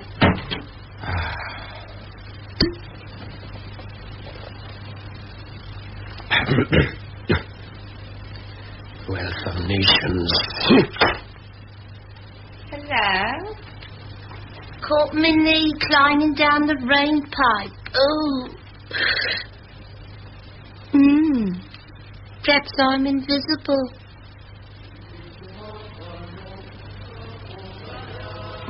Mum's gone out. Been spying. People lock me in and take the key out the keyhole. They can't blame me for listening at it. Though I think she's wicked. Mind your own business. I won't. I like to know about everything. I like doing all the things I like. I like sweets. I don't care if it does make me fat. And I love earrings. I like to shake my head like a lady.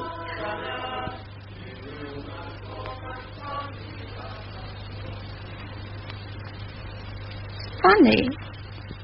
We've never been by ourselves before.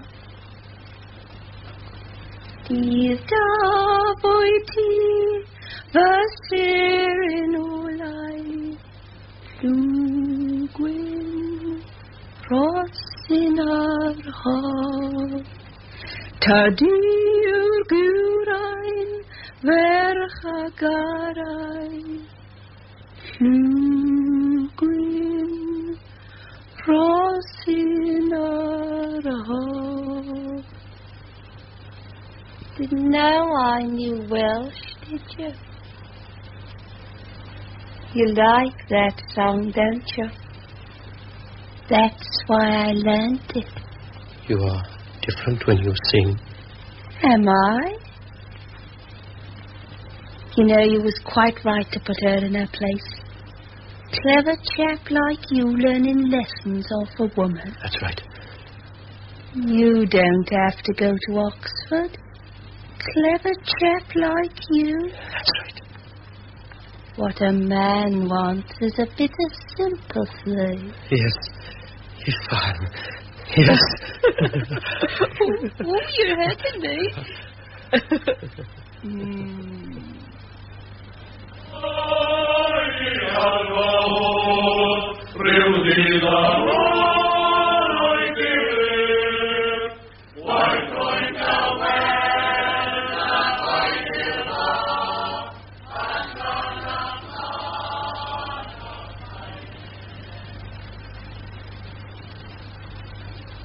Ten months later, Morgan Evans has passed the written examination for the scholarship and has been called to Oxford for the oral tests. Any news? Not yet. I thought not. Where's the squire? Gone to see if there's any sign. Thank the Lord. That man is really becoming a nuisance.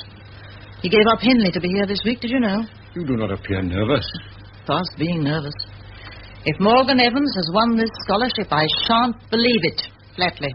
And if he's lost? If he is lost, we must proceed as if nothing had happened. The sun rises and sets every day, and while it does, we've jolly well got to revolve round it. The time to sit up and take notice will be the day it decides not to appear. In the meantime, Mr. Jones, your report is on your desk. Miss Ronbury, Form 2 are waiting for your music like a jungle of hungry parakeets. Yes, Miss Moffat. This response to things is really terrible, isn't it, Mr. Jones? Oh, heavens. I caught the early train. I knew they would all be watching for me, so I got out of Llanmorfydd and got a lift to Gwynagain. Oh, does that mean... Oh, no news, except that I am not hopeful. Why not? They talked to me for 1 hour at the Viva. That doesn't mean anything. Go on. They jumped down hard on the New Testament question, as you said they would. You are very pale. Better than a raging fever. Go on. I spent 5 minutes explaining why St. Paul sailed from a town 300 miles inland. Oh, dear. Parnell? Parnell? Oh, yes, I was going to stick up for the old chap, but when they started off with, that fellow Parnell, I told the tale against him for half an hour. I wasn't born a Welshman for nothing. And the French? Not good. I said naturellement to everything, but it didn't fit every time. And the Greek verbs? They were sarcastic. Did the president send for you? I had half an hour with him. You did? Yes, but so did the other 9 candidates. He was a very kind and grand old gentleman, sitting in a drawing room the size of Penland Town Hall. I talked about religion the same as you said. Just as you advised? Just as you advised. Oh, he asked me if I'd ever had strong drink, and I looked him straight in the eye and said, no. Oh. When shall we know? The day after tomorrow. They are writing to you. The villagers are all in their best and talking about a holiday tomorrow. It's very stupid of them, because if you fail, it'll make you still more sick at heart. If I have failed, don't speak about it. But we must. You faced the idea the day you left for Oxford. I know, but I've been to Oxford and come back since then. I have come back from the world. Since the day I was born, I've been a prisoner behind a stone wall. And now somebody has given me a leg up to have a look at the other side. They cannot drag me back again. They cannot. They must give me a push and send me over. I've never heard you talk so much since I've known you. That's just it. I can talk now. The 3 days I've been there, I've been talking my head off. Oh, if 3 days at Oxford can do that to you, what would you be like at the end of 3 years? That's just it again. It would be everything I need. Everything. Starling and I spent 3 hours one night discussing the law. He's one of the other candidates. Brilliant. The words came pouring out of me. All the words that I'd learnt and written down and never spoken. I suppose I was talking nonsense, but I was at least holding a conversation. I suddenly realized that I'd never done it before. I'd never been able to do it. How are you, Morgan? Nice day, Mr. Jones. Not bad for the harvest. A vocabulary of 20 words. All the thoughts that you had given to me were being stored away as if they were always going to be useless. Locked up and rotting away.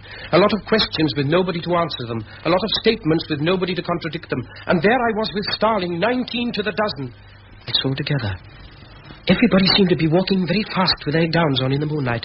The bells were ringing and I was walking faster than anybody, and I felt...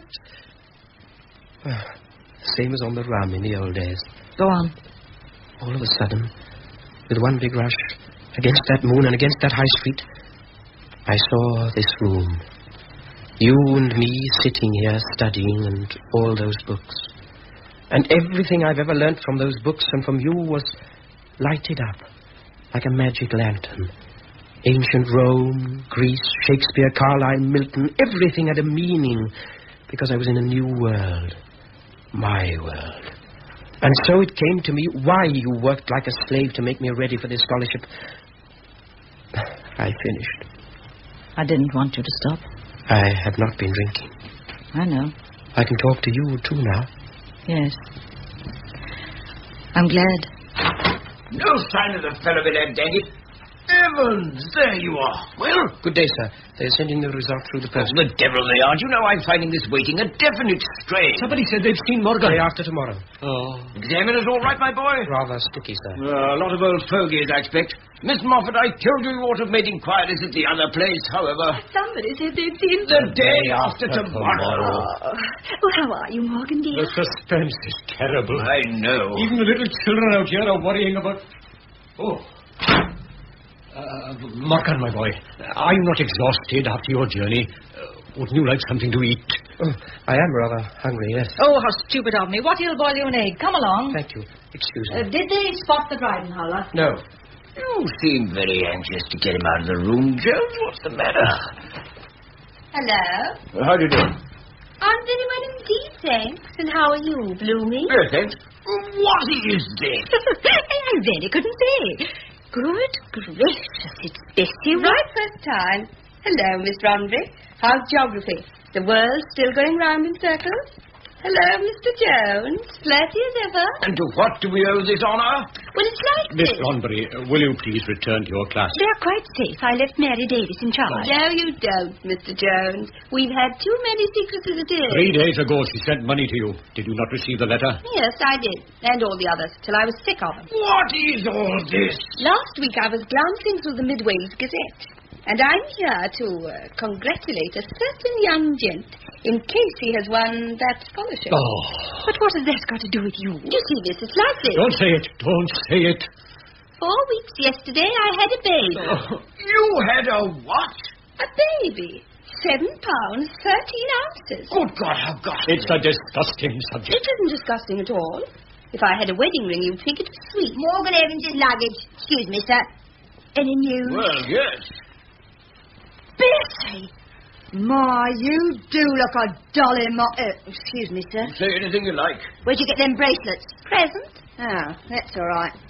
Where have you been, you madam? Turning you into a granny. Well, fancy. And I should try and have a sleep if I were you. Hello, Miss Moffat. I've just been telling them... You know what? Now I think it's time you told us who the fellow is. I'm going to take drastic proceedings. That's right, dear. Who is it? Well, as a matter of fact... No, I'll pay you anything. Anything. It's no good, miss. It's Morgan Evans. Oh, what? I don't believe it. Oh, Mum. I've been dreading this for months in a terrible way. It's a relief. Bamboozling me every week he was in the gutter. Lies, all lies, and I was glad to be telling them. I can't go on listening. This horrible, unnatural happening. Don't talk nonsense. It isn't horrible and it isn't unnatural. But I should have tried to understand and forestall instead of riding roughshod like a mare with blinkers. The schoolmistress has learned a lesson, but it's a little late now. Where is he? Over my dead body, my girl. She's right, Mum. It's too late. I got a 4-week-old baby, kicking healthy and hungry, and I haven't got a husband to keep him, so his father's got to turn into my husband. That's only fair, isn't it? I'm sorry, Miss Moffat, but I'm inclined to agree. I'll call him. There is no need to call him. What's the matter with you? I am sorry to say that I have a strong feeling of affection for this young woman, and I am willing to do my duty by rehabilitating her in wedlock and bestowing on the infant every advantage by bringing it up a Baptist. Are you serious? I am always serious. I know it sounds cold-blooded, but will you agree? No, I won't. I don't want to hurt anybody's feelings, but I do draw the line. Oh, please, think again. I'd like to oblige, but really I couldn't. Besides, my friend would be furious. Your friend? Ever such a nice gentleman, sporting, quite a swell. Owns a race course. Oh, I've never heard such a conversation outside a police court. I'm seeking the safety of my own quarters. Anything I can do, Miss Moffat? I suppose you wouldn't care to stake a claim? Oh, gracious. Doesn't this man of yours want to marry you? He won't talk of anything else. But he won't have the baby. No, he worships me. Ever since I left, he keeps on sending me telegrams. I just got 2 at the station. I expect I'll get some more tonight, isn't it, Rich? Mr. Jones wouldn't consider the baby without me. The baby without you? Your child? But what about your mother love? When I'm your age, I love the idea of a baby. But life hasn't begun yet for me. I'm just getting a taste for it. What do I want with a baby? I could have left it on a doorstep, couldn't I? But I must see it's in good hands, and that's why I've come to Morgan Evans. You want to make him marry you on the chance he will become fond enough of the child to ensure its future. Your conscience will be clear, and later you can go off on your own. I shouldn't be surprised. In the meantime, it's worthwhile to ruin a boy on the threshold of... I don't know anything about that, I'm sure. Wait a minute. There may be a way out. There must be. God bless us, Mum, I got it. What? Why can't you adopt it? Don't be ridiculous. Would that do you, Bessie? Well, I never Would it, though? Yes, it would. It would? But what would I do with a baby? I don't even know what they look like. Oh, they're lovely little things. Now, it's all arranged. But it would be fantastic. Oh, do, please. It'll put everything to rights. I would know the baby was safe. Morgan Evans need never know a thing about it. I can marry my friend, and it will all be beautiful. Oh, come on, Mom. You've been pushing us about for 3 years. Now I'll give you a shove. But it's mad, I tell you. Not as mad as taking me in was with my trouble. You're the one, dear. Really you are. Bessie Watty, Do you mean that if I do not adopt this child, you... I will have to tell Morgan Evans, and he will have to marry me. I swear that. And do you swear that you would never let Morgan Evans know the truth? I swear. If there are any questions, I'll say it was my friends. Then I give in. That's lovely. My friend will be pleased. I'll pop back to the public house for his telegram and send him a nice one back. Goodbye, all. We'll arrange details later, shall we? Are you going to take up a life of sin? I shouldn't be surprised. That cold water didn't really do the trick, Mum, did it? Goodbye. Then that's settled. I've been waiting for her to go. Why? The squire just came in to see me. The fool, the idiotic fool. Then it's true. He thought I knew. And he said it was for the best. That I ought to be told. God, why should this happen to me? Steady, steady. There's no need for you to upset yourself, my boy.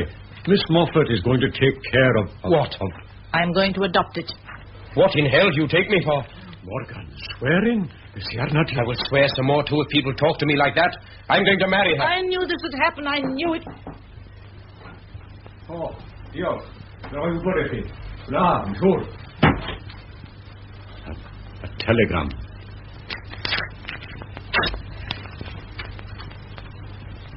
You won the scholarship. First Evans, second Favour Isles, third Starling. Congratulations. Lock the school door, Watty, will you? Come to the kitchen, Mr. Jones, sir. I'll make you a cup of tea. Thank you, Mr. Watty. Look at me, Morgan. For the first time, we're together. Our hearts are face to face, naked and unashamed, because there's no time to lose, my boy. The clock is ticking and there's no time to lose. If ever anybody has been at the crossroads, you are now. It is no good. I'm going to marry her. And I am going to speak to you very simply. I want you to change suddenly from a boy to a man. If you marry her, you know what will happen, don't you? You will go back to the mine. In a year, she will have left you, both.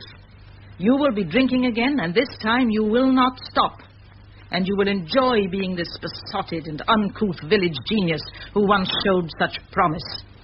But it will not be worth it, you know. There is a child living and breathing on this earth, and living and breathing because of me. I don't care if there are 50 children on this earth because of you. You mentioned the word duty, did you? Yes. You have a duty, but it's not to this loose little lady or to her offspring either. You mean a duty to you? No, Morgan Evans, you have no duty to me. Your only duty is to the world. To the world? Now you're going away. There's no harm in telling you something. Going away? Yes. If you're not to marry her, it would be madness for you to come into contact with the child. So if I am adopting the child, you can never come to see me. It's common sense. But you will be staying here. How can I never come back after everything you've done for me? Watching your career will give me complete happiness. I said there's no harm in telling you something. Now, you have brains, shrewdness, eloquence, imagination, and enough personality. And Oxford will give you enough of the graces. What? Enough to become a great statesman of our country. Oh, it needn't be just politics. It could be more. Much, much more. It could be for a future nation to be proud of it. Perhaps I'm mad, I don't know. We'll see. I know you're absurdly young for such an idea, and that so far you've only got the groundwork. I know all that.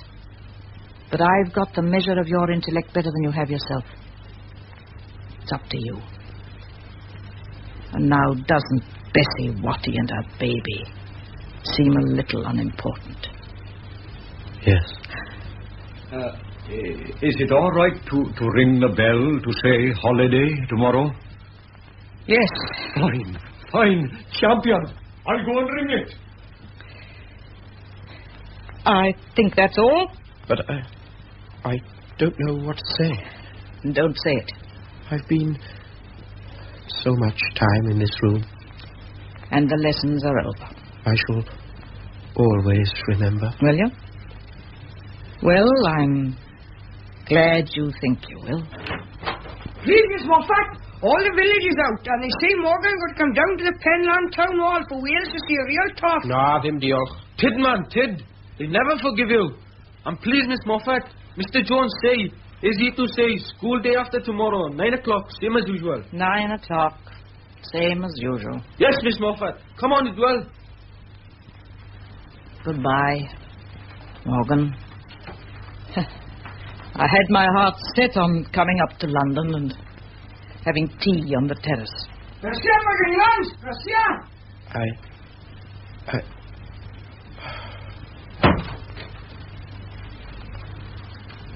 Has he gone?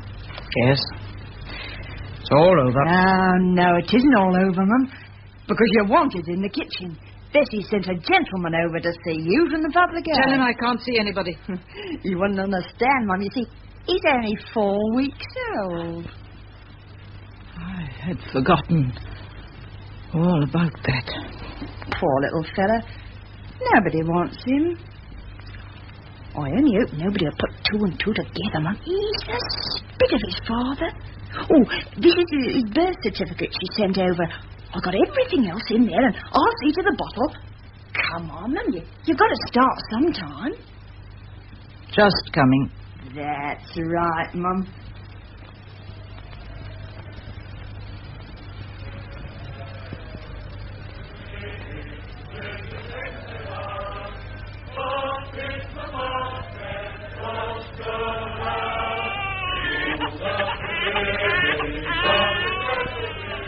Moffat, my girl, you mustn't be clumsy this time. You mustn't be clumsy.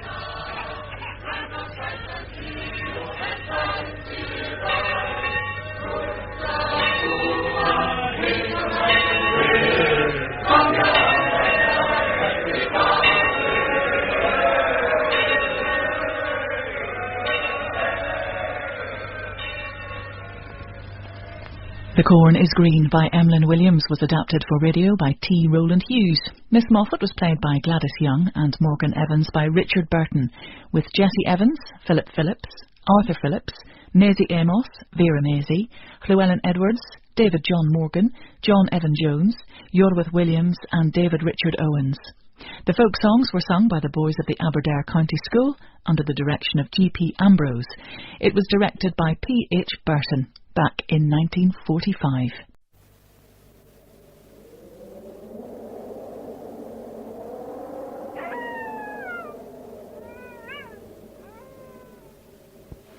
This is a story about me, Kay Harker, when I was young.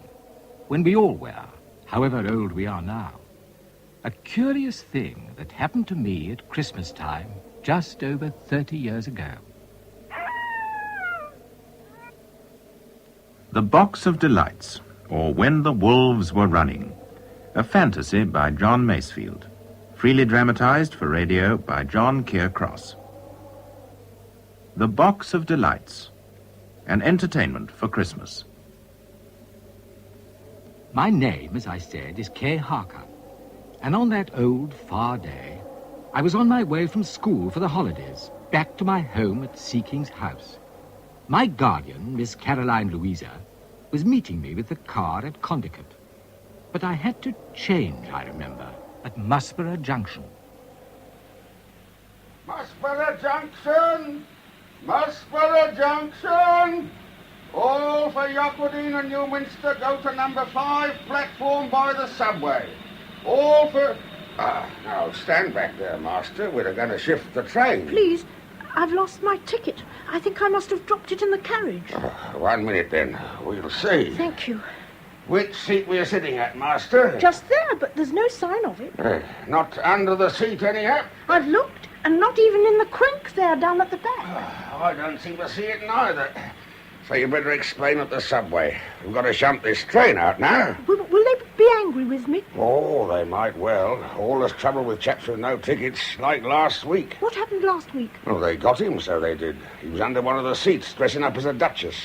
And in another minute he'd have finished, so not even the Prime Minister would have told the difference. Oh. And now stand back, Master, because we're going to shunt. Thank you very much. Oh, dear. Well, hello there. Oh, good boy. Oh, nice old boy, then. Oh, I do wish I could find that ticket. Good day, then, young master. Oh, good day. I see that my Barney dog has made friends with you at first sight, so he has. Yes, he does seem to And that's like... the time that likings are made, so it is. And you are looking for your ticket, I believe, which, lo, is on the platform, dropped at your feet.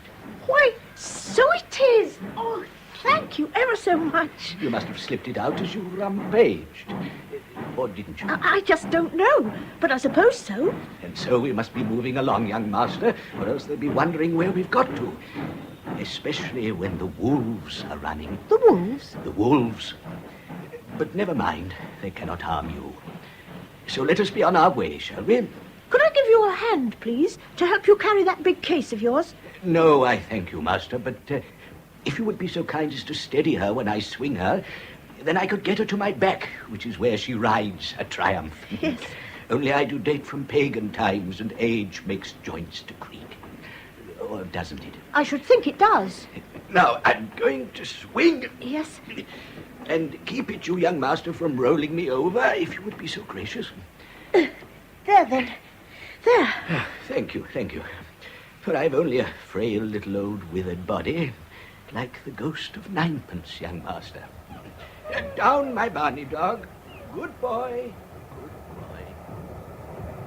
And now I was in the other train. But somehow I couldn't get that strange little old man I'd encountered out of my mind, with his green baize box and his Irish terrier, and the brightest eyes I ever saw, as alert as a bird's or a squirrel's, for all that he was only the ghost of ninepence. There were two men suddenly in the carriage with me, and although they were dressed as clergymen, they made me uneasy for some reason. Before they settled down, they kept peering about in a furtive way, as if they were looking for someone, and even at one time under the seats. One of them had a round, chubby face, and the other a thin, foxy face. Going home for the holidays, young sir? Yes. Yes, I am. And very seasonable weather for it, too. We are to have snow, it seems. And no doubt you enjoy snowballing and bargaining and making snowmen. I do, rather. Boys wherever boys. And do you travel far, may I ask? Only just to Condicott, sir. Ah, indeed, Condicott. It appears that there's to be quite a gathering at Condicott this Christmas, one way and another. Quiet, careful. I beg your pardon, friend. I merely meant that the district should be more than usually crowded this year, on account of the special seasonal celebrations at Chester Cathedral. Of course, of course. Now I wonder, my young friend. Oh, what was that? What was what, young sir? I thought I saw some big dogs go rushing past along the corridor. Dogs, indeed. Some of the friends of man, as they're called, are what? These ones didn't look very friendly. They were all fierce and snarling and snapping their teeth. I fear I noticed nothing in my humble, unobservant way. But you were about to ask our young travelling companion something, friend. Merely if he would perhaps be doing any card tricks during his Christmas holidays, huh? If you please, sir, I don't know any. But you are of an observant turn, I see. What? I fancy you would be good at them. Don't you think, Tristan, that he has the face of one certain to be clever at card tricks, or what? Just the very facial angle and the Borromean index. Just so. Now, let me see if I happen to have my cards with me. Ah, yes, I have my old companions. No doubt our young friend has been instructed not to play cards with strangers in a train. Well, as a matter of fact... I am inclined to agree with you, Lancelot. But there will at least be no harm in showing him one of the tricks with which sharpers deceive the unwary, huh? Indeed, indeed. Let me demonstrate the commonest trick, often known as spotting the lady. I deal out 3 cards, so, and one of them is the Queen of Clubs, and the other 2 low-numbered hearts. Now, mark them well. I twist them, and shift them, and set them upside down, and lo! Now, which is the lady, the Queen herself? That one, I'm certain. So it is. So it is. Oh, what it is to have young, sharp eyes go in, what, huh? It wasn't his young eyes. It was your clumsy dealing. Perhaps so. I lack practice. I must give myself some incentive. If you beat me this time, you shall have 6 pence, for indeed I must be put upon my mettle. What? Now, prepare. Watch now the whirling cards. They shift, they lift, they dive. Twiddle, twiddle, twiddle, pussycat and fiddlestrings. And can you tell the lady this time, Master K? Yes, here she is. But And right. And right again. Here's your sixpence. I thought I was discreet, but you have an eye like a lynx. As I said, the very Borromean index itself. On his brow it is written. Now, may I try once again? And if I beat you this time, you shall give me half a crown for the poor box on next Sunday's collection, huh? Please, sir. Of course, of course. That would be simply sportsman's honor. Agreed, Sir Dagonet. Now, hark to Merlin. Again the fatal sister spins her web. Mark well her hand, the hand of destiny. So shoots the weft across the serried warp and back. The sword beats and the shear descends. Now, which is the lady? This one. I saw her from underneath as the cards went down. Oh. Oh, no, it's only the 3 of hearts. Now, how did that happen? Oh, what? Yeah. And that will be just half a crown, please. For the collection in aid of the decayed cellarers, poor fellows, what? Oh, well, there you are, I suppose. But A debt of honor, you know, young Mr. Harker of Seekings. Now, look here. How do you know about me? We've never met before, but that's twice you've mentioned my name. Magic, no doubt. There is a proverb, more know Tom Fool than Tom Fool knows. Not that we want you to think that we think you're a fool. By no means. But this is conduct itself, I fancy. Where the hawks get out to wait for the chicken, Palamedes, if the chicken is still on the wing. Not so loud, not so loud. And so here we are then, Mr. Harker. Permit me to help you down with your case. Well, thank you very much. Ah, yeah, that's it. We may meet again, young Kay, although in many ways I hope not. But I say, look here. Goodbye. Goodbye. There's your guardian, Miss Caroline Louisa, coming over to meet you. Goodbye. Or possibly au revoir, young Kay. Goodbye. Oh, dear, dear. How did they know? Well, there you are then, Kay. Hello, Miss Caroline. It's good to see you. I've got the car out there all ready and waiting. Oh, just a minute. What are you patting your pockets for? Oh, I think there must have been pickpockets in the crowd. Yes, they got my purse and my dollar watch. When did you see them last? Well, just a few minutes before we reached the station. Did you notice any suspicious person near you? No. There were only a couple of clergymen in the train. From the missionary college at Hope under Chester's, I dare say, and I doubt if they would have done it. We'll speak to the police inspector. Yes, thank you. Oh, but I'm not telling you the news, Kay. Got rather a shock to give you. All the Jones children are with us for the holiday. All of them? I do hope you won't mind too much. No, I don't mind at all. I like the Joneses, though there is rather a gollop of them. There are only the 4, Jemima and Mariah and Susan and Peter. Yes. I'm putting Peter into your room, and I hope wait a minute, Miss Caroline. Before you start, look. Look, there he is. Just coming out among the crowd. Who? An old man I met at Musborough with the big box on his back and the little terrier dog. Do you see? He looks like a Punch and Judy man. Perhaps he is. I say, may I offer him a lift? He's rather a poor old chap to be lugging those loads about. Yes, by all means. I won't be a minute.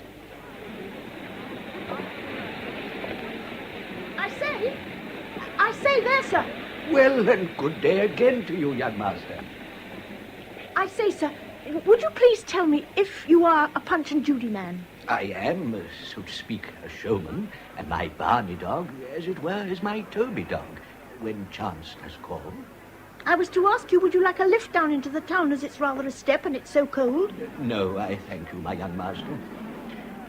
But there is something that no other soul can do for me but you alone, Master Harker. Oh? As you go down towards Seekings, if you would stop at the muffin shop now, and near the door you will see a lady wearing a ring of a very strange shape, like this of mine, with the long ways cross of gold and garnets. And if you say to this lady, the wolves are running, then she will know, and others will know, and none will get bit. Yes, of course I'll do that. But how did you know my name? When wolves run, it betides to know, Master Harker. And I do bless you, but we must be on our separate ways now, you and I, for time and tide and buttered eggs wait for no man. Come, Barney dog. I'm sorry, Miss Caroline, but he said he had to go on his own. Oh, pity. Yes. You know, Miss Caroline, there's something very queer about that old man. Oh? Do you happen to know if Ellen has got buttered eggs for lunch? Yes, she has, as a matter of fact. He knew it. He said time and tide and buttered eggs wait for no man. I expect a good many have said something of the sort. Oh, no, he meant me and that I ought to hurry up. You know, there's something uncanny about him with his bright, bright eyes. He knew my name and where I came from. And come to that, so did those two curate chaps in the train. They could have read that from your luggage labels on the rack. Yes, I suppose so. I say, are there any muffins for tea? No, I'm afraid not. Oh, well, would you mind frightfully if I got some from the muffin shop? I do like muffins, especially at Christmas time. Well, yes, I suppose so, but do hurry, Kay. Yes, I will. I'll go on to the car. Right. I won't be long.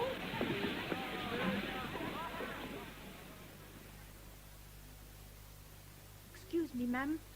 Are you the lady? Yes, I am the lady, Kay.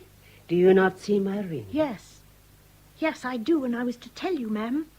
I was to say, from the Punch and Judy man, I was to say, the wolves are running. Thank you, Kay. I was waiting to hear. Thank you very much. I say, I had a sudden idea. If you should happen to be seeing the Punch and Judy man... Perhaps I shall, but there are always other ways, too, by which messages can be taken to Mr. Hawlings. Is that his name? Colonel Hawlings, among many others. What do you want him to know, Kay? I have some friends staying with me, it seems. Do you think he might come and give us a show, perhaps tonight? Say about 5:30? I think it could be arranged, Kay. Indeed, I believe he might be calling on you at Seeking's house in any case tonight, since the wolves are running. Oh, might he? He has to find someone to take care of the box. The box? The box of delights. But no more now. Your good guardian is waiting for you, and thank you for the message. Yes. Yes, of course. Goodbye. Goodbye, Kay. Or au revoir.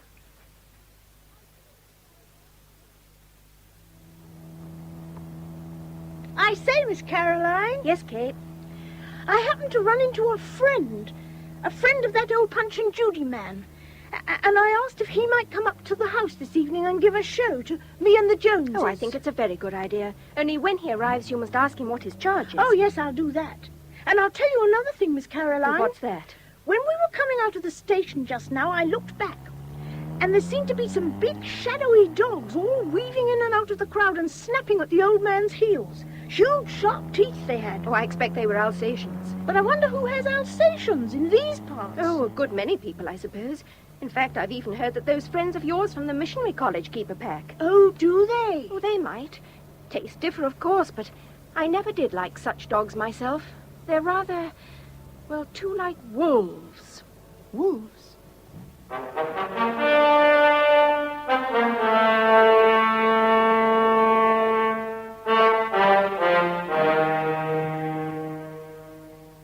And then it was Seeking's house, in all its old spacious glory, the way I always remembered it from my previous adventures there, and as I remember it now, through this other strange adventure as well. And behold the Joneses. First of all, Jemima. Very smart, that's me. Pay no attention to this other scrubby lot, my sisters and brother. And then Maria. Very untidy, but I'm absolutely crammed with pistols, Kay. I say, are you? I got them from some robbers I met. I simply couldn't live without pistols now. She spends her time shooting old electric light bulbs, Kay, dangling from a clothesline. And that was Susan, like a small, sweet fairy. And then there was Peter. I hear that you and I are sharing a bedroom, Kay. I hope you aren't one of those early getters-uppers. I'll do my best not. And you know what I hope, Kay? What then, Maria? It's all very well for Miss Caroline Louisa to ask us for Christmas, and we appreciate it. Yes. But I only hope that something exciting and unusual happens. I wish the Christmas could be brought up to date with gangsters and aeroplanes and a lot of automatic pistols, like this lot here. Shall I fire them off now? Better not quite yet. You just be careful, young Maria. I've never been careful in my life. I don't propose to start now. Pity anybody that ever tries to scrabble me. Well, anyway, I might have something just a little bit unusual for you all this time. Sudden idea I had. What's that, Kay? It'll have to be something good after those marvellous buttered eggs at lunch and the muffins at tea. It's a Punch and Judy show. So, No. I've a feeling this might be something rather special. And there he is now, I believe. I'll go and let him in. Well, and I wonder what he meant, you lot. Something rather special.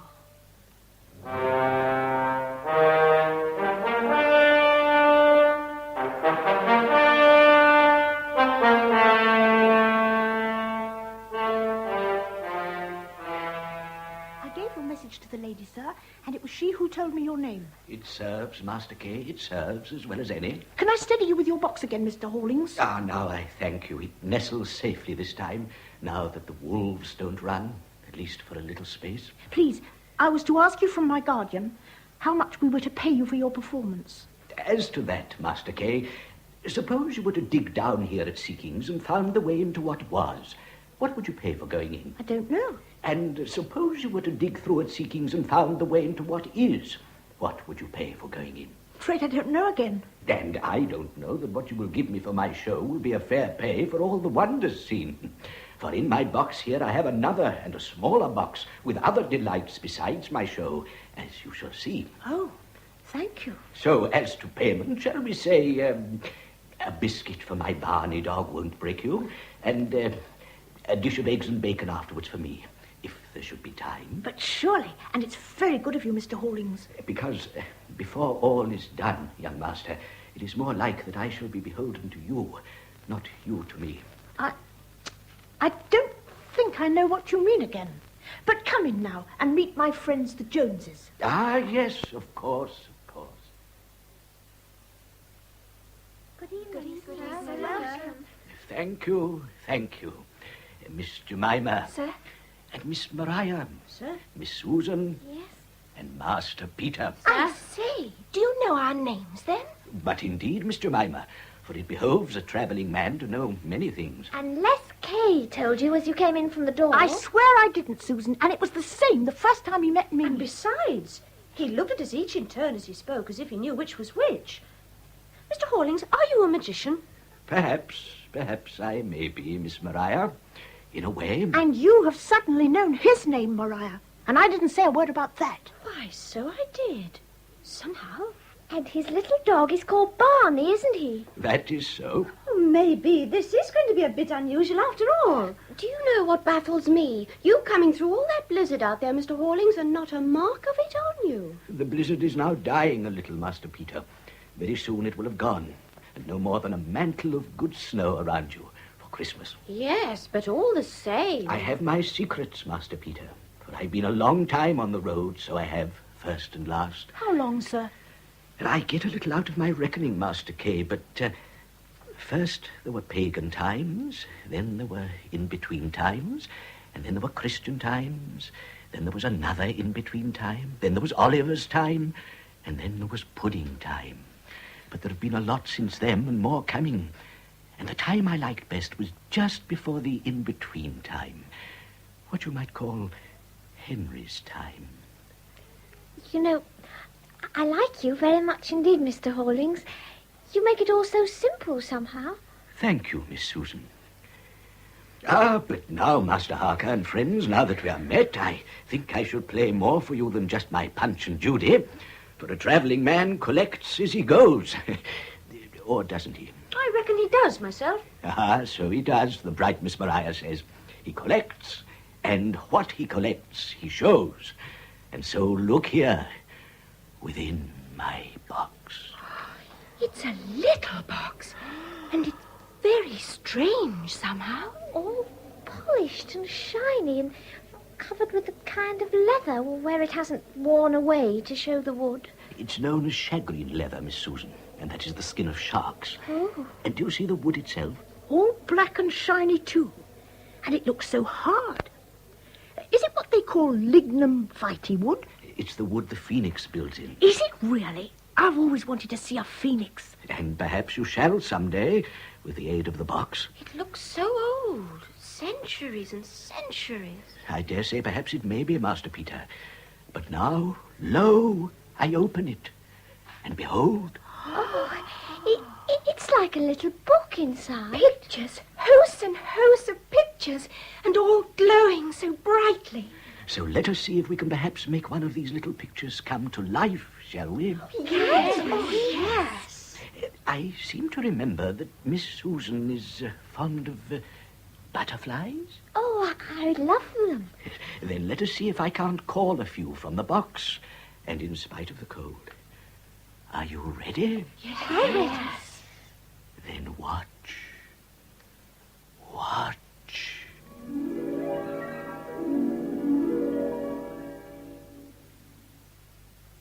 It seemed in that old room that the ceiling above us suddenly opened into a forest on a tropical night. Even though there was the snow outside, all spreading crisp and even now that the blizzard itself had stopped, we could see giant trees with the stars in their boughs and fireflies gleaming out among the lower sprays, and then, lo, the sun was shining. And there were green and grey parrots and scarlet cardinal birds pecking down at the fruits. And out of the leaves there came butterfly after butterfly, bursting out of cocoons and chrysalids into images of lively beauty, bright as jewels. They came and settled on our hands, the golden creatures, and glistened and quivered there. Little Susan had as many as 9 at once, and a big shining blue one that perched on her hair.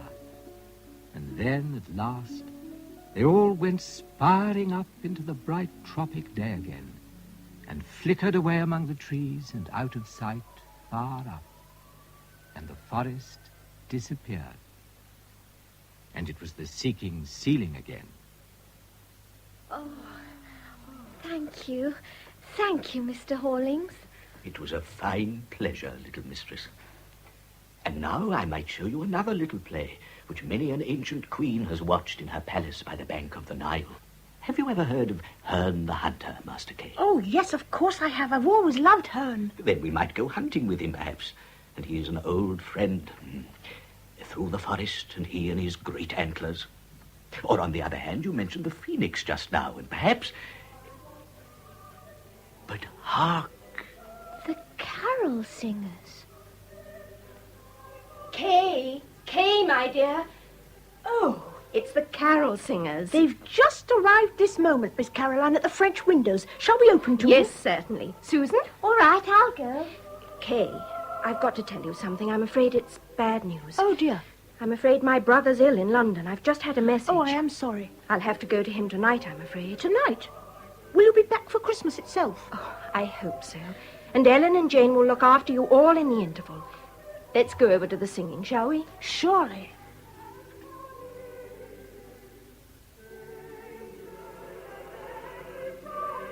I say those don't look like congregate singers, Miss Caroline. No, they aren't. There's some of the congregation from Chesterton Cathedral. And there's the bishop himself leading them. We must ask them in for cocoa when they finish. There's quite a crowd of them. And, oh, there are 2 faces that I do recognize. Those 2 men at the back. They're the ones I met on the train, Miss Caroline. I dare say the missionary college are helping out at a time like this. The chief of it is a very worthy and devout man, a Dr. Bottledale. I could swear there are some of those Alsatians prowling out behind the crowd. Oh, really, Kay? You have Alsatians on the brain.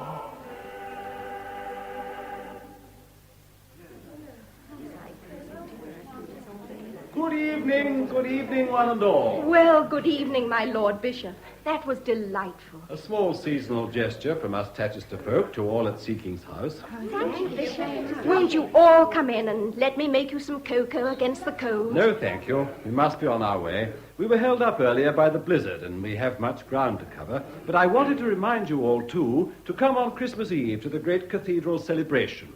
Will you? Oh, yes. There's been a midnight celebration every Christmas Eve since the foundation, and this will be the 1000th, a remarkable occasion, and so we wish this festival to be especially memorable. I'm sure it will be, and I'll see to it that they're all there. Thank you. So, come then, my friends. Let us push on our way. Good night, what? Good night, Master Kay, and thank you for the offer of refreshment. I was right. That was the voice of the foxy-faced man. Close the window, Peter, or you'll all catch your deaths. Now, I really must rush and pack, Kay. I've not much time. Very well, Miss Caroline. And all behave yourselves. Promise? Oh, yes, of course we will. Did you see, Master Kay? The wolves? The wolves, indeed. 4-legged and 2-legged. And they are after me again, even here at Seeking. But why are they after you, Mr. Hollings? This is between you and me, but do you know the spot known as Arthur's Camp on the high hill behind us? Of course. Could you meet me there at midnight, when I can tell you more and beg your help? Yes, certainly. I think I can manage to sneak out when Peter's sleeping, but... No more now, Master. I must go with my Barney dog and go secretly.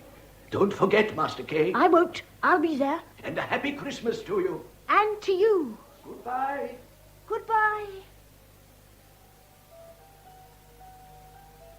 Once before, some of you may remember, I told another story about Seeking's house called The Midnight Folk.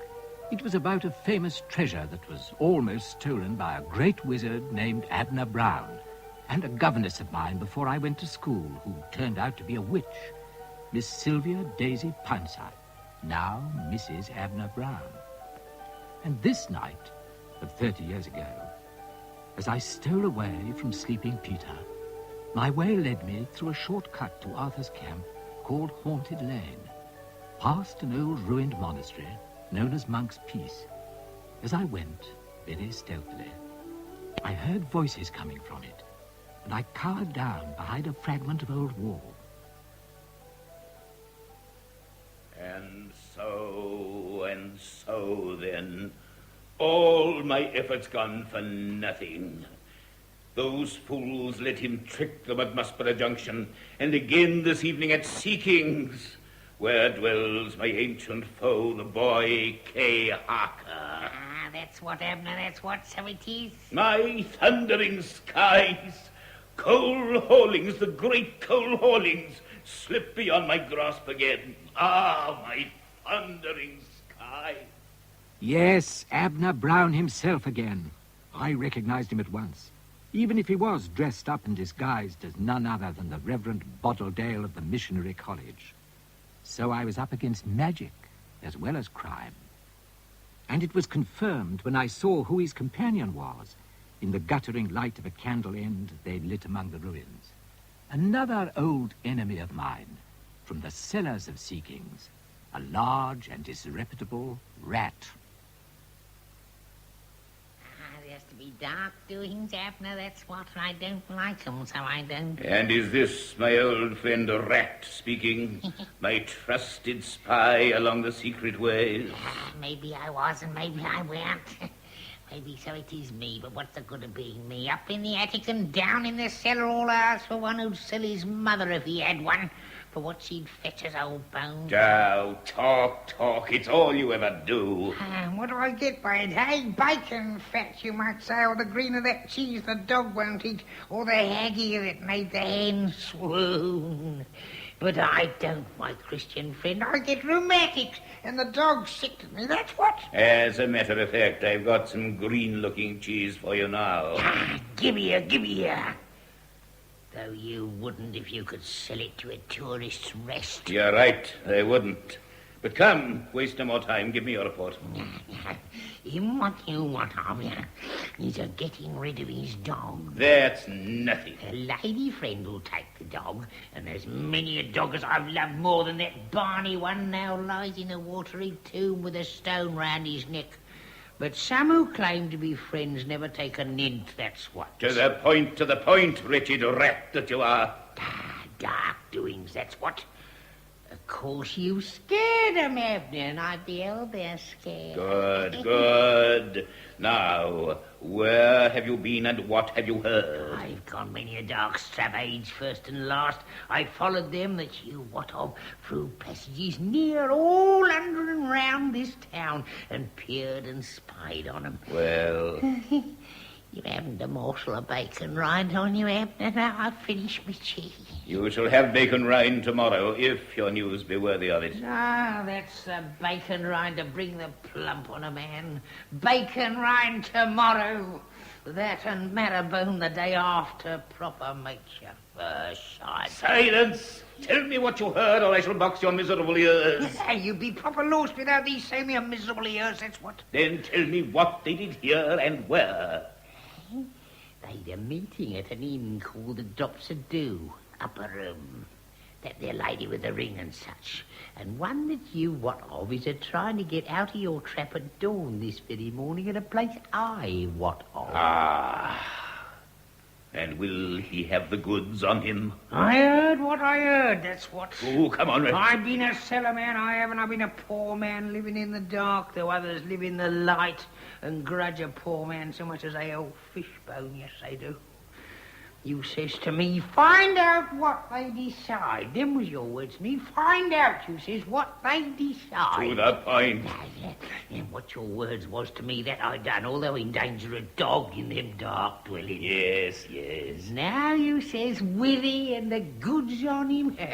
You didn't tell me about that, no, you didn't. Rat. If you do not speak to the point, you will be pegged beneath the waterfall like my servant the boy. You will be turned upside down like my servant the bodiless head. Speak. Where will Culhallings try to escape my ring? Will I have my bacon rind tomorrow? You shall have 3 whole rancid kippers and a haggis. Come now, whisper it, for even ruined walls like these can have ears. And so what they decided was this.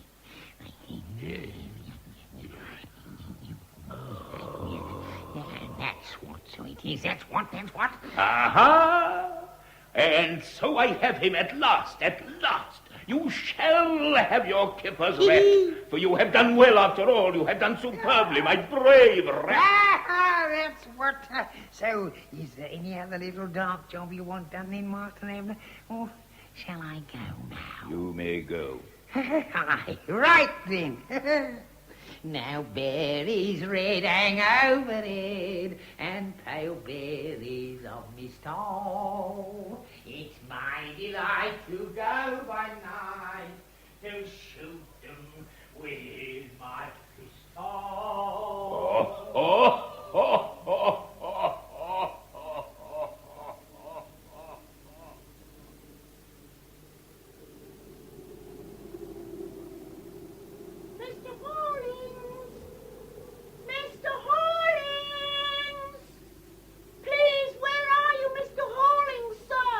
Here I am, Kay.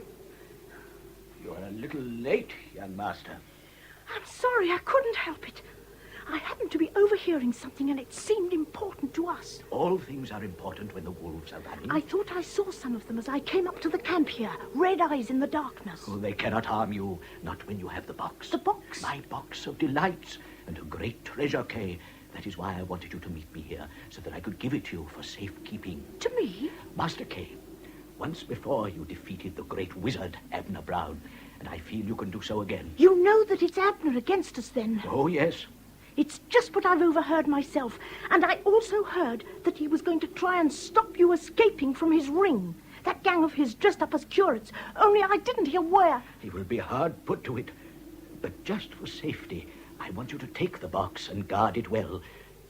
Or won't you? Yes, of course I will. It is a great mystery, my box of delights, Master Kay. It was invented long ago by a great magician named Arnold of Tody. With its aid, it is possible to go into the past, as Arnold himself did. It came into my possession in an honorable exchange for a secret of my own. So there are many reasons why it must be kept from coming to Abner. Do you understand? I think so, sir. And so, take it. And there are 2 other things I must tell you about it, besides going into the past and the treasures there, and all the living pictures from it that I showed you, and many more. Yes, sir. When you open it, so, there is that little lever there. And if you press it to the right, you can go small, Kay. And if you press it to the left, you can go swift. I see. That is how you will protect yourself from the wolves, 2 or 4. And so let us hurry. But there's so much to tell you, Mr. Hallings, about Abner and Rat. There is no time, young master. I must go to prepare my escape from the ring. And if you want to see how I do escape from it, would you be at Butler's Down at dawn, just over the hill there? Or wouldn't you? Oh, yes, I would. Good. And bring your friend Peter with you this time as another witness, if the need should arise. So now, press to the left and go swift, Kay. But, Mr. Hallings... Press quickly and guard it well, Kay, for time is very short and I must go to my destiny. Yes, sir. I pressed, and in an instant I was back at Seekings. I really understood nothing apart from the fact that I had the box of delights clutched closely to my breast and that I was determined to keep it safe.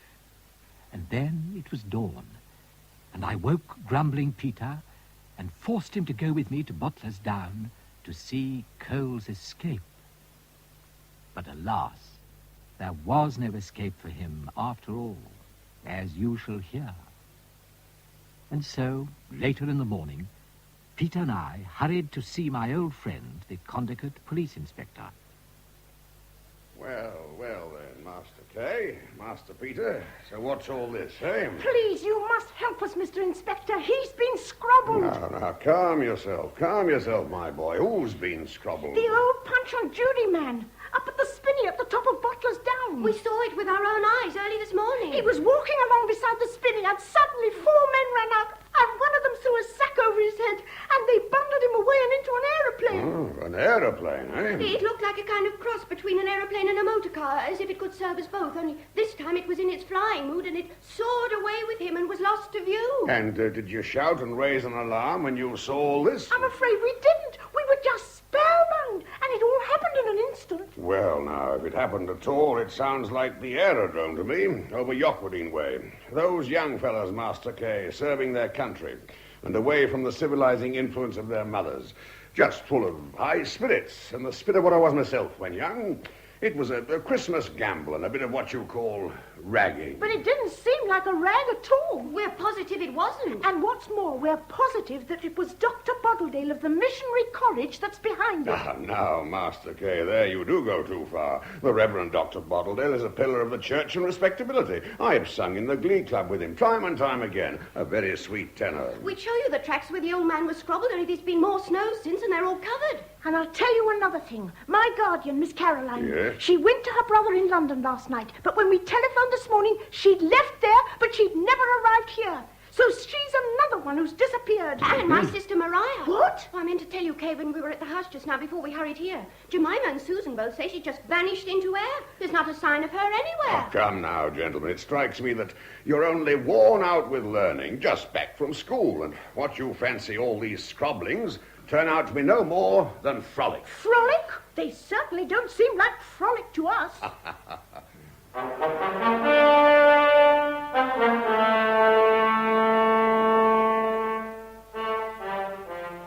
And that was that, whether we liked it or not. Nor were those 3 the only disappearances in the tale of the box of delights before all was done. But now there was Abner. There was always the terrible Abner Brown on my mind, and I determined to try to find out his plans, if I could only discover where his hiding place was. Now, I had a little secret hiding place of my own in those days, when I didn't want Ellen, the housekeeper, or anyone to see me, and that was under the valance of my dressing table. So I crept there now, and took out the box itself.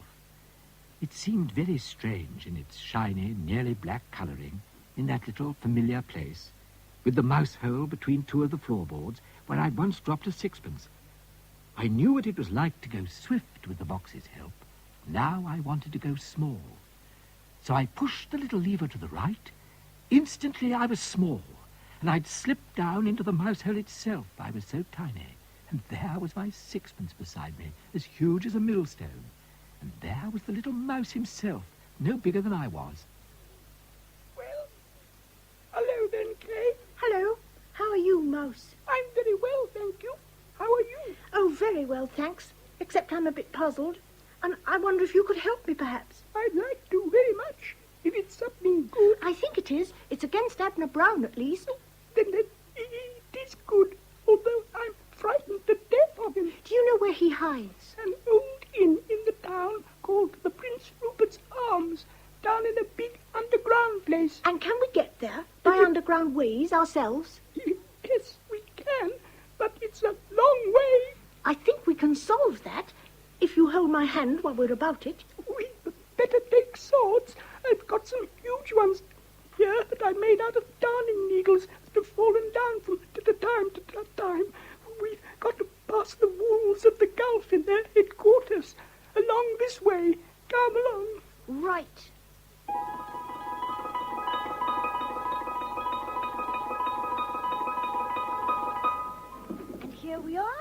culprit's arms.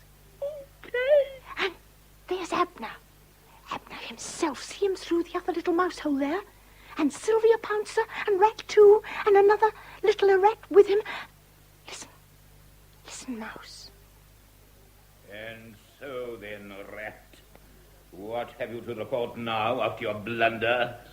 And whom have you got there, that idiot-looking fellow? I make so bold as to present my nephew, Master Abner. Make a reference to the gentleman and lady you. What's your nephew's name, Rat? How he answers to any name, so he do, Madam Sylvia. Alf or Bert or any name. He ain't earned a name better than one of them, that's what. And what has he to tell us? Why did you bring him? Because he took over a spying in the dark ways after I left off last night and in danger of dogs, so he were. And what did he find out?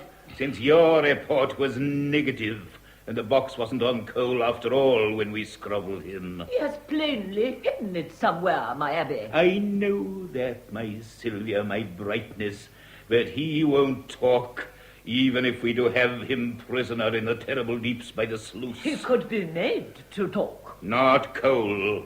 I'll say that for him after all his wandering centuries. But come, what has this nephew of yours to say to me, Rat? So right then, Alf. Pipe up, little mate, and tell the gentleman. Wedney, Hortney, sitting a carry hapney, was all. And what could be there, drop me dube now. What does he say? Honoured company, my nephew Alf Foot is here and don't often stand in such presence. He says he went a faithful toward us the drop of dew after I left. To hear what was what from them, what you were of. Oh, fool! Do you want to be pegged beneath the waterfall like my servant boy?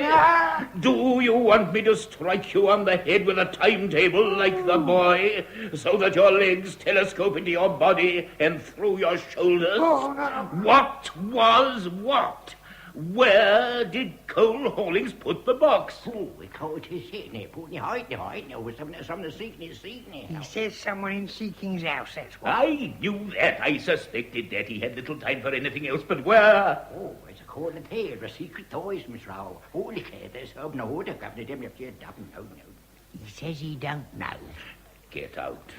Get out, you idiot pair! My thundering skies, am I always to be surrounded by fools? Aye, sir. Come on now. Oh, snowing down. Come on. He says there ain't no bacon right after all, nor any Aggie nor Nancy Gibbers, even although he says so on it. Give me your little paw, Al. Ah, my thundering skies, indeed. I am surrounded by fools and blunderers. Except for me, my topaz and diamond. Yes, except for you, my inspiration and my ideal. And yes. Yet what, my peridot? I sometimes think that you and some of the others, like that fool Chubby Charles, I sometimes think you feel the old man may be slipping and be setting up as leaders yourselves. Ah, no, never, my astuteness. I hope not, my empress, for there is a deal of life in the old dog yet. Oh. Yeah. Now, to work. Of course, I guessed that the box was at Seeking's.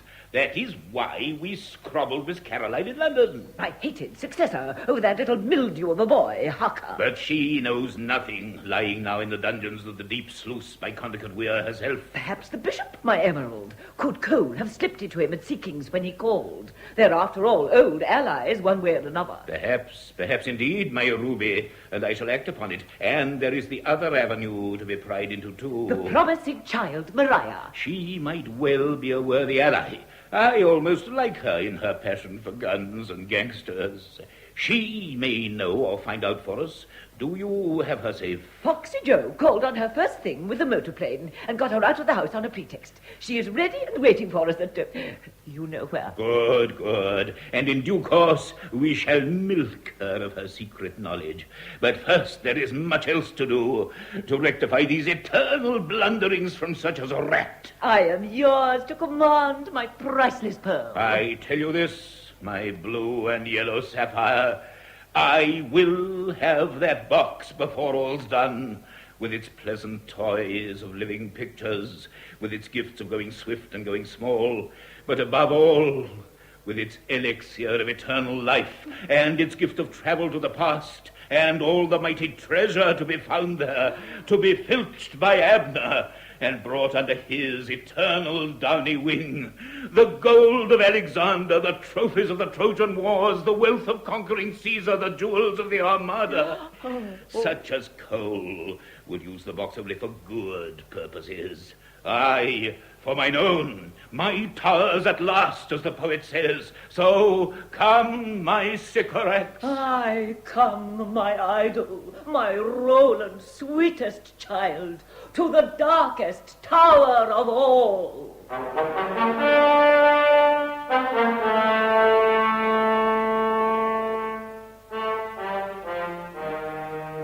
And now where? I wish I could tell you of all the marvels I encountered through the box before those final events of all. It seems the Box of Delights was invented long ago by an old medieval wizard named Arnold of Tody, who wanted to travel in the past. Another famous magician, called Raymond Lully, had invented an elixir of life, and he wanted to exchange it for Arnold's box. But Arnold wanted only the past and not the future, and so he gave the box to Raymond. But before Arnold finally parted with it, he took one last great leap backwards through the centuries and got lost there, stranded in time, somewhere about the period of the Trojan Wars, the ladies said, and as far as I know, he is there to this day. But my own real concern now was the present, and the piling events there, and indeed they were piling, for suddenly, just as I was emerging from my secret hiding place, under the valance of my dressing table, suddenly the remaining Joneses rushed into my room. Look, Kay, the newspapers. What about them? Look there, Kay, the great big headlines. Oh, it's dreadful, Kay. Look just there. Let me see. Startling disappearance of the Bishop of Tatchester. And then it goes on, that special pompous way they seem to write. It goes on, considerable alarm was caused in ecclesiastical circles last night when it was known that His Grace the Bishop of Tatchester had failed to return to the palace. And was not heard of at the time of our going to press. The very reverend gentleman had signified to his sister, Dame Eleanor Chasuble, that he would go for a walk through the precincts before retiring to rest. When he failed to reappear at his accustomed time, Dame Eleanor proceeded to the precincts herself, but could not see him. At first she thought it likely. And then it finishes up. Naturally, His Grace's disappearance has cast a gloom upon what would otherwise be a festal city. We would remind our readers that on Christmas Eve at midnight, His Grace hoped to celebrate the great occasion of the 1000th anniversary of the dedication of the cathedral. And we need hardly add. And then, in the next edition, another mysterious cathedral disappearance. Dean of Tatchester missing since tea time. Ecclesiastical and other circles have been convulsed by the strange disappearance of the well-known dean from the precincts. It appears that the dean went out shortly after dark last night. And in the very next again, Special canons of Tatchester vanish. Another dreadful religious mystery. Murderous gang at work. Well-known local police inspector states that bloodhounds have law on trail. But if state of affairs continues, small hopes of special cathedral 1000 celebrations. Special. And then, to depress us further, something else happened. But at the same time, something to cheer us up as well. We were sitting disconsolately at tea, for we still had to eat, when suddenly the door opened. I thought for a moment it was Ellen, the housekeeper, bringing more muffins. But when I looked up... Maria! Hello, you lot. Any muffins to spare? I'm famished. Well, what on earth's happened to you? Oh, this and that, you know. I say, these are jolly good, aren't they? Oh, Maria, don't. Please don't. She always does like to keep people in suspense. Come along. What has happened, Maria? You've no idea how important it is. All right, then. I'll come clean. The truth is that I was scrobbled. Me, Maria Jones, just like a greenhorn. But how, Maria? There was a car came for me before you lot were up. A great big car driven by a man who kept on saying, ha-ha. What? I know him, all right. Anyway, he'd some tale of an invitation to go with a party of clergymen to see some rare stained glass at the church at St. Griswold's, over near Hope under Chester's. I thought it might be fun. I always did like stained glass. The missionary college again, Hope under Chester's. But I was hardly inside the car than some big iron shutters slammed shut all round. It all went dark. And then the car gave a lurch and soared upwards. They're changed into an aeroplane. Well, I never. The same car they got Cole Hawlings in, I bet. I say, have they scrobbled Mr. Hawlings too? They've scrobbled practically everybody. Oh, dear, it gives me the fantod, so it does. Go on, Maria. Well, next thing I knew, I was in a big, dampish room with sound of running water somewhere, and there was a man and woman there waiting for me. Dr. and Mrs. Bottledale, they said. Sylvia Pouncer and Abner Brown. I heard they were going to question you. What did they want? Said they were looking for a promising young associate who could shoot to join a gang of theirs, and they thought I was the one. And then they asked me if I knew the whereabouts of that little box Mr. Hawlings showed us that time. And what did you say? I said I hadn't the faintest idea where the box was, and although I was all for joining a gang, I wasn't going to join theirs. Didn't like the look of them one bit. I should hope not. And what did they do, Maria? Suddenly stopped their silky ways and went all snarly and stumped off. And then they left me alone for hours and hours. And then the foxy man and a chubby sort of man came in, and they questioned me about the box too. But I stuck to my guns. And in the end, they must have believed me, because I was in the aeroplane again. And it changed back to a car, and I was bundled out, and there I was, just beside Condicote churchyard while the car drove off. Well, here I am. Well. That's right. Where's Peter, by the way? Why isn't he having tea with us? Because it looks as if he's been scrobbled. I say, has he? Well, silly ass had some notion to go exploring on his own over at Hope under Chester's. It all does seem to centre there. And he hasn't come back, so they've probably got him now. Oh, well, this is a holiday and a half. Those muffins were all very well, but what I need is to ask Ellen for some underdone chops and plenty of them. Build up my nervous system. Oh, here she is now. Well, hello there, Miss Maria. Hello. Welcome back. My, this is quite a household. People appearing and disappearing every second minute. And just look at this now, Master K, that I came in to show you. What is it, Ellen? The latest edition of the paper. Just look. Unparalleled atrocity. More horrors at Atchester. Reign of terror in Cathedral City. We regret to say that tonight, in addition to the disappearance of the bishop, the dean, and the canons, we have to report the complete removal of the precentor, the vestryr, the bursar, the canons minor, the archdeacon, the vergers, the organist, and it is feared the entire choir, including the choir boys, torn, sobbing from the arms of their sorrowing mothers. Grave fears for midnight service. Intolerable outrage to law, says well-known police inspector.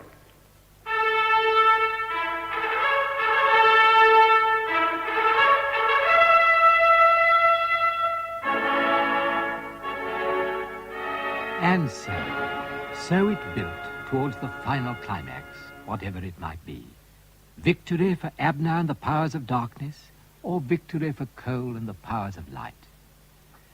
For there was something I'd suspected, since ever I'd known of old Arnold of Tody, lost in the past. And later, I overheard Abner himself confirming it, when he was talking to the chubby man. But of course, Cole Hawlings is Raymond Lully, my chubby Charles, the magician. Go on, Chief. You mean the chap who did the box trick at the Colosseum? No, I do not. I mean the so-called good philosopher of the Middle Ages, the discoverer of the elixir of life and the owner of the box of delights. I told you it was a box trick. He has lived through the centuries in disguises innumerable, and here he is now as Cole Hawlings and in my power. Now, that's all very well, Chief. But never mind all this talk about magicians and such like old Colstrops. What about the boodle in hand? The boodle in hand. Now would be the time to make our own little pile. Now that me and the rest of the gang are back on our own 2 legs and not on 4. The Archbishop's offering a reward of £1,000 for the return of the Bishop or the Dean before this special service of theirs, and reduced sums accordingly. 25 quid even for a choir boy. Oh, fool and dolt, Charles. 25 for a choir boy, a paltry 1,000 for deans and bishops. I may have my own personal treasure tucked away in my room, gathered through worldwide years of villainy. I know you have. Oh, you do you? That good lady of yours told me. And enough to last any man a lifetime, by all accounts. But not for all eternity. I shall have more. I must have more. Infinite riches in a little room, as the poet says. And I shall have them. Or under Condicote Weir goes that shining brood of Merry Christmas shepherds. I shall flood them to eternity, where Alf the sacred river swishes, with organist and boys and bishes, down to a sunless sea. Aha! Enough to work. It was all clear, all devilishly clear. The return of the entire cathedral staff, or their death by drowning under the mighty sluices. And all in exchange for Cole's elixir and the box, wherever it might be. And that was, of course... With me. It's only with me. And I remember to this day the small, lost sense of an immense responsibility that was suddenly in me. There was only one course, to go myself to that great underground network of caverns under the missionary college by the weir itself, to go swift and to go small, child Roland to the dark tower. And as I did, I remember praying. O greatness here, O brightness hark, leave us not little nor yet dark.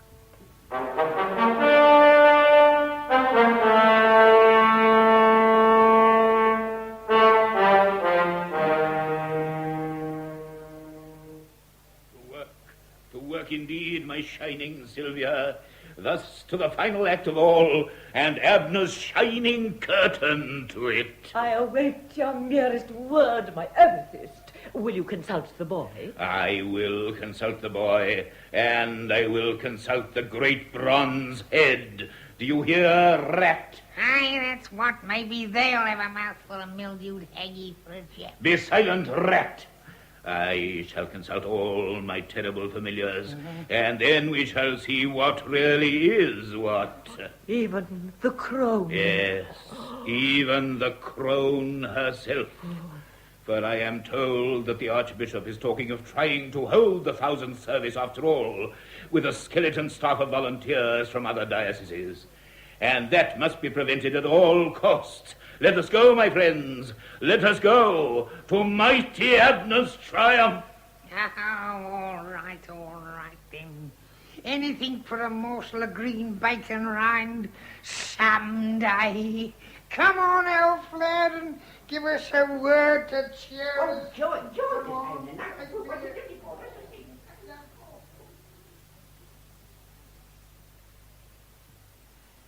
And if you want to know where I was at this building moment, I was in the turn-up of Abner's own trousers. The way it fell out was this. I did go small and I did go swift, and I found myself in Abner's own room at the college. It was strangely, sparsely furnished for a man of such tastes. But in one corner there was a massive oaken chest, which I guessed contained that terrible wizard's personal treasure, amassed through heaven knew what years of villainy. And then Abner himself and Sylvia Daisy Pouncer and the rats came in, as you just heard. I hid in a corner by the fireplace, and when they went, I knew that at my size I'd no hope to follow them, and so I did slip into the turn-up of his trousers and overheard everything as they went up and down in lifts and through endless deep corridors towards a vast metal door.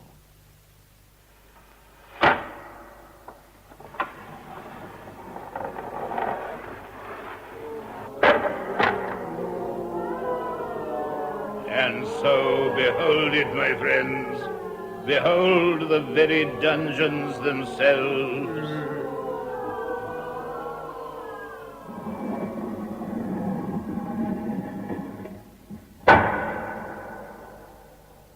So. Do you think it really wise, my Abby, to summon your familiars? Aye, that's what. Good. Silence all. I will summon them. The boy himself, and eke the head. Come, my monsters.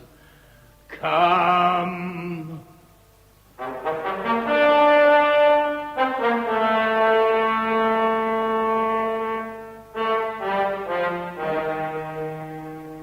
Come on, me master. Well, boy. All you want from me now, then, Abner, and me at my rest. No pertness. Tell me what Cole Hawlings did with his box. He gave it to somebody to keep for him. I've told you that before. Learn civility. To whom did he give it? I don't know. He put spells round it. I couldn't see the person. Let me go. If you're not careful and civil, I'll peg you into the waterfall, boy. No. Please, no, great master. Then tell me this at least. Am I nearer to getting the box than I was? Yeah, you're very near to it now. Shall I get it? You will have it under your hand today. Now I want to go. I've told you everything. Don't try to dictate to me. Is there anything that you want to ask this hideous thing, Rat? Aye, there is that. What'll win the National next year? Kubada! By 7 legs. Enough of this intolerable folly. Go, boy, into the waterfall. Oh, no, master. No. So, and now you, my great bronze head. Command me, master. Tell me of our plans. Your agents have now captured every clergyman attached to the cathedral. I know that, fool. Do you want to be turned upside down on your pedestal there? No, master, not that. Then tell me, what is the world outside trying to do against me this snowy Christmastide, with its cursed carols and its cursed ancient superstitions? All sorts of things, mainly telephoning and telegraphing, trying to get substitutes for the great service. They'll rake up clergy from all sorts of places for it. We'll see about that. I raise my left hand, so... Come, my crone. No. Be silent, woman. Come, crone, I say. Master, what do you want with me, master? I want a storm out of the north and the east with snow. I can't give it. You ask too much. I can only sell a storm for a great sum, a bag of amethyst. Give me a storm from the north and east, or I will torment you in a way that you'll remember. Give me at least half a bag of amethysts. I need them for a cordial I make. I will give you a quarter bag. There. Now, let me have the storm. And then, in this little leather bag, great open 2 strings from the mouth of it, and you will fill the roads and air with snow. So that neither cars nor aeroplanes can get past. And let any clergyman who tries to get there be buried in a 6-foot drift and not be found until the spring. He cannot do that. He cannot take life. Do not interrupt me, you. Go, crone. I go, master. As for you, head, you have interrupted me and you have criticized me. All this establishment seems given over to mutiny. I can trust no one. You shall be upside down for a while. No, master, I implore you not. No! There.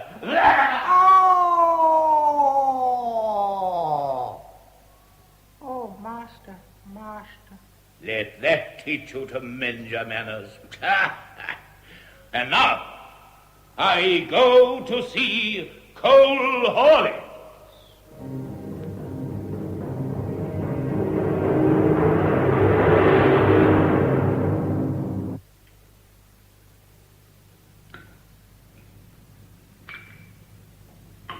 And so, Cole Hawlings or Raymond Lully, the time has come, great master, for us to talk together.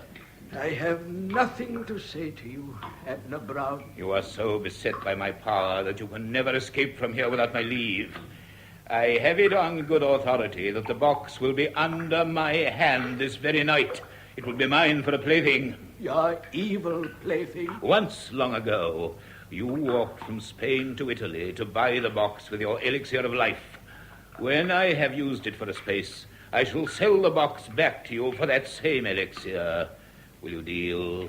No, I will not, because you are a greedy scoundrel, unfit to have a long life. Very well then. Stay there in your chains. I will repeat my offer once more tonight when I have made certain preparations. After that, you will see, great Raymond. You will see.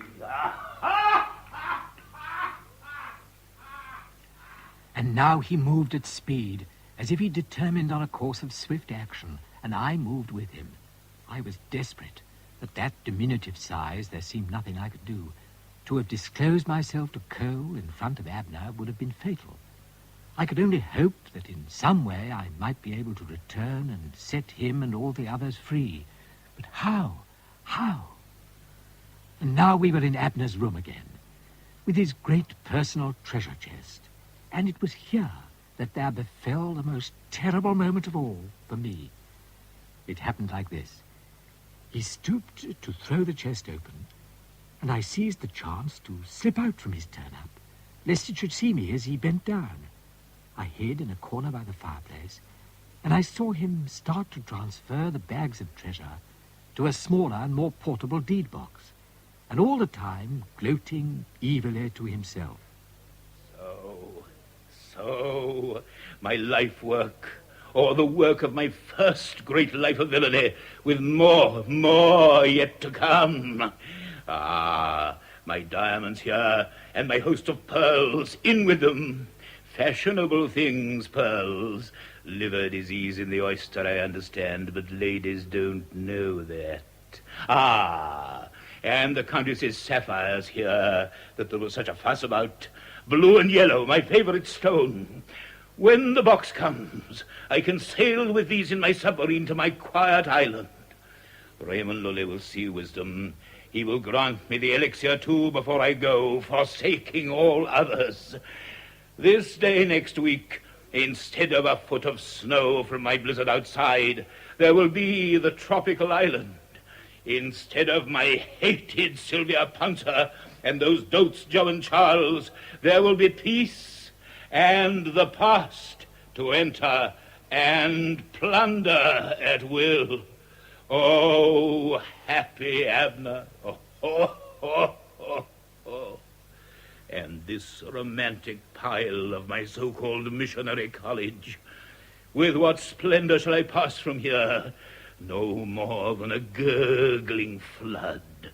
For I have packed you my mighty treasure, and will return for you in a moment. So, and now I go to open the sluices. And this was when disaster loomed. For in his final hurry, Abner picked up me at my tiny size with the last of the jewel packages and slammed down the lid.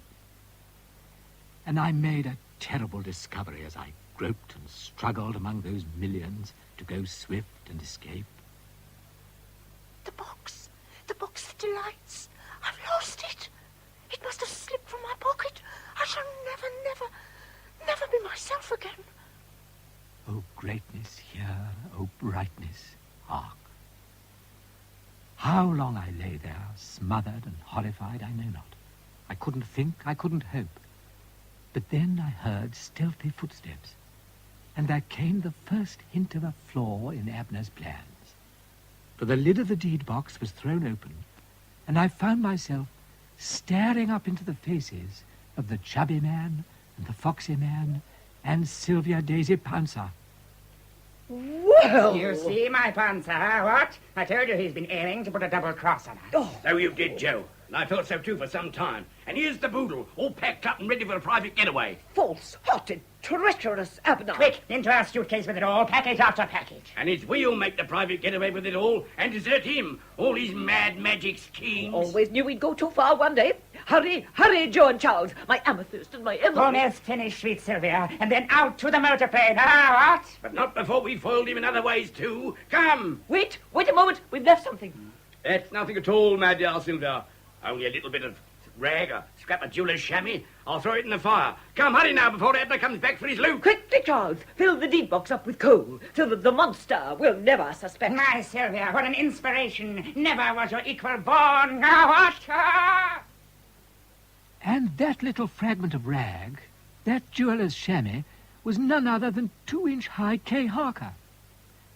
As Charles threw me into the grate as they rushed off, I luckily fell into the ashes and not into the fire itself.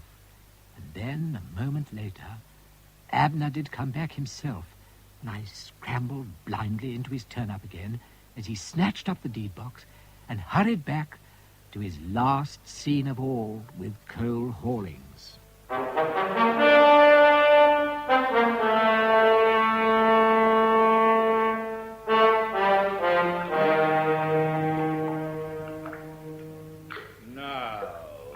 Raymond, or coal, my merry old soul. I have only one thing to say to you, the last chance of all, as I promised. I want your elixir. How about it? No, I have told you. Do you see this great iron wheel in the rock face?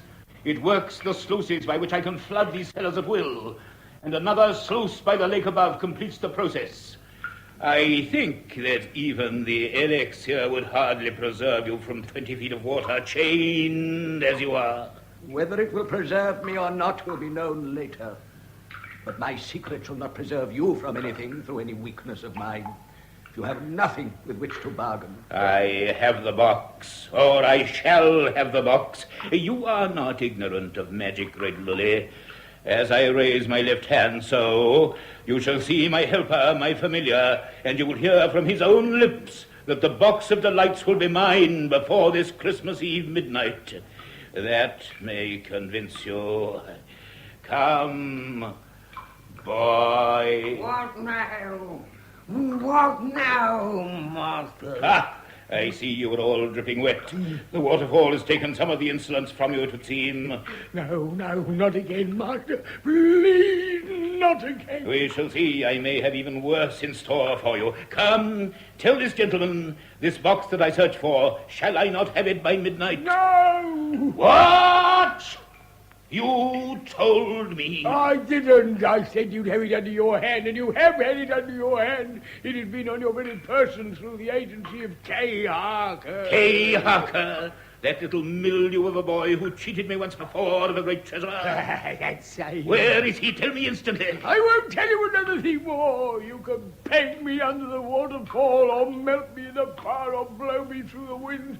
Yet I'll never tell you another thing. So that's what I call squid to you, Abner Brown. I shall strike you on the head, and it will telescope into your chest, and your legs will spindle up through your shoulders.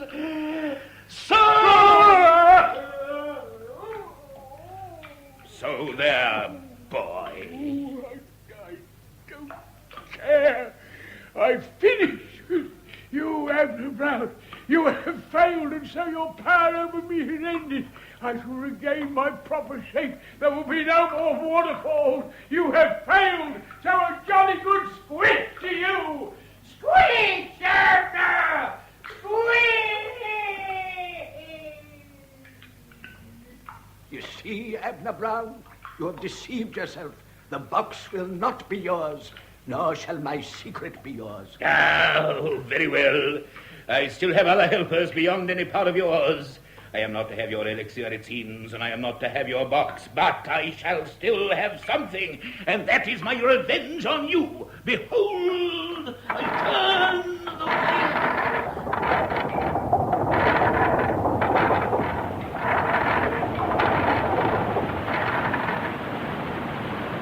You hear? Ah, I love the noise of running water. As the poet says, beauty born of murmuring sound does pass into my face. And now to the lake to turn the other great sluice wheel, and then off with my little earnings to a place of rest and beauty. Farewell, Raymond Lully. Ah, if only that wretched mildew of a boy, K. Harker, were with you to share your fate. Farewell, a long farewell.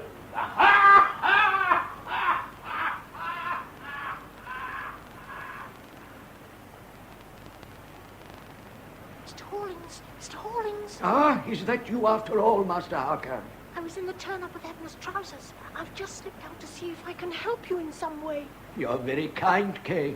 But if I were you, I wouldn't keep that size, poor boy. No bigger than my thumb. I can't help it. I've lost your box, Mr. Hawlings. It was shaken out of my pocket somewhere. I'm sorry. Oh, that's a pity indeed. Might have saved us. Isn't there some other way? Some other magic you could work? No, but wait. Yes, there might be. Now that you are with me, Kay. Have you such a thing as a pencil and a bit of paper? I'm afraid I haven't. Then, do you see my coat in the corner there that they took from me?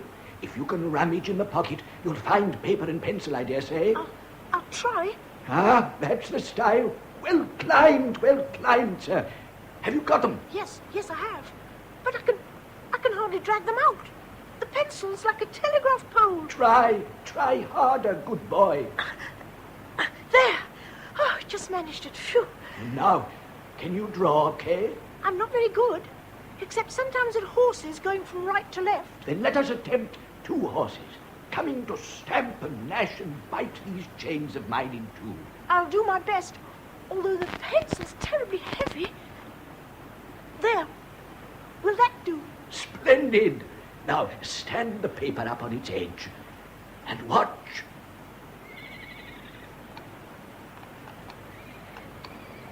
They're coming alive. They're real. And getting bigger and bigger every moment, you see.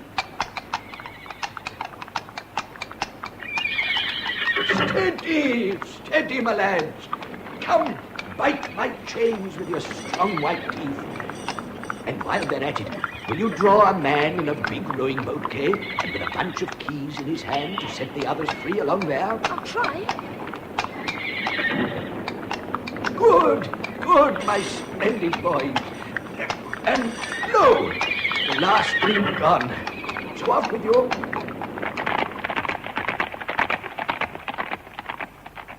And there's the boatman, Mr. Hawlings. Although his nose isn't very good, it's like a stick. I never could do noses. It will serve. Now watch again. He's coming alive, too. Right through and floating on the flood. Ahoy! Ahoy there, shipmates! Good even to you, friend, and a Merry Christmas. Will you take us aboard? Right gladly, shipmates, and a Merry Christmas likewise. So come then, Kay, in the palm of my hand. Thank you, Mr. Hawlings. And so, forward with us, sobre las olas. And I shall take this other pair of sculls myself to help us on our way. The flood's rising terribly. We could navigate it, young sir. I wasn't pilot to great Jason and his Argonauts for nothing. Which course, Captain? Along the corridor there, I fancy. Though I can't be quite sure. Aye, sir. Away we go. Wait, Mr. Hawlings. Look there. Something shining on that rock ledge. So there is indeed. It's your box. It's returned to you after all. You're right, young master. As it always does sooner or later. Pull over, friend. Starboard. Starboard it is, Captain. And there I have it. And the first thing with it is to set you back in your proper shape, young master. Thank you, Mr. Hawlings. So low.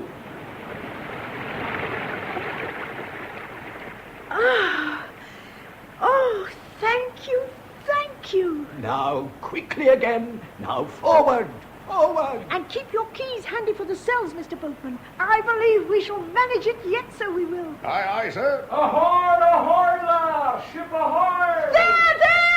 They're there already, all waiting for us. Ahoy there, Your Grace! Ahoy! And if it isn't young Kay Harker himself come to save us, and my good old friend through the centuries, Carol Hawlings, the Punch and Judy man. 3 cheers, fallen friends!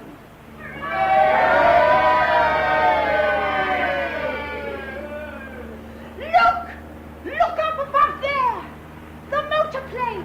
So there, Nabby, my love. You thought to diddle me, did you? The Panzer! Foiled at last, my ever-shining. Goodbye forever. Quick, Joe, drop it on him. Aye, ma'am, of course. And so on with us. Come, Charles. Goodbye.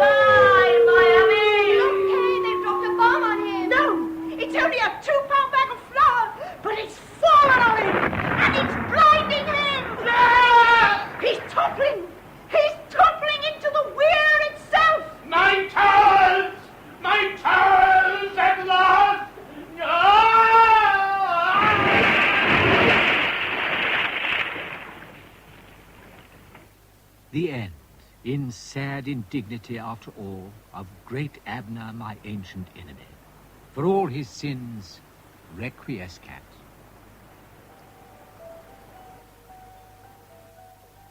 And now we were on the placid lake, and coming down to the shore to meet us was the Lady of the Ring herself, in a great sleigh drawn by lions and unicorns. In another moment, we were all aboard with her, and surging through the night towards the cathedral, every single one of us, down to the very smallest choir boy of all. And how shall I ever describe that magical journey of that unforgettable Christmas Eve?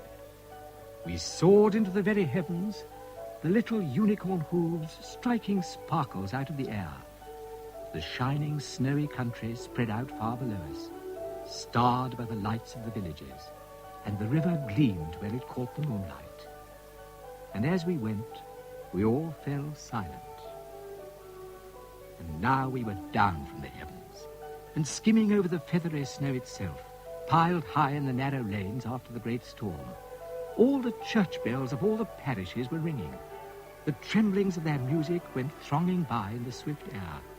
We saw the great pinnacled tower of the cathedral, all floodlit for this splendid 1000th night. And in the square, a mighty multitude was gathered. Among them, the red and white ranks of the famous Thatcher regiment, the Thatcher Toms, all ready to fire a salute of cannon as a signal for the stroke of midnight itself. And while the bishop and the choir and all the helpers went hurrying to Rome, we met all the Jones girls, smiling at the very cathedral door itself, and with them was the Barney dog, running as pleased as Punch himself to greet his master. And so we all went in. The cathedral was crowded. Even the triforium and clerestories, as well as every space in it, were packed with faces. No longer there at all, nor any of all that glorious company. No. No, I was in an empty railway carriage on a bitterly cold day, and the train had just drawn in. I was at Condicut Station, with my pocket full of money, just home for the holidays, and Miss Caroline Louisa was shaking and waking me. Why, Kay, wake up. Wake up, my dear. You have been sound asleep. Welcome home and a Merry Christmas. Have you had a nice dream? Oh, yes. Yes, I have. Oh, yes, I have. And a Merry Christmas to you, too, Miss Caroline. A Merry, Merry Christmas to...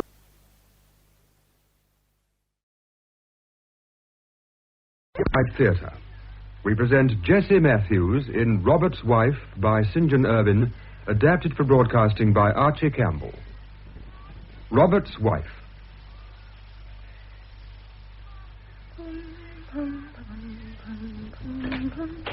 Oh, yes, Anne, what is it? Miss Orley wants to know if she can see you for a minute. Yes, of course. Come in, won't you, Miss Orley?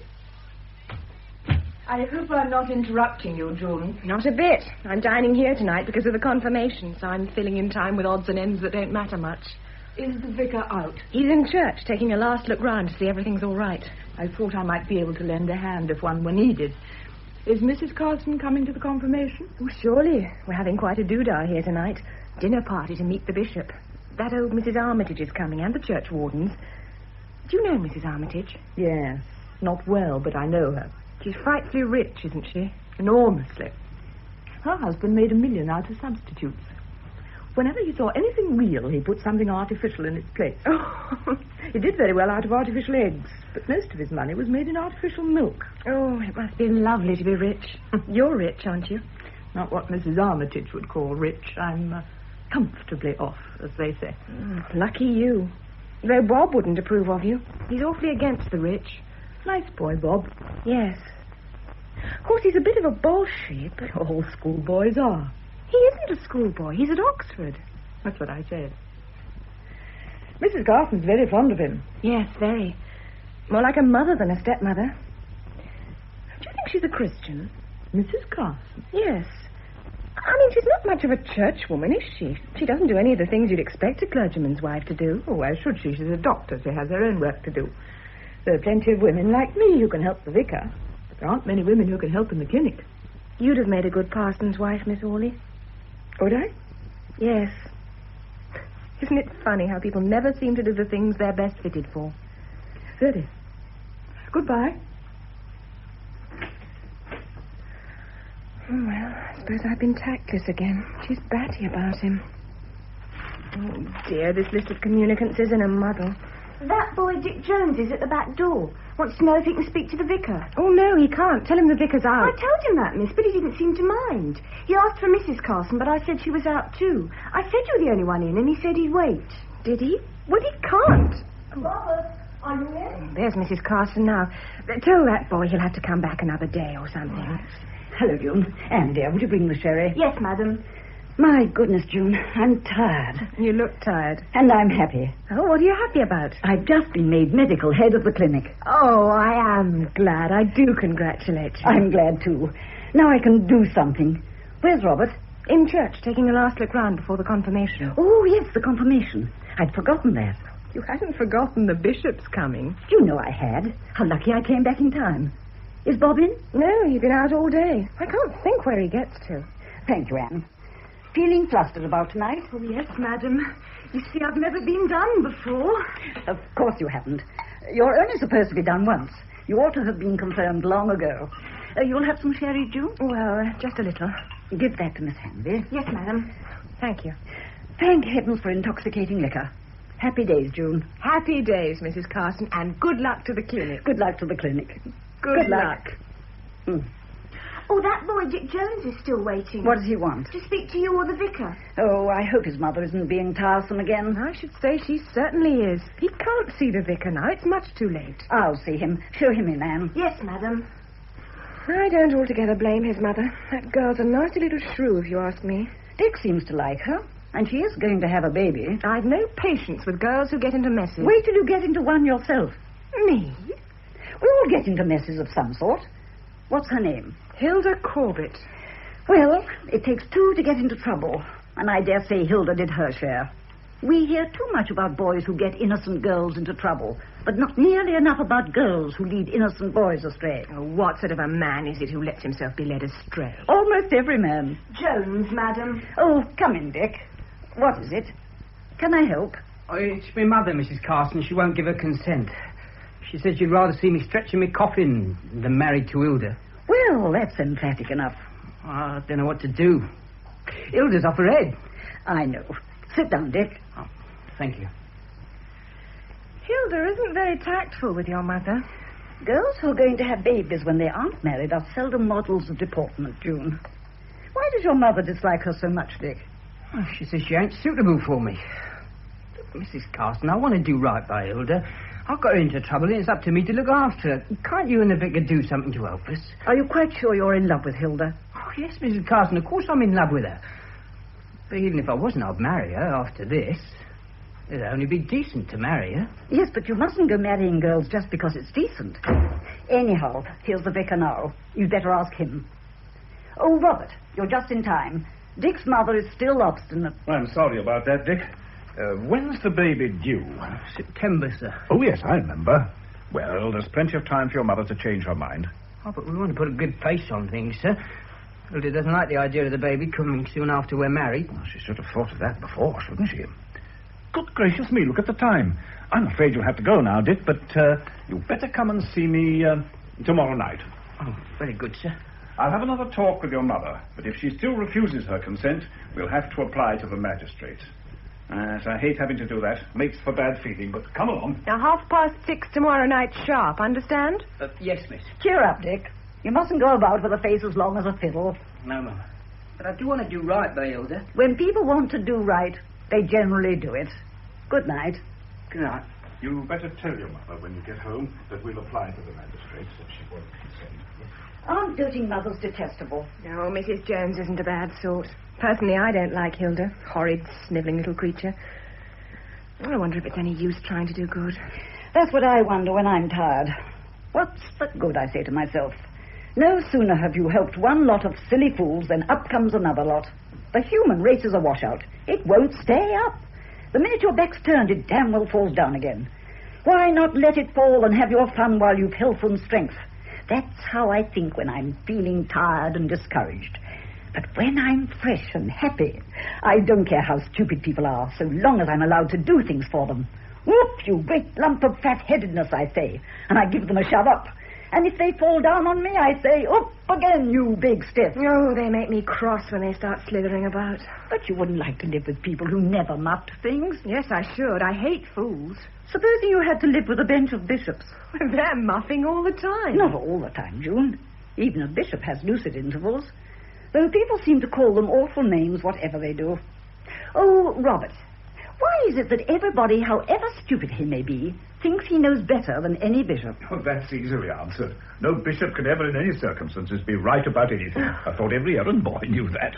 Our bishop will be here any minute, so will the church wardens and Mrs. Armitage. Oh, Lord, yes, and he's still dirty from the toil of the day. June, you're up to your elbows in ink. Oh, it won't take me half a jiff to get ready.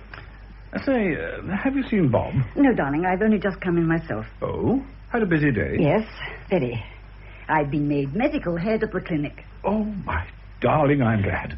I am glad. You must be feeling proud of yourself. I am. I'm the proudest woman in England tonight. I wouldn't change places with any woman on earth. All my life I've wanted a job like this, and now I shall be able to do things. This clinic is life to me, Robert. I want to work in it till I drop. You won't drop. You'll be carried out kicking. That's true. Nobody's going to get rid of me in a hurry. Oh, goodness, look at the time. I must fly to titivate myself for this wicked old bishop.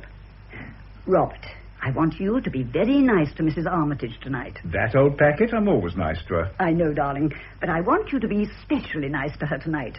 Make the bishop take a lot of notice of her. Why? I want to bleed the old girl for my clinic. It must be enlarged. I shall ask her to come on the committee, and then I'll skin her for £5,000. You devil. Her food will cost her dear tonight. Well, darling, her awful old husband made a fortune out of poisoning people with badly tinned food and substitutes.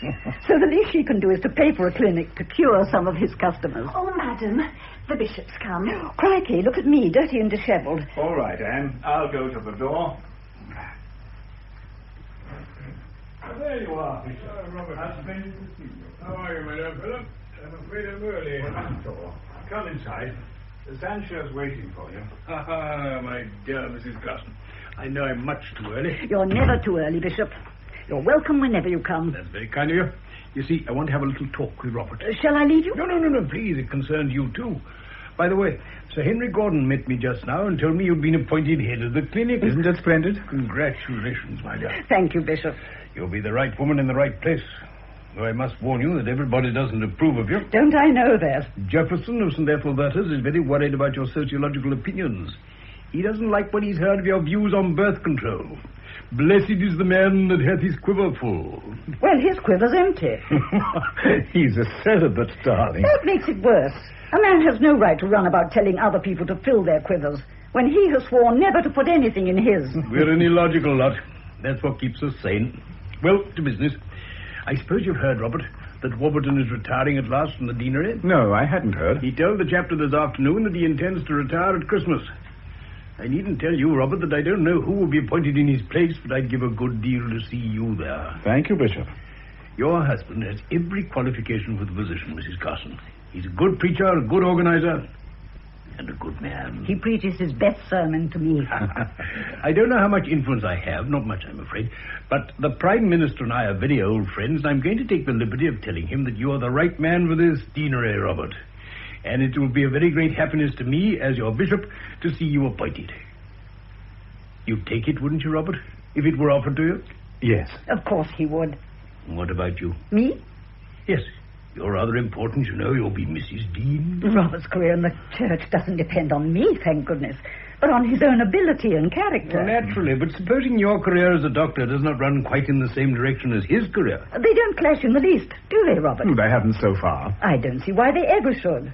Robert and I had this out before we were married, Bishop. I was not going to give up my work, nor, of course, was he going to give up his.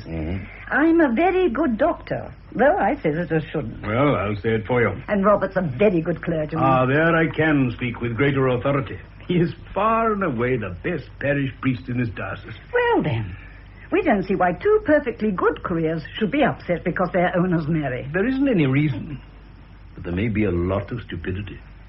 However, we needn't anticipate trouble.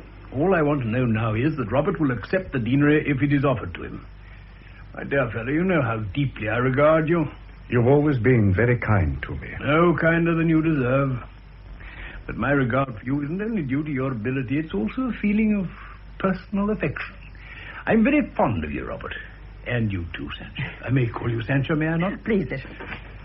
Mrs. Armitage and the churchwardens are in the drawing room, madam. All right, Anne, thank you. Oh, Anne, just a moment. Anne's to be confirmed by you tonight, Bishop. Oh, I hope I shall confirm you nicely, Anne. Thank you, my lord. That's all, Anne. Robert, go and talk to them until I've had time to change my dress. Bishop, will you be a very great dear? I don't know that I'm capable of that, but I'll try.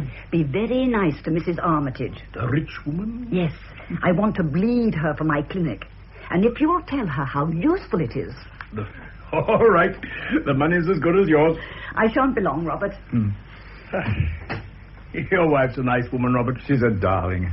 Your son gets on well with her? He adores her. I believe he'd tell her things he wouldn't tell me. How is he? Pretty good. Of course, he thinks I'm obsolete. Well, didn't you think your father was? As it was in the beginning, is now, and ever shall be? I sometimes feel sorry for poor old Adam. He had no father to repudiate. Bob's at the bitter stage. Everything's all wrong. I'm not afraid of unorthodoxy in the young, Robert. That's how we grow. I'm afraid of their indifference. That's how we die. Now, lead me to this old woman, Armitage, whom Sancho wants me to clean. By the way, Robert, I'm in a little bit of difficulty about the diocesan fund. I wish you'd come over to the palace tomorrow and help us. You know what?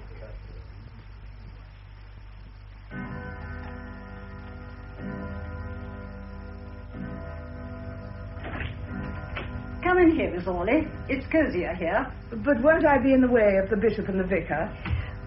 They won't be here for another quarter of an hour. Sit down. Oh, thank you. I thought that service was rather nice. Yes. I like confirmation. I like all services in which people dedicate themselves. This sort of thing hasn't come very much in my life. I scarcely ever went to church before I married Robert. But there was something beautiful in that service tonight. All those boys and girls solemnly accepting responsibility for their own lives and vowing to make the best of them. I like young people. They irritate me intensely, but I like them. Yes, indeed. I'm very fond of Bob, but there are times when I can scarcely keep my hands off him. You're a religious woman, Miss Orley? Well, I try to be, though I'm not very successful. Tell me, what does it mean to you? I'm not sure that I can. But you're getting something out of it. Getting something? That's crudely put, of course, but obviously you're satisfied. You seem to have realized yourself more than most of us do. As if you were getting... Oh, dear, how hard it is to say these things. Some satisfaction which infuses your whole life and gives you peace. Yes. Now, I'm not at peace. I'm at war.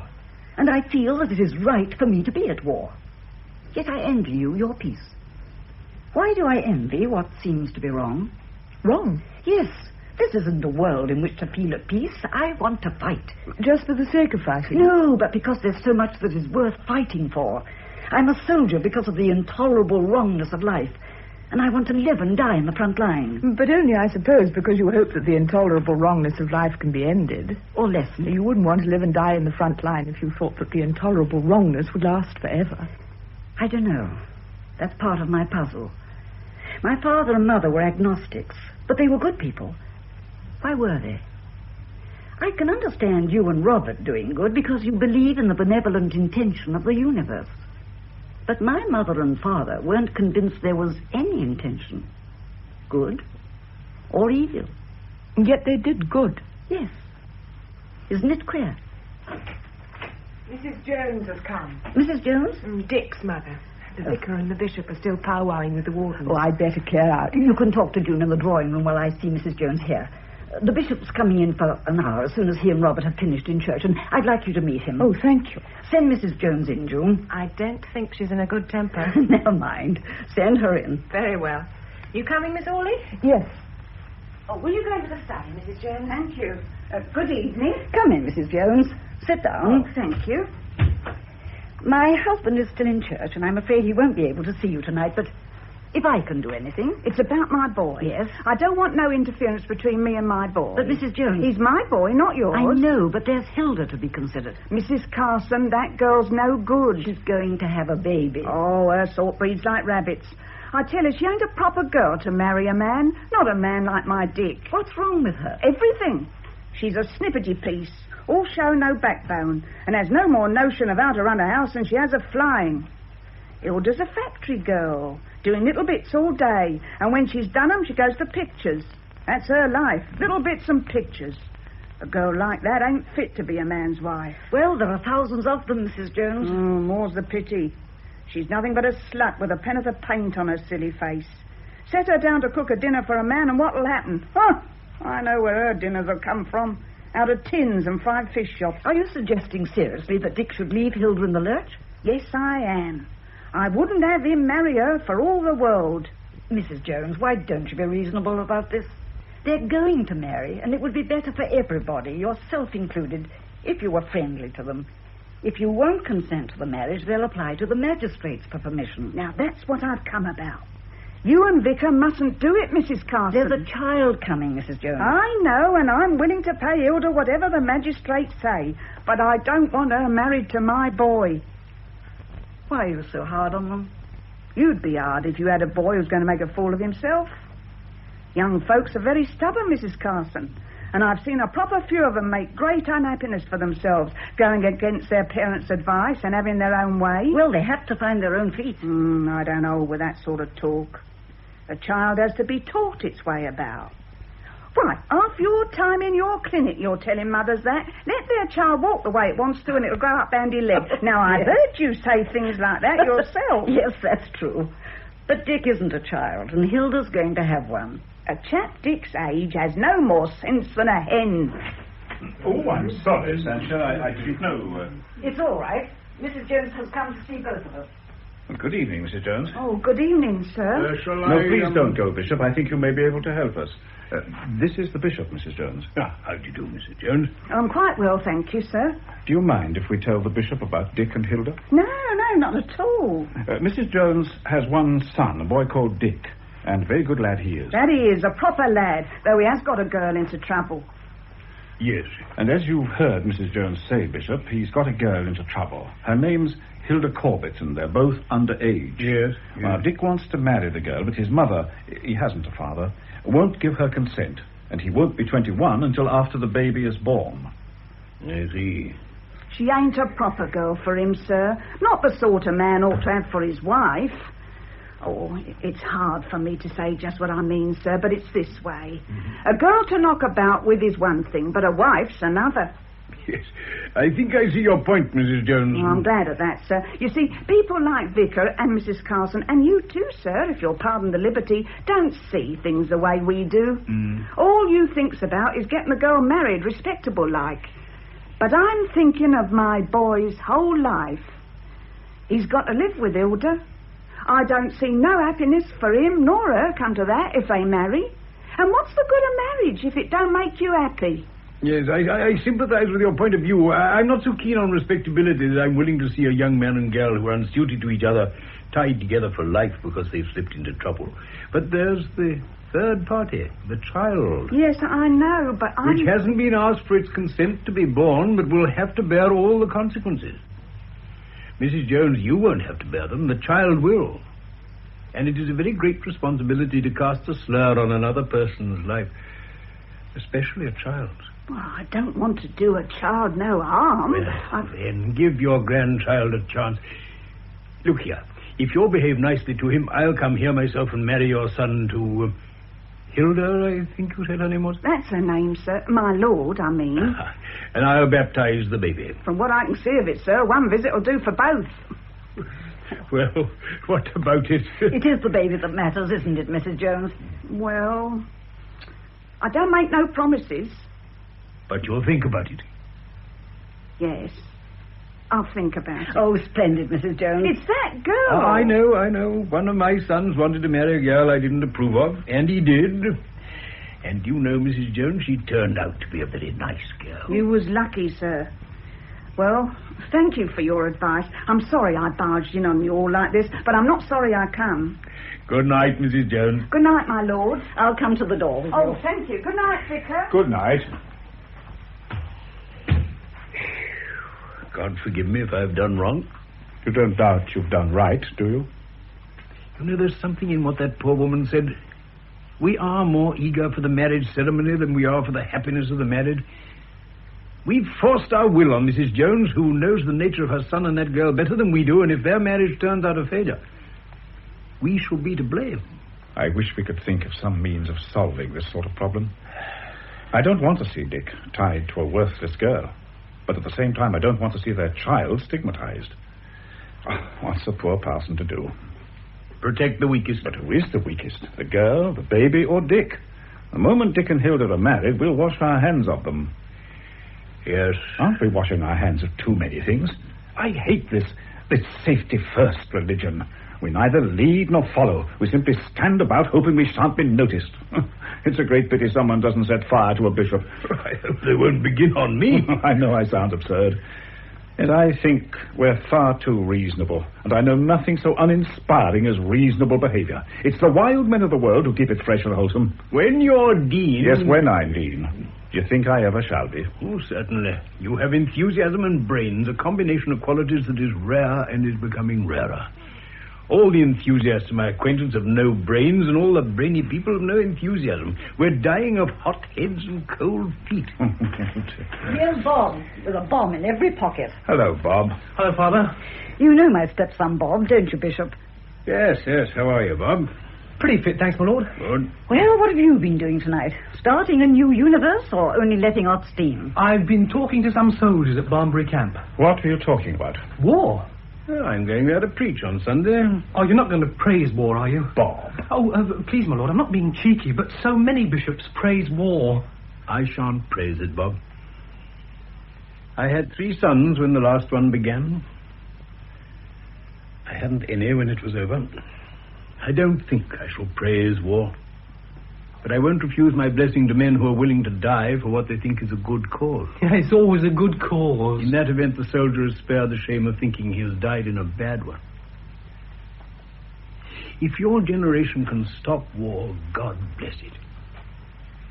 You'll forgive a bishop, won't you, for asking God to bless you? I believe that bishops are in bad odor at Oxford, and that their invocations are considered impertinent. But we're puzzled men, Bob. I find it increasingly hard to say just what is the will of God, though I had no difficulty whatsoever about it when I was at Oxford.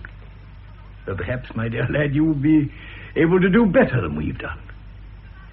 Sancho, didn't you say something about speeding the parting bishop with hot milk? Yes, but if we stay here much longer, it'll be hot water. Come along. We're a cowardly lot, always preferring the law to the prophets. Me for the prophets every time. Me too, Sancho, me too. Turn out the light, Robert.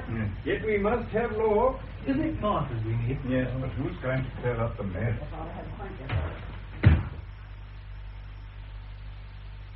Where's Mrs. Carson? This isn't one of her clinic nights, is it? No, Miss Orley. She's at a meeting with Bob. Oh, thank goodness we'll soon have these notices done. If it hadn't been for you, I couldn't have finished them tonight. I asked Bob to help me, but he wouldn't. What is this meeting Bob and Mrs. Carson are at? Oh, one of his down-with-everything meetings. Anti-war, I think. We had a row about it this morning. Hello. Working in here? Yes, we didn't expect you back so soon, Mrs. Carson. Mr. Jefferson's with the vicar. I think there's a row on. He came in looking awfully Anglo-Catholic. I bet it's about me. I shouldn't be surprised. He doesn't like your clinic. He'll like it a lot less before I've finished. If old Mrs. Armitage gives me enough money, I'll have clinics all over the place. Has she given you any, yes? A little, not much. She's what she calls feeling her way.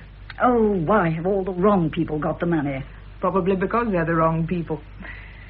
Was it a good meeting tonight? If 37 people is a crowd, then it was good. But as none of them agreed with anything, I should have said it wasn't. What was it about? Anti-war. Did Bob speak? Yes, he spoke. And not badly either. He has some of his father's eloquence, but he's woolly-witted. Do you know what he proposed tonight? What? A strike against motherhood. Every woman is to refuse to have any more babies until armaments have been abolished. There wouldn't be any people left on the earth. I told him that, and he said, would it matter?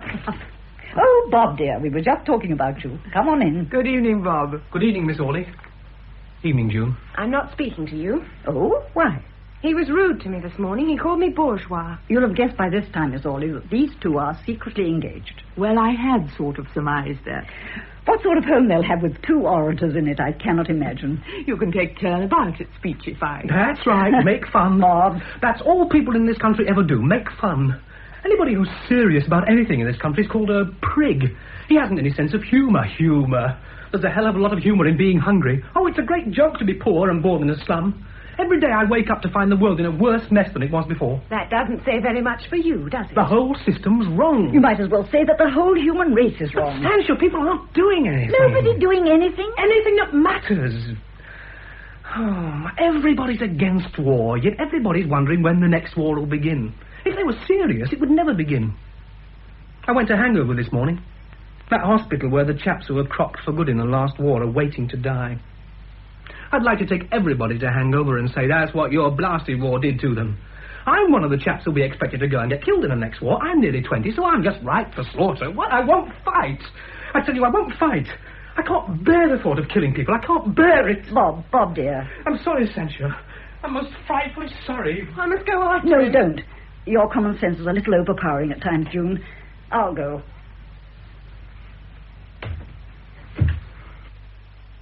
I shall have an awful job with him when we're married. Do you love him very much? Yes, terribly. I oughtn't to love him because he's a frightful fool, but I do. Every now and then I have a horrible desire to sock him on the jaw, but the rest of the time I just want to take care of him. I never thought I'd feel like this. Most unsecretarial. Oh, goodness, we haven't finished these notices yet. They ought to have been done long ago. It's a pity he attaches so much importance to living. Oh, I'm with him there. I like being alive. No, I agree. It's very nice to be alive, but we can't make too much fuss about it. Bob has no hope of anything but this. And because he has no other hope, he's afraid of losing it. He'll do anything for life. Well, wouldn't you? No. But it's all we're sure of. It's the least thing I'm sure of. I can't understand you. We do know we've got this. We don't know we'll get anything else. Well, doesn't what you do know make you feel certain that there must be more to come? There may be. I don't know. I do my bit as things are, and if that isn't good enough, well, I can't help it. It's my best. Well, you're not as far from me as you think. If this is the end of everything, then nothing we do matters. If this isn't the end, then the length of our life here is of little importance. It's only an interval between the acts. Oh, hello, June. Not gone yet? Oh, I wanted to finish these notices, and Miss Orley offered to stay and help me. And she's awfully good about helping. Yes, I know. My unpaid curate. With Mr. Jefferson, very tiresome. Well, not more than usual. What was it this time? It was the sacredness of human life. Oh, that's what Bob's always worrying about. Poor Jefferson. Sancho's clinic worries him terribly. Oh, I shouldn't let him upset you. She's doing one of the best jobs in this town. I know she is. That's why it annoys me when Jefferson has right on his side. That man can't be right, even when he is. He's got a natural genius for being wrong. Let's finish these notices in the morning room, June. Oh, must you finish them tonight? Oh, yes, we must. Are you ready, Miss Orley? Now, don't let her impose on you. Nobody imposes on her. They can't. She imposes on herself. But I like to help. Oh, Robert, got rid of Jefferson? Yes, he was in a wax. Me again. Yes, it's about that open-air creche you've started in St. Mary's churchyard. He thinks you're committing sacrilege. What? It's consecrated ground. Consecrated to what? The dead. Well, I'm consecrating it to the living. He's worried by the sight of the kids romping around the tombstones. If I were mouldering inside one of those monstrous old tombs, I'd feel delighted to think that just outside my grave, little children were happy and growing strong. Yes, I know, Sancho, and I share your point of view. But Jefferson doesn't think as we do. And it's unfortunate that your clinic should be in his parish and not in mine. But he's always been there. He has one of the poorest parishes in the town. But you're married to me. What on earth has that got to do with it? The clinic was there before I met you. It didn't affect you before we were married. Why should it affect you now? Parsons are very touchy about trespassing on each other's preserves. Nearly as bad as gangsters. It's a pity we can't do our work without treading on his corns. Nobody can do anything that is worth doing without treading on somebody's corns. And there are a lot of corns on which I want to tread. Yes, but people think I'm doing the treading. I mean, they think I sympathize completely with all you do. Don't you? No, I think you go too far sometimes, and they're in too great a hurry. You're always complaining of reactionaries. But I believe that reaction's an important part of progress. Otherwise, we'd run ahead of ourselves. Well, every soldier knows that he mustn't carry his attack too far. He must stop and consolidate his gains, defend what he's won, and make his ground good. Yes, I see that, but I also see there are people in the world who must go on, who can't stop, and that there are other people who are always getting in the way and trying to stop them. The history of medicine alone proves that. How? At every turn of the road to medical knowledge, the pioneering doctor has found an obstructive priest in his path. I see myself as the symbol of all the doctors who've striven to reduce or abolish pain. And I see Jefferson as the symbol of all the priests who have tried to stop them. When I discovered the use of anesthetics, Jefferson forbade me to use them. When I tried to study anatomy in the Middle Ages, Jefferson was there, forbidding me to dissect dead bodies. I had to steal them from graveyards, and he had me burnt for doing it. Wherever I went, I found Jefferson in my way.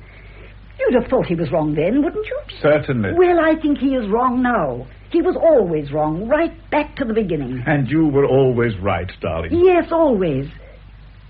You see, Robert, I'm really a better Christian than you are. Oh, darling. I believe in the forces of good and evil, and I am not willing to compromise with evil. I don't ask you to do that.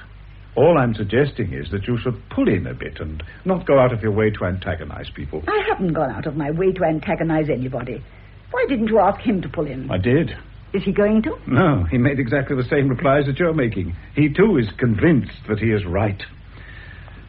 If only you'd both be a little bit reasonable. Listen, Robert.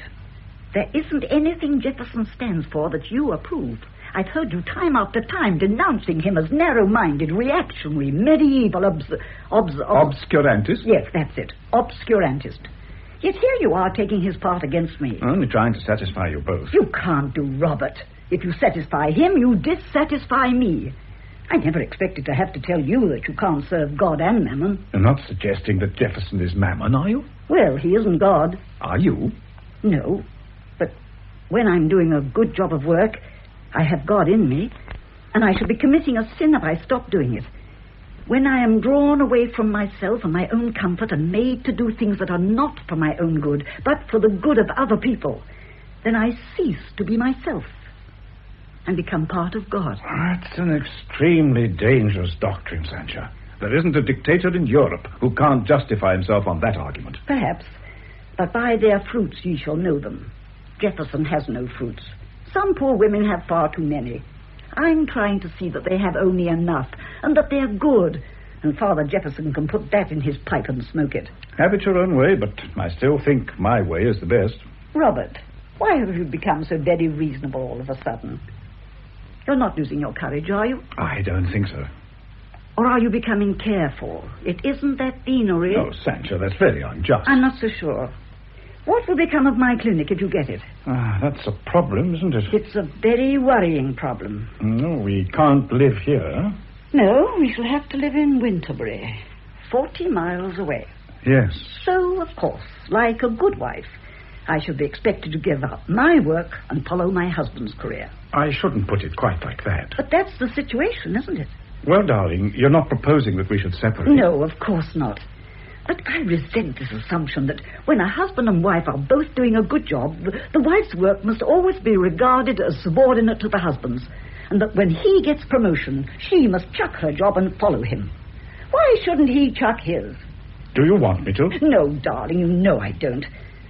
I've faced this situation ever since the bishop spoke to us that night. When was it? Last March. And I'm prepared. It won't be easy. But I'm prepared to give up the clinic. Sancha. Oh, darling, that's really noble of you. I can open another in Winterbury.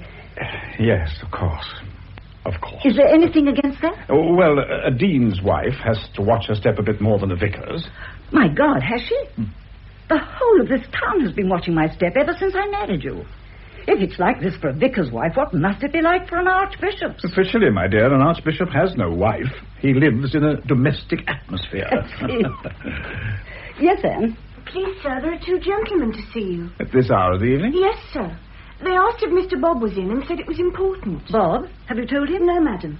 They said they'd like a word with you, sir, first. Did they give their names? No, sir, they just asked if Mr. Bob was in and then said they'd like a little chat with you.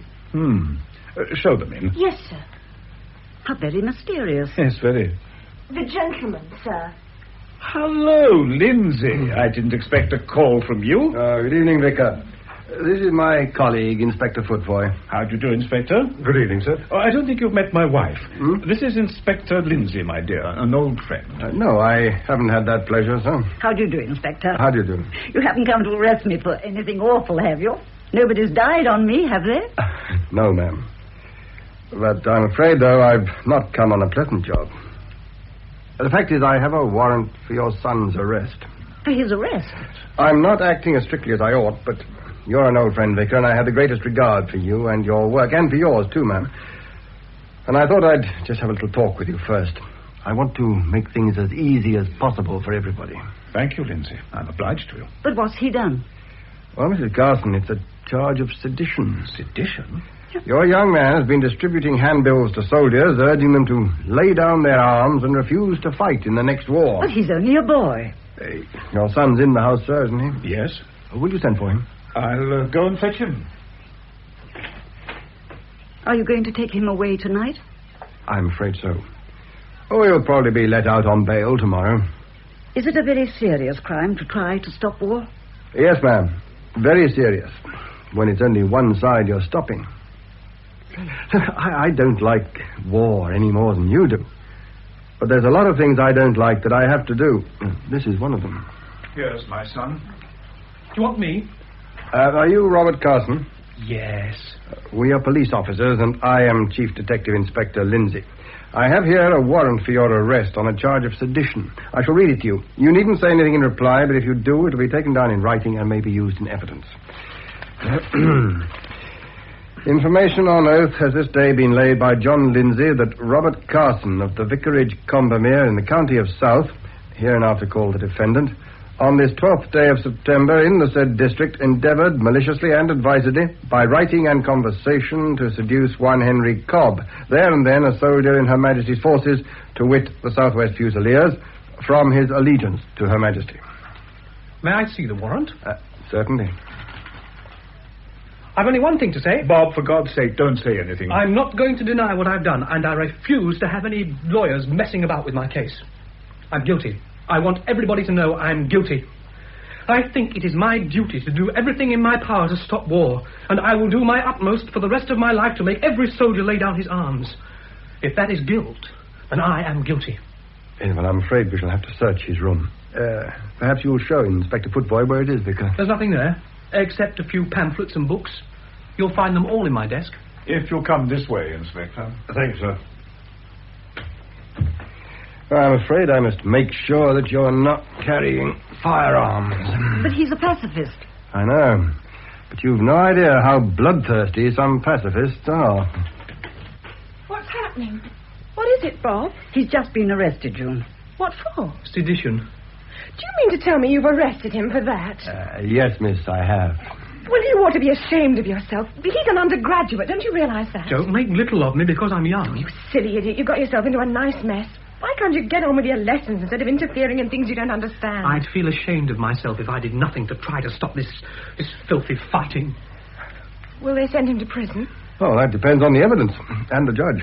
Judge? Oh, yes, miss. He'll probably be sent for trial. I can't understand why it is criminal to tell a soldier that war is wicked. That isn't what he told the soldier man. He urged him not to fight if a war should break out. And I call that advising a man to do the dirty on his country when she's in trouble. Are you taking him to prison tonight? No, miss, to the police station. He'll want things, won't he? Like things and things. Yes. I'll go and get them ready for you, Bob. Oh, thank you, June. Won't want much, will you? No, I suppose not. Just a few things. Oh, Bob, darling. Oh, June, my dear. I'm sorry. I didn't mean to cry. It's a bit hard on her. Women always get the worst of this sort of thing. I found these pamphlets and books in his desk, sir. Right. Are these yours? Yes, they're all mine. I'm now going to take you to 4th Street Police Station, where you will be charged. Is there anything I can do tonight? Well, I should get on to your lawyer. Oh, yes, of course. I'll telephone to Thompson at once. He's my solicitor. Oh, Bob. Can I come with him? Well, you can if you like, ma'am. But I shouldn't if I were you. It'll only distress you. You'd like me to come, Bob? Yes, please, Sancho. I'll fetch a coat. Oh, hello. Is that you, Thompson? It's the vicar speaking. Carson, yes. Thompson, for God's sake, come over here at once, will you? My son's just been arrested. What? The charge? The charge is sedition.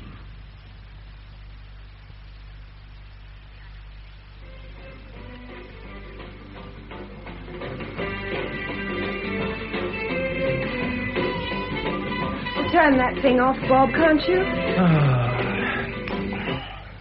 You better keep out of the way this afternoon. Why? The bishop will be here and Mrs. Armitage is coming to tea. What if she is? She's practically promised to give £5,000 to the clinic. Oh, the clinic. Yes, the clinic. It's much more important than your old propaganda. How you could have been such a fool, I can't imagine. Do you think they'll send me to prison? I don't know. Cook says she's surprised they've let you out on bail. Says it was influence. Influence my foot? I felt ashamed when I heard that lawyer reading out the letters you wrote to that soldier. Are you trying to break off our engagement? I wish I could, but I can't. I love you, you silly idiot. Anne tells me the bishop's just come. He's in the drawing room with Robert. Oh, is he? I didn't hear his car. How lucky he's here. I'll have to ask him to have tea with Mrs. Armitage. That'll please her. You know, Bob, you haven't made things easy for me. I've lost 3 subscribers to the clinic since your arrest. Good ones, too. I don't want you here when Mrs. Armitage comes. That's what I've been trying to tell him. I don't seem to be wanted. Well, you're not very helpful, are you? Your father's moving heaven and earth to get you out of this mess, and you do nothing but get in his way. Anybody'd think you wanted to go to jail. I do. I want to go to prison. I can't make out whether you're a saint and a martyr or just an exhibitionist. Oh, Sancho, I didn't think you'd say that to me. I know I'm silly and arrogant, but that doesn't prove that I'm wrong about essential things. That's what I'm trying to tell you all, but you just laugh at me and say, you wait till you're older, then you'll know better. I may not want to know better. I may be too frightened or too lazy or too self-satisfied. Well, that's not good enough for me. The only way to get anything done is for somebody to do something dramatic, something that will make people think, like getting crucified. Oh, I know I'm expressing myself terribly badly, Sancho, but that's what I'm trying to do, and it hurts me frightfully when you sneer at me, because I do love you so. I'm sorry, Bob, but you see, darling, you must just make a little bit of allowance for the rest of us. We're not really fools, and we're not really indifferent. We're frightened and confused. But you do see what I'm driving at, and you understand, don't you? Why I want to go to prison? It's not just to get a lot of cheap glory, but to shock people into peace. But will you? Every soldier is willing to die for his belief, Bob. Mrs. Armitage. Oh, Mrs. Armitage, how do you do? I'm so glad you were able to come. You know my stepson, Bob, I think.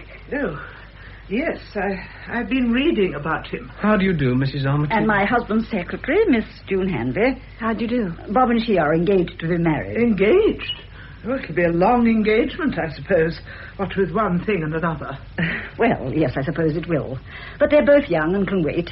You two are going out now, aren't you? Oh, yes. Bob and I have a lot to do. Goodbye, Mrs. Armitage. Oh, goodbye. I'll say goodbye, too. Oh, yes. Goodbye, young man. Goodbye. Well, I've just popped in as I promised, but I mustn't stay long. Is anything wrong? Oh, no, nothing's wrong. But this business about your stepson has upset me. It's upset us? Oh, well, naturally, of course, but it's upset me a lot. You see, I'm very patriotic, Mrs. Carson. Yes. And I think it's dreadful to go about telling soldiers not to fight for their country. Bob's only a boy, Mrs. Armitage. Oh, yes, but the way I look at it is this. How's he been brought up? To have such ideas in his head? After all, if parents do their duty, children have right ideas in their heads. We don't always know what are right ideas. No, yes, we do. Well, it's easy enough to do right if you want to. Just do what everybody else does. Half the people who make so much fuss about it don't want to do right. Here's tea. I'm sure you'll be glad of a cup. Oh, do sit down. Oh, thank you. Tea, well, now it's here. Is the bishop still with the vicar, Anne? Yes, madam. Oh, nice girl, that. Who, Anne? Yes, she's a nice girl. So hard to get nice girls nowadays. I don't know what's become of all the nice girls. I had a nice girl once, but she got into trouble. Oh. Somehow the nice ones always do that. I suppose it's because they're so nice. Perhaps. 2 lumps or 1? 3, please. I've got a very sweet tooth. I think the pictures have done a lot of harm, don't you? Not more than other things, have they? Oh, yes. They've unsettled girls, always thinking of film stars when they should be doing their dusting. Mr. Jefferson says the pictures have done a lot of harm. Mr. Jefferson? Have you seen him lately? Yes, I've seen quite a bit of him lately. He's a very persevering man. Very. Bread and butter? Cake, please. Mr. Jefferson's very worried about your clinic. Why should he be? Well, of course, you know what his views are. High church and all that. Of course, I was brought up low church, but I must say I like a nice high church service. I like the little boys in lace surplices, don't you? I mean, they look rather nice, and though I'm told some of them are awful. I knew a lady once who told Mrs. Armitage, you've something to tell me, haven't you? Well, yes, I have. I really came to tell you I want to think things over a bit. Do you mean about the clinic? Yes, I'm not sure about it. Oh, Mrs. Armitage, I thought it was... Yes, I know. I thought so too, but things are different now. Mr. Jefferson's so distressed about it all, and then this business about your stepson. So you see, I must have time to think it over. I don't want to do anything I'd regret afterwards. Does this mean that you won't give me the money? Well, not quite. I just want to be sure that I'm not doing anything that I don't really approve of. We mustn't rush into things, must we? Mrs. Armitage, you know better than most people how necessary our clinic is. Oh, yes, I know. That's what I said to Mr. Jefferson, and he said, so long as it's concerned with ailments and things like that, that's all right. But... well, you know what he is. He's very Anglo-Catholic and all that. I can't think of anything more useful than the clinic. It's helping to make a better race. Of course, I'd like to do something. I've always wanted to do something. Yes. Over and over again, I used to say to my husband, John, let's do something. Well...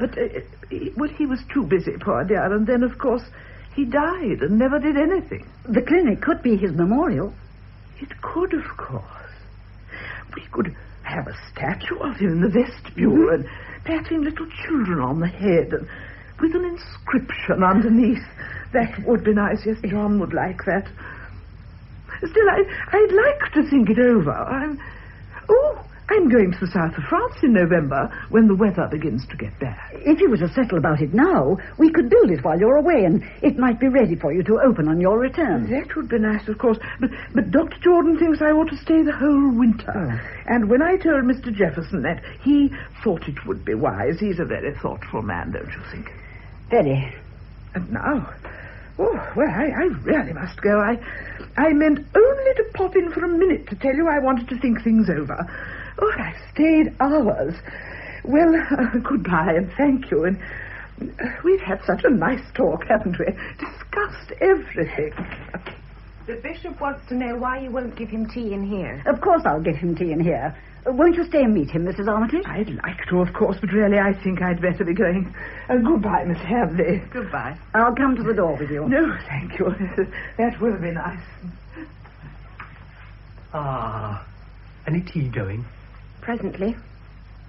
You'll miss this when you're in jail. I shall miss a lot of things.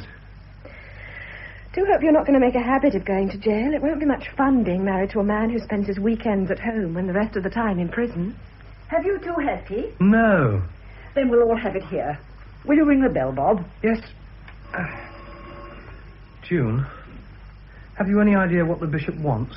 No, but I can guess. I'm afraid you're giving a great many people a lot of trouble, young man. Yes, madam? We'll have some fresh tea, please, and bring some more cups. The vicar and the bishop are coming in here. Very good, madam. How do you do, Sancha? I'm not doing very well, Bishop. Oh? Mrs. Armitage has just left. I'm afraid she's going to back out of her promise. Mr. Jefferson's been talking to her. He's been talking to a lot of people. Far too many. Well, Bob. Good afternoon, my lord. What are we going to do with this young man? Ask June. She'll have to do with him. Well, June? I'm wondering.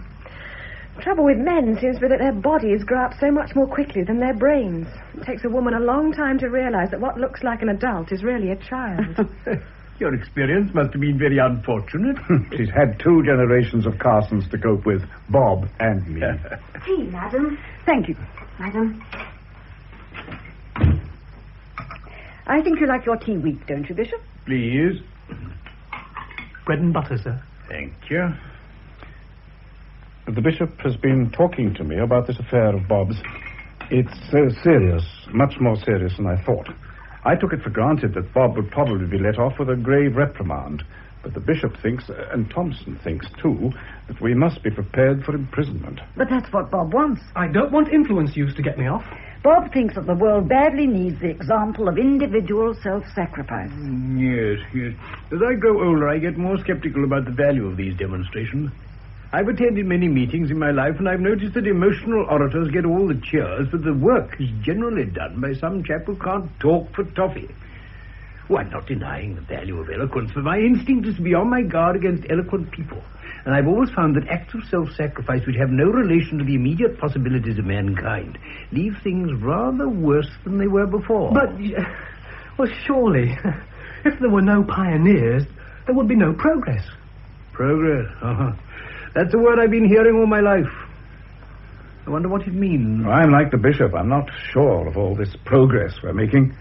You yourself, Sancha, are doing your utmost to teach people to limit their families. Well, you've approved of that. You and the Bishop. It's only reactionaries and celibates like Jefferson who oppose it. I know, but all the most advanced statisticians and sociologists are now telling us that if we don't pull up the birth rate, we'll perish for want of population. Cannon fodder. That's all they want. If Sancha succeeds, there won't be enough people to be killed in wars. Well, that's one way of looking at it. It's the only way. The commandment says, thou shalt not kill, in any circumstances whatever. How long is it since you read the Sermon on the Mount? I can't remember. Have any of you read it within the last 12 months? I leave you out, Robert. But the rest of you. Well? I've never read it at all. Bob? I did read it once. When? Oh, I can't remember. Sancha. All right, Bishop. You win. You see, you don't know the document, yet each of you talks as if you were familiar with it.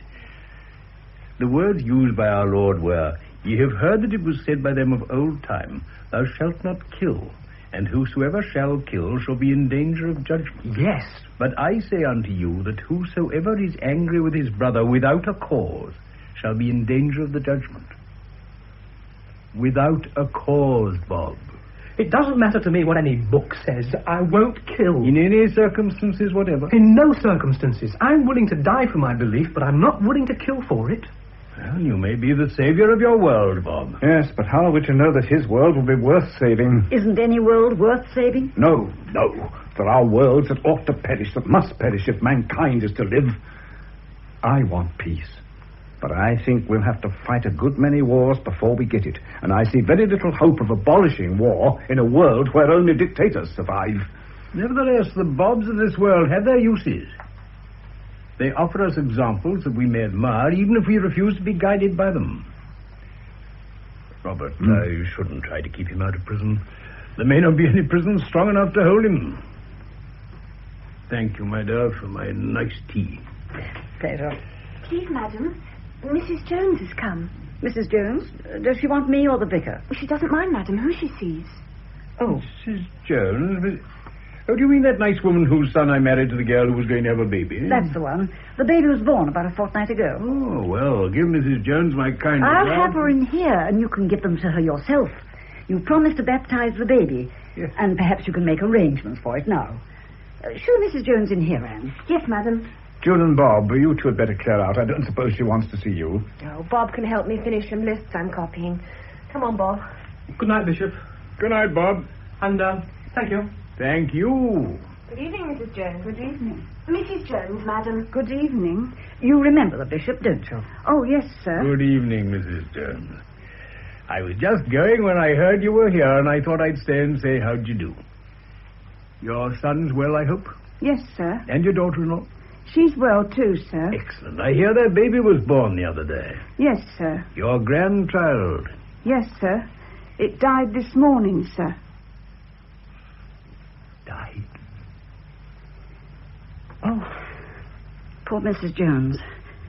I'm so sorry. Died this morning, it did. I thought I'd just come and tell you. Poor little thing. Oh, I don't know, sir. Missed a lot of trouble. Was a nice little baby, though. A boy it was. Reminded me of Dick when he was born.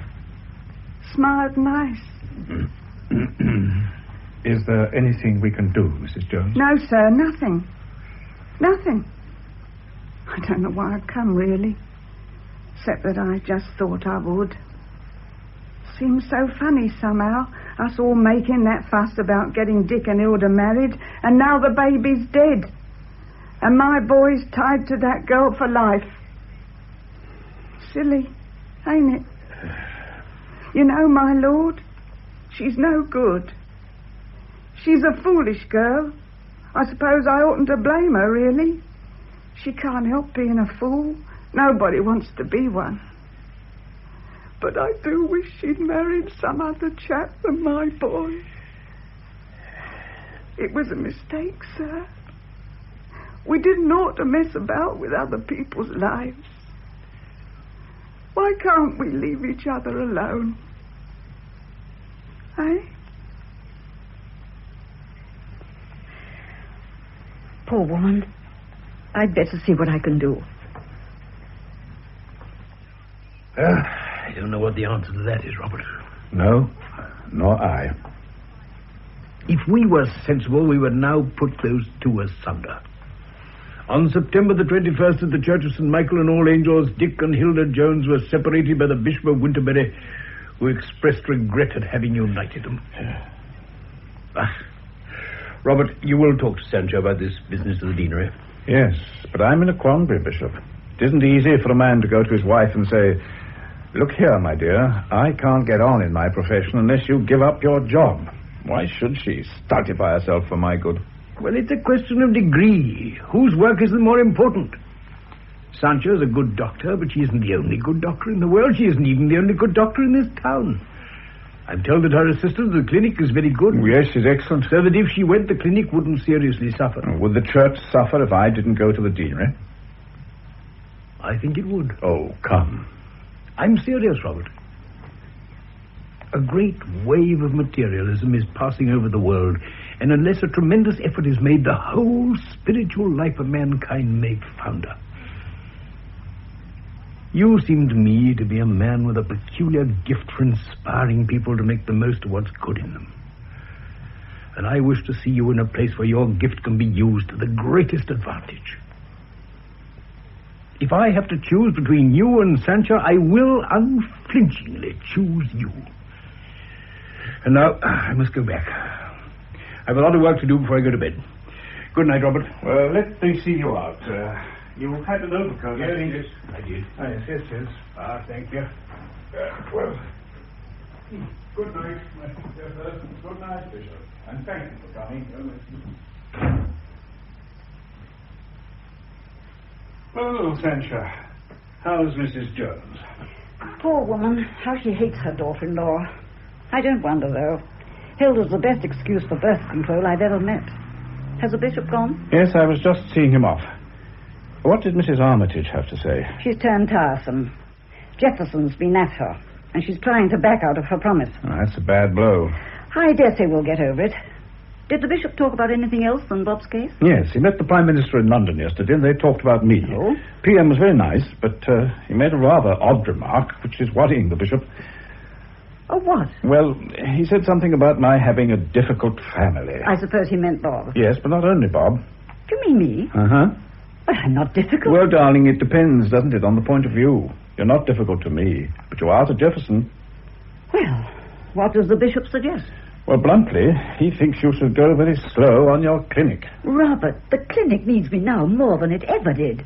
We live from hand to mouth, and just at the moment it looks as if we shan't live very well. I can't go slow. If Mrs. Armitage lets me down, I shall have to do and say a great deal more than I want to. I must appeal for money. But, Sancho... I may have to make things unpleasant for Father Jefferson. Oh. I haven't finished with that gentleman yet, not by a long chalk. Sancho, you mustn't do this. Why? I've told you why. So that you may be dean? Yes.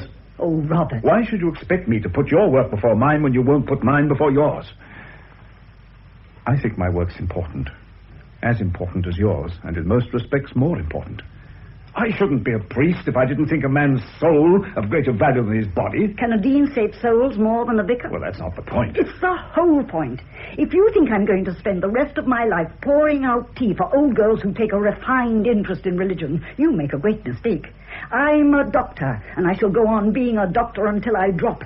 What's left over from the doctor can be the dean's wife. I shan't leave my clinic until it's safe. You'd rather leave me? No. I love you, darling, and you know I love you. But I have work to do, no less than yours, and I must do it, no matter what becomes of me. Or of me? Or of you. That's your last word? That's my last word.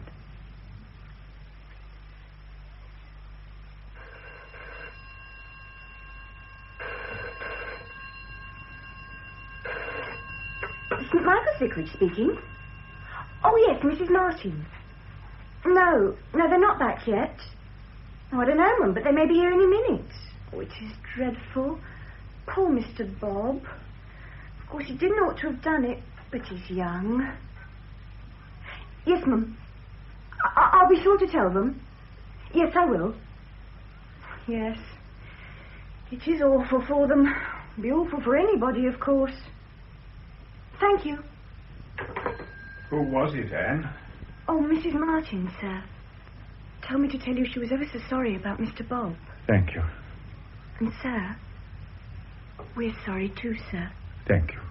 Thank you. It seemed such an awful sentence for what he did. Yes. Oh, and the bishop rang up, sir. He said he was sorry he couldn't see you in Winterbury this afternoon, but he's got to go to some dinner near here tonight, and he'll look in on his way home. Thank you. Oh, and Anne, I'm very grateful to you for your sympathy. Oh, sir, we have to be kind to each other, haven't we? Yes. Good evening, Anne. Good evening, miss. I'm ever so sorry, miss. Thank you, Anne. Miss Hanvey will be staying here tonight, Anne. Yes, sir. Where's Sancho? She'll be down in a minute. Wonder what they're doing to Bob now. I wonder. Judge, what sort of a man can he be to give a boy 12 months for a silly thing like that? Poor Bob. Do you think perhaps they're just trying to frighten him and that after a little while he'll be let out? Perhaps. You know, June, it wasn't very sensible of him. I know. I didn't think he could make such a fool of himself. But all the same, that sentence is too much. Oh, shall I answer it? Yes, please. Michael's Vicarage? Yes? What? The Winterbury Gazette. You want to speak to the vicar? Well, hold on a moment, I'll see if he's in. It's a reporter from the Winterbury Gazette. Wants to interview you about Bob. Oh, right. Hello? Yes, I'm the vicar. Thank you. Yes, I agree, it was monstrous. Oh, that's very kind of you. Yes, I'll gladly see you. Can you come round now? All right. Goodbye. Well, there you are, Sancho. Who was that, Robert? A reporter from the Winterbury Gazette. He says his editor is indignant at the sentence and wants to get up an agitation for a pardon for Bob. Is he in Company now? He's at the station. I'll see him in the drawing room, June, when he comes. Oh, very well. Is there anything you want me to do tonight? No, my dear. You'd better go to bed, darling. You look tired out. I am tired, but if there's anything to do... No, nothing. I better see if there are any letters. I expect some came by the late post. Poor June. She looks all in. Yes, I didn't realize how fond of him she is. That sort of boy always appeals to that sort of girl. Poor Bob. I never dreamt they'd give him such a sentence as that. Oh, did you see the judge's face, Robert? That man was enjoying himself. Oh, no, darling. You mustn't say things like that about people. But he was. I'm not feeling very fond of people tonight, Robert. To take an emotional boy like Bob and drag him into the dock and give him 12 months... There were some letters for you, and one for you, Mrs. Carson. Thank you. Go to bed now, darling. No, I'll wait. There may be something important that must be answered tonight. I shan't answer it if there is. You'd better look first. We can't go to pieces just because Bob's in jail. No, there's nothing here that needs attention tonight. Oh. What is it, darling? Mrs. Armitage has turned us down. She's definitely decided not to give me the £5,000 for the clinic. And she's resigning from the committee. She doesn't feel that she can continue to support an institution of which she does not entirely approve. Well, that's reasonable enough. Anyhow, you'd almost given up hope of getting anything out of her. Not quite. I thought I had enough influence over her to make her pay up, but evidently I hadn't. Well, she's given me one more reason for holding my meetings. I must raise money from somewhere, and if she won't give it to me, I'll have to get it in pennies from the public.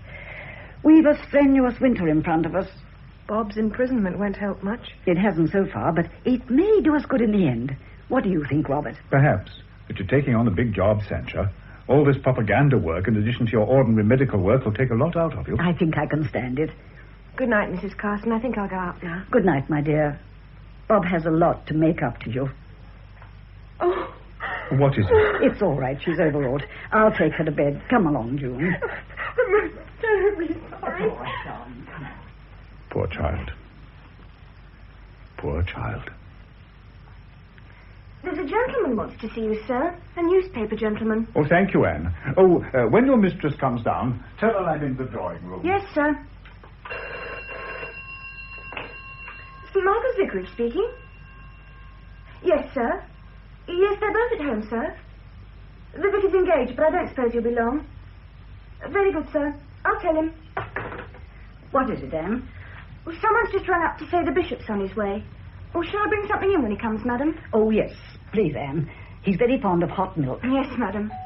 That'll be the bishop. Show him in here, will you? Yes, madam. Poor Mrs. Armitage. So rich and so empty.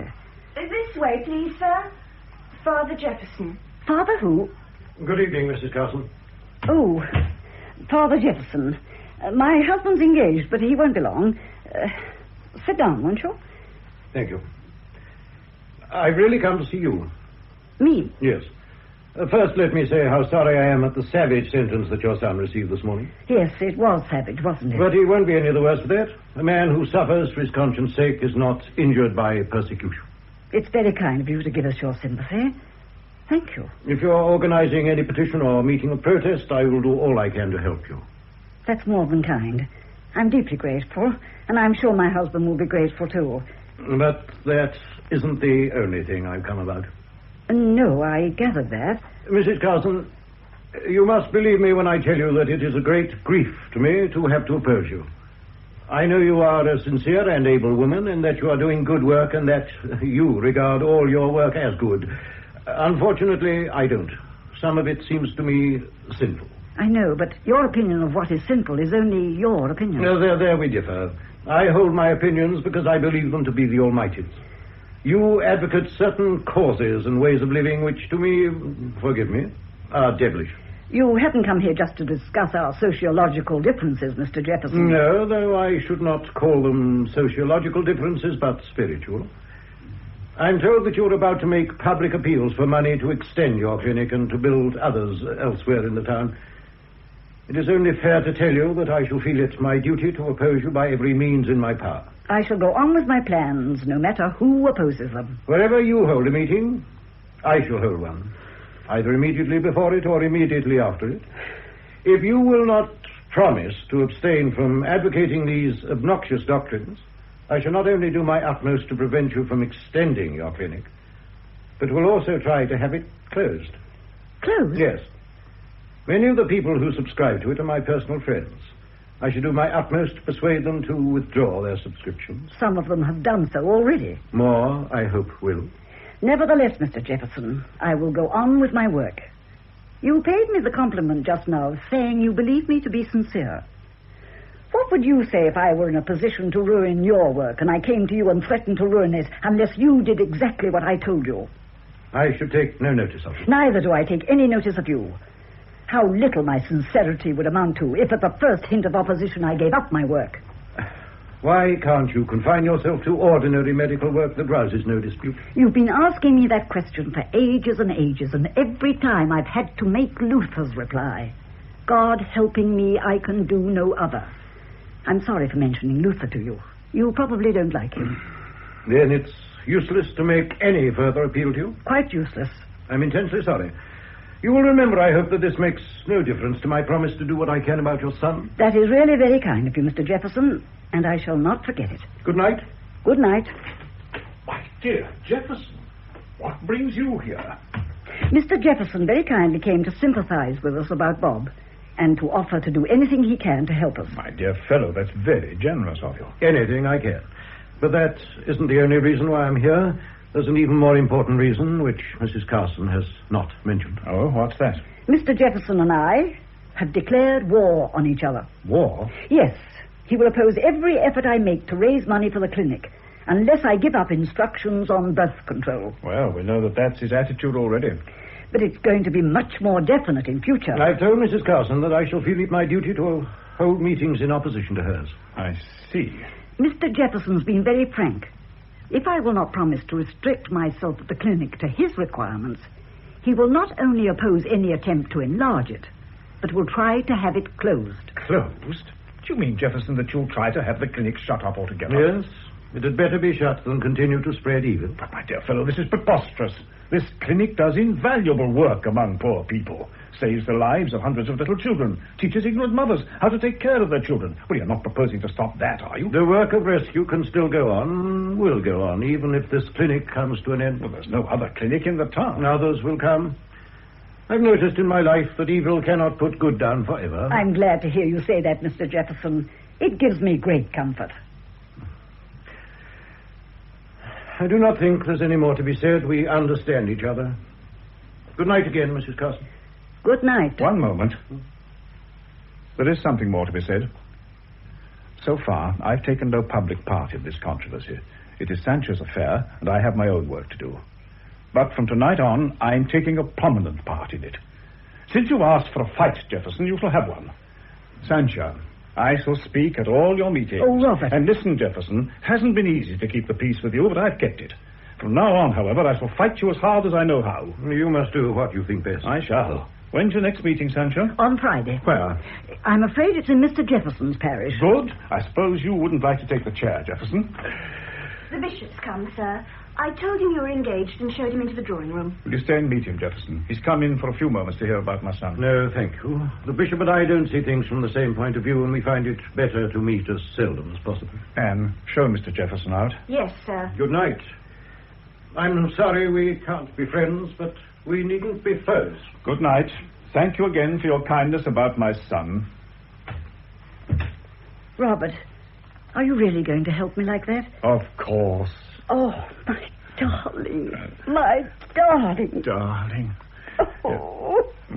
The bishop's waiting. Oh, blow the bishop. I want to kiss you forever and ever. Darling. Oh, Robert, I do love you. May I come in? No. Yes, of course. I heard someone going out, and as your maid had thoughtfully left the door of the drawing room open, I managed to catch a glimpse of him. It was my dear friend, Father Jefferson. Then I caught the sound of contention coming from this room, and I came here at once to prevent a domestic brawl. You've come in the nick of time. Oh, I came to see if I could do anything about Bob, but I find you in something like a state of hilarity. Has he been released? I'm afraid we've forgotten Bob for the moment. You see, Bishop, we've had a shindy with Mr. Jefferson. Oh, we came here with an offer to help about Bob. He also brought a declaration of war. Has he? Yes.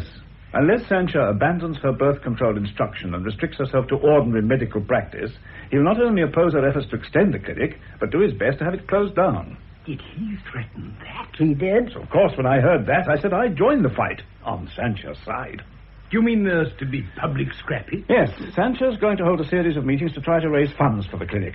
Jefferson says he'll hold a series of meetings to try to stop her raising funds. And since there's sure to be a good deal of squabbling, Bishop, I think you better tell the Prime Minister that I do not wish to be considered for the deanery. Oh, Robert. Well, darling, I don't want to embarrass the bishop by letting him support an unsuccessful candidate.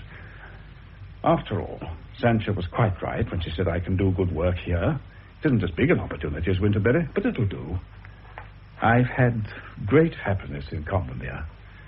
I met Sancha here. Mm-hmm. I disapprove of a man doing a small job when he might do a big one.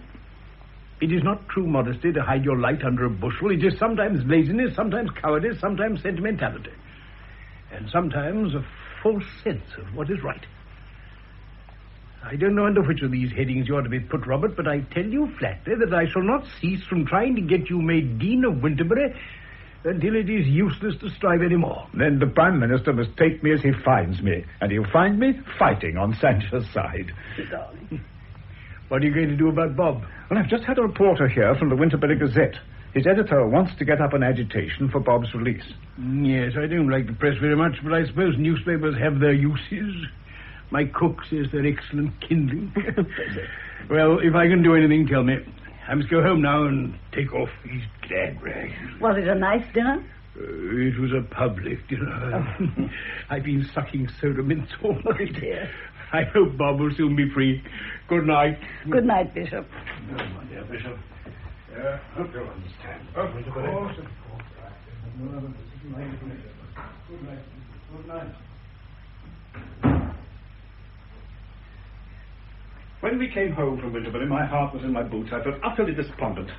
But I'm happy now. Why? Well, I suppose because we're on the same side again. Robert, won't you be sorry if you miss the deanery? Oh, yes, very sorry. Well, then, don't you think you'd better keep out of this scrap with Jefferson? Not if you're in it. I can't stand by in silence while that man tries to ruin your work. Oh, darling, you make me feel I'm not good enough for you. Oh, don't talk rubbish. You know I love you, don't you? Yes. I love you more than any human being I've ever known. The moment I saw you for the first time, I knew I was going to love you, but I tried not to because your life is so different from mine. Then there came the moment when I knew I must love you, that no matter how different your life might be from mine, I must love you as long as I lived. You see, my whole heart overflowed into yours. My dear, dear wife.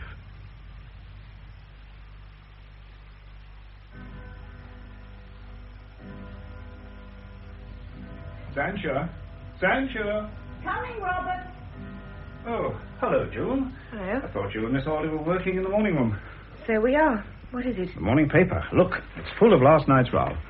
I don't like rows. I believe in doing your work quietly. These fusses make me sick. Are you casting aspersions on me?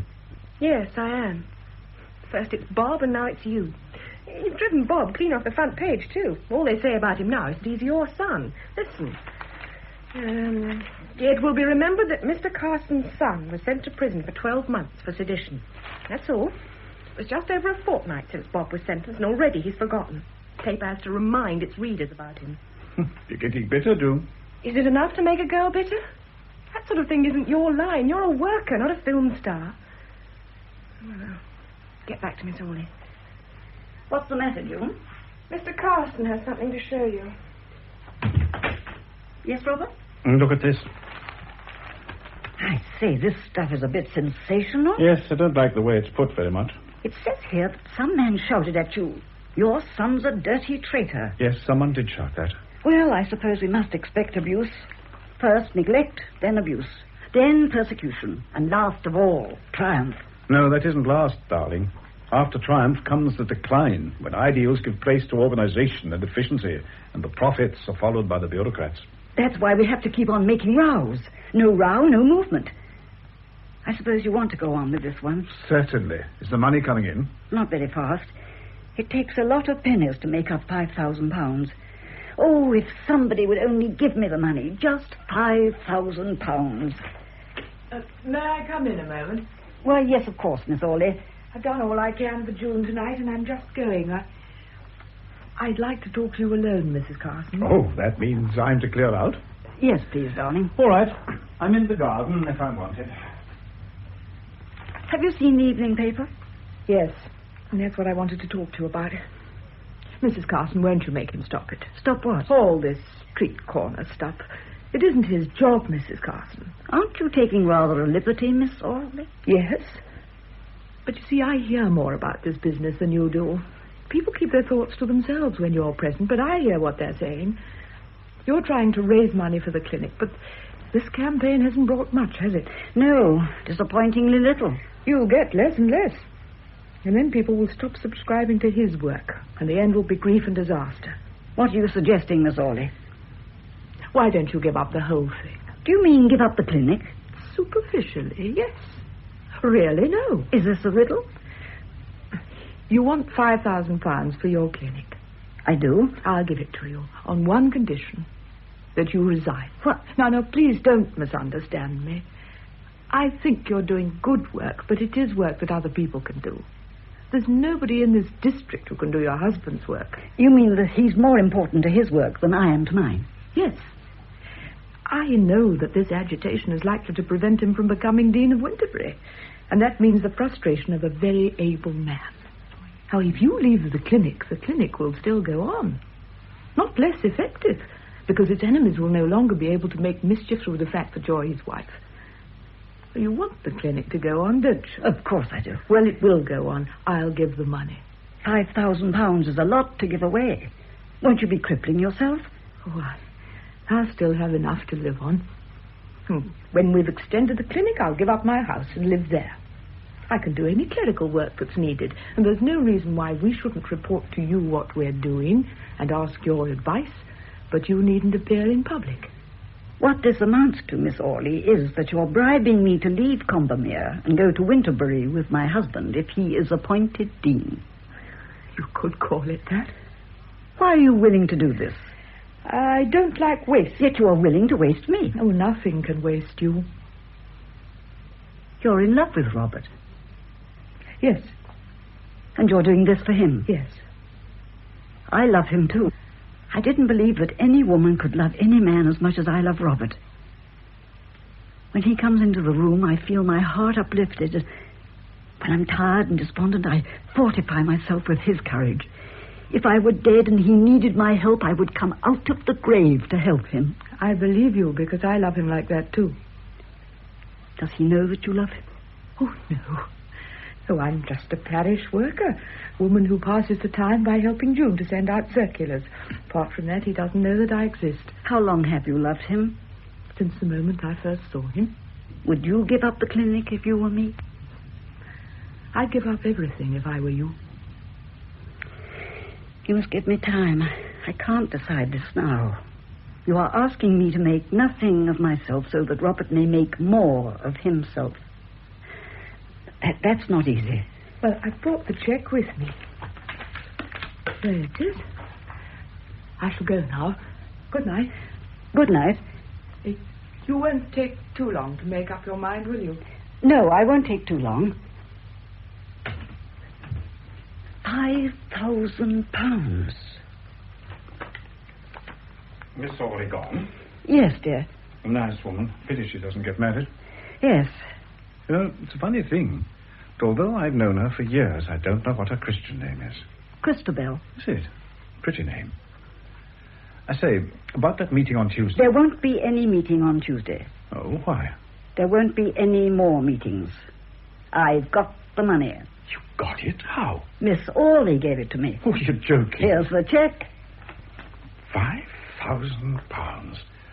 Did she give you this herself? I mean, is it her own money? Yes, it's her own. The clinic's safe now. Father Jefferson can do what he likes. It's safe.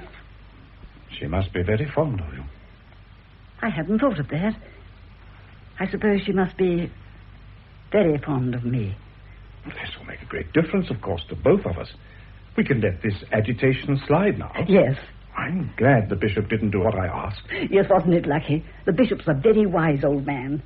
I hope you'll get this deanery, Robert. Does that mean you're content to come to Winterbury? Yes, I'm content. I dare say I can be useful in Winterbury. You won't waste me, will you, Robert? Waste you? Good heavens, no. Here, take her cheque. You'd better lodge it in the bank tomorrow. I will. Very generous of Miss Orley, I must say. Well, I knew she had money, of course, and I sometimes wondered what she'd do with it. Well, she's put it to a good use. She couldn't have done better with it. No, she couldn't. I read a rum thing in a book this morning. Oh? Yes, a book about astronomy. What was it, darling? Well, you know what a light year is? No. Well, light travels through space at a speed of about 186,000 miles a second. How reckless of it. Does about 6 billion miles in a year. That's a light year. 6 billion miles. The nearest star is 4.5 light years away from us. And by the time its light reaches us, it may have gone out. We may be seeing something that isn't there. You look up at the sky on a starry night, and you think you see myriads of stars, but they may not be there at all. The whole lot may have shifted or changed or gone out. It's a strange thought, isn't it? To be looking at something that may not be there. Yes. A very strange thought. My darling.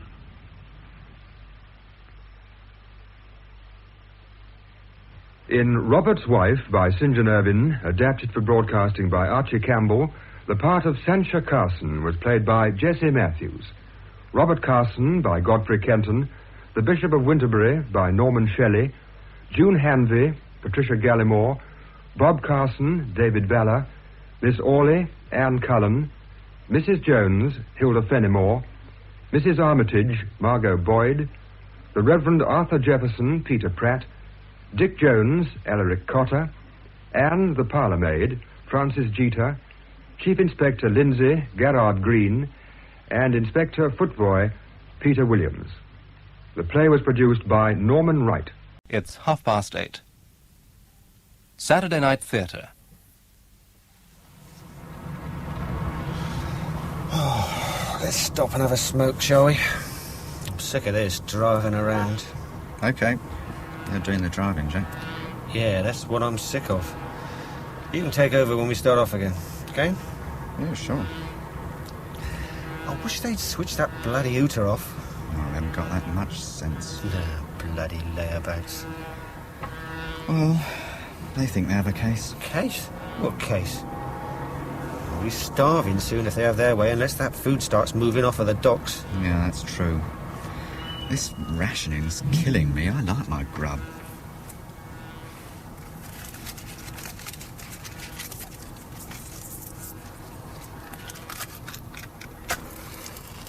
Don't know how you smoke those things. Got a government health warning on every packet. Yeah, well, I do a lot of things that are unhealthy in this job, and I ain't worrying about it, am I? They stink. I'm opening the window, mate. Oh, easy. It's freezing out there. Do you good. Get that smoke out of your lungs, mate. Used to do 50 a day yourself, mate. I'll remember that. Not no more. Oh, rich now, are you? The money you saved?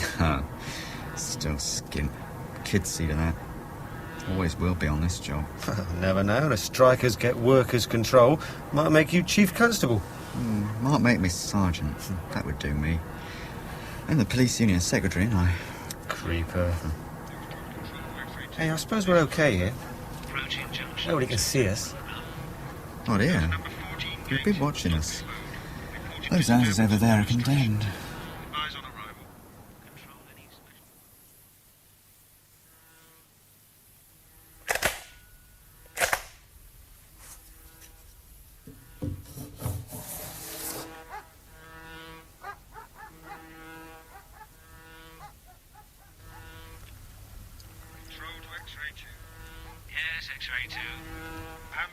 I reckon it's on a ship. Huh? What is? That Uto. Oh, I don't know what they want. They're thick keeping that thing going every hour on the hour. They ain't going to get what they want by blowing that thing. When it stops, strike's over. That's what they reckon. Yeah, but who's won, Johnny? Oh, what the hell? Johnny! Johnny! Johnny! Johnny! Oh, jeez. Oh, jeez. Johnny! Johnny! The Chief, a play for radio by Alan Pryor, with Malcolm Hayes as James Masters, Elizabeth Bell as Helen Whitney, and Hector Ross as Harry Woodman. The Chief. Excuse me, Chief. Yes? Sorry to disturb you. There's a dispatch rider here from the Home Secretary.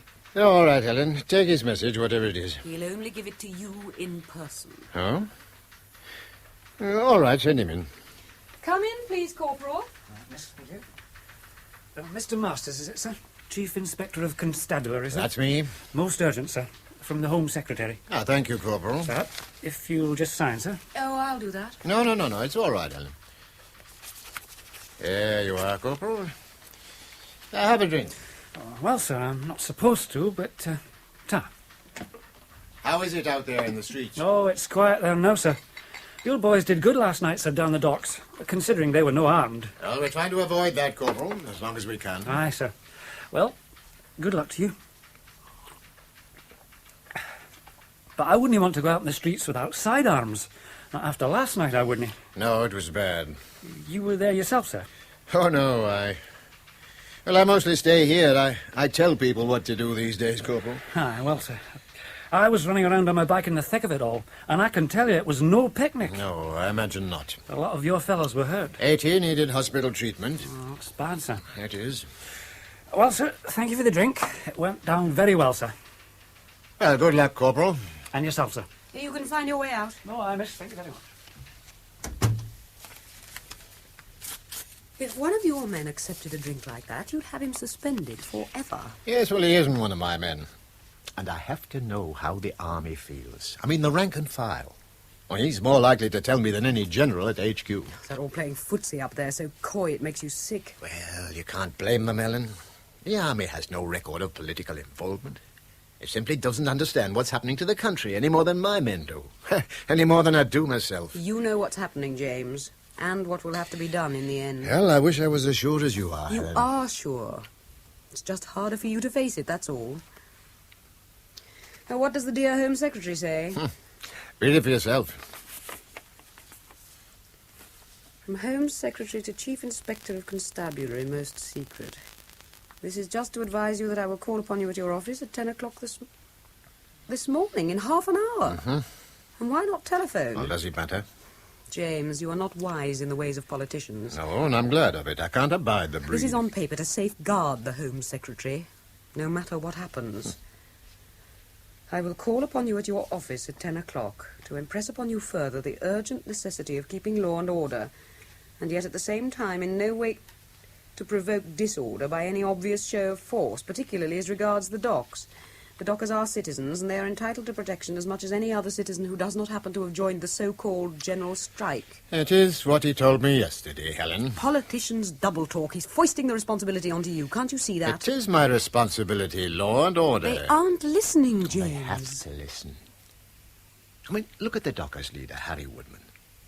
Some of the papers, when there were papers, used to say he was an ogre.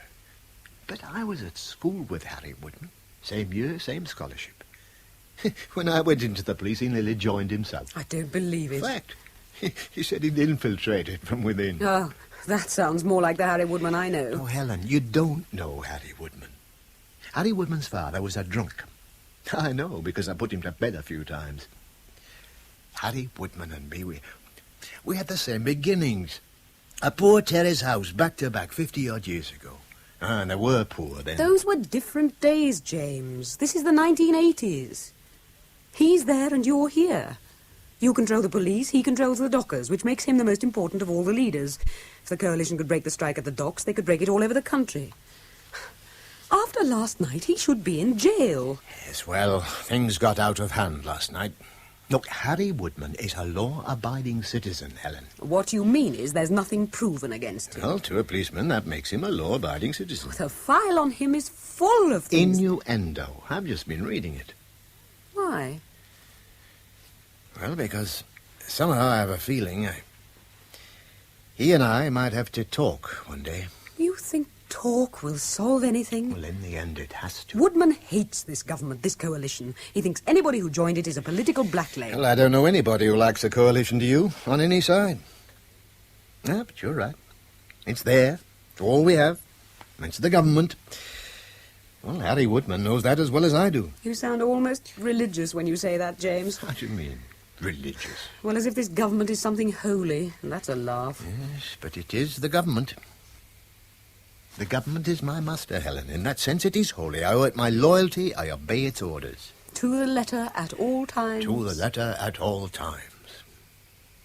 James, you are a very honest man. I hope so. And a very simple one. Well, sometimes I'm glad of it. And I love you. Still? Still. 5 years now, Helen. Time goes by. It gets no easier. No, it doesn't. For me, neither. But I am content with what you give me. I'm too old to expect a happy ending. There's nothing old about you. What rubbish. James, I'm 40. For a woman, Well, that I'm is old. 55. What's that to do with it? I'm just telling you once again, I expect nothing. Masters? Oh, Prime Minister. Oh, well, sir, the streets around the docks are mostly quiet now. My men have been told not to in any way provoke reactions. Well, I must remind you, sir, I've 80 policemen in hospital and many more walking wounded. My resources are stretched, sir. Well, not quite to the very limit, not yet, but another riot like last night's and I'd be hard-pressed to keep men on ordinary police duties as well as riot duties. The docks? Yes, I know the docks are vital, sir. Yes. Yes, the Home Secretary is due here any time. Goodbye, Prime Minister. And what was all that about? I said the Home Secretary had something important to talk to me about. Typical of him not to say what it was. You do have a low opinion of my bosses. For almost 20 years, I've stood and taken notes and watched the politicians playing games while the country went down and down all the way to where it is now. Civil war. Not yet. It could come to it any day now. I don't believe that. You'd better, because you'll be in the middle of it. Well, I trust I'll do my duty if it comes to that. You may have to do a lot more than your duty, James. I don't understand you, Helen. No, I know you don't.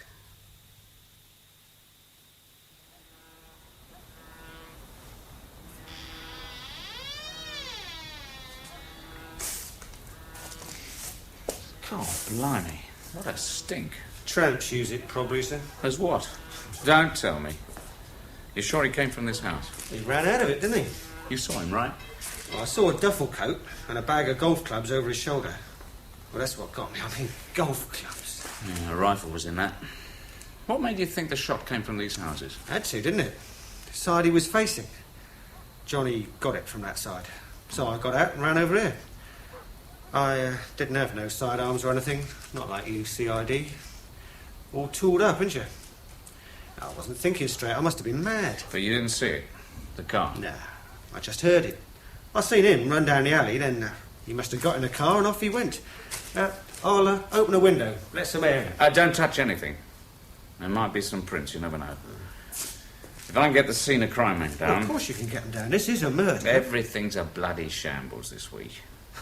We were lucky to get an ambulance. You're sure it was a fella? No, I'm not sure of anything, am I? I had Johnny's brains over me tunic, you know what I mean? I wasn't thinking right, was I? I just wanted to get him. Yeah, right. Brown duffel coat, golf bag. Big or small build? Smallish. Long or short hair? He had a stocking cap on, blue. Any pause while he got in the car, or did the engine start up right away? Or was it going already? I can't think. Why? I wonder if he had an accomplice, a driver. No, I couldn't see through these rotten houses, or I tell you. I'll open this door a bit, let a bit of air in the place. Hello. What? Oh, you scared, chummy? Just a bit. What? Took his scarf off, didn't he? Don't you touch it. Probably got in the way while he was sighting your mate through the window. Shot him, saw you running, scarpered and left his scarf. Bastard. Nice scarf. College scarf, yeah? I'd like to hang him up by the bloody thing. For about 2 days. Whoever he is, he's a mug. One of the strikers, you reckon? This isn't them. They're law-abiding. Well, up to now. You call last night law-abiding, do you? Well, crowds, they got a life of their own. Just get this scarf in the bag. There's no maker's name on it. You just give me a scarf and him, and his maker's name is on it, I tell you. Freedom fighters. One of them. It has to be. It's the same side as the strikers for my money. What's that? A pin. Initial on it. A for apple. Any good? In this game, you never know what's any good. James, why don't you take a few hours off later? Go home, have a real sleep. No. I'll have an hour on the couch, perhaps. Do you want to ring home? What? You haven't for some time. You should. I don't mind, you know. You really don't, do you? No, I really don't. She's hanging on to the past. I know your best days are to come. How can you say that? I mean, look at the mess we're in. James, you don't realize your own capacity. You keep that uniform on and it restricts you. I know it does. I've watched you at meetings, wanting to say things, big things, important, obvious things nobody else is saying, and you haven't said them because it wasn't your job. Then I was right not to say them. You try to behave like a policeman, an automaton, and you aren't one. That's what I see, James. The man who is bigger than the uniform. No man's that in the police service. No man. Whether you like it or not, you're somebody to the people of this country. They've seen you on television, heard you on the radio. They feel they know you. I wasn't looking for publicity, Helen. I was looking for a way of explaining the work of the police. The reason I joined the force. Having to work my way up the ladder, educating myself. It's no good over-educating a man and then sending him into the streets to wrestle with a lot of cold-blooded villains and psychopathic madheads. But I don't want the public to think all I care about is catching people who break the law and sticking them in some prison. I joined the force like everybody joins the force to serve. You have more opportunity to serve now than you've ever had. You can help to save some of the good things before they go under in a totalitarian flood. The good things. Oxford. That posh girls' school you went to. That nice house your family had. It's a residential hostel for unmarried mothers now, for God's sake. Yes, well, as you say, things change. Yes, change. Like my family's changed. My father dead now, thank God. My brother cleared off to South Africa, and I don't blame him. And my mother in that bloody awful old folks' home. Yes, that was bad. I'm sorry. I'm even sorry about us. I'm not sure why. Oh, don't be. I'm not. We've had some good times. Yes, we have, haven't we?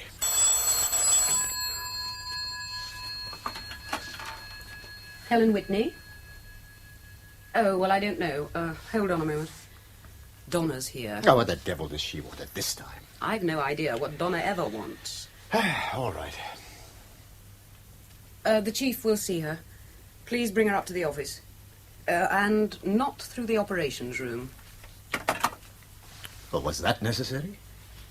Yes, I think so. You've seen the confidential report on her? Yes, and it's a lot of nonsense. Oh, she's young. She'll grow out of her idealism. Everybody does. Except the people who mean to put their idealism into practice. You don't think Donna's one of those people? The political officer's checking on her. He thought it possible. Well, there's nothing about that in the report. No, I had it deleted. Did you, by God? Yes, I did. I didn't see any reason to embarrass you further, James. I'm not embarrassed by Donna's student activities.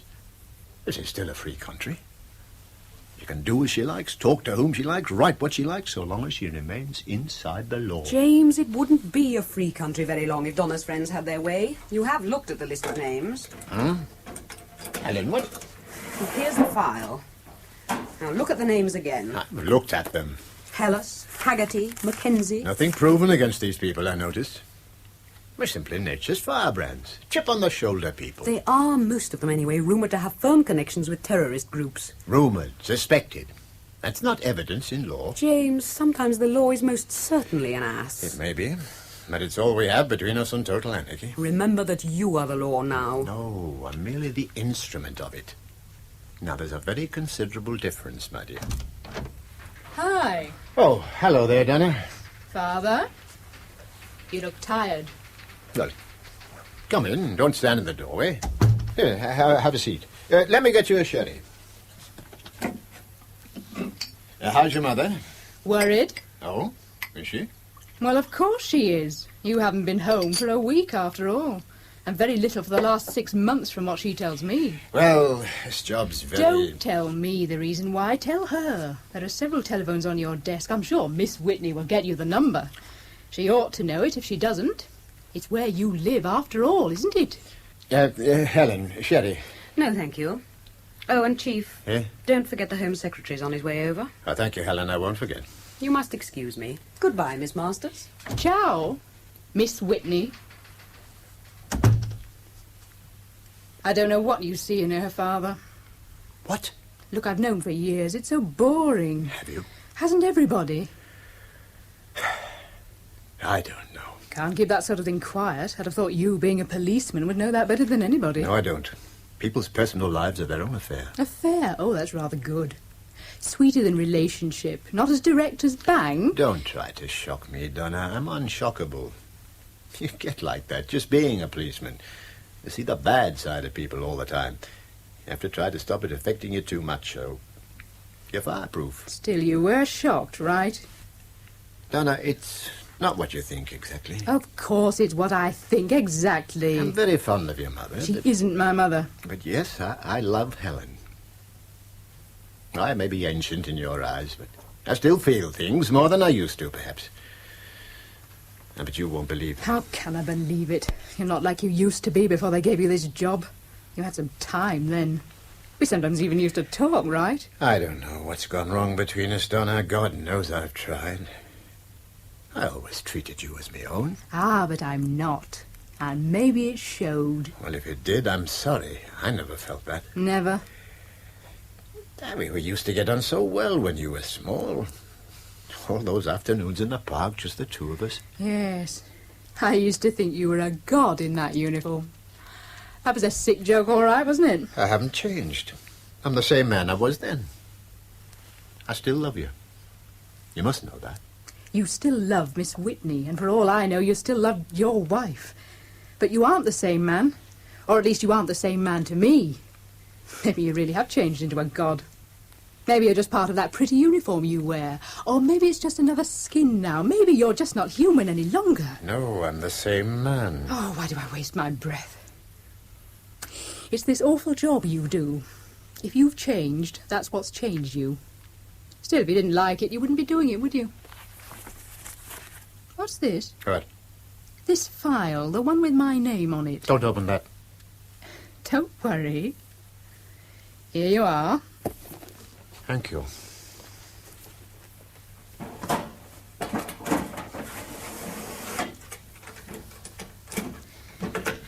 Under lock and key, am I? Did she leave it out, I wonder? Probably. She's an old-fashioned man-loving whore, isn't she, really? Donna, I told you, I'm unshockable. No, you just think you are. I know things that would really blow your mind. What? Naughty words like whore? Not words, Father. Actions. Well, why have you come to see me? Except to tell me your mother's worried. She isn't my mother. Why do you insist on calling her that? I asked you both not 2 years ago. Because I think of you as my daughter. Because it's habit. Because I feel like your father. My father was a sailor who died of TB in Cape Town, and my mother was a tart. A genuine professional. She really conned the adoption people when she palmed me off onto them. Donna, you only hurt yourself. No, it makes everything easier. What does? Being what I am. Taking her name, my mother's name, the tart's name. Donna Dawson. Do you like it? Even sounds like a tart's name, right? Donna, my love. You didn't tell me. You should have, but you didn't.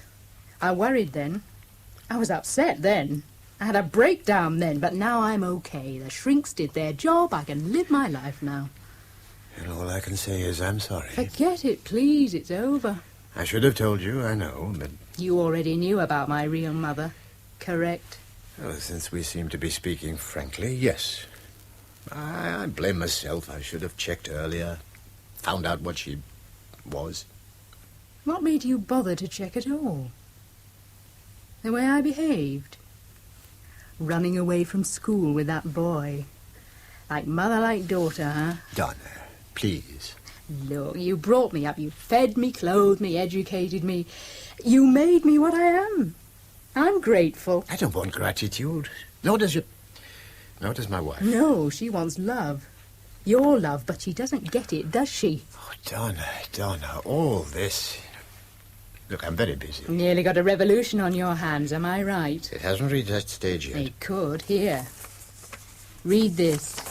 What's that? It's from the freedom fighters. I won't read that. I'm sorry, to talk to these people is out of my jurisdiction. All I can do is arrest them. If you can catch them. They've already planted several explosive devices. They simply look, nobody has been killed. I don't know how you can bring yourself to be used by such people. Oh, look at history. Whoever got anything without armed struggle? The laws? The law's over. Gone. Don't you know that? Didn't last night teach you that? Last night won't happen again. Why? Will you put the army in as well as the police next time? I won't need to. Who will you use? The Special Brigade? What do you know about the Special Brigade? It's not what I know, it's what the freedom fighters know. Freedom, my backside. They know where the Special Brigade is. Exactly. Do they? Standing by. This is what they say, Farmer. Shall I read it for you if you won't read it for yourself? James Masters, be warned. If you use the Special Brigade on the workers, we will retaliate without limit, there and then. We will not give you further warning. Signed, the Freedom Fighters. That's it. You, of all people, come to me with this threat of violence? Do you actually know these people? They left the letter for me to give to you. I've given it to you. Now, can I go? Oh, what do you mean, can you? Aren't you going to keep me for interrogation? Oh, I'm not. They mean what they say in that note, would be my guess. You sound as if you do know them. Let events take their course. That's my advice to you. I say that most seriously. I'll even call you father if it helps you to take my advice. Donna, get out of my office. Superintendent Barris. Sir? Escort my daughter, this young woman, out of the building at once. Very good, sir. This way, miss. Goodbye, and good luck. I wish you meant that. But I do. Well, just go. I'm sorry, but I had to do it. Just go, that's all. This way, miss. What did she want? More than I can give her. More than anybody can give her. What? Oh, yes, Superintendent. The Home Secretary. Is my daughter gone? Oh, yes, sir. Handed her over to be escorted out, as you said, sir. Yes, that's right. The Home Secretary's here, sir, in the ops room. Oh, is he? Very well, bring him in. Yes, sir. Oh, one other thing, sir. I held it back until I had all details. There's been an armed attack on a patrol car down at the docks. We've managed to keep it quiet, no crowds. It's a derelict area. You say armed? Armed with what? Seems to have been a rifle, sir. Telescopic sight, probably. Anybody hurt? Well, I'm afraid the co-driver was shot, sir. Shot? Dead? Yes, sir. I've sent reinforcements, sir, and put out warnings. How many reinforcements have you sent? Well, I can only spare 2 cars, sir, and 1 detective from the local station. All right. Arm all of them. Arm them, sir. I thought you said no arms. If a sniper has killed one of my men with a rifle, he might kill 2. Arm everybody on that job. Is that wise, Chief? Oh. I'm sorry, Home Secretary. I thought you were in the operations room. I was, but I heard voices and it seemed important. Well, is it?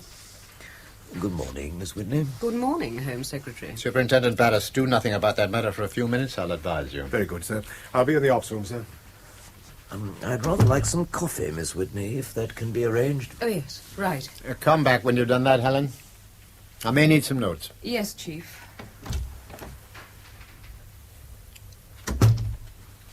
Gets prettier, Or should I say, handsomer, don't you think? Oh, she's very efficient. I don't know what I'd do without her. I used to know her myself years ago, you know. Did you? Mm-hmm. Oh, please sit down. Thank you. Your Home Secretary, you asked, is that wise? Now, are you ordering me not to send men out to apprehend this criminal who shot my patrolman? Because if you are, I'd like a firm order in writing. No, of course not, my dear chap. Absolutely not. It's your decision, not mine. Very well. If you'll excuse me, I'll tell Superintendent Barris to send an armed patrol down there. I'll also ask the Army for help. I'm not sure that would be wise either, Chief. And what would be wise? Doing nothing? It might be. Do you seriously mean that? Well, when in doubt, do nothing. It's usually the best thing. But I am not in doubt. You are. Well, it's your decision, not mine. But the Prime Minister... Oh, has he telephoned, by the way? Yes, a few minutes ago. Did he say anything? He asked that we keep a low profile at the docks. Nothing else? He said you would be talking to me about something important, and he hoped I would agree to whatever it was. No more than that? No. Then I will come directly to the point. Look, I'm sorry to seem uncivil, but I must give my superintendent his instructions. Oh, very well. Superintendent Barris. Black with sugar. About the shooting. Thank you. Look, arm only the detectives and those likely to meet the offender with sidearms. Impress upon them they are not to fire unless fired upon. Now keep me closely informed. Yes, a compromise is often the wisest course of all. Provided my men are not fired on again. Is it likely he'll do it again? And this kind of violence is in the genes. Father to son, mother to daughter. Whoever killed that police driver, his father was violent, his home was violent. Not necessarily blows, words do it. He's a hater. Yes, well, it's an interesting theory. Home Secretary, you're a busy man. You came for a special reason. I'd like to know what it is. Very well. Briefly, from noon today, you are to be put in charge of all the police forces in the country. What? Yes, all of them. The Prime Minister is desperately worried about the docks. It's make or break here. The orders are promulgated under the new Emergency Forces Act, and they include a pay rise for you of £2,000 per annum. I don't care about that. Just the same. It gives one man too much power. In the hands of some men, and in ordinary times, such power could be dangerous, I agree, but not at this time, and not if that man is you. I don't know. It's too much. Too much. If you don't accept it, I don't like to have to say this, but if you don't accept it, I have orders to ask for your resignation. What? That is the most objectionable... James, wait a moment. Think about it. Yes, well, if you'll excuse me just for a moment, I've left my briefcase in the ops room. I'll be back in 1 minute. I'll send somebody for it. No, I'll get it.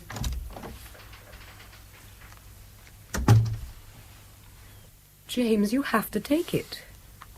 But all that power in the hands of one man... The PM has asked you to do it. He must have his reasons. And God knows, after last night, I would have thought they were obvious. Well, it's like the Special Brigade. It's necessary, possibly, but... The Special Brigade exists. I know it's only been used sparingly, and the public know almost nothing about it. She knew about it. Who did? Donna. She knew about it.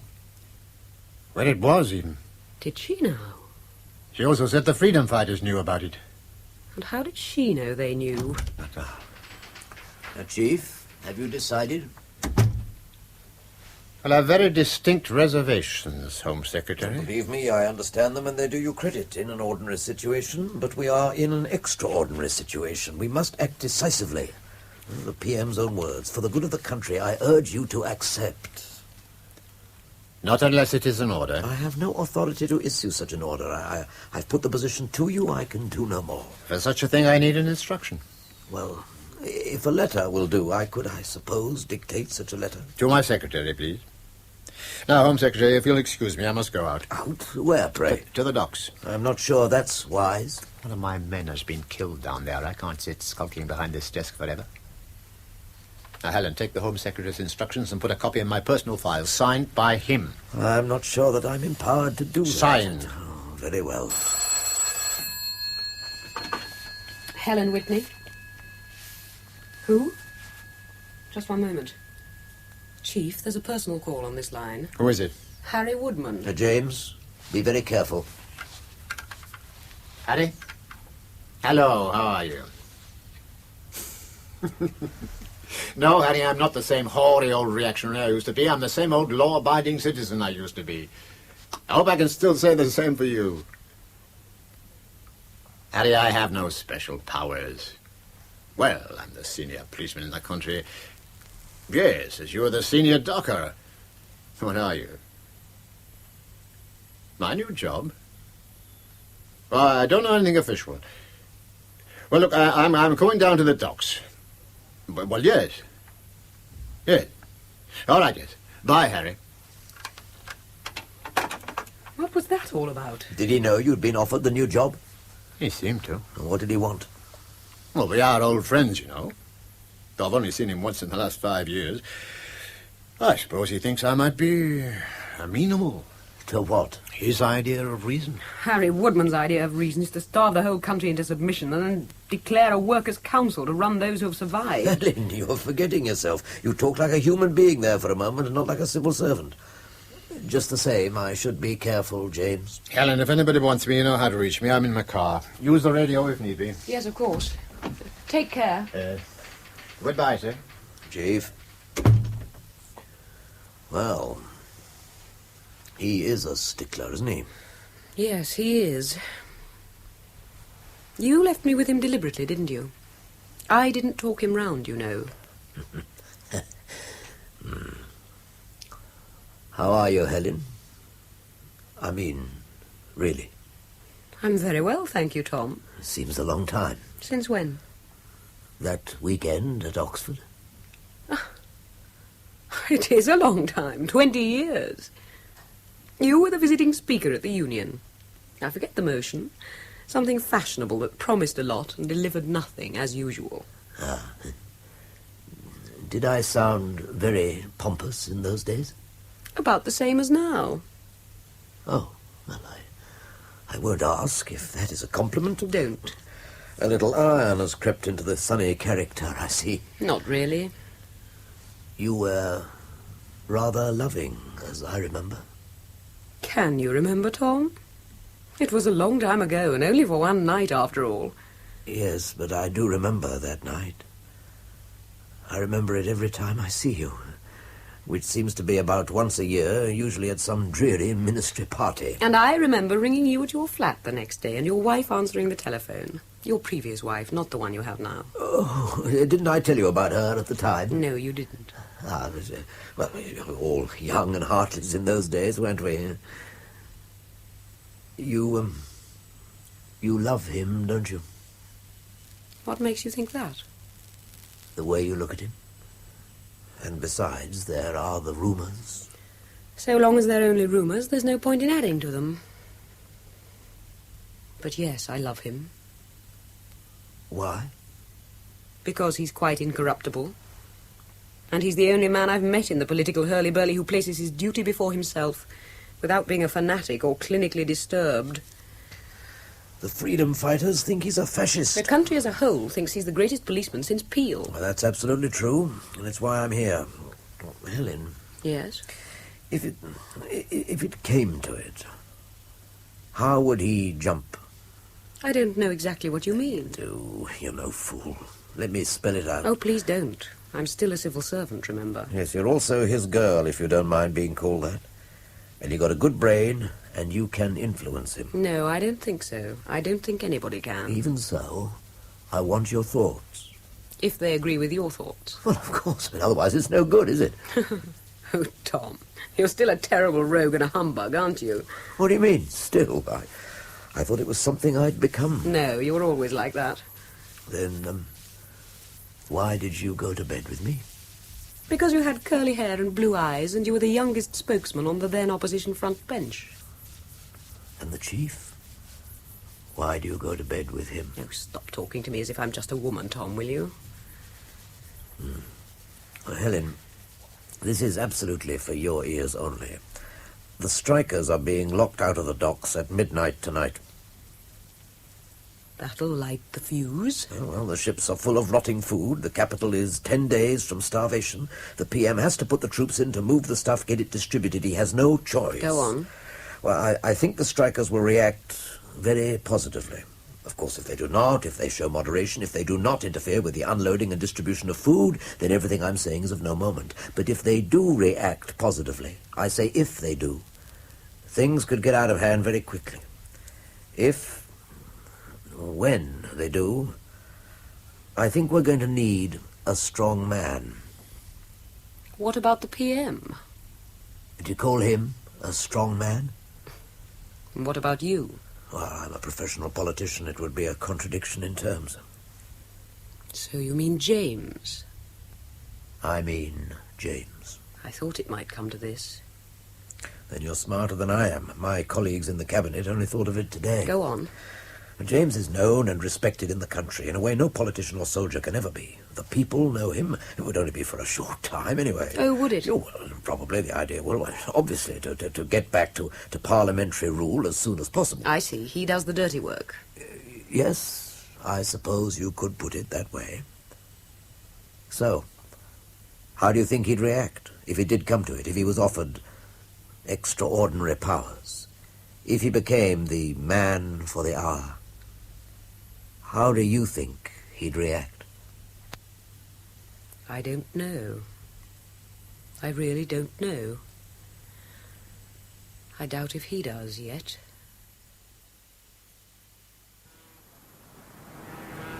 Hello? What's this? What? Car with a flag on it.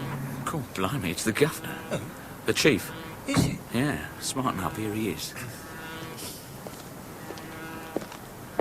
Morning. Morning, sir. Detective Inspector Williams, sir. This is Constable Ragg. Is it your co-driver got killed, Constable? Yes, sir, it was. Did they... To the mortuary, sir. I'm having a post-mortem set up, get the bullet extracted. Give us an idea what we're looking for. Well, keep after it, Inspector. We want this man very badly. The first of our officers actually shot on the street. It was deliberate murder, and I want the killer.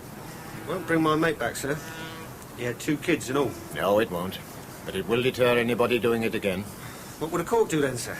Give him a suspended sentence? Take it easy. Well, look, sir, I'm speaking out of turn, I know. No, you're not speaking out of turn. Go on. Sir, he's upset. Inspector, it isn't all that long ago since I was out on the street. I can remember what it was like. Well, sir, maybe you can, but with respect, sir, it's different now. Before, I mean, well, I've been in the previous riots, but this is different. I mean, then there was a bit of sympathy for you know what I mean? But now they're against you, all of them down here at the docks, and that's a fact. I think half the bleeding country's against us. And half of them are for you. That's also a fact. Yeah, well, maybe, but we don't see them down here, do we, sir? They're all tucked up in the suburbs and that, aren't they? All we see down here is the strikers and that lot, and this madhead shooting my mate. That's all we see down here. As bad as that? Not a friendly face in sight, sir. And that's another fact. Well, thank you for telling me your feelings, Constable. Sir. Inspector, are you making any progress? My only lead, sir, this fella that shot at the dead man, the patrolman here saw him. Rushed him and he dropped his scarf. That's a college scarf. Yes, I know, sir. I don't know which college yet, I'm checking.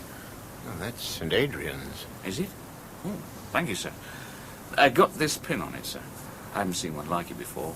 I'll have to check, find out who made it to retail outlets.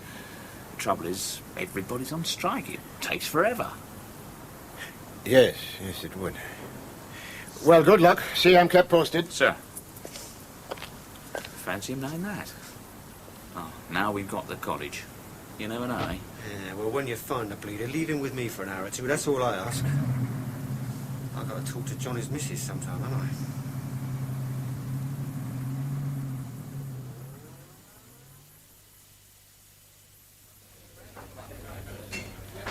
James. Oh, nice to see you. Long time. Shut the door, will you? Come and sit down. Well, here I am. I wasn't sure you'd come. You look a bit white, lad. You all right? Yes, I'm all right. Well, have a drink as we talk, then. Let me look at you. Same old James, except for your voice. You've got posher and I've got broader. Oh, is that brown ale? Aye, 2 pints each. Help this end. Thanks. It's a long time since you had a pint of that, eh? Well, good health, James. And you, Harry. Oh, that's real beer. Yes, well, downstairs it said beer sold out. Yeah, but this is upstairs, isn't it? Well, James, you look very important in that uniform. I put the raincoat on to cover it. Now, take it off if you like. It's hot in here. It's a wood fire. No coal since the industrial action. Mind, it burns fast, wood. Yes, very cosy place. Another beer, lad. You look as if you need it. Oh, just tired, Harry. We all are, aren't we? Tired of it all. Oh, by the way, how's the missus? Oh, she's fine. Fine. Don't see much of her these days, I suppose? No, I don't. That's the same with me. I've been catnapping on a cot at Trade Union HQ for the past week. Joan's fed up with it. Yes, I know how it is. Well, Harry, you said you wanted to talk urgently.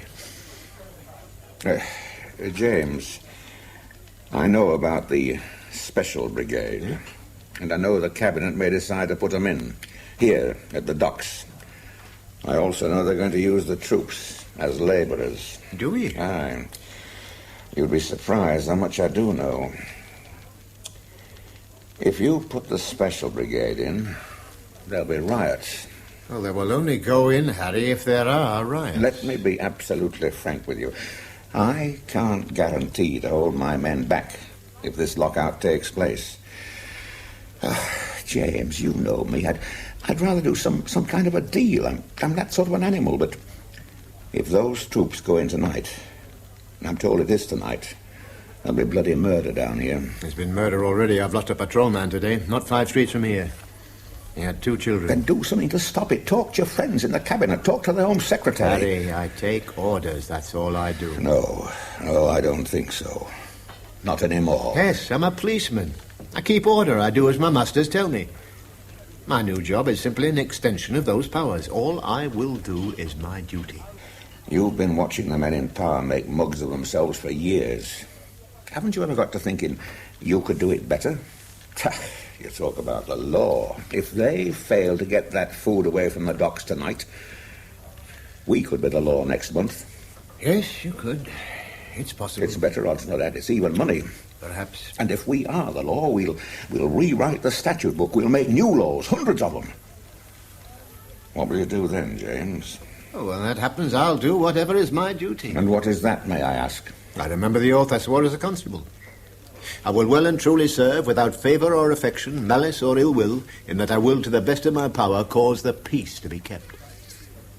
Now, that still holds good as far as I'm concerned. My duty is to do as my masters tell me. I've no personal opinions or personal ambitions. Then, by God, other people have them for you. Then they shouldn't have. Look, we're likely to win. The whole country's out. The docks are vital. If the soldiers don't arm themselves, and my information is they won't... How did you come by such information? Only the Cabinet. Somebody at that level. Does it matter? I know.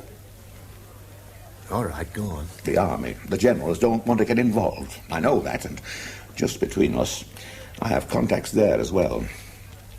You'd be surprised that the people are ready to come over if we win. I wouldn't be surprised at anything. If we win here this week, we win the country. We'll form the next government. Us, me and my lads. And the rest of the Strikers Emergency Committee. You'd form a government? Certainly. Who'll be able to stop us? And will there be an opposition? Of course there will. Why not? It'd be a perfectly legal takeover, wouldn't it? Well, of course it would. With you as our chief of police. Oh, you'll need the police. Of course we'll need the police. Somebody will have to chase the pickpockets and burglars. Interesting. I thought all crime would stop once the ideal society had come. Probably increase for a bit, I imagine. I think they own every bloody thing. Look, I came here, Harry, thinking I might persuade you to allow the events of tonight to pass by peacefully. That's the best service you could render the community. And the best service you could render the community is to keep the Special Brigade out. James, we have 20,000 men down there. All we need to do is block the streets, block them solid. I see. Oh, come on, James. Come in with us. You're one of us under that uniform. I know you are. Oh, Harry. Harry, you don't know what you're asking. I think I do, James. And I also know who I'm asking it for.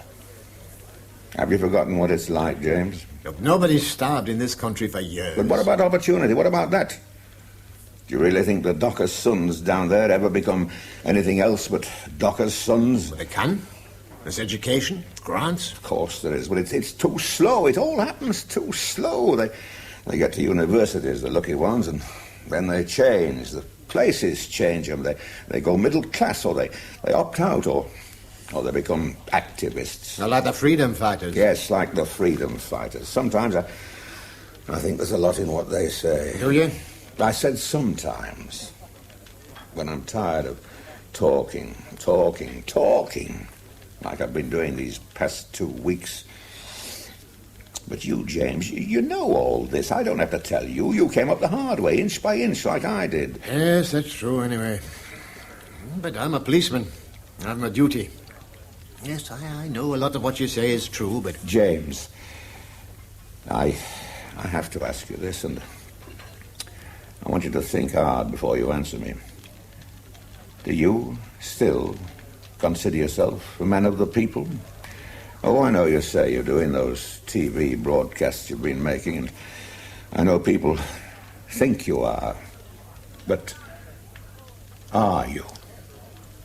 These men down here at the docks are the people I grew up with, too, Harry. Right. Now we're getting somewhere. Well, I don't know, Harry. I just don't know. All I ask you to do is think about what I've said. All I'm asking is that you do nothing. Nothing at all. Don't put the special brigade in.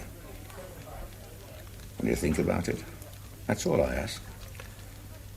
One last thing, James. Another point. While you're thinking, I hear the freedom fighters are in onto you with a warning. What else did you hear, Harry? James, I don't want the freedom fighters, but at the moment they seem to be on my side. Yes, well, I'll think about all you've said. Good.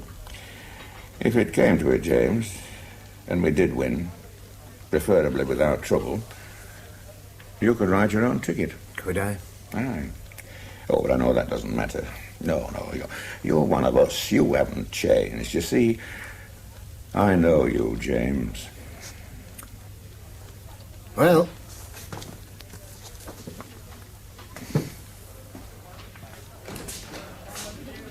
for now, Harry. Aye. For now, comrade.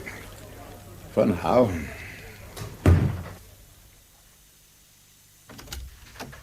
Chief, where have you been? I've been trying to get you on your radio.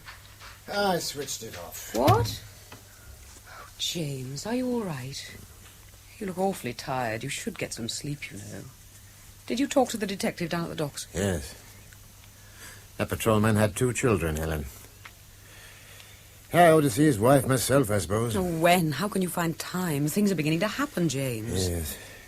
Well, write a letter to the wife. You know what to put, I'll sign it. Right.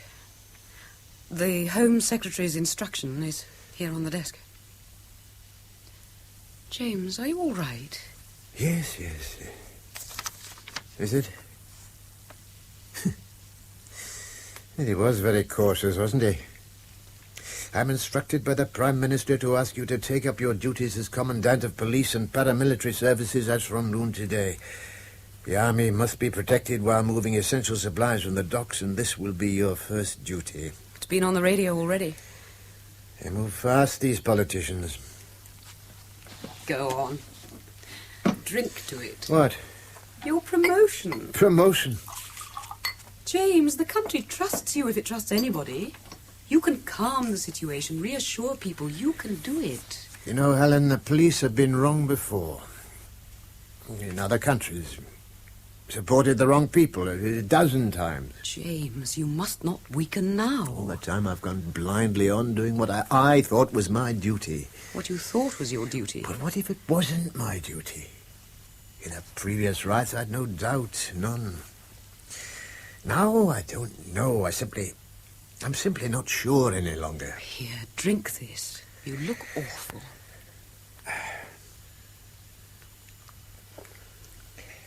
Now, something's happened. Tell me what's happened. Oh, nothing to tell. No, I've just been thinking, that's all. I went round the docks area, Helen, looking at all those men standing there silently in the bitter cold. Some of them, the older ones, reminded me of my father. When he was out of work, when I was a boy. That was a very long time ago. Things have changed since then. Have they? You know they have. Helen, I want to help them. I don't want to harm them. I know that. So does everybody who knows you. But if the army need protection at the docks, and they will, only one group is going to be effective against a mob, and you know it. The Special Brigade are trained for just this kind of thing. You'll be making the decisions, James. Oh, I will be obeying orders, as I keep on saying. There is a difference. They'll rely on your reading of the situation. They have to. The Home Secretary has been... Talked this over pretty thoroughly with the Home Secretary, haven't you? Yes. He seems to trust you quite a lot, Helen. He talked to me, yes. How well did you know him years ago? Do you want a truthful answer? Yes, I would prefer it. We once slept together. Did you, by God? 20 years ago. But it counts to him. I'm sure it does. The things I learn every day. I had forgotten the incident until he brought it up. And I love you, and have since the first day I met you. And if you believe anything else, you're a fool. Yes, I'm sorry. I know about your love. You should. Yes. Yes, I'm sorry. I'm just being narrow-minded. It's the way I was brought up. No, I'm glad you feel like that. It shows you care. I do. I care too damn much about too many people. Donna. That business with Donna, is that it? What business? Earlier, when she came here, are you still worrying about that? No, not that. No, I'm all right, Helen, really. Just tired, as you say. That's all. Just very tired.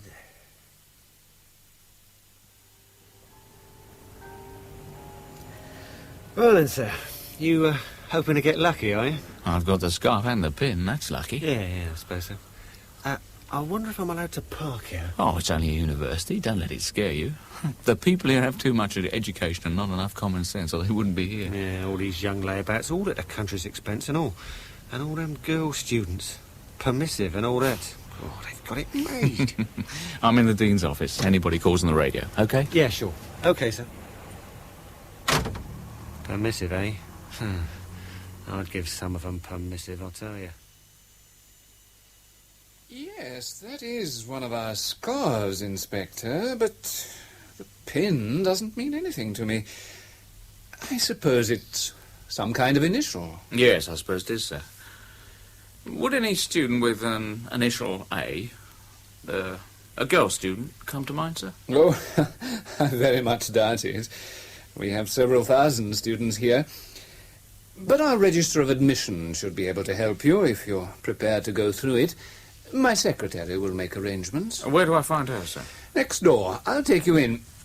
Oh, is this an inquiry of a serious nature, Inspector? Oh, no, sir. Only routine, sir. Somebody simply lost their scarf. Well, not quite as routine as that, sir. No, I thought not. No.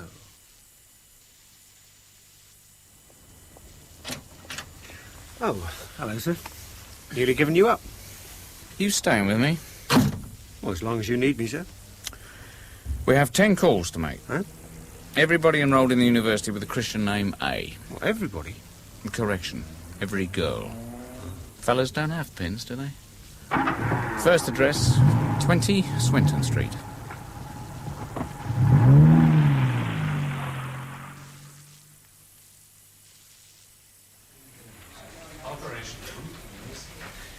Excuse me, sir.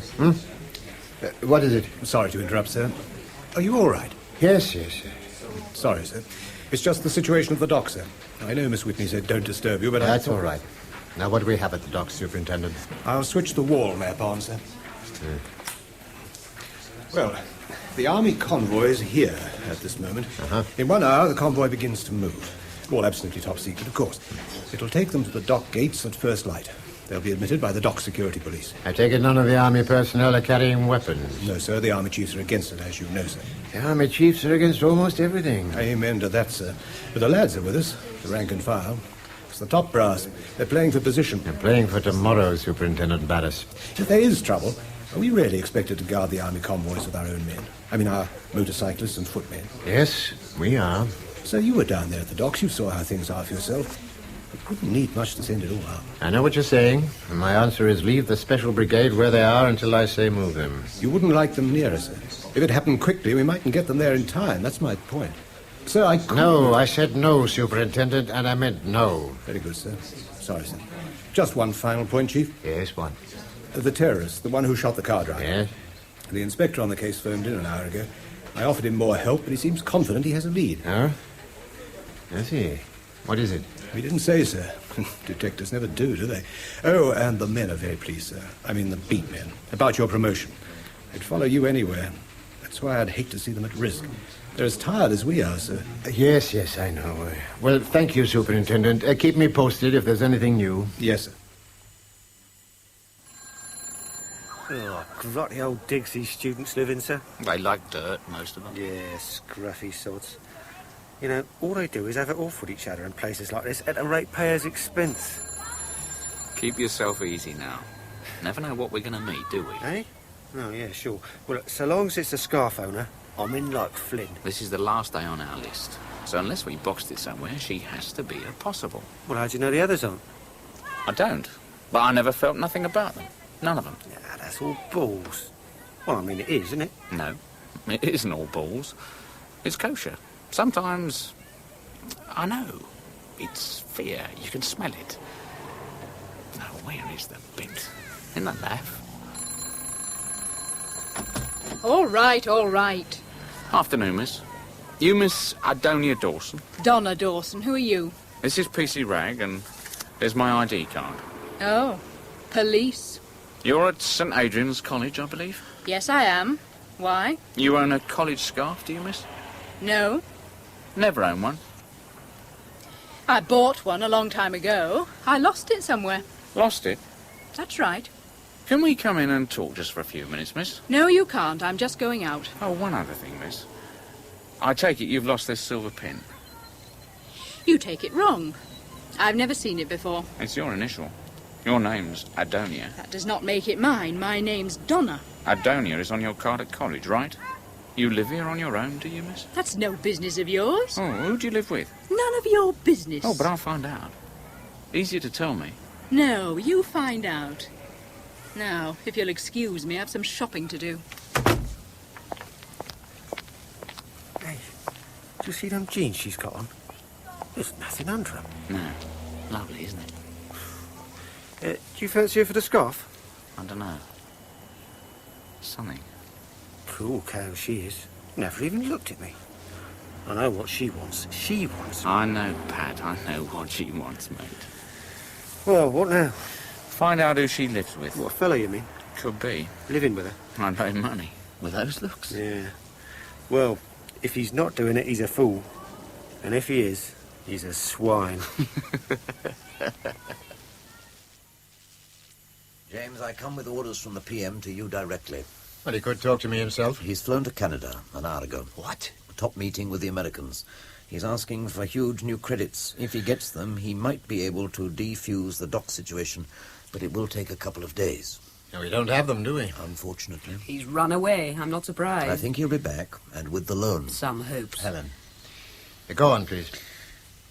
James, these orders are direct from the PM, and they are verbal, not to be put in writing. His express instructions. Go on. He's aware that the situation at the docks is explosive, but he stresses that we must control it. What does he mean by we? Well, I'm coming to that. He has charged me with the duty of telling you that you must get that food away from the docks and into the warehouses for distribution, no matter what. Marvellous. The generals will not use troops directly on the strikers. They are afraid the troops might disobey orders. Did he leave any specific orders about the deployment of the Special Brigade? Not exactly. He wouldn't. He leaves the use of the Special Brigade entirely in your hands, Chief, to be used as you think proper in the circumstances to maintain law and order. I will need that order from you in writing, Home Secretary. I'm afraid I can't give it you in writing. I was told to give it you verbally, and that I have done. If you wish to contact the PM to verify it, he will be in Ottawa in 4 hours. That will be too late. I give you the message as he gave it to me. Very well. Helen, record that order. The PM was most insistent it should be verbal only. And I am insistent it be recorded, Home Secretary, and that you sign the record. That, I'm afraid, Chief, I will not do. I've done what I was charged to do, and I will do no more. The PM flying off to arrange the new credits. If that's what he's doing. Helen, we have to accept it's what he's doing.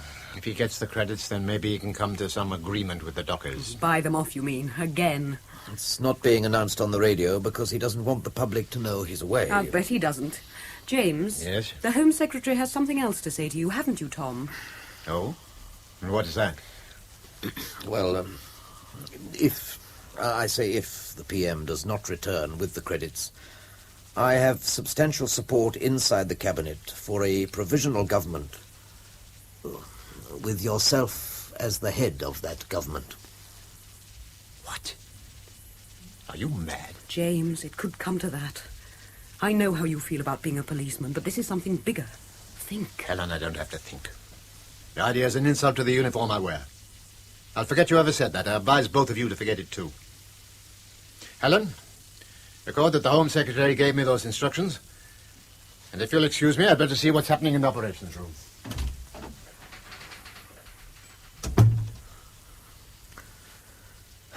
That was a mistake. Yes. He saw Woodman today, you know. No, I didn't know. Talked to him for half an hour, I'm told. And who told you? Woodman? You're a very smart girl, you know, Helen. No, not really. I've just demonstrated that, haven't I? What's the picture, Superintendent? Well, the crowds are under control at the moment. Our men are lining the route. The army units are all inside the docks now. I see. The question is, will they get out again? Look, I'm going to get a couple of hours' sleep. Wake me if need be. Very good, sir. Oh, sir, do you want me to move the special brigade? They're still a long way off if anything blows up. Here's your change, sir. Sir. Oh, thanks very much. Good morning, sir. Morning. Oh, I beg your pardon. After you. Sorry. Good morning, Mrs. Good morning. Detective Inspector Williams, CID. Oh. I wonder if you can help me. I'm making some inquiries about who lives at number 24B. There's a lad there, I think, and a girl. Dark, pretty. Adonia. Donna, they call her. Yeah, that's right, Donna. Living together, are they?